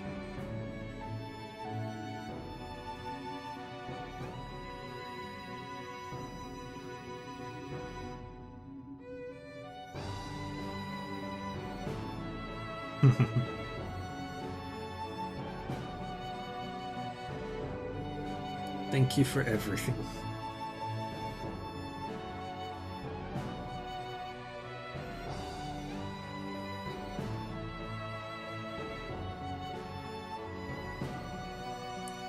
Aww. Estelle and Joshua, the SSS.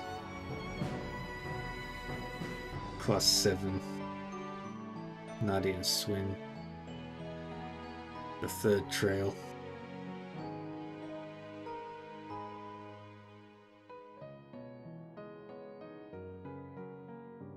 Thank you for playing. Trails into Reverie until the very end. See you again in Septian calendar 1208. Aww. 1 minute. But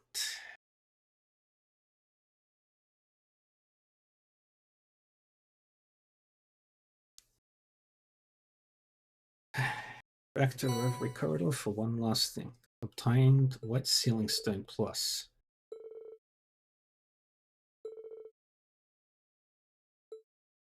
Alright. So I can keep fighting it. Let's return to the garden.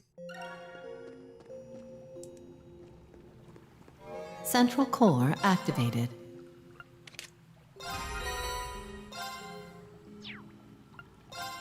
Confirming rank points accumulated. SSS Liberation rank acquired.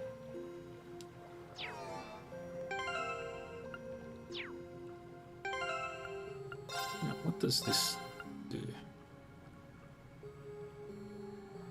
It's very good armor. Not as good evasion as Kagamaru, but damn if it isn't good.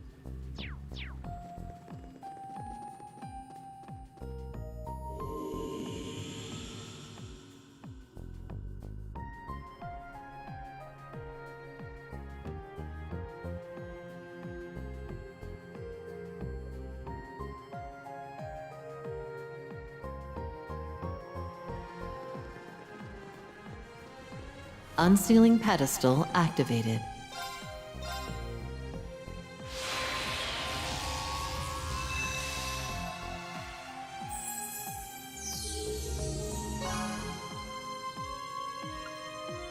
Beyond the Reverie. Okay. Slab of Reminiscence activated. Look back to look forward.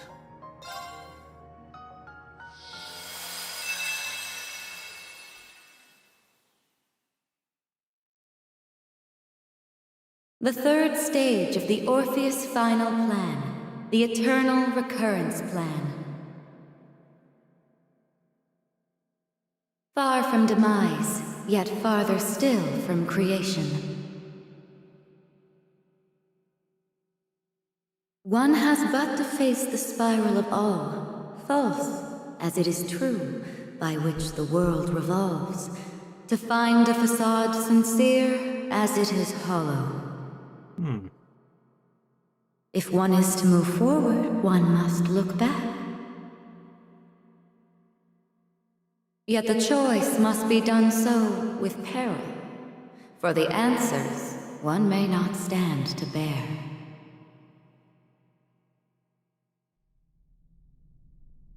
Celestial Globe.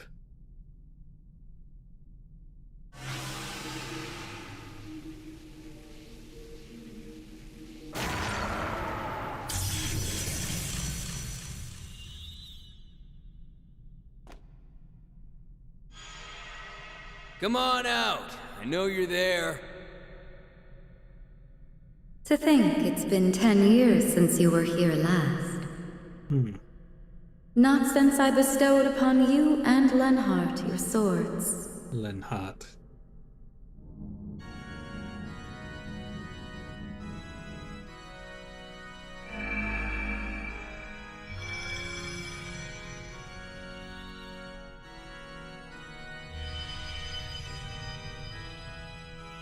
I would applaud finding your way here without Campanella's guidance.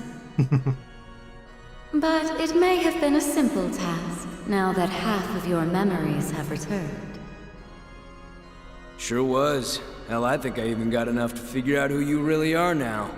Of course, if I knew for sure, I'd probably have to kiss this form goodbye. It figures. No use pretending what happens in this world's got nothing to do with me anymore, I guess. I'm afraid not. We will need you to fulfill your role as number 1 for a while yet. It is not number 0 nor any Anguis, but you, and only you, who can act as our guiding bonfire. Works for me. I've gotten kind of attached to this place, so I don't mind sticking around. So, you got your eye on a new 7th Anguis to replace Steel? You will meet when the time is right. Though only they may ultimately decide if they are willing to carry such a heavy burden. Really now? If I could have a moment. Professor Novartis.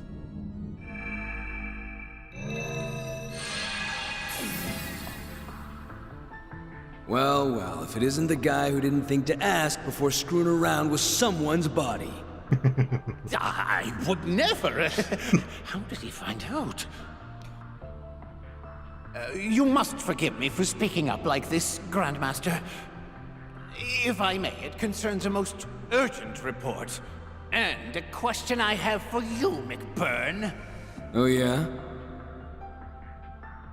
A simulation I had been reviewing of Elysium's deletion was forcibly terminated. I can only assume it was the work of an unknown party with zero relation to the Society, Foundation, or Church.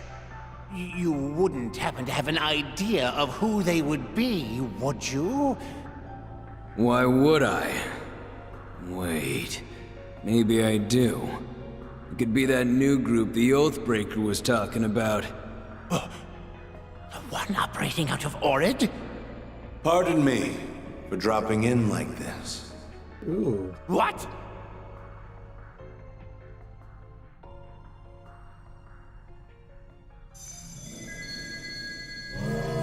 Who's this? Huh. Oh. Don't think you were on the guest list. What is Calvert's new president doing here? How? Did they get you in here? I saw that logo. I have no direct connection with them, to be clear. I just had a source put me in touch with them through the CID. Their services didn't come cheap, but there's no easier way to get what you want than throwing a little mirror around. Now, is there? Oh. Funny guy. It's a great pleasure to meet you, Grand Master. And if you don't mind me saying so, I almost get the feeling you were expecting my arrival. I was. I have reason to believe you will be the greatest obstacle to our next endeavor. Nevertheless, welcome, and congratulations on your recent inauguration. Why, thank you. Now, I'll make this brief. I come here with a proposal. For the next 2.5 years. I will not interfere in your next undertaking so long as you do not interfere in mine.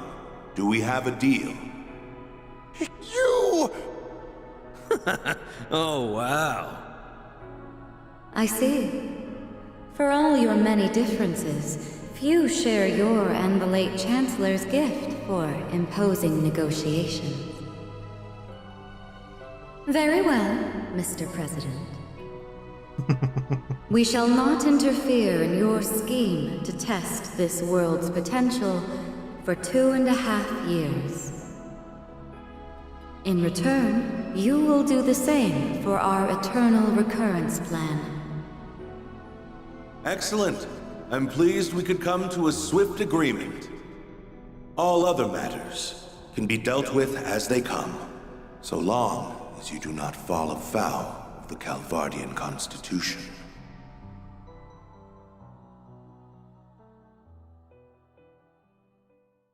Mysteries and questions to be continued.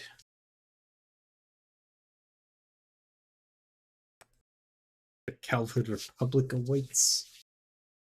Exciting. And now I've got one last thing to do.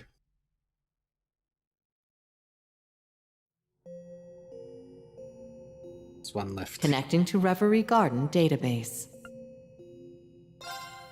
Beyond the Reverie.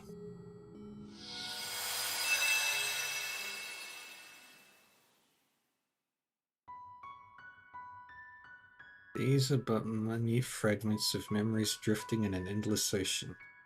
Memories of what will be in the near future. Oh, this is going to be exciting. Could they be shadows of the tangled threads woven by Elysium? Or perhaps faded illusions that slipped through the cracks of time and space? There are none who know the answer.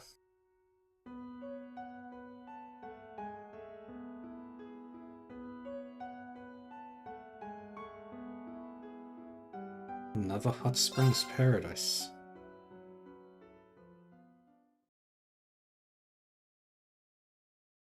January, year 1208 of the Septian calendar.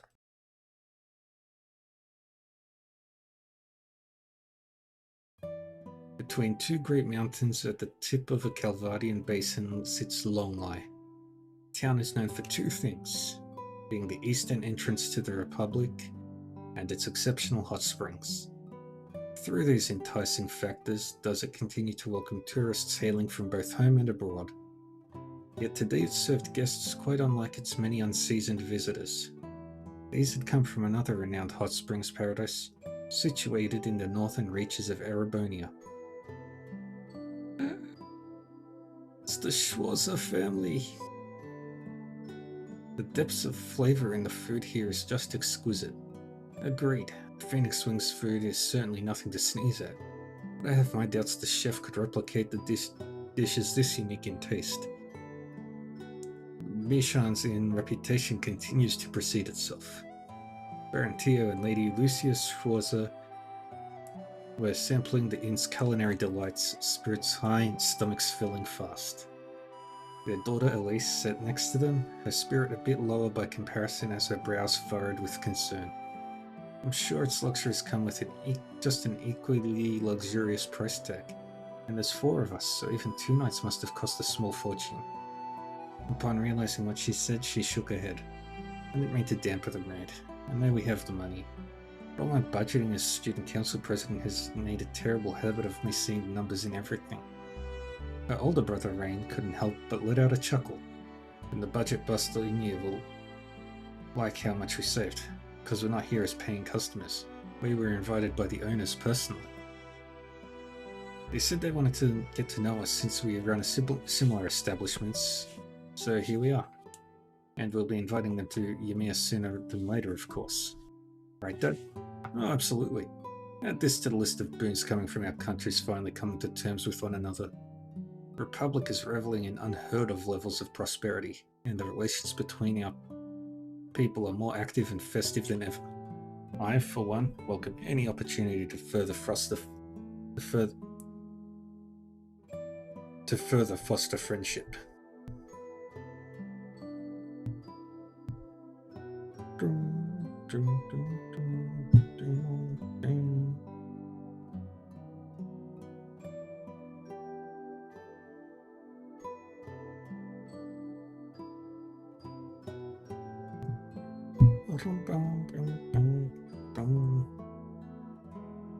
The Baron took another healthy sip of his Baijiu before continuing. Friendship over fighting, I say. Such a shame that the world tends to overcomplicate that simple concept. Seeing her husband's glass was almost empty, Lucia filled it to the brim while adding her own thoughts. It's all the more reason why we need to make the most of this invitation and enjoy ourselves to the fullest. The children nodded in agreement. And even that aside, there's no reason to spoil a family vacation when we so rarely have time to take them. Oh, I read about some unusual sweet dishes worth trying here. Would you like to share some with me, Ring? In a bit. Thinking of taking another soak in the hot springs. So I might be in the mood for something sweet after. Food here is delicious. But as far as I'm concerned, the hot springs are the real star of the show. That's my boy right there. The ruling lord of the hot springs paradise would never let a good discussion about them passing by. He was as fond of their quality and soothing effects as Ring, enthusiasm undeniably apparent from the warmth of his tone and to the width of his smile. The medicinal springs happen to be a favorite of mine. I can't help but be fascinated by them time and time again. I can believe it. I've always known about them, but here's the first place I've been able to feel the way that they warm me right to your core. Think we could make one available at the Phoenix Wings? It'd be worth a try, but that comes with its own obstacles. For as many problems as Tio expressed in practical terms, Rain held just as many proposed solutions. The conversation grew more involved by the minute, leaving the ladies of the house to blazedly bask in the glow and continue enjoying the meal before them. All four felt the same. It had been too long since they could enjoy each other's company, but the wait had been well worth it. That night, after indulging in his post-dinner soak in the springs and telling his family he was going for a walk, Rain departed the inn. Alright, let's do this. He took in a deep breath, crisp night air of long life filling his lungs. The hot springs were an excellent bonus to his trip, to be sure, but it was not the real reason he agreed to visit.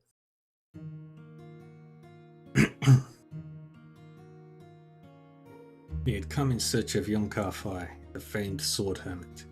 Master Karfai was the founder of the Eight Leaves One Blade School, of which Rain was a practitioner. And though now over 70 years old, he was still regarded as one of the strongest combatants on the continent. They had not met since before Rain's enrollment at Thor's. Many a letter was exchanged during the 4 years that followed, but even they had stopped after Rain earned the right to call himself a Divine Blade over a year ago. It was so very much he wished to discuss with his master what he had learned in his 4 years of training, what had transpired since becoming a Divine Blade, the true meaning behind being the final blade to master the Eight Leaves. There's plenty I'd like to ask that have nothing to do with swordsmanship too. All these questions, all impossible to answer without first knowing the whereabouts of a single individual. Even a senior practitioner like Cassius Bright claimed ignorance, having received not a single update from their old master. He had always been an elusive but traceable sort, but wherever he was now, he was next to impossible to track. That was until word of a blade master being sighted in Longley reached Rain's ears. The man held a fondness for the town's specialties, those being the hot springs and its fragrant tea leaves, making the sighting worthy of particular note. He also knew from the letters before they stopped that he intended to journey eastward, making Longley one of the more plausible stopping points. The word came to him just as the Schwarzes were invited to stay at the inn during their New Year vacation. Rain's instincts told him timing was a little too fortunate, but with how vague the lead was, even it would most likely result in him leaving the same as he had arrived.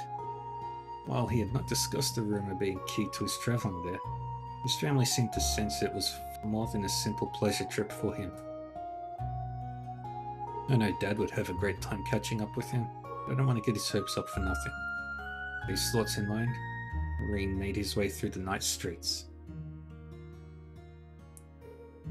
Oh, that is pretty. That's just gorgeous. Longley's architecture was distinctly Eastern, making it a uniquely intriguing sight among most of Calvot's town and the cities.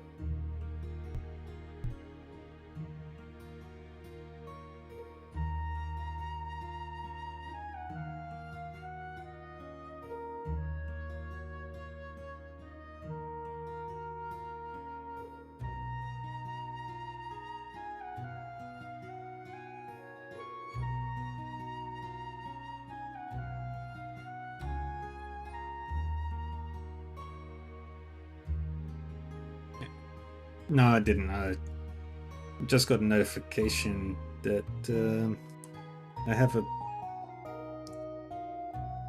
transaction that I didn't make because it's in Washington.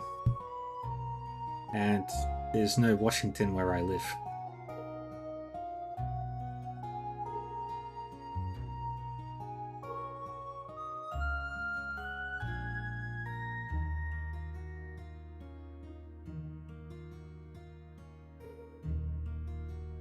Yeah.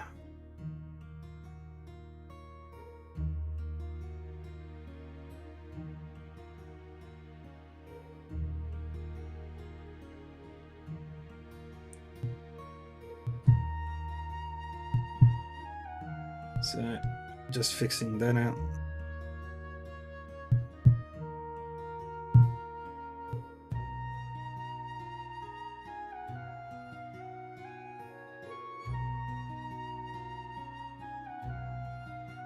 Yeah, I don't know what that is, so...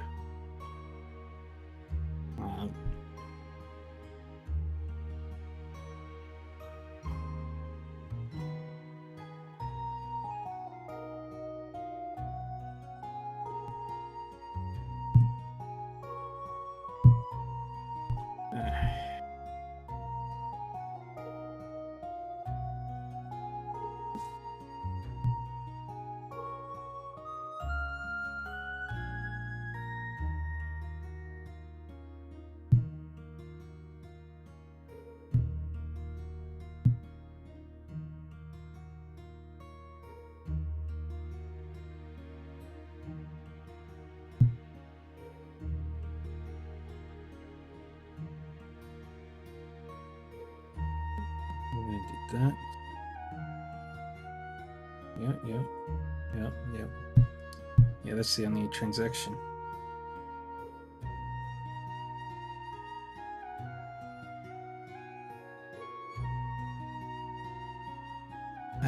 Anyway, I'll get back to it.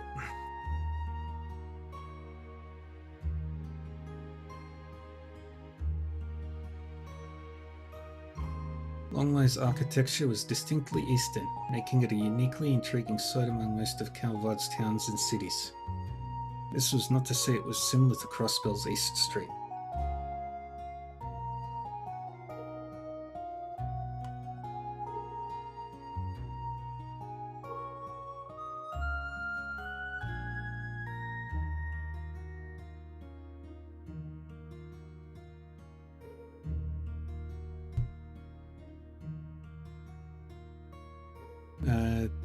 With subtle colours paired with dignified beauty, every wall and stone exuded the traditional concepts of wabi-sabi. One look was enough to understand the region was rich with history.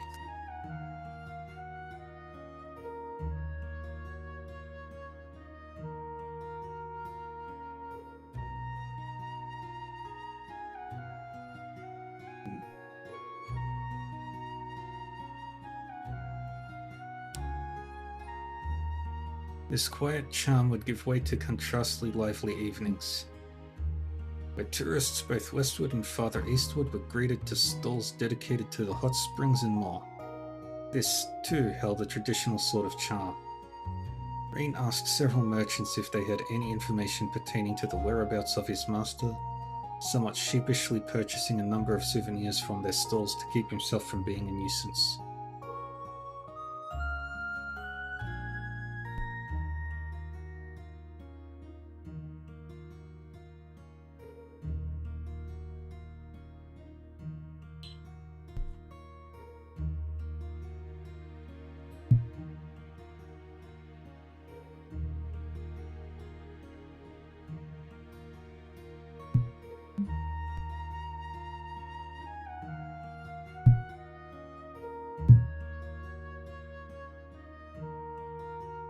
They, he justified, would make excellent gifts for his friends, his co-workers, and his students.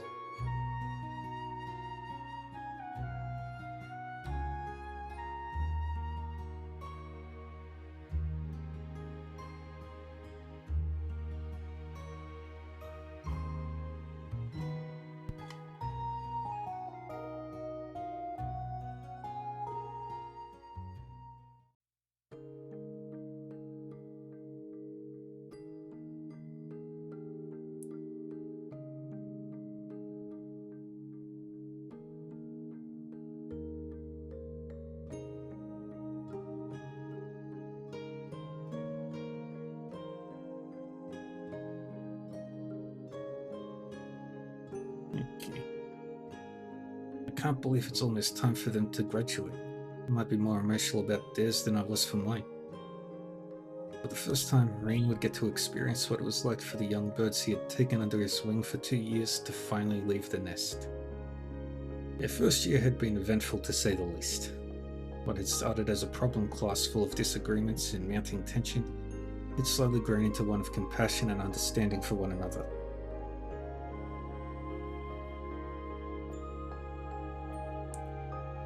It was with each new discovery about themselves and every new ordeal the world sought to impose upon them that they grew not only as individuals but as a team. He had hoped this period would remain as much a meaningful part of their lives as it would always be for him.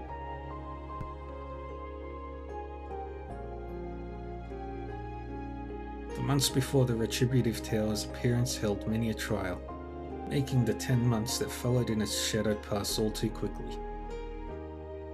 In that time, Rain's students continued to mature, building on everything they accomplished in their first year to prepare for and settle into their desired future.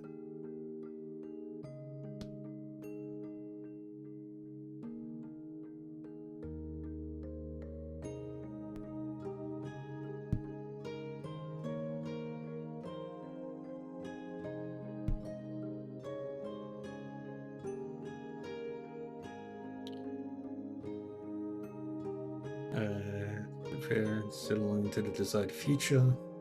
Indeed, whether it was by overcoming their demons or by learning to work with them in a healthier fashion, their paths up till now had been well worn.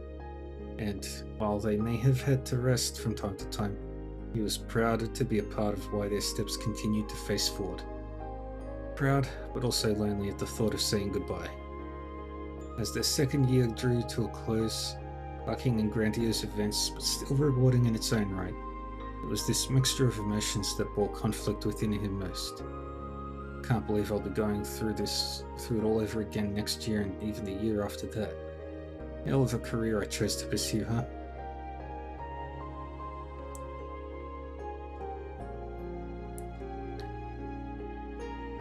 He didn't know when he stopped walking. Realizing this, he resumed his search, paying respect in mind to the many generations of educators who came before him.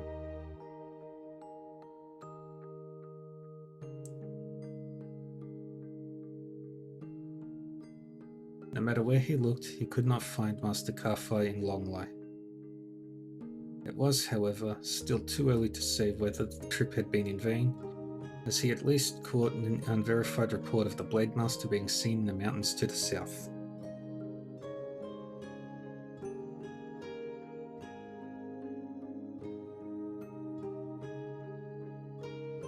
Wandering such terrain at night wasn't going to be ideal, but Rain was already firm on spending the next day with his family. Tonight it would have to be. Making a brief stop to the inn to tuck his souvenirs somewhere secure, he then departed for his new destination.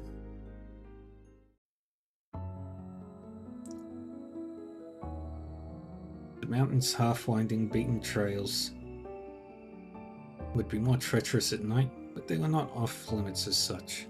The key, Rain knew, would be not to rely on sight alone. His senses of hearing and smell, perhaps even touch, were going to be equally vital in the hours ahead.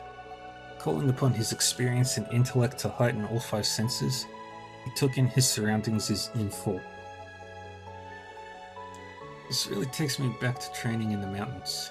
To call the experience training would imply his time being one of simple tutelage between student and master, but it equated to so much more. The danger then was far worse than it was now, with some days requiring him to set foot in highly dangerous territories just to find a day's food to survive. It sounds like the Kunlun Mountains may have been used for a similar exercise a long time ago.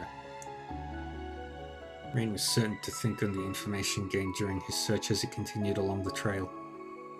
Searching for evidence of a human activity in an environment like this was not a difficult task. Humans always leave something indicative of their presence behind that no wild creature could, be it long dead fire, footprints, or traces of going on the hunt.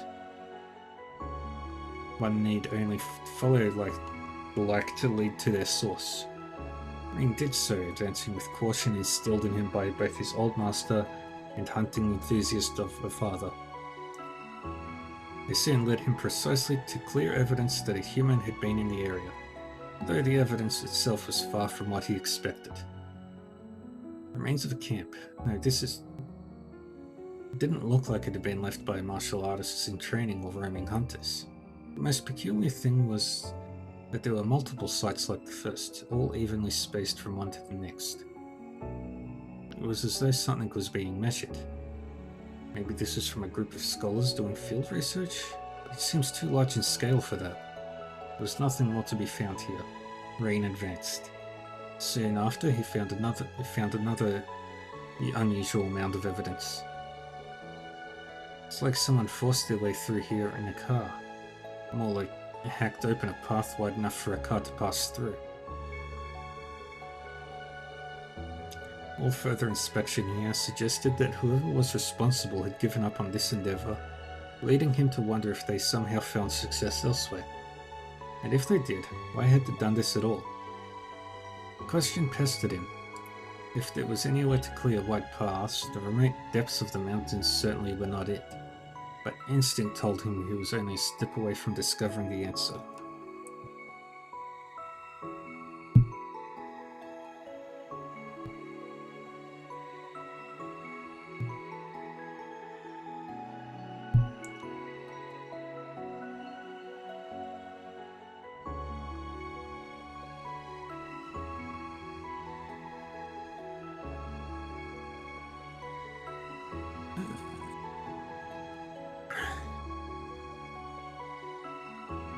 If I keep following this trail a little farther... Of this thought, Rain sensed someone approaching. One person, two people. Yes, there were two. And it was clear they were aware of his presence as well. Only for a fleeting second did he think they might be the ones responsible for the strange trails. But a deadly tension that now thickened the air told him these were no simple scholars. He felt them draw near, the night veiling themselves well. Then he felt them stop. How about you show yourselves? He spoke without placing his hand on his tachi, signifying to those watching he had no desire to fight. The silhouettes silently emerged from the darkest shadows of the mountains. They looked very much like the shinobi of the east he had heard about, their forms clad from top to bottom in black garments, and their faces fully obscured. I see your insight poses a threat after all, Divine Blade of the Empire. The contract with our client has yet to begin, but we will make an exception for one among their list of dangerous persons. The silhouettes then charged. They caught him completely off guard, drawing short, straight blades to attack him as they narrowed in. Rain's eyes widened in surprise. But nearly in that same moment, he was in a fighting stance, hand over his steel-sheathed tachi. Fifth form, Morning Moon. He perceived the direction of his foe's attacks to evade them, then mounted a counter-attack of his own. All it took was that instant to repel their assault and leave them vulnerable. Ordinarily, this would be the time to take the offensive, but all Ring could do was stare at the two with disbelief. A thought entered my mind as I saw you move, but now that we've crossed blades... He paused, the disbelief in his eyes giving way to a more intent gaze. Are you... practitioners of the Eight Leaves School? Another pause, this time from the silhouettes, before answering as though they were all well aware of the question was coming. No, though we do possess ties to the school. We are of the Ikaruga, practitioners of the Black God One Blade School. The what? Rain was left stunned. The two Ikaruga held their blades horizontally, ready to thrust them forward at any moment. It was as though they wanted to make clear that while they had been caught off guard once, he would not be so fortunate twice. Rain responded by assuming the middle stance with his tachi. Just as the sides were only a beat away from engaging in battle, What could only be described as a black cyclone roared from the darkness at such speed that it seemed certain to slice anything it touched. Its appearance caught Reen by surprise more than the initial attacks by the silhouettes. Had he not suspected an attack from that angle, that distance, or even that moment. His enemies, on the other hand, did not so much as flinch at the sight. The approaching blade was over an arch and a half in length, and was headed directly for Reen's back. He couldn't possibly dodge it now. Perhaps he should have noticed. Perhaps it was impossible to notice. Whatever the answer, the divine blade of the Empire would soon fall. The silhouettes waited for his final moments to be convinced of no other fate in his future. When Reen spun his body in a full circle, applying the intensity built into his tachi from the motion to swing. The blow made was weighted yet precise, shifting the incoming blade to a new direction without mitigating its near overpowering force. The technique was an application of the first form, Helix. There was no greater course in the moment than to use it to redirect the attack without it ever making direct contact. The spinning blade was now significantly off its intended course, but Reen slashed at it again, birthing a shockwave that further shifted its path. The blade went flying hairs to the right of the direction it had come from. A hand was there to deftly catch it in midair. You may have only recently taken the title, but you are worthy of being called a divine blade. All the same, you used the unclouded eye well. From this hand emerged a new figure from the darkness. He was clad in similar garments to the silhouettes. Something about his presence was much more inspired by comparison. His musculature was thoroughly discernible beneath his body covering a fortified suit. His every movement, however slight, reflected a complete lack of hesitation, and the faint light of his eyes, visible through his mask, projected no emotion whatsoever. The man possessed the aura of a true warrior, one projected only by those who have fought more battles than was possible to count. Fall back. He is too formidable a foe for you to handle. The silhouette slid into the darkness in an instant. Only the new arrival was left to face Reen. I need to know. Who are you and why did you attack me? Our contract forbids the disclosure of such information. You will leave this place now, fledgling divine blade. His tone was not one of advice, nor one of an order. It was as if the man was stating a fact, his calmness veiling an undertone of malice that told Reen what would happen if he did not do as he was told. I'm afraid I can't do that without an explanation, not when I haven't found what I'm looking for yet. I understand. Then, there was no longer anything to discuss. All they could do was battle. I, Kuragane of the Rogetsu School, shall be your opponent. Kuragane stood at attention, the large blade he had thrown before now pointed. I'd have rather settled this with words, but I can see that's not an option. Reen sighed, taking his own stance in turn. Then Reen Shorza, master of the 8 Leaves One Blade School's 7th form, shall be yours. The divine blade moved instantly. The bizarre weapon Kuragane wielded was less akin to a sword, and more 4 equally sized blades arranged in the shape of a cross, their bases connecting to a single point. That he could direct this large weighted shuriken as though it were a simple child's toy spoke volumes about how strong he was. Still, even he was not infallible, for it was not one to be ideally used in close-range combat. Kuragane appeared to have no other key weapons on hand either.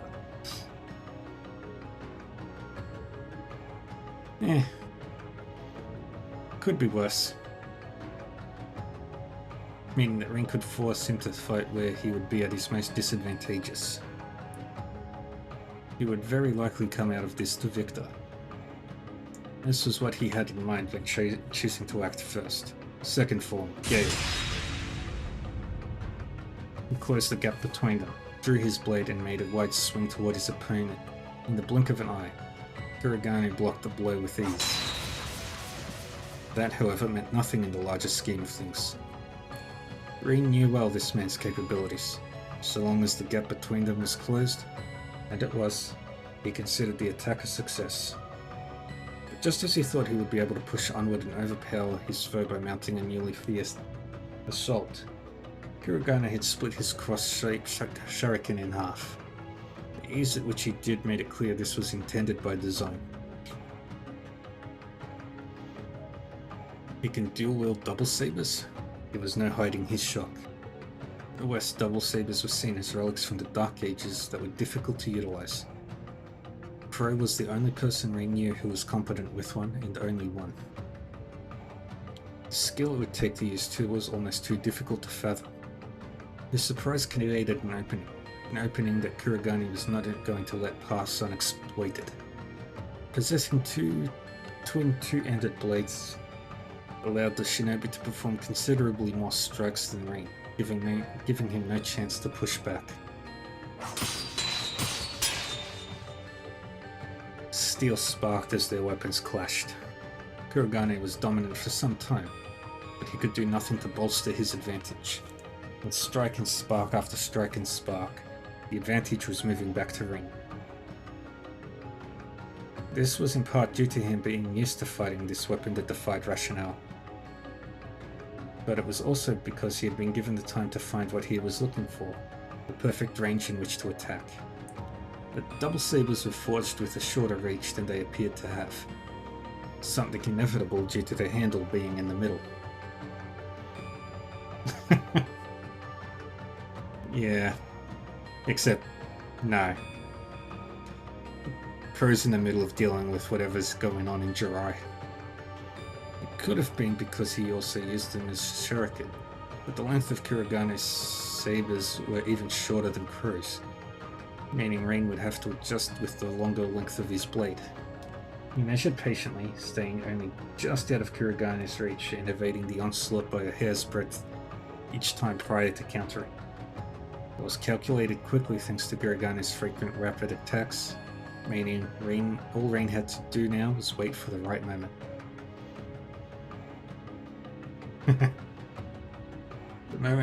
This moment would come in the form of his opponent showing impatience for this stalled battle, driving him to take an unneeded step forward. Rin evaded the strike expertly, instantly returning in with an upward diagonal slash. The forceful swing of his tachi made contact with the handle of Kurogane's own swung weapon, knocking it clean out of his hand. Rin dashed forward to make use of this availed opportunity, but only after a flicker of bewilderment, Kurogane moved to deny him. He blocked Rin's attack with the double saber still in his possession, then hurled a hidden kunai with his free hand, jumping backward a significant distance while doing so. Light back in white text. Yeah. Very good, Divine Blade of the Eight Leaves. I see what you're talking about. You may pale to the skills of our princess, but you without doubt deserve your reputation. Princess? Rin's intonation went unanswered as Kurogane took a notably different stance than before. I shall demonstrate my respect for your skill with my finest technique. This put Rin staunchly on guard. His senses heightened, he focused every nerve in his body, fixing his eyes on whatever was to come of Kurogane. It was now gone. Nothing remained where Rin's opponent had just stood. He hadn't taken his eyes off him, never eased himself for a moment, yet Kurogane was nowhere to be seen. How had he moved that quickly? Was it some kind of spatial translocation? But there were no signs to indicate either one. Was it that he never moved at all and was still there, sight unseen? No, that wasn't it either. The double saber Rin had repelled to the ground was also gone. I can still sense him, so he hasn't gone far. Rin suppressed the panic welling up within, owning his senses for a second time. That was when another black cyclone swirled toward him from the shadows. He half expected something of this nature, so with little deviation he was able to deflect it as he did the first time. The attack indicated that Kurogane had reassembled his shuriken after recovering its lost half so he could throw it again. It also indicated, together with the slight changes in his surroundings, where he was now positioned. Rain needed a little more time to know where he was for certain. But ahead of making a solid conclusion, the cyclone came at him yet again from a new angle. That was fast. Though he had blocked this attack as well as the last, before he could fully correct his posture, the next cyclone approached. The gap between was getting shorter and shorter.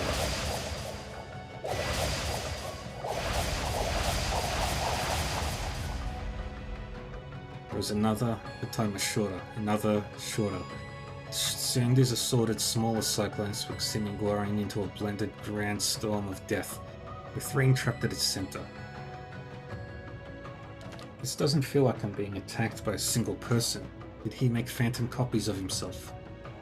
He had no idea from where the next cyclone would form, but by the time he located it, the next one was ready. Even the unclouded eye wasn't going to be enough for him to deduce Kurigane's location. He had been able to repel every blade that met with him so far, but that was growing increasingly difficult. I didn't want to use it, but I'm not sure I have a choice. Well aware that doing so would place him in danger, Ring took his mind off the battle. He gave up blocking and evading attacks, dedicating the bare minimum of his focus to not sustaining lethal blows and focusing his mind inward. He had focused on the power that he had long cultivated inside of him. The power he had feared, loathed, and rejected. The power he now relied on, desired, but nearly surrendered himself to. The power he faced with his loved ones at his side, making it a true part of himself. With his mind clear as day, he unleashed his full strength. Enlightened spirit unification. He imbued his Tachi with great power surging out of him.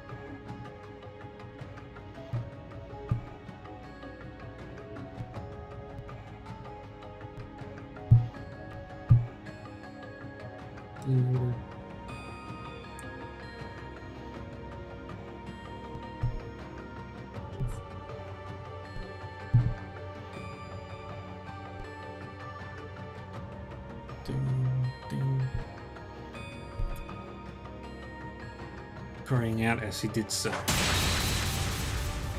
and spinning his body forcibly around to create a bladed circle around him.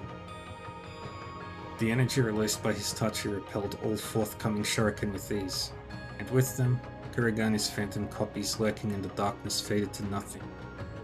With that, there you are, he charged toward Kurigane. The man was thoroughly overwhelmed by Rin's sudden counterattack, throwing him completely off balance. There was nothing he could do to repel what would come next. It's time to settle this. Rain sung along his Tachi downward while pouring all of his might into a final single strike. Just as the two felt the battle was coming to an end. Zeroth form, duality.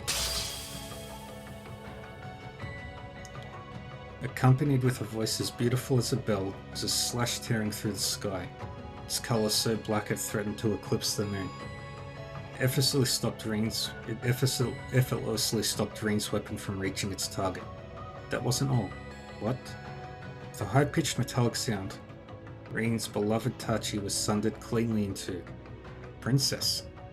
Kurigane was also taken aback by this new arrival. I heard what was happening from both of us scouts. Could have invited me to join the fun instead of keeping it all to yourself. The words, as she chided Kurigane, indicated dissatisfaction, but the music of her tone betrayed her excitement. Rin made to see who this mysterious figure was.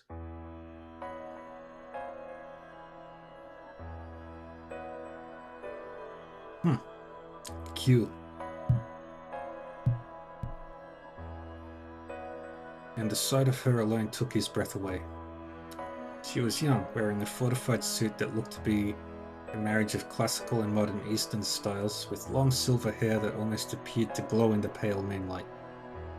Her age was likely close to Rin's, perhaps a little younger, with well-defined features that still held traces of adolescence, pairing strikingly in contrast to the empty void behind her eyes. There was the air of a young noblewoman who had been sheltered from impurities all her life, and the stench of a baleful warrior who had bathed in the blood of countless lives. How she was both and neither at once, Rain could not understand, but it was this very quality that made her all the more captivating and dangerous. In the woman's left hand was a large, black engraved blade that threatened to freeze him for daring a glance at it. No doubt it was what halved Rain's touchy moments ago. What did... Rain fumbled for the words as he clutched the useless handle tightly in his hand. The fair-haired woman only smiled as she looked down upon it. Your weapon was very fine, but it was never any match for my friend, I'm afraid. She spun the black blade in her hands around gently before holding it up toward the night sky, to seemingly display it with pride. It wasn't hard to see why she would boast about possessing such a weapon. Yeah, that was a little difficult to read. He had seen many a blade of historical significance, but instinct told him that hers was better than any of those. The blunt side featured an intricate design of deep grey, but while he could not discern its meaning there and then, he knew it was nothing less than a work of art. There was an aura about it, one as cold as ice, that seemed to reject its worldly surroundings, making it capable of cutting through anything it so desired. It came in company with a beautiful hilt of deep red that contrasted its body without feeling out of place. This juxtaposition was, in a sense, much a reflection of its wielder, with two opposing natures being distinctive yet also as one. Rain thought as he observed. Her blade was clearly something special, but that alone did not explain the strength behind her attack. He had never heard of the technique she used, but it was certainly connected to the 8 leaves in some way, and the skill she showed in executing it made her equal to a divine blade. He was so fixated as these thoughts rushed to his mind that he was only brought out by her sudden laughter. I didn't think I'd ever meet you here. I wonder if our old master is behind guiding us to the same place, or if it's just a happy coincidence. Wait, the manner in which she spoke and her familiarity with Rain gave him a theory. That technique you just used was really something. Consider me intrigued. Let's put you a league above more interesting than our senior practitioners. So he was right. Are you... Before he could hear what he already knew, she turned away, refusing to let him finish the question. He isn't here, so why don't you run on back to your family? Go and make the most of your vacation. Just don't let your skill with a blade slip. The world will need it again one day. She spoke with a certain satisfaction as she pointed down to the other half of his broken blade. Then she leaped high, seemingly disappearing on the other side of the moon. Rain could only stare dumbfounded as she vanished. He couldn't even speak. Kirigane left with her. The Ikaruga, the Black God One Blade School, and our senior practitioners? Rain had been unable to fulfill his objective, and not just that, he was left with countless new questions about the people he encountered and the mountain itself. He felt there was meaning behind being guided to this specific place, but how important it was or what it entailed, he did not know. And yet, the person responsible for discerning that won't be me. Looking down at his broken Tachi, he was struck anew with how massive the world truly was. And he realized that now that his master was confirmed to be elsewhere, the purpose of his visit to Long Life was nothing more than to enjoy a wonderful ordinary vacation with his family. This meeting here was but a peculiar coincidence, for now at least. When I get back, I'll need to reforge my Tachi and myself. Something stirred in this region, all across Calvert, but there was... You need Rainbow Zemirian or Tachi. There's nothing he could do about that as he was. All he could focus on was training and bettering himself so he could one day play a part against the next threat that loomed over the distant horizon. New resolve welling in his soul, he made his way through the now still mountain trail back to where his loving family awaited.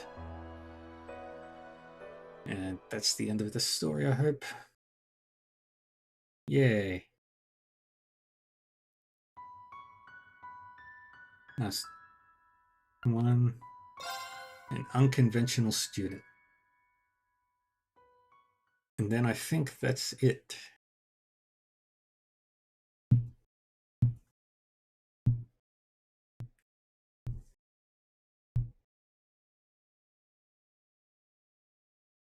April, year 1208 of the Septian calendar.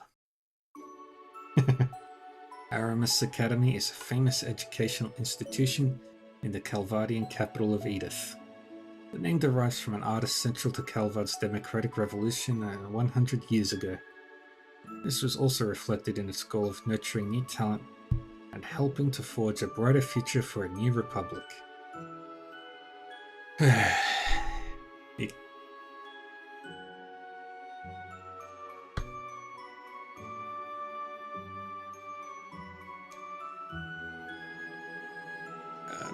The Academy placed great value on traditional education, of course, but also encouraged the perspectives of new cultures and values, attracting many an independent mind from across Zemuria. It was a storied place of learning that reflected the Republic's views as a whole. This story, for its part, belongs not long after the springtime festival held yearly to welcome the new student body. It was just another morning at the Academy, countless students shuffling through its grounds, when one of them in particular happened to draw an unusual amount of attention. The young lady had long, soft violet hair crowned with a black ribbon.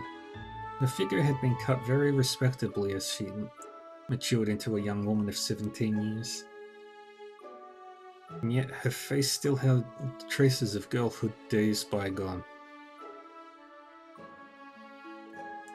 The beauty she was, she never failed to turn inquisitive heads as she strolled along. It's late teens Ren. Her name was Ren Bright. She was a second-year student from Janus Royal Academy in Libo, now studying at Aramis as a part of an exchange program. She had only just arrived in the spring. Ren's goal in attending was not to further her education. She had been considered highly gifted since she was a child, having already earned several doctorates in the years past. And there was little more a new academy could reasonably teach her. Her goal, in reality, was to use it as a front to operate freely in Calvard. It was hard to find one better than being a student. She already found the role relatively foolproof during her time at Janus, even if there were limits to how much a student could get away with. Society as a whole was soft on school children. To move freely would also require drawing as little attention as possible. She aimed to conduct herself modestly, as any elegant young lady who wished to remain unseen should during her time at Aramis. There was just one very big problem with this plan. "Good morning, Miss Bright. Isn't she just gorgeous? Look, I see her. She's so beautiful, and everyone says she's just as smart too." All she had to do was walk down the hall to be showered with greetings and whispers of envy and admiration. But looks alone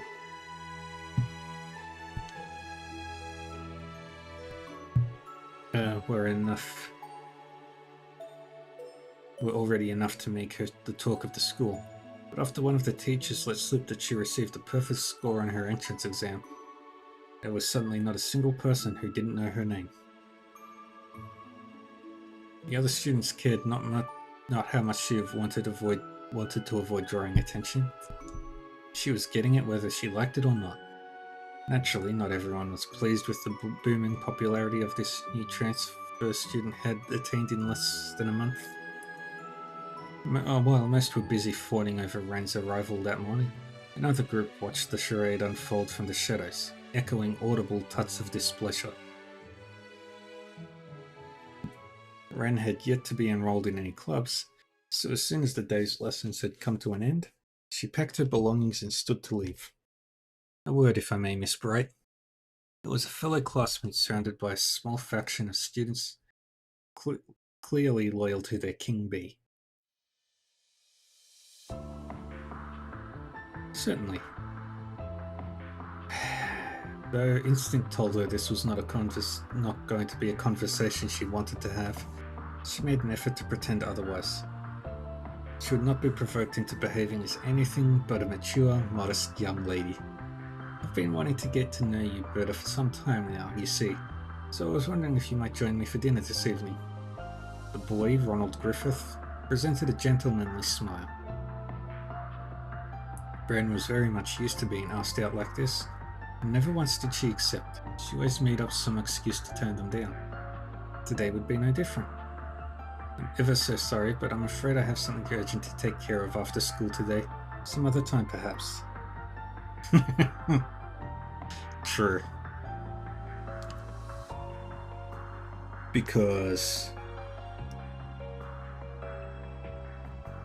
Cassius would hunt down everybody who made her upset. Estelle would hunt down everybody who made her upset. Joshua, Ouroboros, Kevin, Reese, Annalise, Tita. All the friends she made in the SSS, all the friends she made with Class 7 and Thor's. And then she would whip out the scythe. But the only reason all of those people would come in is to make sure she didn't actually kill them. This was usually enough to get them to give up, but Ronald was a persistent one. Oh, that won't do. I have something very important to discuss with you, and I've already booked us a table at a very fine restaurant, so we could discuss in detail. Is there really no way your business can wait? There was something ominous about his smile. Ren couldn't help but be curious what he was thinking. I'm afraid I can't. I am so sorry after you've gone out of your way to prepare ahead of time. Still, I could spare a little time now, so I'd be happy to talk here if that's alright. So not tonight then. A pity. Ronald's tone read as one less of genuine sadness and more irritation that things were not going according to plan. Well aware that he let slip his true feelings on the matter, he quickly composed himself and smiled.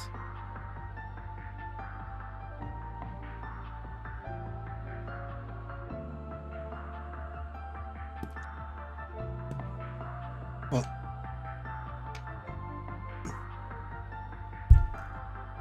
technically it was all trails to all of it. And till daybreak. Now is better than ever, I suppose. This does concern everyone in the room, so perhaps it's all for the better said here. To this, Ren glanced around the room, noticing that only she, Ronald, and his lackeys were all who remained. Most were likely on their way home, or in their respective clubs. While some would have ordinarily been in the classroom at this hour, she was certain none wanted anything to do with Ronald and his group. He took a step toward her and then began to speak. I'm well aware, Miss Bright, that you've come all the way from distant Liberl to be here. It's not unusual for students to transfer from afar for family reasons. But I hear that in your case, you came to Calvert just to learn in these hallowed halls. I cannot help but deeply admire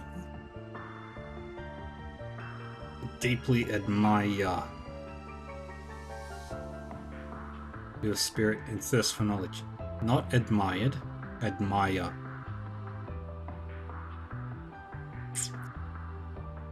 Pure theatrics, this one.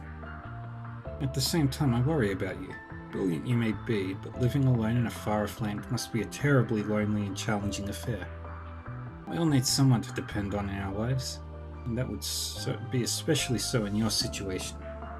So if you don't mind me saying so, Miss Bright, I believe you're in need of someone to look after you, to protect you. At last he shut up, giving Ren a chance to respond. She scrutinized him closely. In short, you'd like for me to join your circle of friends, correct? Ronald's smarmy smile broadened. His father was a senator in the Republic's parliament, meaning he held a significant amount of political power. His son used this to his full advantage, ever since joining the academy. Ronald had used his father's name to form a faction of sorts among the students, forcibly building his reputation until he was the leading candidate for student council president in the election staged in half a month's time. His goal, Ren assumed, was to bring the hottest talk of the academy into his faction to further secure his chances of victory. I think you'll find that joining us would help you feel much more secure and at home here. Or perhaps you don't yet appreciate just how much of a difference having someone like me backing you would make on the life of an exchange student. True, she mused inwardly. Being in a group of high social standing would make it easier for her to gather information. If she could leverage his father's connections to build more of her own, that would pay itself in dividends in the days to come. The pompous boy had no way of knowing the actual circumstances that brought her to Aramis, but his proposal was, in fact, very beneficial to her. She returned his smile with a modest one of her own as she answered, You're kind to think so much of me, but I'm afraid I'll have to decline. Clear, unambiguous rejection. Ronald's lips were still curled into a smile, but he could not hide the twitch in his brow, nor could his lackeys hide their shock. They had, by all accounts, expected her to answer the opposite. Are you sure you won't reconsider, Miss Bright? Surely someone as brilliant as yourself can see why accepting my offer would be in your best interest. I fear if you don't know now, you may well come to regret it. The last words were a hair slower and deliberate to intimidate her. Ren, of course, was never going to fall for it. I'll admit, it is a tempting proposal. Tempting enough to inspire one to consider helping a certain someone win the student council election. If only that someone weren't you. What did you just say? The sudden taunt caught him completely off guard, resulting in a flare of irritation escaping him.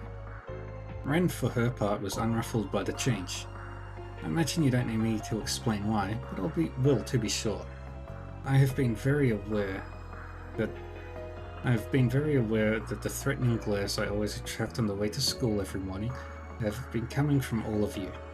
They've been a constant in my life ever since just before the festival. All were flabbergasted by the statement. His silence confirming what she said to be true, she continued. Now, you have every right to regard me with caution. I'm well aware of how much I stand out despite my best efforts. Taking potential threats under your own wing is a strategically sound move too. However, that your target was so easily able to see through your scheme shows everyone here just how inept you really are. I have better things to do than assist someone so incompetent and small-minded. With a shrug and a sigh in somewhat dramatic fashion, Ren stood before Ronald, his shoulders trembling from rage. Good day to you all. Ren gave a courteous nod of acknowledgement before leaving the room, paying no mind to the wide eyes and open slack jaws she left behind.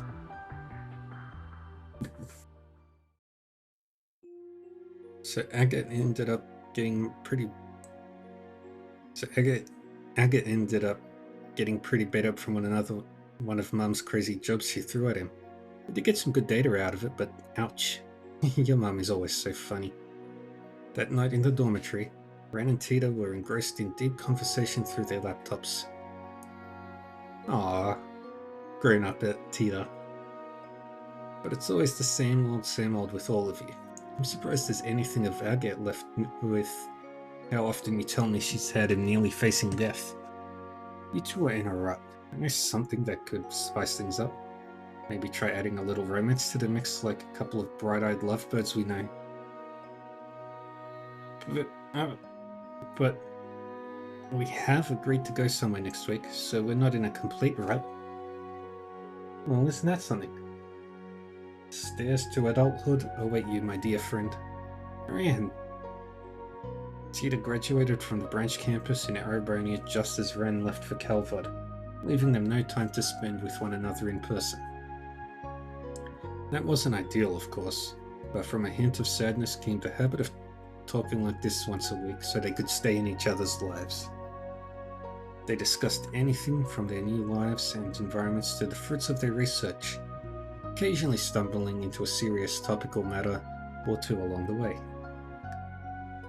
It sounds like a legal confrontation between Verne Company and Epstein Foundation is inevitable at this point.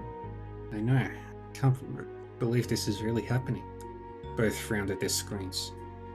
A recent development concerning the Calvardian industrial giant Verne Company had become a key source of concern for them of late.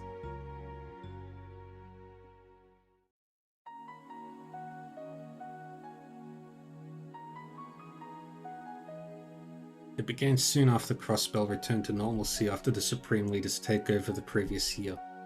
Professor Erica Russell approached the Verne Company to propose they join the West Zemurian Tech Union that she had been hard at work reforming. And to no one's surprise, they refused. Before Erica and the rest of the engineers involved could even finish getting ready to go and change Verne's mind, something happened to make the Union the least of anyone's priorities. The independent development of a new generation of orbits, and their generation's long partner in this subset of technology, the Epstein Foundation, would not be a collaborator. The latter had been key supporters of Zemuria's orbit development and orbital technology in general since their very inception. Battle orbits were no exception to this. The Foundation had known their way around them since the very first model, drafting the incredible concept that had been used as a base ever since. Even the Reinfeld Company before the Battle of Jormungand had not thought to develop their Arcus models on their own, instead favouring to develop them in partnership with the Storied Institute. The announcement was quite simply unprecedented, and it sent shockwaves throughout the industry. The Epstein Foundation was also less than pleased about being cast aside in this manner. While there were certainly legal concerns regarding who owned the patent to this technology, the greater concern was their stable position in the industry as a whole was now becoming unstable. They initially responded by attempting to resolve this through peaceful means, but when those attempts proved fruitless, it was reported that they were preparing for what could only be an ugly international legal dispute. I'd say Verne has the upper hand if this ever makes it to court. Unlike the previous Ramda orbits, this 6th generation is designed to set a whole new standard. All of its main features are packed with new tech, with some new features still being kept under wraps. I wonder what those are. What could they be trying to develop that's important enough to ruin their relationship with the Foundation? Though I have heard about the government telling the Verne Company to focus more on weapons development. I have too. It sounds like they're planning to significantly revamp the military's weaponry. The official story is that they're planning on slimming the military down, but if they're pairing that with the latest in weapons development, then they're still just as powerful, maybe more so. As part of the war's ceasefire agreement, Erebania was required to downsize their military, bringing it more in line with that of Calvard's. Yet if the Republic were to expand the capabilities of its military, this recently forced equilibrium in superpowers would be quickly broken. Whatever may be true, I've got lots of questions I need answers to. Maybe it would be worth visiting the Verne Company's headquarters in Basel at some point. You haven't learned anything more about where Professor Hamilton is at the moment, right? Nothing new or concrete, at least. It sounds like she's continuing her research eastward, but I haven't heard anything more specific than that. Mum and Grandpa haven't had any luck in contacting her either. I'm not surprised since that area isn't very well connected, but it's still unfortunate. She's a lot more personable than Professor Schmidt, so having her on our side would help a lot. Tita could only laugh. Yeah, there's a lot of worrying stories going around now about PMCs and stuff like that. Makes me wonder if none of this would even be happening if she was still acting as an advisor for the Verne Company. Deeper into the conversation they went, the more Tita could feel her spirits sinking. The political climate in Western Zemuria was unusually stable at the moment, with its nations basking in prosperity. But she could not shake off the feeling that this peace was built over rotting wood, and that it could all come crashing down with but the slightest provocation. This was becoming especially true in the tech world, as it had undergone rapid growth in recent years compared to other fields. So rapid, in fact, that no base could possibly sustain its sudden weight without cracks beginning to form. Try not to dwell too much on the worst case scenario, Tita. This peace might rest on a knife's edge, but there's still plenty we can do to preserve it. That's why I'm here right now.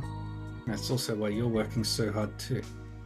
We could find a million problems in the world if we wanted, but pessimism isn't going to make them go away, right?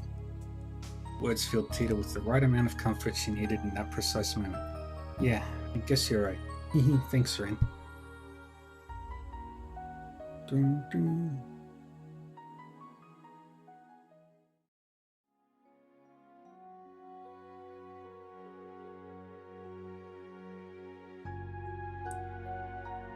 They continued on, losing track of the time as they talked well into the night. Before they knew it, the clock had struck 12. Oh, it's getting really late, so I should probably be going. I'll talk to you soon, okay?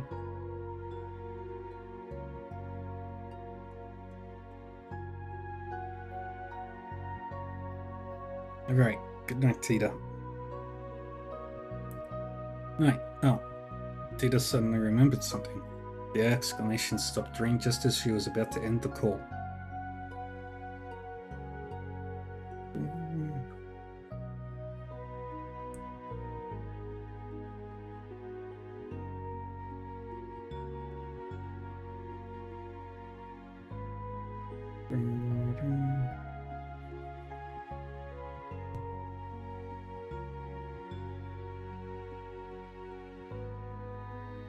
Estelle and Joshua told me to ask if you're doing okay in school.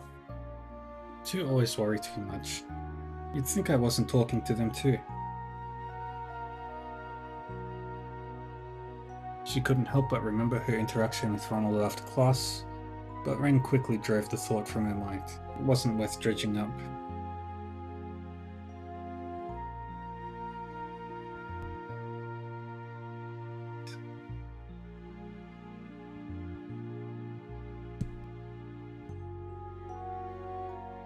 Tell them they can rest easy. Everything is fine.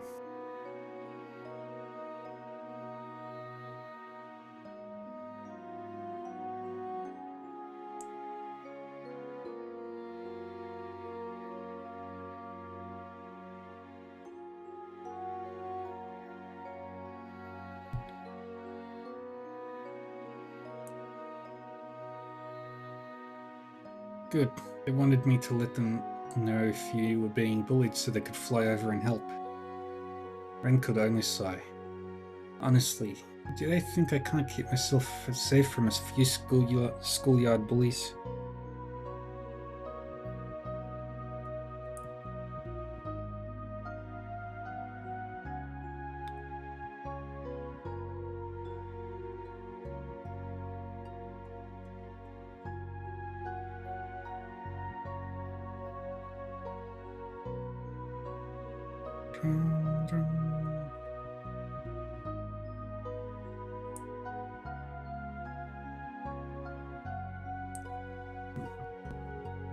Actually, they said they were more worried about what you do to them than what they do to you.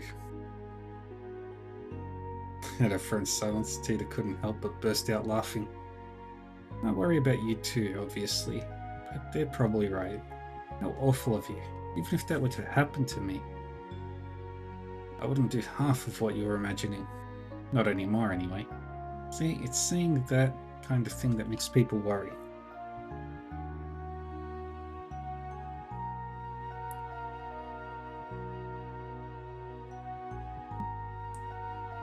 Yeah, older Tita. I'm a lady now. I need the magnanimity to forgive the transgressions of others. I'm also trying to do what I can to avoid standing out too much at school. You can try, but I think that's always been a lost cause. Anyway, now I'm really going to go before I remember anything else. Say hi to Zen for me if you run into him. I'm planning to go and see him when everything calms down here, so we'll do. I've been meaning to go see someone else I've been indebted to in the past too. By the time the two of them had finished talking and ended the call, one day had given way to the next.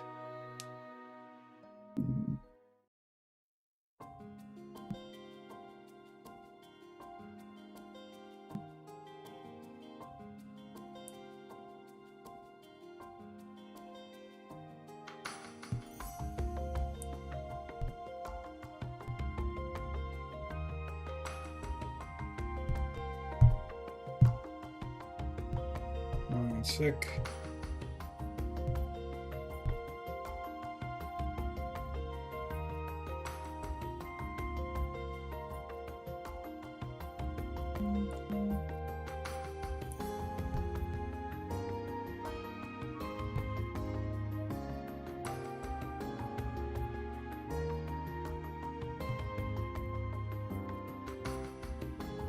The morning dawned yet another day of school.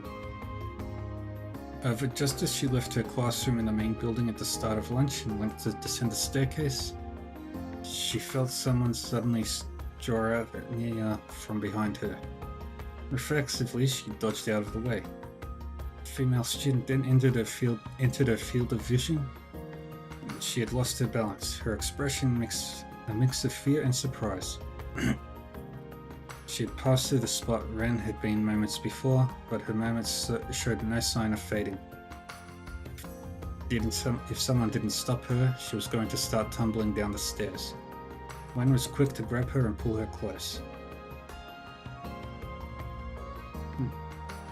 She supported the girl's weight with one arm, with all the grace of someone taking part in a ballroom dance, saving her from falling.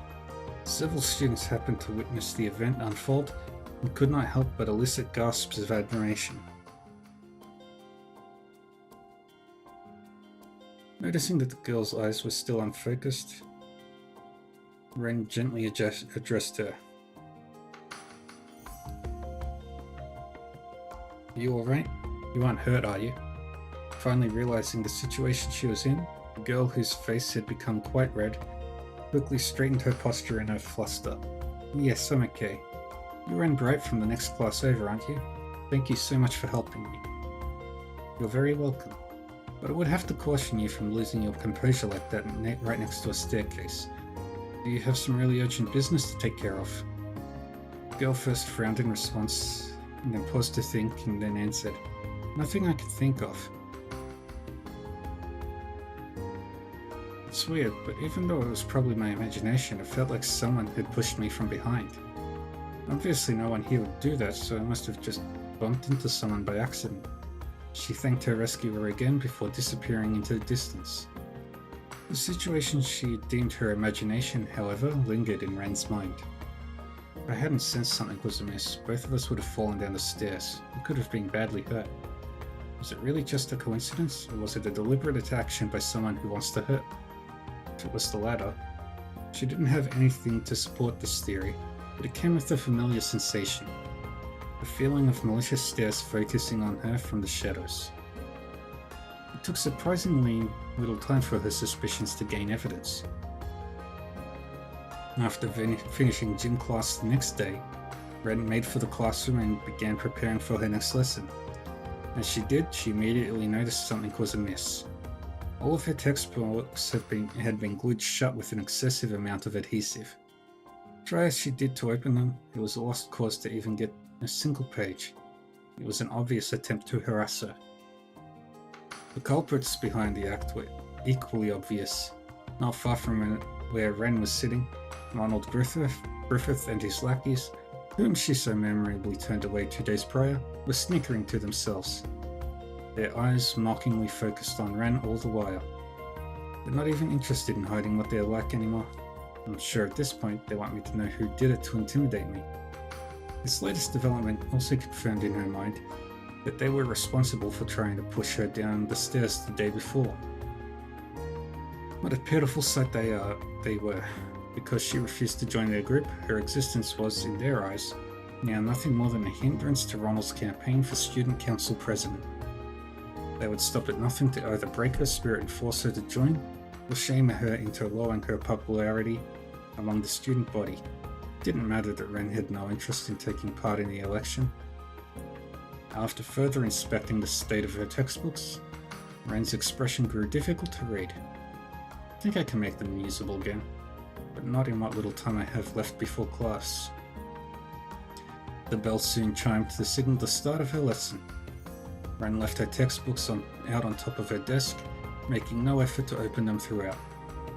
Her instructor was, of course, less than pleased about this perceived slight against them, picking her to answer a question as an attempt to chide her poor behavior. Miss Bright, please read the next paragraph aloud for us. Ronald and his friends let out a series of pleased giggles at this, their minds delighting at the thought of a flustered Wren being told off and humiliated in front of the entire class. But what transpired in reality played out very different from their fantasies. Without missing a beat, Wren did exactly as she was told, reciting the selected paragraph she had been asked to read word for word. All while her textbook remained closed. Did you memorize the entire book? Even the instructor could not hide their surprise. But of course, as a student of Aramis Academy, I would never dare to compromise in preparing for my lessons. Wren responded with such grace that she, of course, drew in more sighs and coos of admiration for both her instructor and peers alike. It was only Ronald and his posse who groaned with sullen expressions. The next incident came on Wren's way to school the next morning. She entered the school gates with the horde of other students and was just about to step into the building when she noticed a foul smell coming from above her. She looked upward, noticing a portion of the fencing surrounding the building's rooftop was falling directly above her. Other students noticed at the same time, letting out screams of horror and worries they could do nothing about it. I could get out of the way easily if I wanted, but the fencing was over 2 arcs in length. She could escape unharmed, but the other students around her would likely not. That was a risk she was unwilling to take. Grasping the battle ornament hidden in her bag, she cried out, "Airstrike!" A sphere of wind formed in response to her incantation, flying upward at high speeds. She carefully controlled its power so that instead of sending the flints flying, it simply cancelled out its momentum instead, allowing her to hop and catch it with ease. This was no accident. The smell makes it obvious. It was the distinct scent of a liquid extracted from a certain plant monster. One of its properties was to imitate the natural corrosion of metal, resulting in its application in certain solvents. This made the fence falling a deliberate action the perpetrator had been trying to disguise as an accident, and with Wren having been the target of several malicious acts already, the culprit was clear. Again, she could feel the presence of those familiar hateful stares pouring into her from the shadows. But again, as well, they were not the only ones with eyes on her. Whoa, that was awesome. Did you see that?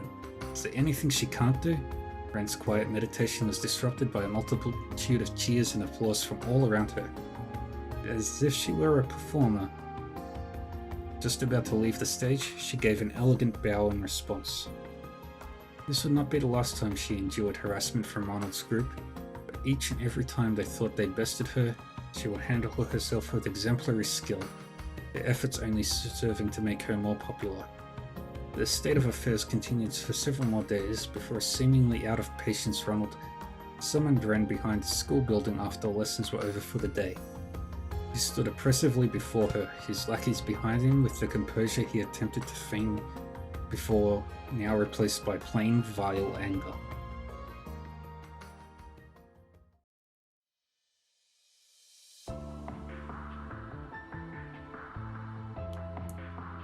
Let me give it to you straight, Wren Bright. You are an eyesore.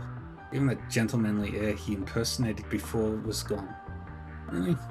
Well, that's not a very polite thing to say to a classmate. Don't try to act cute and innocent.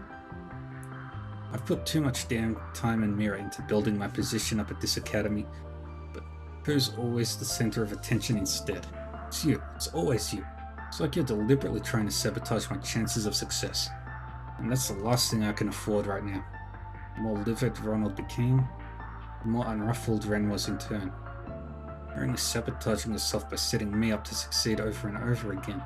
You are aware of that, aren't you? Had she not been forced to defend herself against him over and over again, she would not have received nearly as much attention. This being pointed out caused Ronald to return an audible tut of frustration. Who cares about how it happens? The point is, this has gone on long enough. So I'm gonna have to ask you to step off the stage for a while. What do you mean? Ronald seemed to present some of his initial cool when they first talked as he answered. I mean something very simple. You just won't come to school until the election is over. And if I refuse, To this he raised a hand. In response, his lackeys stepped forward to surround her. The boys were unusually well built for their age, showing off their hulking forms in hopes of intimidating her. Refusing is not an option, I'm afraid. If you aren't going to oblige me willingly, we'll just have to make it so you can't come to school for a while. His lackeys cracked their knuckles dramatically to clarify their leader's intent. Well, that's no good. I think we both know that would constitute a grave violation of the school rules. Something about her inflection caused him to mistake her commentary as showing a hint of fear, further fueling their desire to dominate the situation. No one's watching a place like this, and even if someone did happen to see, my father is a politician. He can make it go away. If they don't willingly choose to ignore what they saw in deference to my position, that is. Everyone in this academy seems to already know their place, you see. Everyone except you. His smile then was so unpleasant that a sigh escaped Ren. I think you're the one who doesn't know your place. I don't want to be rough with him after what Tita said, but he needs to be taught a good hard lesson. Ronald continued on, oblivious to what was running through his apparent victim's mind. Now do as I say. His lackeys drew closer, readying to seize her. I'll keep it mild, but I still want this to hurt for them, just enough to set them on the right track. I don't think Estelle or Joshua would object to that. Just as she was about to act. Stop this at once. A girl's shout could be heard from the direction of the school building. She was, of course, not shouting at Ren. But who are you? Ronald was visibly irritated. Though the girl appeared to be visibly nervous, she continued to stand her ground. I didn't mean to listen in, but I couldn't help but overhear what was happening here. Can't go through with this. What you're doing is wrong. The girl stepped forward until she was directly in front of Ren to protect her from her schoolyard bullies.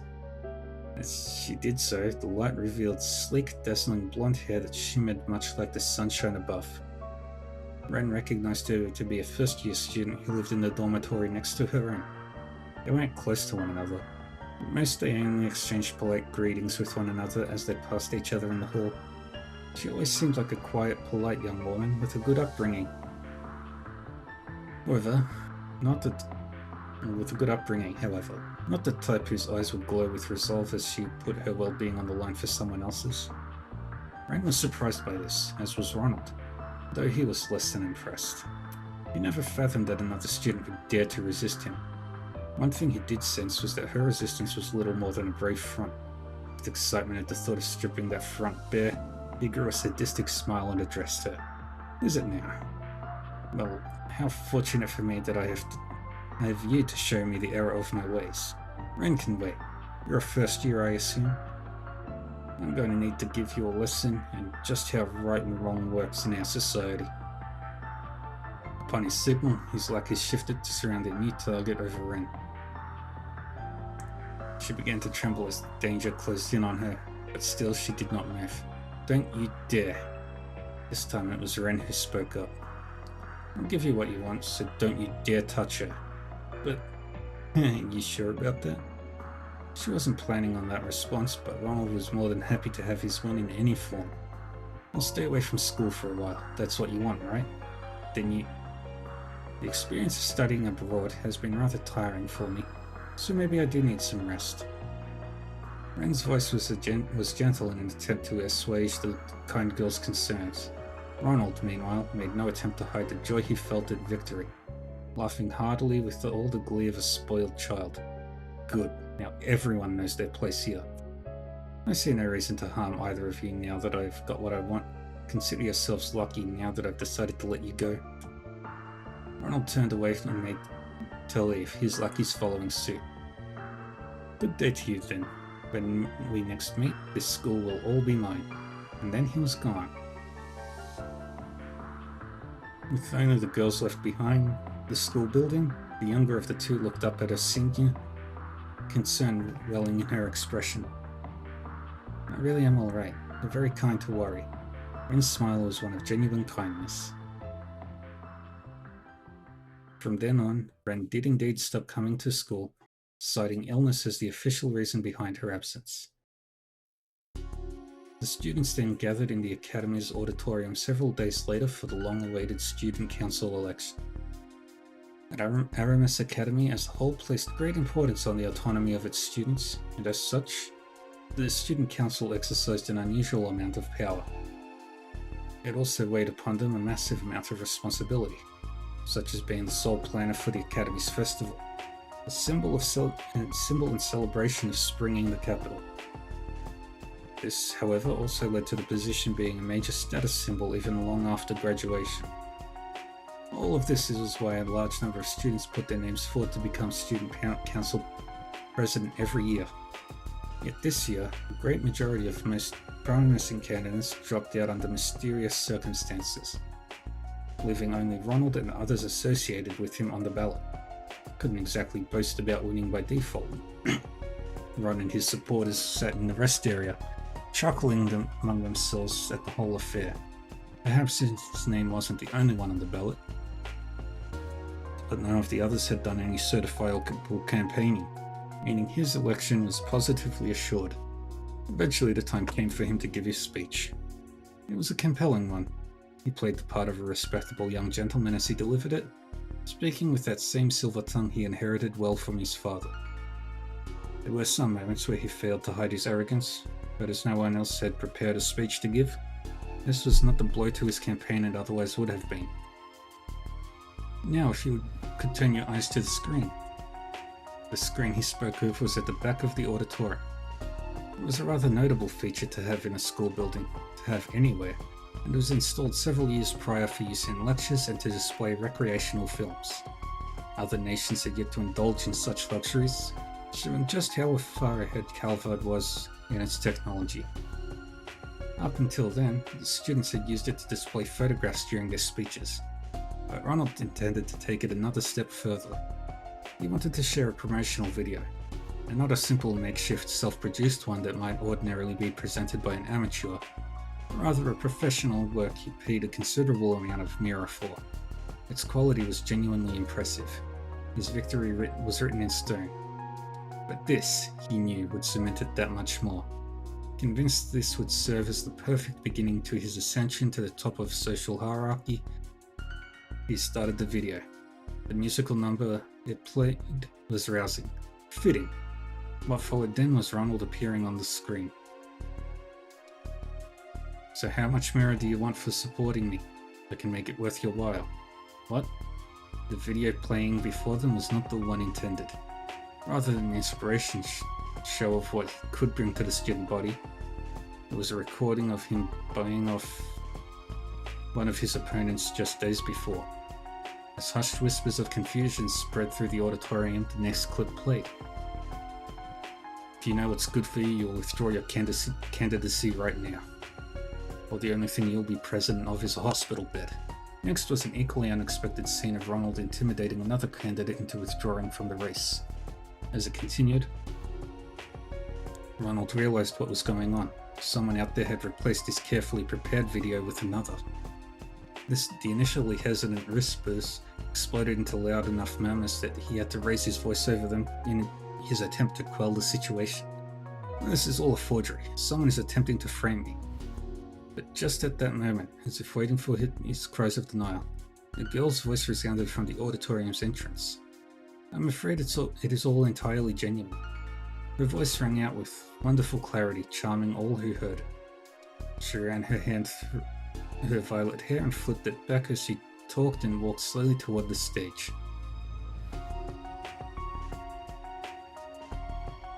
Bribing potential threats, blackmailing, threatening, even executing violence against others, and many other cases of bullying besides. You are guilty on every single count, Ronald Griffith. Before anyone could fully understand what was happening, a student was on the stage staring Ronald down. All eyes were fixed upon this elegant figure. Indeed, without any effort at all, she had the air of a protagonist from some epic tale making her long-awaited appearance. Damn it, Ren Bright. Why must you insist on getting in my way at every turn? He growled through a sheet of sheer anger. In contrast, the recently absent Ren responded with brilliant composure. You are the one getting in the way of the fair running of this important election. Your countless crimes have made a mockery of the whole process. Ren then turned from Ronald to the rest of the student body as she continued to list his crimes alongside the still running video. Some elicited frowns, others sympathy, others complete silence. But by the time she was finished, all were united in a single overpowering emotion: anger. It brings me no joy to say this about a fellow student, but I'm afraid it must be said. Ronald Griffith, you do not deserve to even attend this prestigious academy, much less be the president of its student council. Similar censure from other students followed in rapid succession. Yeah, she's right. Stop ruining our academy. You've gone too far. Ren's accusation wasn't the only reason for their anger. The students of Aramis had long loathed Ronald's oppressive behavior. They only hadn't spoken out before because they were afraid of his father's power.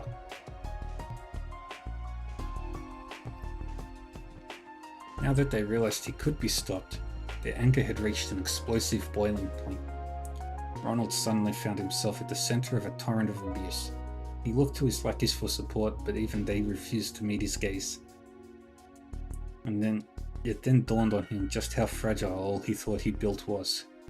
Rage gave way to an instant deep despair, casting a glare of pure hatred toward Ren.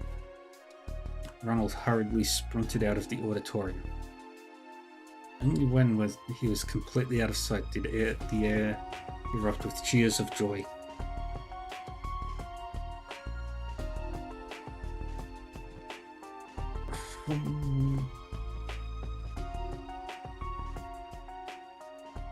In the end, addressing the aftermath of the election took long enough that by the time she left for the gates, it was already evening. Yet even with how late it was, instead of walking her usual route home, she stepped off the path to enter an entirely unoccupied park. How does this work? No one is going to interrupt us here, so how about you come on out? In response to her words, Ronald emerged before her for the first time since he ran away earlier in the day, with 10 or so companions in tow. Absolutely. These men weren't his usual lackeys, but instead vicious figures with dark expressions and gaudy clothing. They were clearly not students of the academy. More than likely, they belonged to some local gang. You don't keep very good company outside of school now, do you? How they're dressed up, I assume you must be off to a party or something. I'm going to wipe that smug smirk right off that face for good, Rand, right? My dazzling future in politics was guaranteed, but now you've gone and ruined everything. What am I supposed to say to my father now? It's your problem, not mine. Or are you so small a man that you can't own up to the consequences of your own mistakes? Another second passed between his outburst and the manner in which she snapped back, causing his temper to grow twice as vile. That's it, I don't care what it takes. You're going to pay for thinking you could cross me and get away with it. Have at her. There won't be any consequences for going too far. My father will see to that. The men sprung into motion upon Ronald's signal. What followed made them doubt their eyes.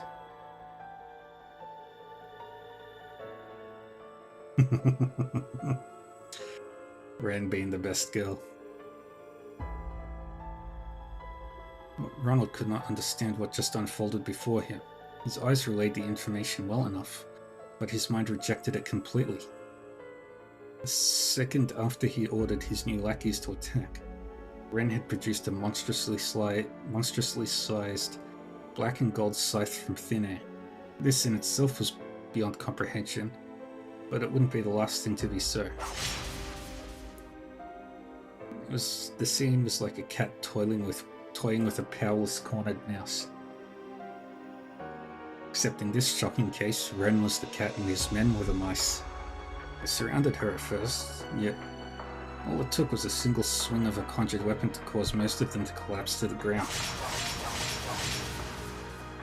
In less than 10 seconds, their confidence had crumbled with their bodies. The mice made to scurry as fast as they could, but the cat gleefully gave chase. There were even moments where she let a few think they had gotten away, only for her to immediately close the gap between them. It was only after she was bored that she would knock them unconscious like the rest.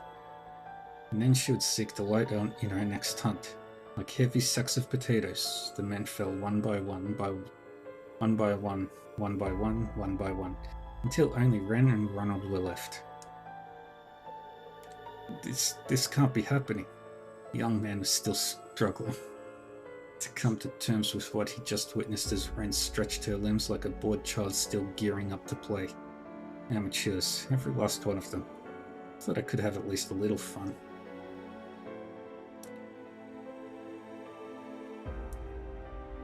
Oh, but don't you worry. Didn't actually slaughter them. She turned her gaze from the spectacle of her own creation to Ronald.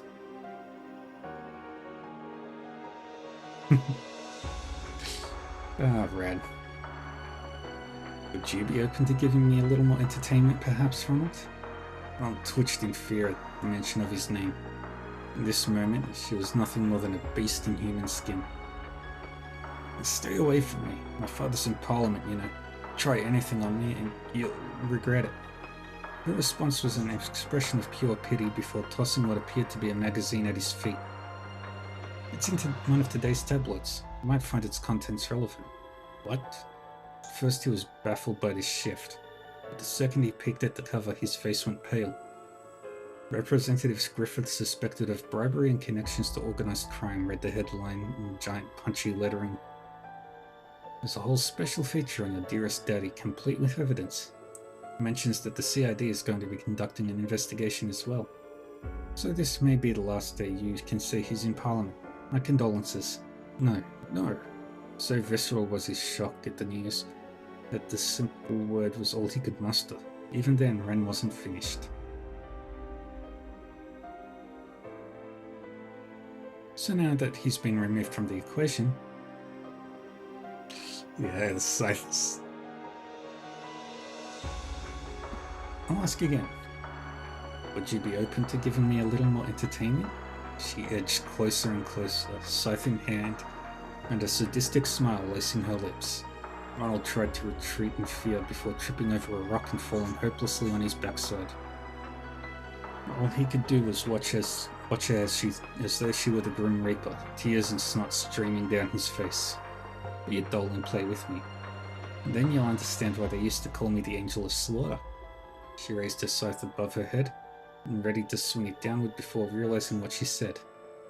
Oops, a Ren woman wouldn't play with dolls, though, would she? And here I thought I could better control my childish glee. She covered her mouth with her free hand, blushing with feminine modesty at her slip-up. None of this was behavior befitting the proper lady she wanted to reflect. After composing herself, she turned her attention back to her prey, only to see he was already unconscious. Finished? As she left the park, a calm young man called out to her, "I certainly am." Ren met eyes with a brown-skinned young man leaning covertly against one of the trees. It was safe to assume he had witnessed the entire affair unfold. He glanced inside the park for a brief moment before speaking with slight but genuine admiration. "You really are something. In what way?" "In every way. Even if I was more struck by the hacking abilities of the famous Kitty and the combat prowess of the infamous Angel of Slaughter. Yes, you guy."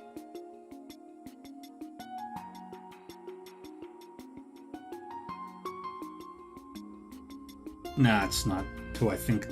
It's not who I thought it might be. It's still hard to believe he managed to find dirt on his bigwig that easily. Ren's response was matter of fact, showing no sign his praise had gone to her head. Most people just aren't as cautious about cybersecurity as they ought to be. Understandable with how new most are to it. Of course, it isn't nearly as easy as this when you're dealing with leading corporations and politicians at the top of the food chain. You made it seem like you've tried before. Maybe I have. Ren's smile was both cryptic and darling. I've been more impressed with you. You were quick to write a piece that was scathing while also finding me exactly the proof I needed. I'm glad Grace introduced us. He's a reporter. Just doing my job. The man's name was Dingo, and he was a professional reporter for a tabloid. He was extremely capable at his job, very well connected, and held a reputation for never shying away from danger. After being introduced to one another by Grace Lynn, he and Ren made a deal with one another just a few days prior. The terms were simple. Dingo would provide Ren with proof of Ronald's misdemeanors, and Ren would use her hacking abilities to provide evidence of his father's crimes. Both were now reaping the rewards of the other's success. Though I'll admit that I did get help from a friend. He was not too pleased about being asked to look into a scummy politician's equally scummy son, but he pulled through. Oh, you just have all kinds of connections, don't you? She did sense someone other than Dingo was acting on her behalf while she was off school, but she wasn't sure who that someone was. This curious sensation regarding their identity remained as she continued the conversation. You know, I'm surprised you didn't meet with any resistance in running that story. That just goes to show how big a fan the government was of Griffith. They left him alone because he didn't actively oppose the current president's party. And from the CID's perspective, his chance to take him down was about as good as it was going to get. It does sound like something Miss Tato Master over there would do. I can't say I like the feeling of being used by her, but oh well. Dingo then made a curious observation. I have to wonder why you went to such lengths to get rid of a small fry like him. Did it really bother you that much? Ren glanced briefly at Ronald, who still collapsed on the ground of the park before shrugging her shoulders dismissively. Not in the least. I didn't intend for this to go as far as it did either. I only wanted to teach him enough of a lesson so he'd leave me alone, but it was then that the younger student who tried to save her came to mind. I think the students deserve a much better student council president than him. She then let out a titter that was most refined. As Ren expected, the allegations led to Ronald's father to resign from Parliament, and while he resigned from Aramis Academy, the group of students who exerted power over the student body with his backing vanished overnight as a result, bidding peace to return to the grounds for the first time in too long. One thing, however, came about from this that Ren had not expected in the least. Yeah, all the documents relating to next month's budget. The Student Council's new president accepted the documents from the blonde-haired first year in charge of general affairs, perusing them straight away. After Ronald dashed from the auditorium on the day of the election, most of those in his group who put down their name dropped out in a timely fashion. Voting still took place even then. Once all was said and done, nearly 70% of the votes cast were disqualified. Now, this was because they were all in favour of someone who had never put her name on the ballot, Ren Bright. Aramis Academy was known for how little its staff interfered with the many liberties it gave its students. But this time the staff was clearly concerned that dissatisfaction with Ronald was going to present dire problems in the future. The teachers who then chose to directly negotiate with Ren, and in the face of such fervent demand, she reluctantly accepted the position of Student Council President. None of her duties posed a challenge to her, but by accepting it, she had completely and utterly failed her initial goal of avoiding attention. I wonder if this is how Thor's Branch Campus' first Student Council President felt when he was elected. And I couldn't believe it when Tita told me. Alright, it is what it is, I suppose. I'll just have to make use of this as best I can.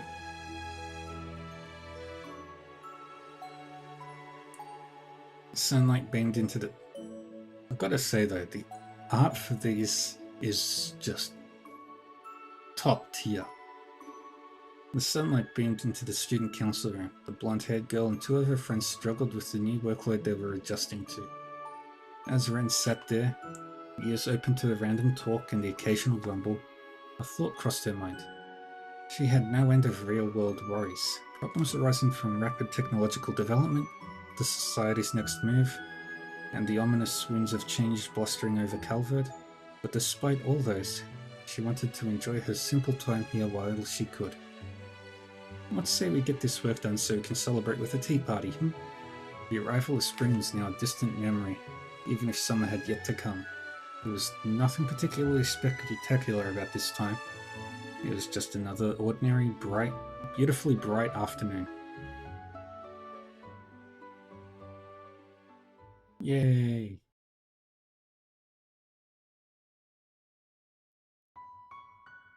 And I believe... Oh god, there's even more. How many of these are there?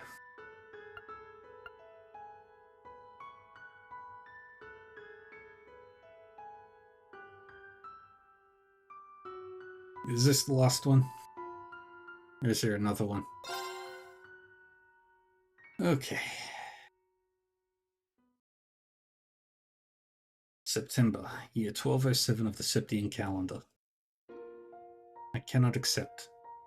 I was not one to mince words. Hulking bear of veteran bracer, Zinratha could not hide his disappointment, puffing out his bottom lip with a sigh as he stood before me. Not again.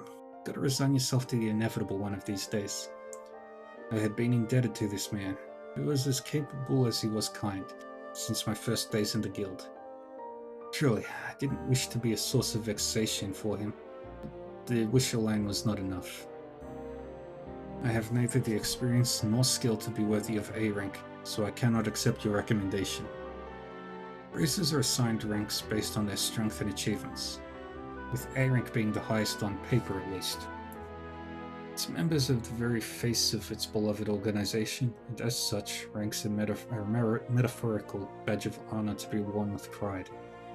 So how had I received multiple recommendations for the most prestigious rank in 6 months? I spared no effort in working time my craft in the years I had joined after school, and certainly wouldn't classify myself as a doe-eyed newcomer, but to have my name among the greats of the guild? Absolutely not. But after turning down my first recommendation, a second one had come from the guild's headquarters in Lamau. If you ask me, you've got both in spades. Is there something else making you lead toward a no? Zin's awkward smile told me he had been pressured by headquarters to persuade me. I folded my arms. Setting aside whether you're overestimating me or not, which I believe you are, there is. I would very much like to not stand out any more than I already do. I've been getting offers to be a model, a star in films. It's been, frankly, exhausting forcing them to give up. Now, what do you think would happen if I were to accept a promotion? I'd be neck deep in the same mess all over again. Okay, that makes sense. Sorry. You're a 1-2 punch in the beauty and bronze department, trying to lay low as a lost cause. With the kind of fans you're getting, maybe you should consider the silver screen after all. Who knows, you might walk away with an award from the film festival. Zin's laugh was hearty in contrast to my unamused frown. Much as I respected him, he could do with showing a little more decorum. It's not funny. I understand being in the public eye to some extent is inevitable. I've accepted it, but I'm a bracer, not an entertainer. I wasn't trying to be funny though. You've got to find a way to let off some steam, or you're gonna break when we need you put together the most. Happens to the workaholics like you more often than you think. I didn't think I was pushing myself as much as he implied, but I also couldn't deny there was a nugget of truth to what he said. You were getting off topic.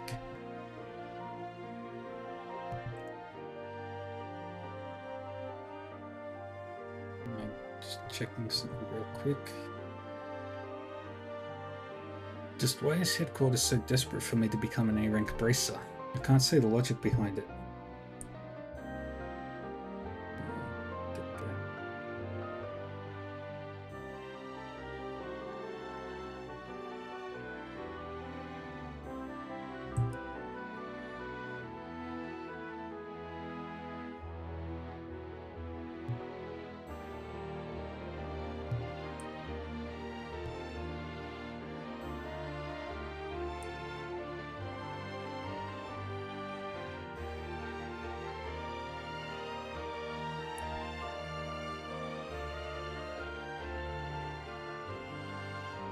Well, you see, starting with what you know. Reparations from Erebony have beefed up our economy this year, so all kinds of new investments are pouring in from across the continent. Now, I'm no economist, but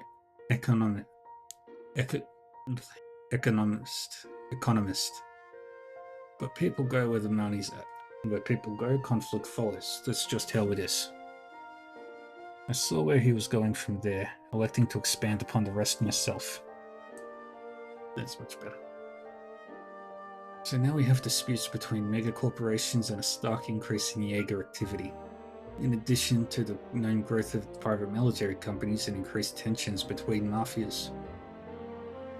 You got it. Think it's bad now? It's only going to get worse from here. That's why the man wants to up security here while promoting our rising star, you. I see it as good PR for the guild, and a deterrent to any potential threats that are thinking about stepping out of line. Perhaps I was more vaguely aware of their goal in using me than I wanted to admit.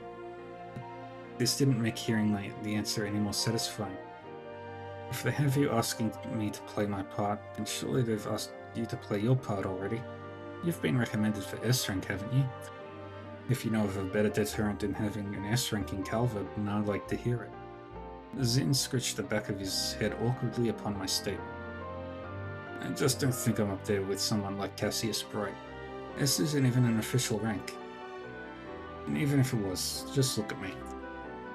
You think a guy like me is a picture-perfect advertisement for the guild? I think you have the skills, achievements, and build to be one, yes. A curt, quick response. Alright, point made. I can't force you to take the recommendation, and I'm not about to be a hypocrite, so just let me know if you change your mind, okay? With that, the conversation came to an end, and the guild's braces gathered to begin our routine meeting of delegating open requests. This is how I preferred things. It was better to stay like this. There was a point when I wanted to be something more. I can no longer remember when that was. Sometime during my childhood happened, I'm sure. I just recall realizing how small the world truly was. So I prayed and longed to become someone I was not. It was around high school when I thought I became that someone. Those years were unforgettable. I'll never forget the unexpected reunion that was had there, or the priceless treasure I had gained. I truly thought I'd gotten closer to who I wanted to be. But in the end, it was just wishful thinking. My hand, once held, was now empty, and I was still a nobody.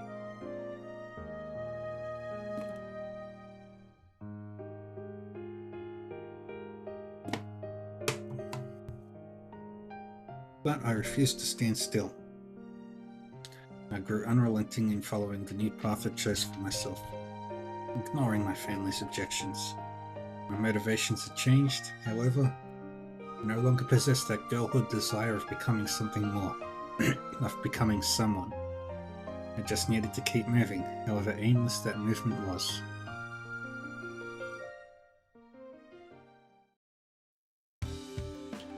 Well, aren't we looking gorgeous today? With a whimsical wink, a familiar bartender welcomed me to his establishment. He was a tall, affable man who lived by his own rules and never hesitated to lend a helping hand to others. He reminded me much of the Crossbell City branch's receptionist from the few times I visited for work. The place was nearly empty today. I sat down on the counter farthest from the door as he approached. The usual, sweetheart? I stopped by here after a hard day's work on occasion, and whenever I did, I always ordered coffee and a light snack. This was not a coffee and snacks kind of day. I want something with alcohol, even beer will do. Not at all fazed by the vagueness of my order, he walked away and started preparing my drink. It wasn't long before he returned and placed an elegant glass in front of me. I think this is a little more you than a beer. It was a beautiful cocktail composed of two colours, a clear blue like that of a priceless sapphire and a calming jade. No doubt he could tell how disquieted my heart was and was trying to soothe it in his own way. I thanked him inwardly before daring to broach my other reason for coming. Have you learned anything more about what I asked? Apart from being a skilled bartender, he was also a well-known informant.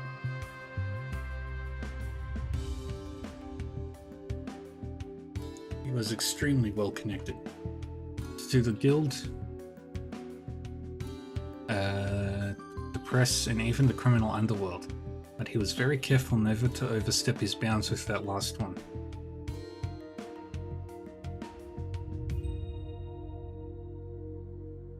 Indeed, I found him to be a valuable source when needed. Wish I could say yes, but not even Dingo has any promising leads. Still, I think you've got your eyes on the right district. It's only a matter of time before they get smacked out.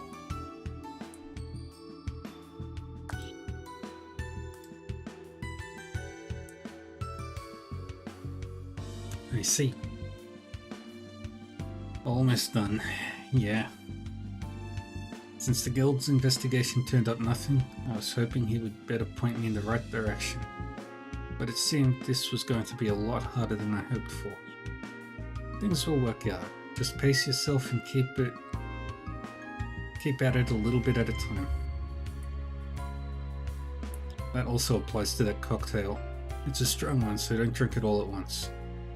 I tilted the glass delicately between my fingers as he stepped away, my mind continuing to wade through the case I was following.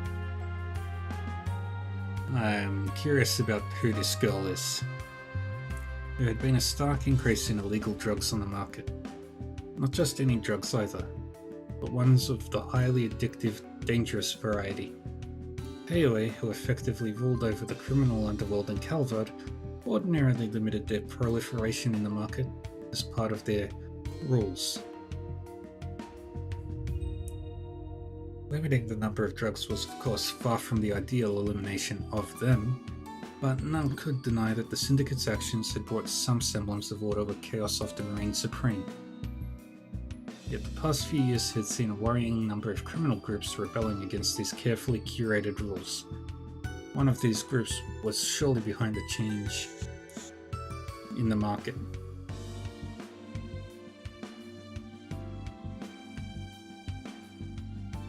And all of this held a presumed connection to two missing people. The guild and police had been tasked with searching for two children below the age of 10, a boy and his younger sister. They simply left the house one day and had not been seen since. Evidence suggested they came from a perfectly ordinary family on good terms with one another, so the likelihood of them running away was slim.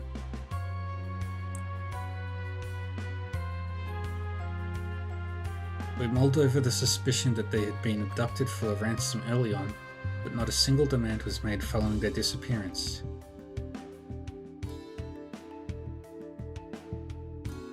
So it was quickly ruled out.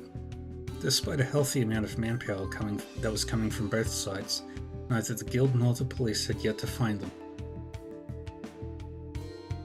That said, the search so far had not proved entirely fruitless. Their last known location was fortunately established, and it was unfortunately a popular site for illicit drug trade.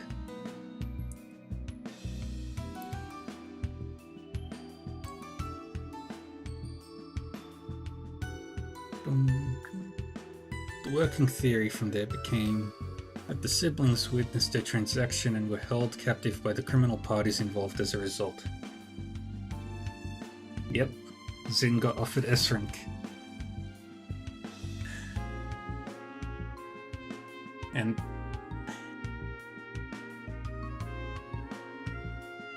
yeah, helping out with the liver arc definitely is worthy of S-rank.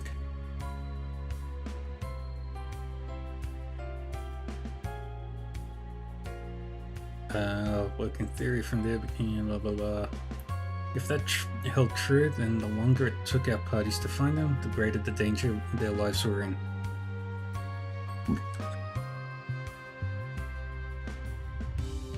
The abductors wouldn't do anything right away.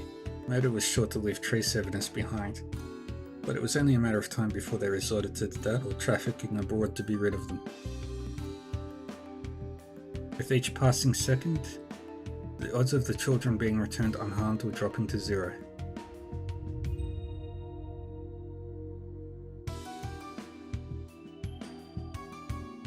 the same time, all of this was pure speculation on our part, based on a single established location.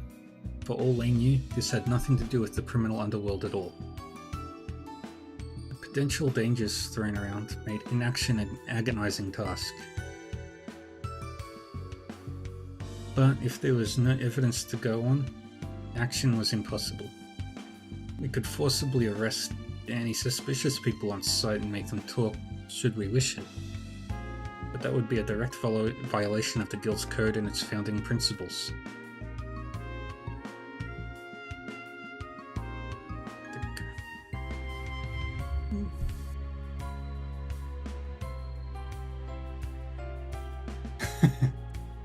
Oh, I've done longer streams. Technically speaking, this one's already 14 hours.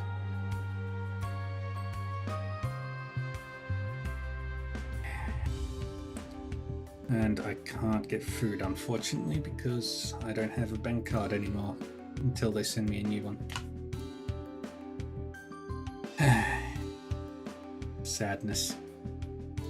The Bracer Guild always sought to be an ally of the people first and foremost, so resorting to criminal acts to obtain evidence was out of the question.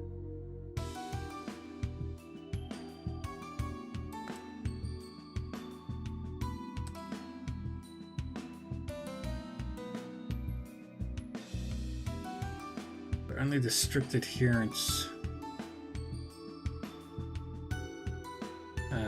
to our code didn't stop us from being able to resolve so many crimes, thereby putting the people we swore to protect in danger. It was the ultimate impasse.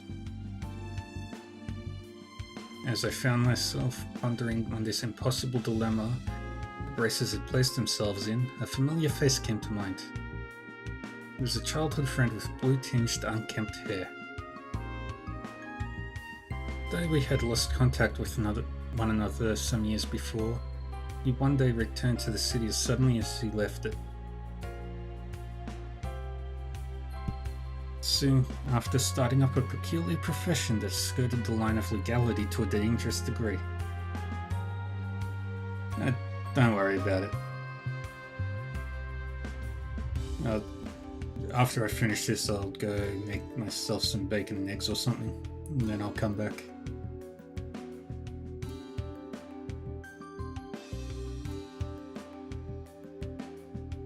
The kind of profession that could easily involve himself in the affairs of many an unscrupulous individual, or so I believed. Just what did that idiot think he was doing? He walked out of my life without warning and walked back in.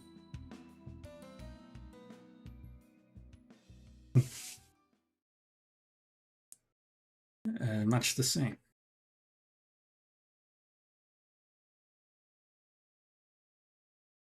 Not everything. Finishing Reverie, I'll end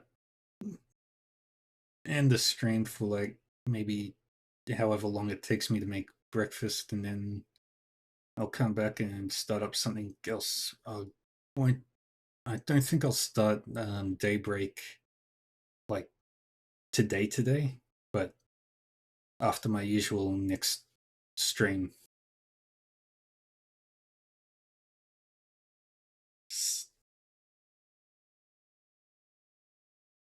Yeah, that way everything's all like neat and organized. Where was I? I spent so much time searching for him. I knew our reunion would be an awkward one based on how we parted, but for him to return after all that waiting, all that searching, and dive into some questionable enterprise so different from my own was almost too much to bear. It gave rise to many concerns as a bracer, and many more concerns as a friend. The one that bothered me most was, why hadn't he come to see me?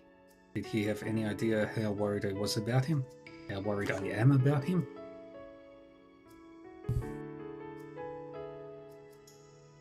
The irritation building, I took a large gulp of my cocktail, but the alcohol only fanned the flames of anger burning in my heart. They burned brighter and brighter still, becoming a dazzling light that projected countless transient images of the past. Then, just as quickly as it had flared, my anger faded in an instant. replacing itself with a very different emotion altogether. Why did you leave me? The words slipped from my mouth without me realizing it, making me feel downright pitiful once they were said.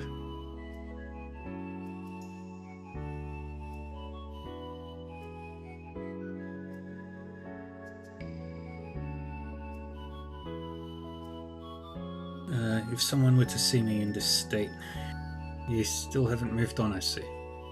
A familiar but unexpected voice called out to me, causing me to jump slightly from surprise. I quickly regained my composure. Just have a few choice words I'd like to say. My response feigned calmness as best I could. I couldn't help but think I had more than a few choice words.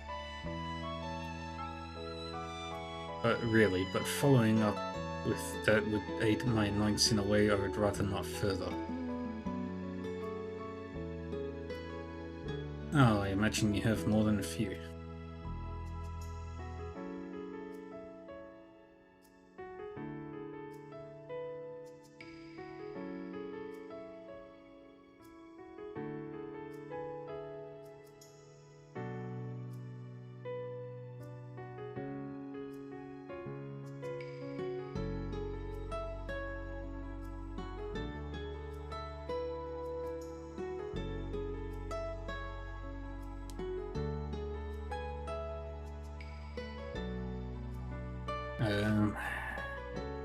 Right, of course he would see right through me.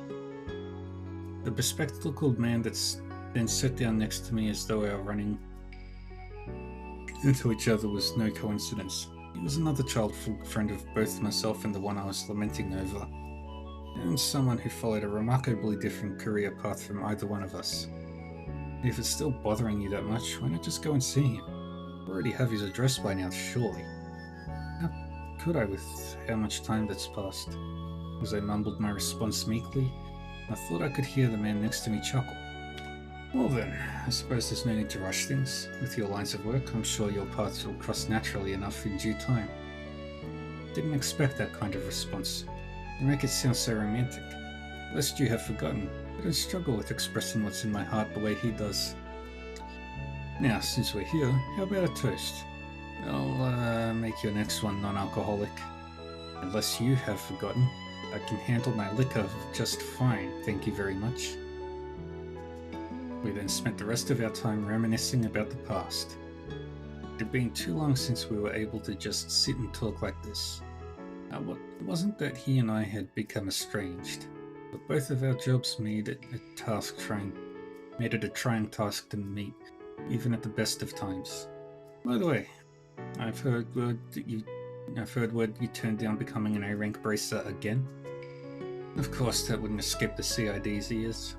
The information itself wasn't confidential, but he already knew something, however unofficial it was. But that he already knew something, however unofficial it was entirely typical of him.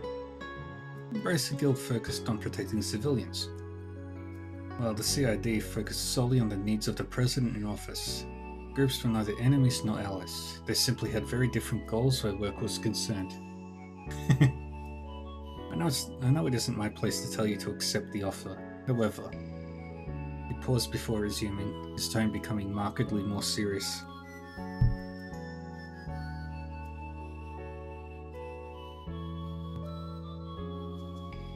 The times we live in demand a new hero, that much is clear. We had no idea what a realist like him was trying to say by implying I was a hero. Before I could inquire further, he changed to the subject that was likely what brought him to find me in the first place. Now, if you don't mind, I have something that will be of interest to you regarding those missing children. My eyes widened from the unexpected change. He continued. We've identified the group that made that district their turf, as well as have compelling evidence of a crime taking place. You may proceed as you like in cooperation with the police. Couldn't believe it. On a fine silver platter, he had just given me cause to act. And since the information came from the CID, there was no reason to doubt its veracity. I felt it. I was on the verge of rekindling my girlhood desires. All I had done till now was follow life where it was taking me. And yet here I found myself before a new path that could lead to that someone I once wanted to be. This deviation terrified me. What if it led to me losing someone again? What if it ended in more pain? My fear begged me to stay idle. I was a fragile human being at my core. I knew it well. I didn't wish I was anything but. It inspired me to take up the sword and rebel against any whispers of weakness, but I played the part admirably on the surface. But if I were forced to face cruel reality in the future, I wondered, would my heart be able to take it?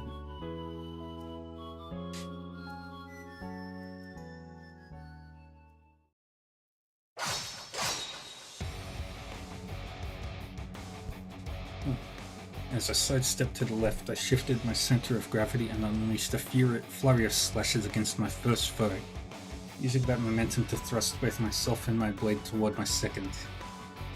2 low-ranking mobsters fell to the ground. They were members of a mafia I had been chasing, and right now I was in the thick of their den of operations.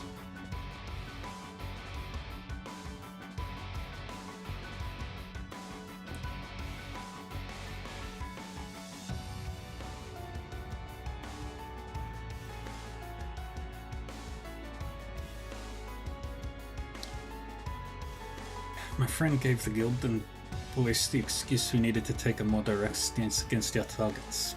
His information was vague, however, so we still had to discern their precise location on our own. I, Zen, and several other bracers agreed it would be best to split our forces and attack several locations in unison for this part of our mission. Based on what just transpired, it appeared my location was the lucky winner. There's the intruder. Yeah, I've seen her before. She's from the paper. 2 more reinforcements arrived, but I was hardly going to give them time to act. I raced forward, swinging my sword as I passed them, and they fell before they could even raise their weapons. I advanced. Mobsters appeared in droves. Presumably, word of my arrival had already spread. There she is. That's the bracelet the word's been going around about. Damn it, what if the immovable's here too? It'd be chicken shit. It's one woman. We can take care of her. They then charged me in a mass, at least 10 of them, with more reinforcements on their way from farther inside the building. Forcing my way through with how many they had in the known number was risky. I knew the sensible thing to do would be to wait for the other braces to show, but I also had to consider. What if my waiting afforded the Mafia the time to wield the children as hostages? Weighing the 2 options, I concluded that whatever reduced the chances of that happening was worth the cost. I needed to push on and settle this now. Besides, I believed I had nothing to fear from this pitiful group as they were. Were they seasoned combat veterans, they could have used their numerical advantage to implement complex formations and corner me, but they did no such thing, the amateurs. And they dared to believe they hold a candle to Haley's martial arts? In the face of one of my experience, their bloated size was more of a hindrance than a help. They wouldn't be able to utilize even half of their potential against me. First had to position myself in them appropriately. If I could ensure the gun-toting wielders among them were in each other's line of fire while rounding up close-range fighters to a single spot, they would soon have bigger worries, friendly fire. Their vulnerabilities would then spell my victory as I cut them down. 1 down, 2 down. The precious seconds after defeating a foe were the most advantageous.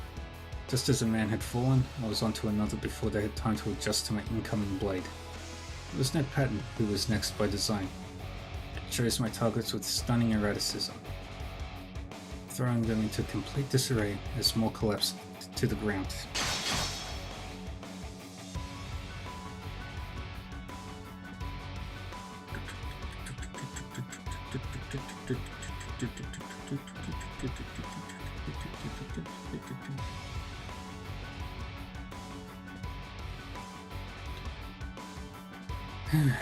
Three down, 4.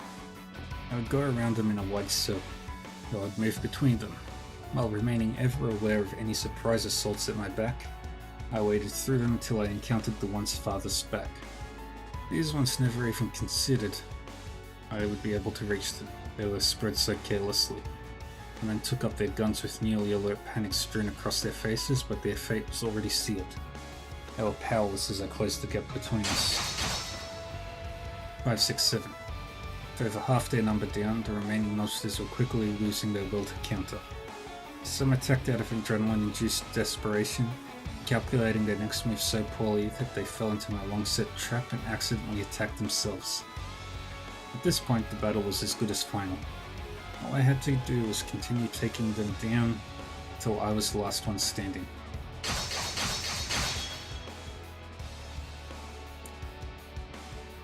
There were smaller groups I encountered on my way through the building, but I was able to disable them with little effort. The path they opened up for me eventually led me to their leader.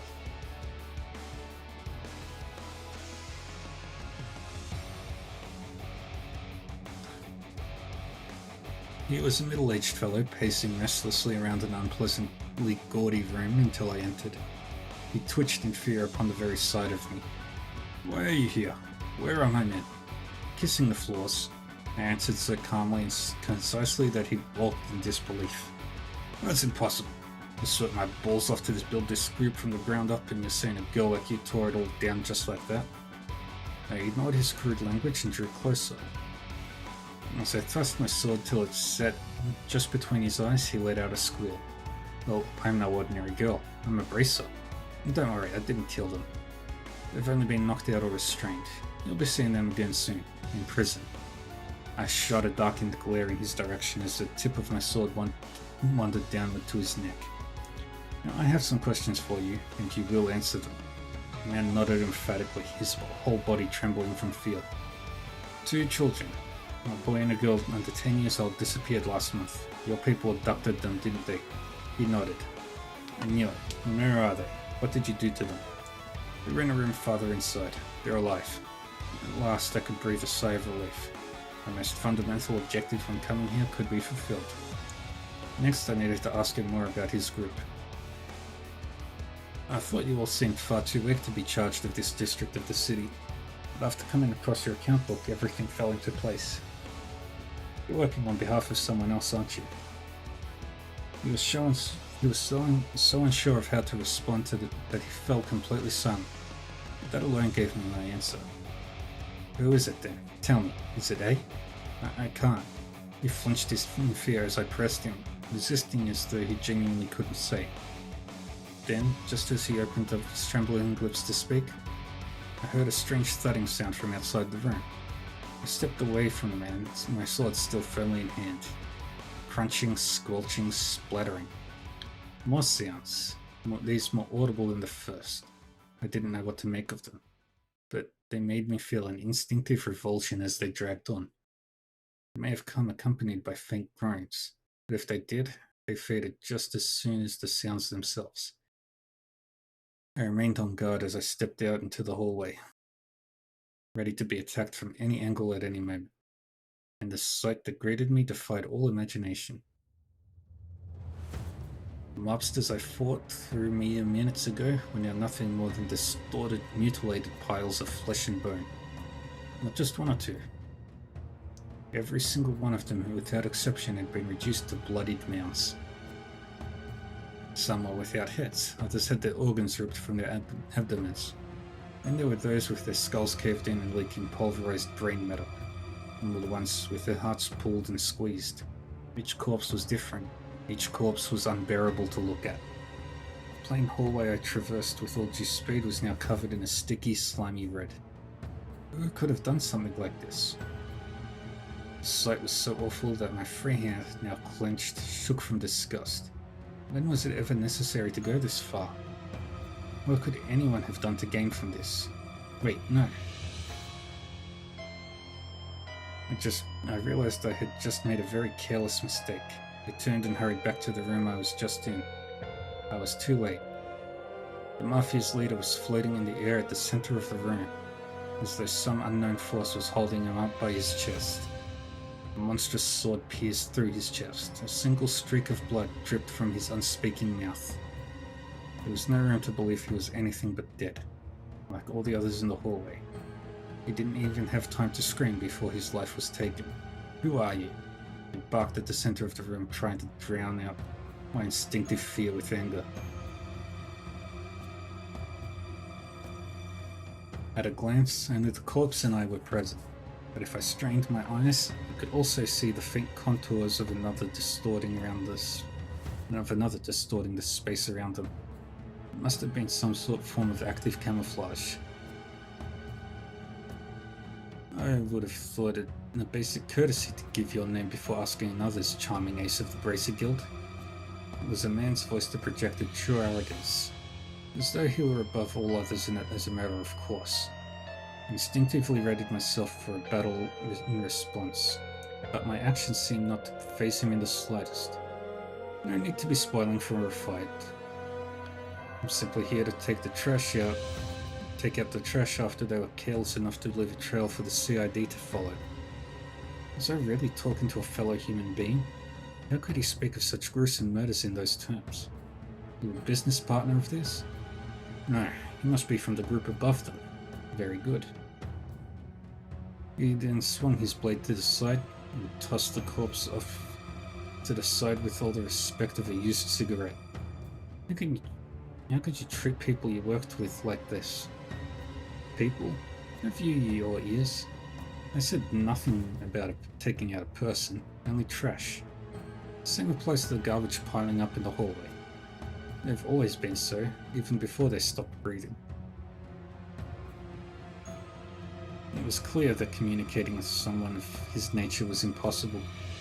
I dismissed calm reason for an intense, all-consuming anger so great that my entire body couldn't stop trembling. You monster. Before I knew it, I had sprung into action, pouting every...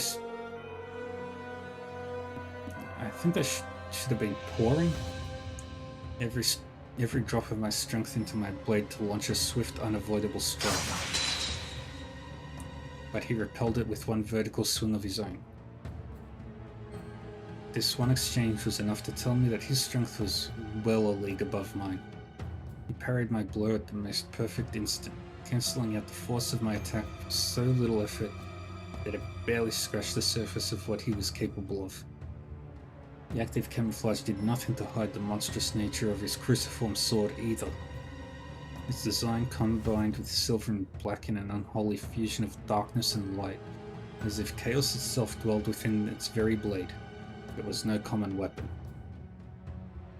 Even if I continued to give it my all, my odds of winning against him were extremely slim. At the same time, my instincts were screaming at me that I could not allow him to leave. I charged again. If attacking him from the front wasn't going to work, then I would have to go for his side. He blocked that attack with just as little effort, but I wasn't done yet. I refused to stop moving, slashing a third time with even more speed than the first two.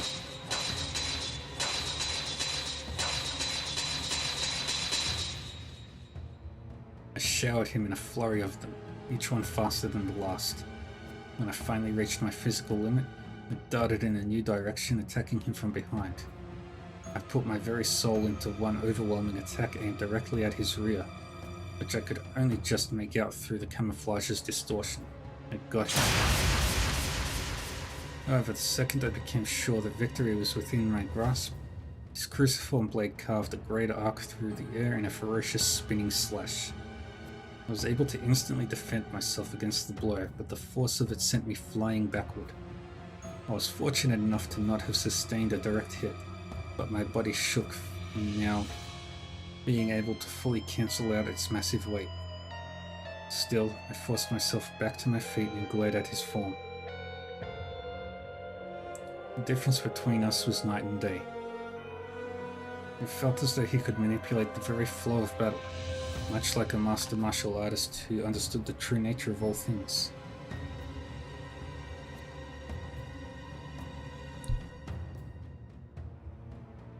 He paid no mind to my pitiful attempt at bravado and gave a short laugh before speaking. Impressive. You put up more of a fight than the rumors had led me to believe. What's your goal? What are you trying to do with all your strength? I expected him to reject or ignore me. so I was taken aback when he paused for a sincere moment of thought before answering. An interesting question, I suppose, to instill fear. Fear? I almost doubted my ears. Fear is the heart of all we know. Domination, servitude, order, harmony, and production. All of it exists because of fear. That is why I seek to instill fear in its purest form. Much like the retributive tower that appeared in Crossbell half a year ago. Such a pity that it fell. There was such pleasure in his words that it made it easy to imagine the expression on his veiled face.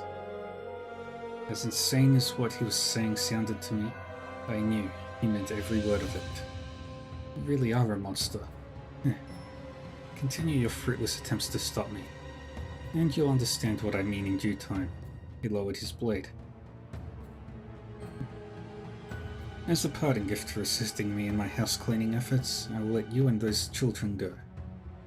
Keep that far too pristine blade sharp for your next meeting, Bracer. With that, he turned to leave. Wait.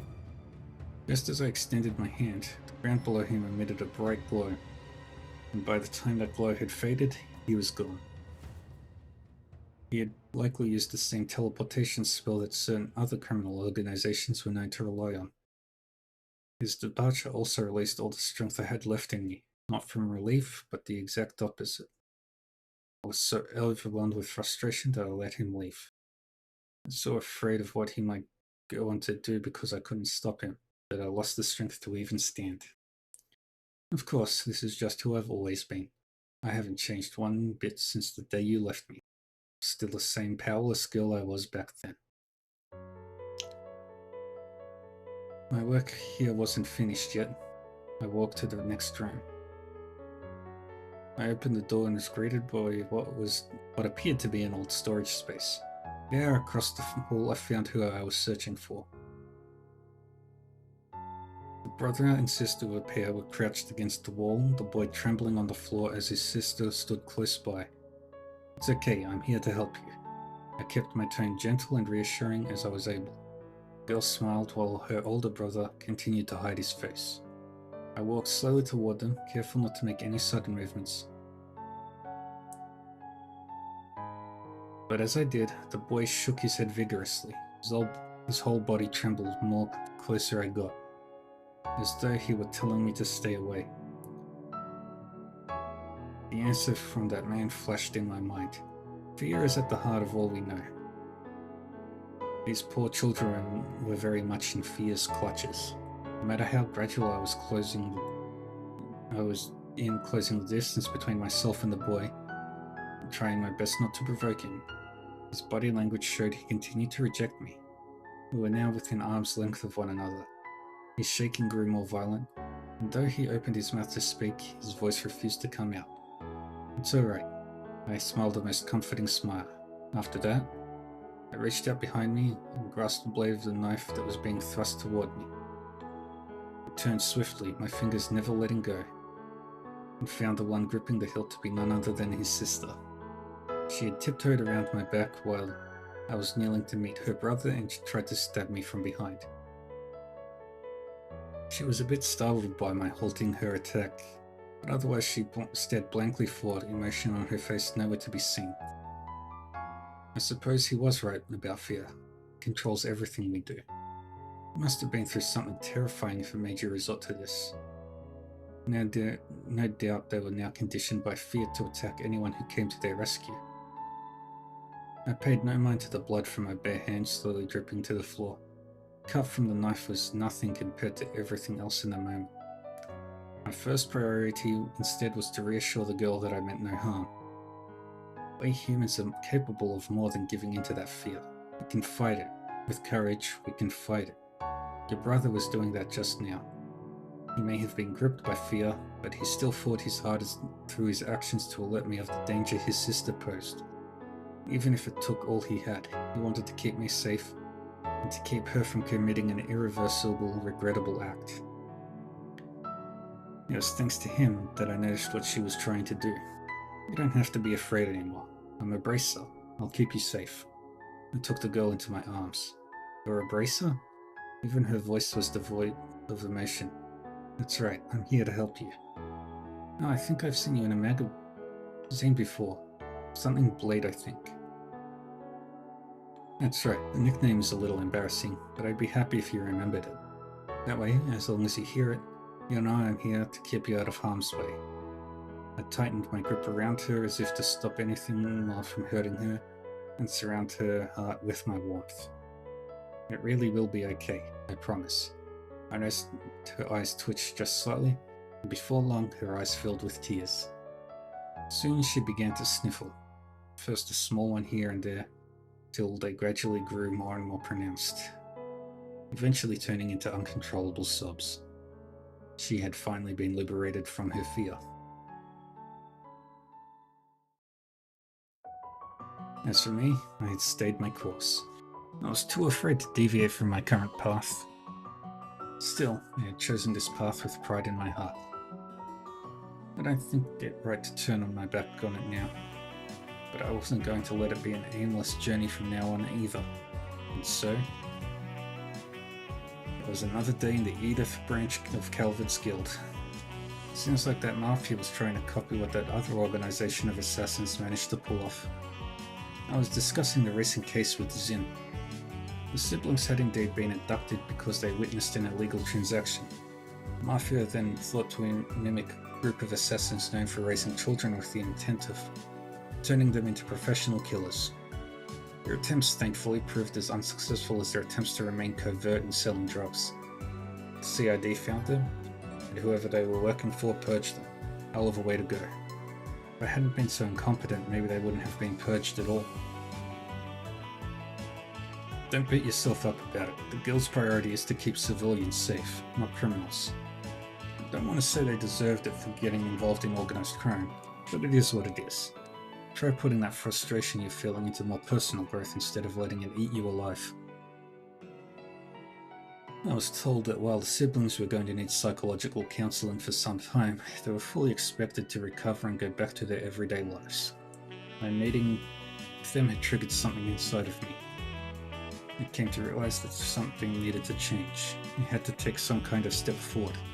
Even if it ended in me falling to the floor in some dramatic fashion, I just needed to pick myself back up again. With that in mind, I accepted my multiple recommendations.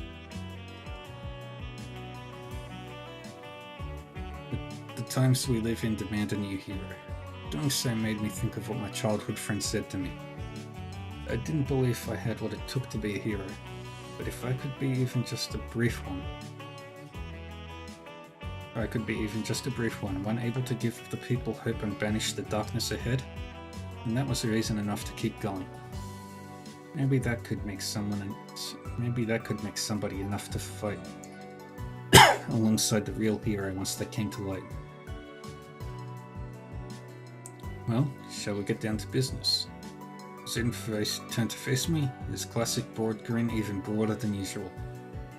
It'll be a while before the official paperwork arrives from the headquarters, but I'm sure they won't mind me speeding up this part of this process with how much they wanted this.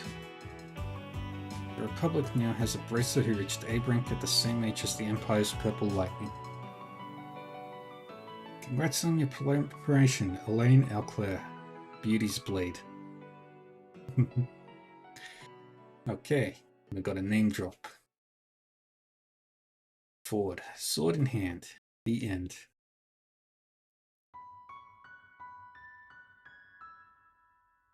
And that's the third one.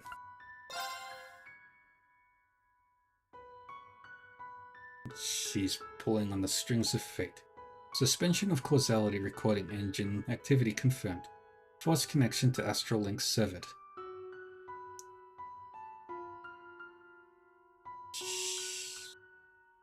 The whirlpool of causality engulfing Erebus and the fated land has at last been unraveled.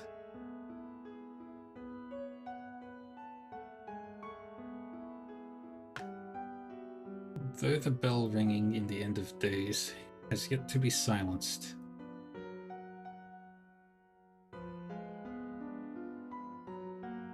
You, children of Zemiria, have earned your moment of peace until the time comes to face the final hour. Or the final Trails game is gonna have a lot of people. I tell you, with hope and fear in your hearts must walk new trails.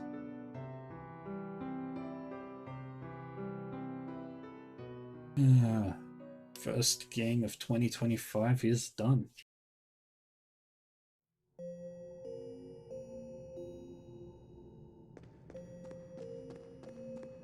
All done.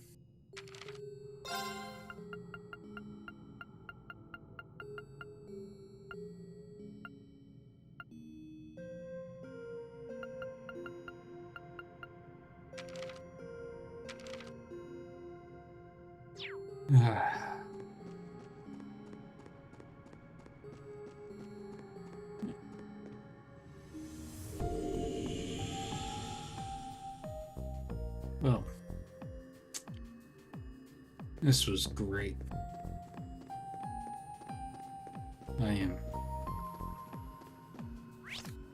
Yeah, I don't think there's anything else I need to do. Everything else I need to do is basically just... Review missions. Yeah, just grinding all the stuff. Nothing. There's literally nothing else to do.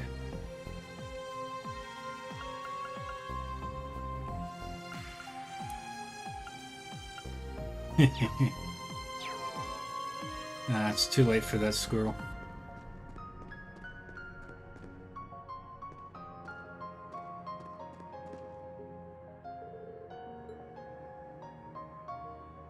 Save clear data.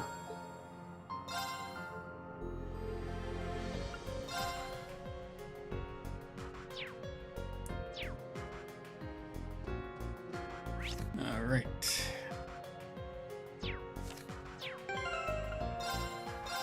Save.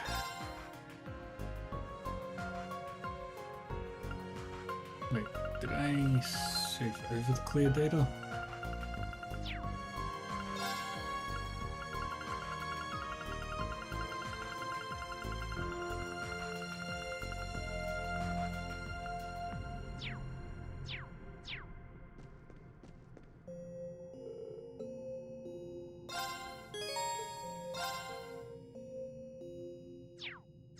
Alright. Well.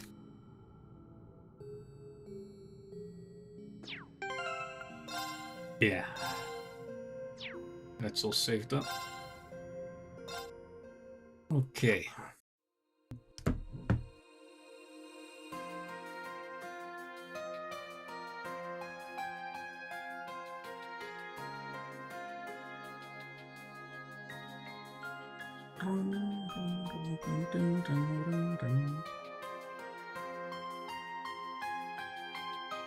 And there's no save data transfers, so don't have to worry about that. But yeah. Trials into Reverie is done. Let's see. We got.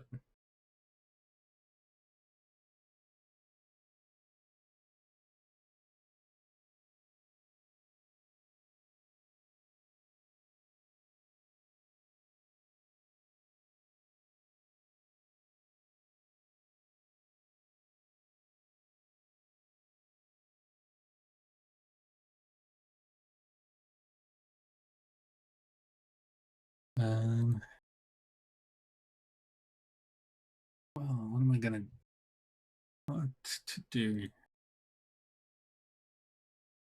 see. Yeah, I'm gonna go make some food, so I'll end the stream now. And I'll be back in about maybe an hour or so. Playing one of the dozen of other games I've got.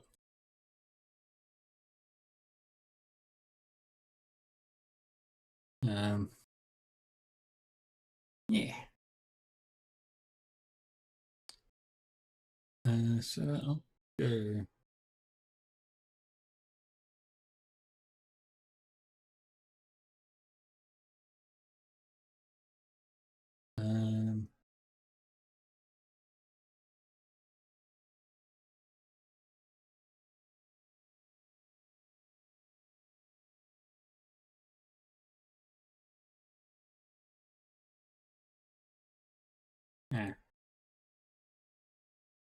I think I'll just call it here for now, and I'll come back in about an hour. That way I can set up everything for my next stuff. So yeah. Thank you, Squirrel. I will be back soon. You'll see. As it's my birthday. My birthday. And yeah. I will be...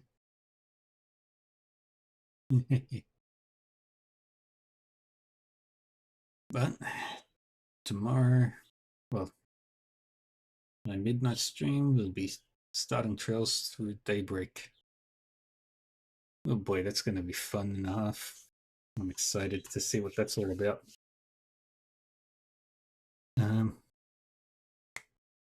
All right. So yeah, I'll be back in about an hour with more gameplays of some other crap I'm playing. Maybe I'll finish up Rune Factory 5. Yeah, almost caught up. Wonder. Now the question is, will I be done before Daybreak 2 releases or after Daybreak 2 releases? At my current playing rate.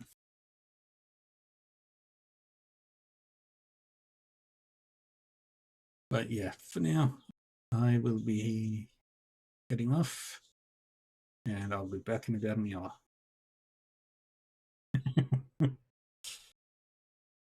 Yeah, that sounds accurate.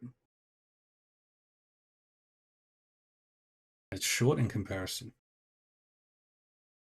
Excellent. This will be fun. Okay. Yeah, so I'm going to end it right now, and I'll be back on shortly, and maybe I'll finish up Rune Factory 5 because I'm like right there at the finish line.